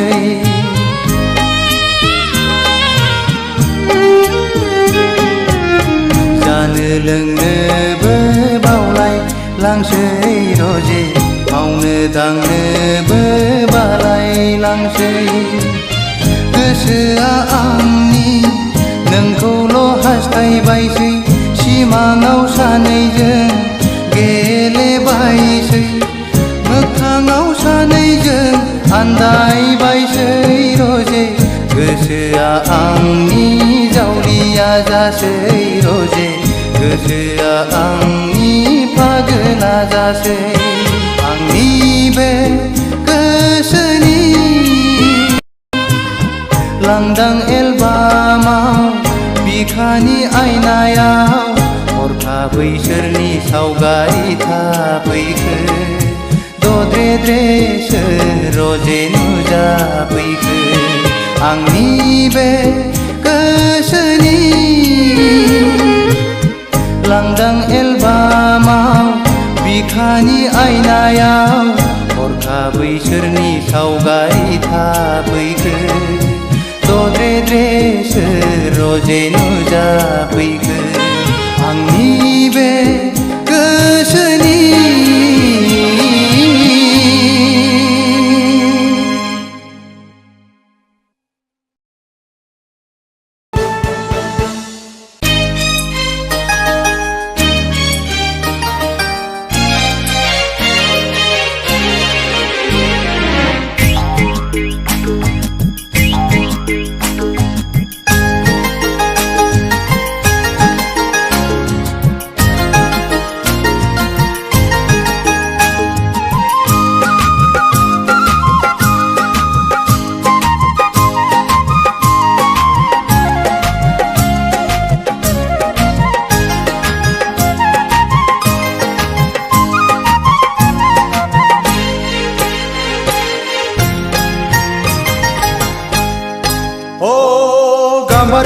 बिलोनि समायना सिखोला नोंहालाय आंखौनो आसा नामा नोंहालाय आंखौनो आसा नामा जाहोनो हाया गारा फिसिनो हाया गारा माबोरै नोंखौ आं गोसो थोनो माबोरै नोंखौ आं हाबा लानो सिखिरि सुबुंनि जरायदाव जरायदाव जरायनायाव आंहाबो नोंखौनो जरा अरलांबाय हायाला नोंखौनो गोसो थोबाय ओ गाम्बारि बिलोनि समायना सिखोला नोंहालाय आंखौनो आसा नामा नोंहालाय आंखौनो आसा नामा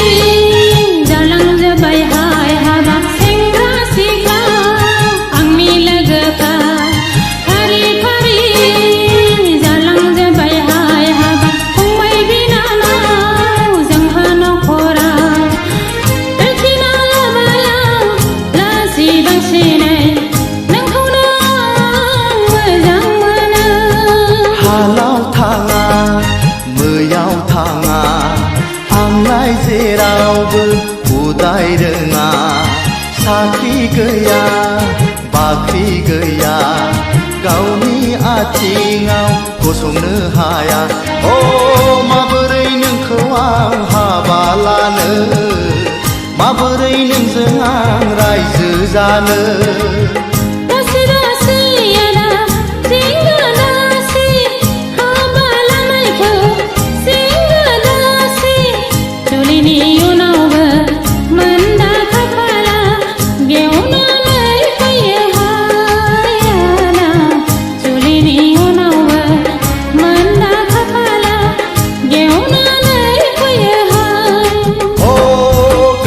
बिलोनि समायना सिखोला नोंहालाय आंखौनो आसा नामा नोंहालाय आंखौनो आसा नामा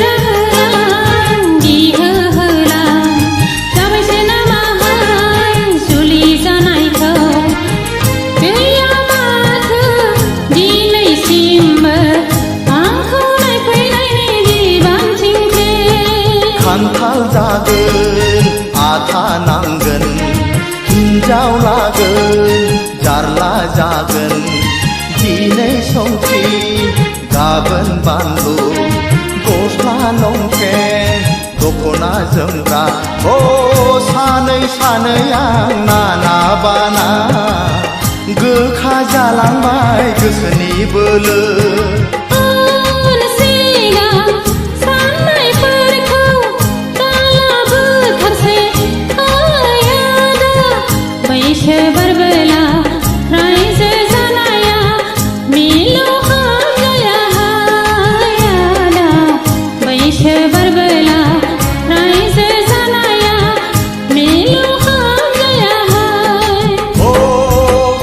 बिलोनि समायना सिखोला नोंहालाय आंखौनो आसा नामा नोंहालाय आंखौनो आसा नामा जाहोनो हाया गारा फिसिनो हाया गारा माबोरै नोंखौ आं गोसो थोनो माबोरै नोंखौ आं हाबा लानो सिखिरि सुबुंनि जरायदाव जरायदाव जराय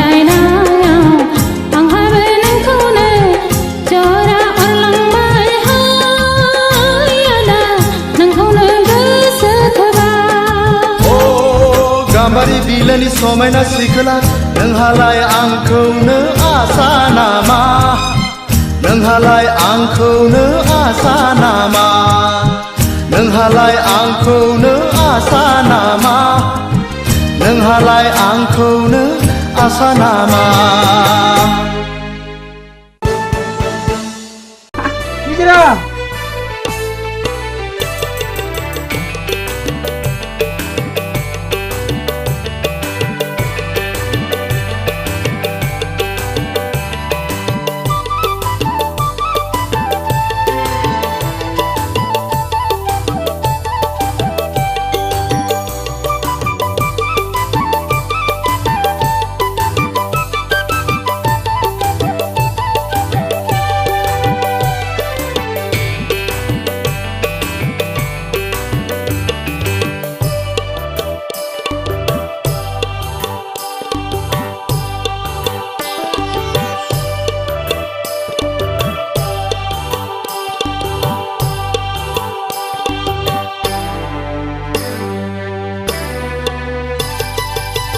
नोंनि महरा गेवलांफु गलाप बिबार बेसे समायना बेसेबा मिनिबाला बेसे समायना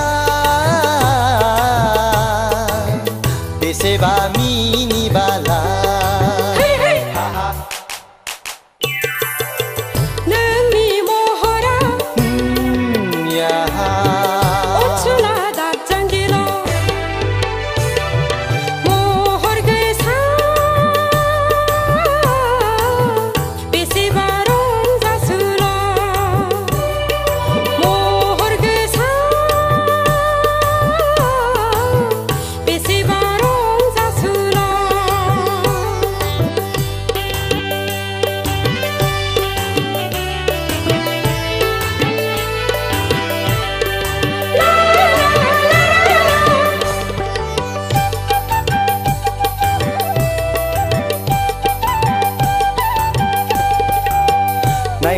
हाला हायनारि सिखोला बेसे दिरै रुबु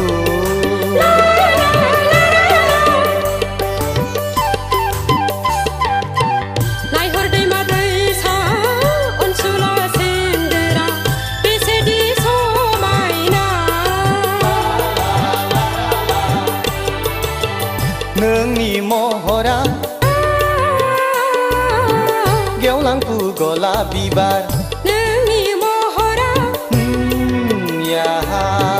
अनसुला दाजांगिला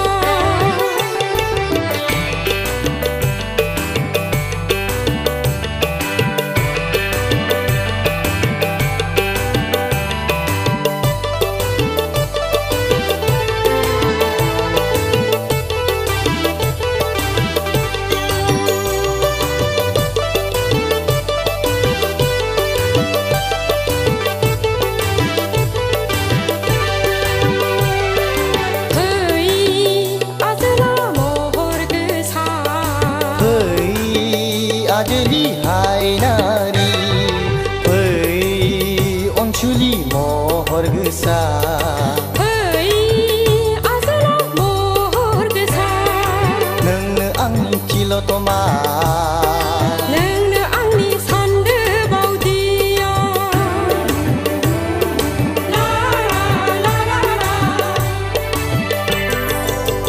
नोंनि महरा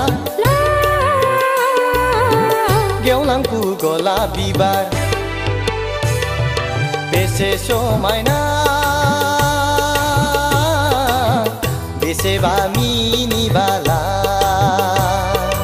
बेसे समायना बेसेबा मिनिबाला नोंनि महरा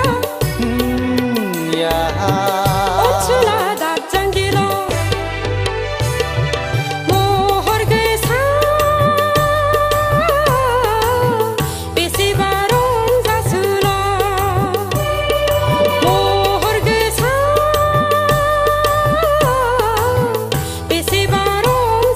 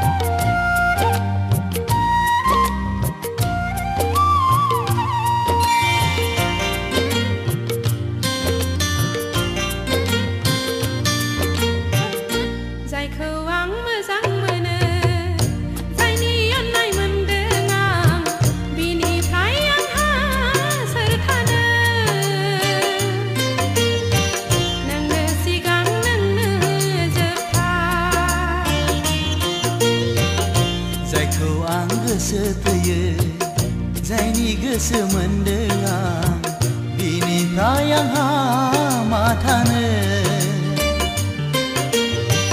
नोंनो गोदान नोंनो गोजाम जायखौ आं मोजां मोनो जायखौ आं गोसो थैयो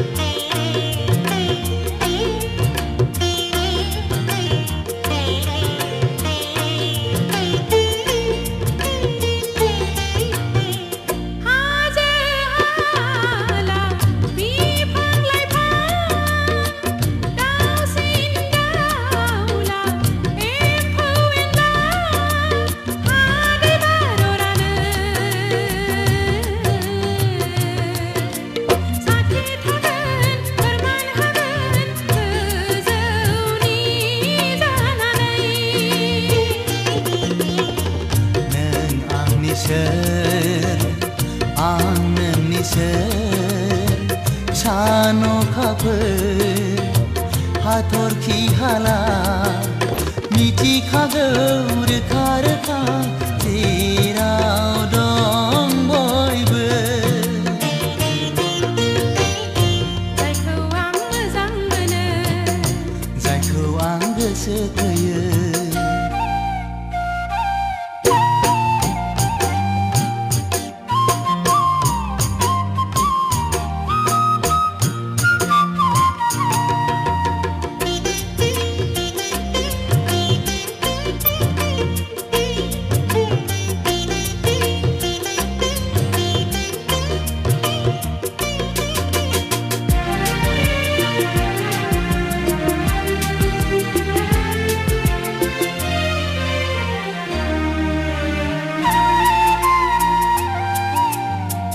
बावनो नाजाब्लाबो बावनो हाया खाफालनि लिरनाया नोंजोंनो खोमा जानो हागौ बेखायनो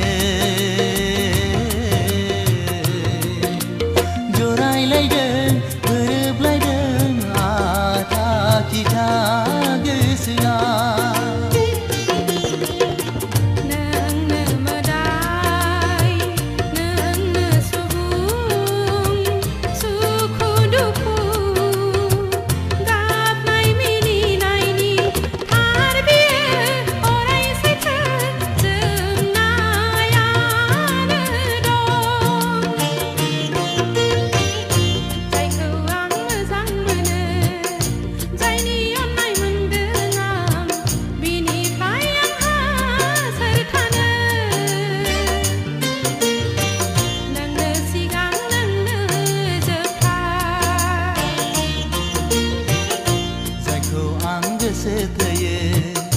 जायनि गोसो मोनदों आं बिनिफ्राय आंहा मा थानो नोंनो गोदान नोंनो गोजाम हे हे हे हे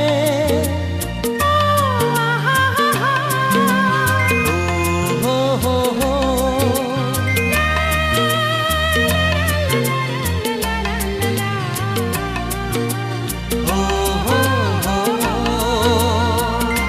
oh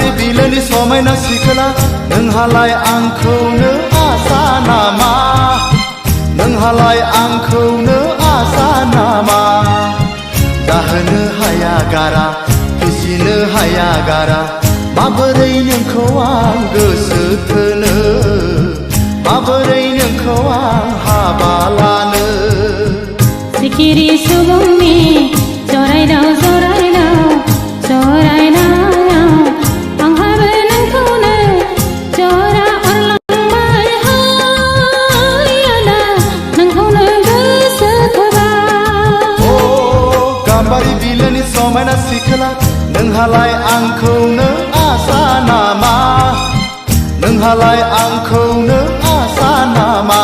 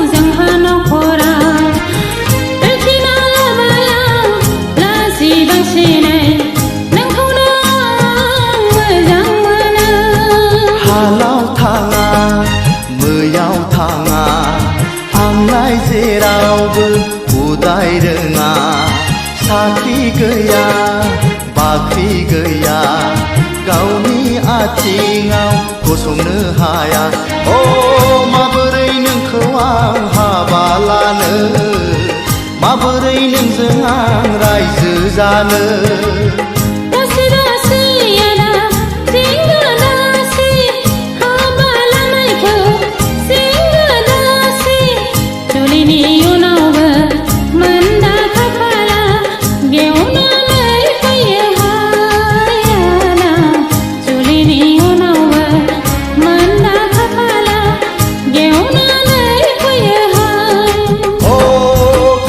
बिलोनि समायना सिखोला नोंहालाय आंखौनो आसा नामा नोंहालाय आंखौनो आसा नामा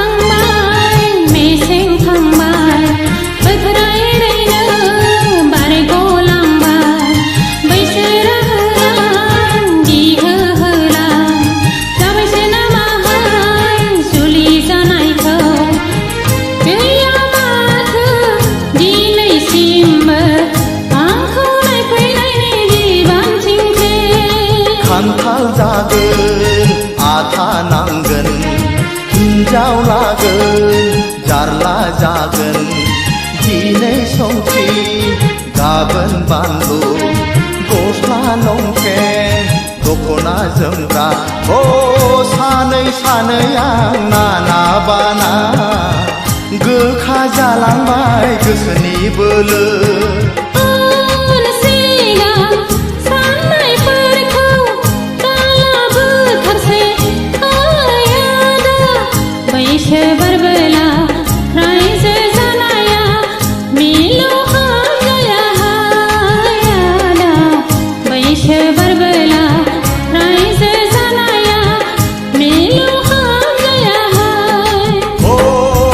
गाम्बारि बिलोनि समायना सिखोला नोंहालाय आंखौनो आसा नामा नोंहालाय आंखौनो आसा नामा जाहोनो हाया गारा फिसिनो हाया गारा माबोरै नोंखौ आं गोसो थोनो माबोरै नोंखौ आं हाबा लानो सिखिरि सुबुंनि जरायदाव जरायदाव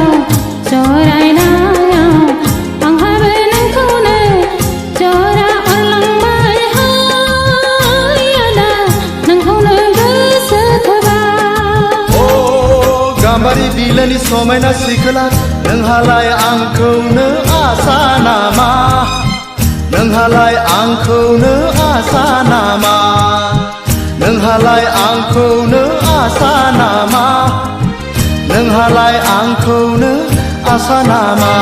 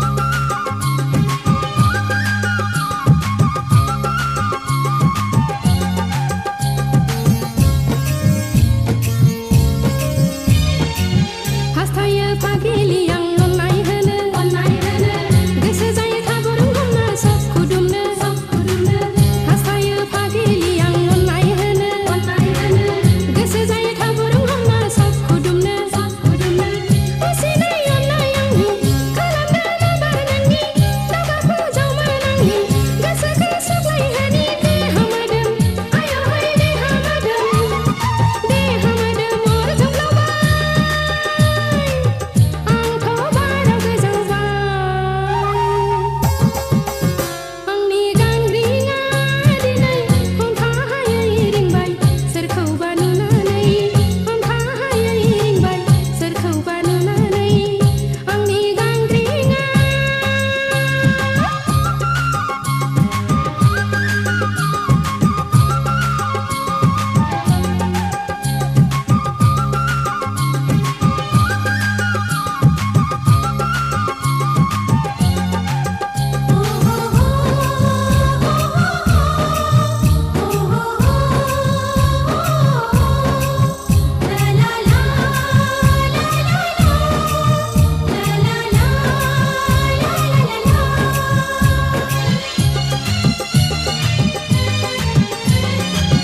लाजिनाय गिनाय आंनाव गैला बाय बाहागिखौ नुला लाजिनाय गिनाय आंनाव गैला बाय बाहागिखौ नुला मानसि दुमसि बिमा बिफा बिदा फंबायखौ आं गिला मानसि दुमसि बिमा बिफा बिदा फंबायखौ आं गिला लाजिरोङै बुंजासै थावनालि आंखल गैयै जौमोननि बिलिरनायाव हमथानो हायैयाव देहा मोदोम आय' है देहा मोदोम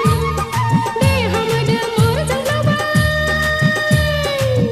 आंखौ बाराव गोजावबाय आंनि गांग्रिङा दिनै हमथाहायै रिंबाय सोरखौबा नुनानै हमथाहायै रिंबाय सोरखौबा नुनानै आंनि गांग्रिङा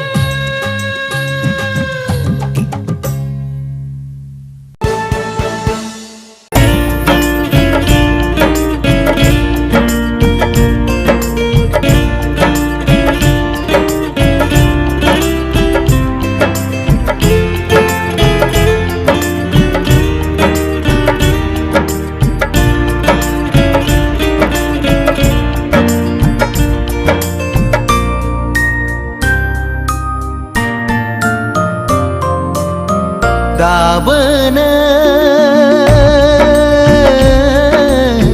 नोंखौनो मोजां मोनो दाबोनो नोंखौनो गोसो थोयो सिरि सिरि जेब्लाबो नोंखौ नाजानाया सिखावो जेब्लाबो नोंखौ हास्थायनाया जाफुंथों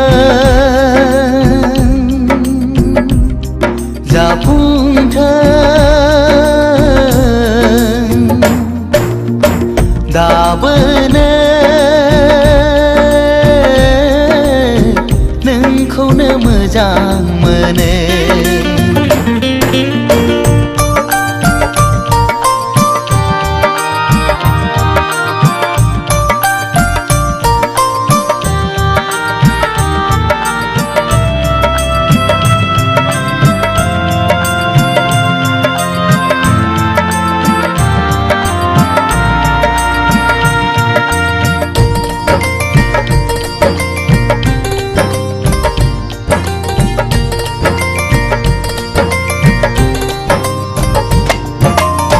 जेब्लाबो खालामो नों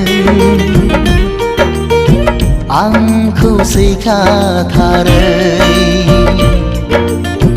जेब्लाबो खालामो नों आंखौ सुखुखायै मोजां मोनो आं नोंखौ जिउ होनानै मोनाब्ला मा जागोन नों जेबो बुजिनाय नङा नोंखौ मोनाब्ला मा जागोन नों जेबो हमदांनो हाया नोंखौ नङाब्ला आंनि जिउआ थांना थानो हानाय नङा दाबोनो नोंखौनो मोजां मोनो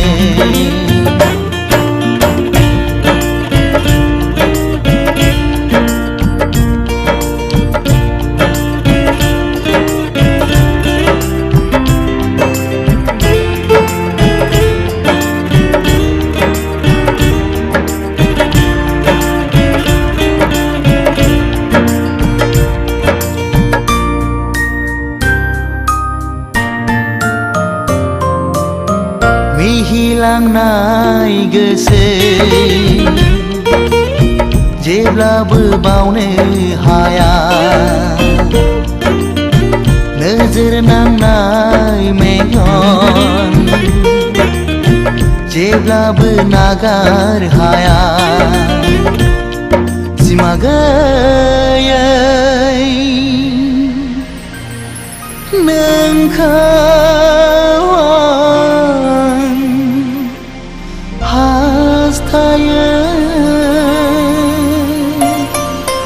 नोंखौ मोनाब्ला आं सानो थैनायनिफ्राय जेबो साबसिन जाया दायनिगिरिया आं जागोन बेवहाय नोंहा गोरोन्थि गैया रुगुं गैयै लैथोआव नोंखौ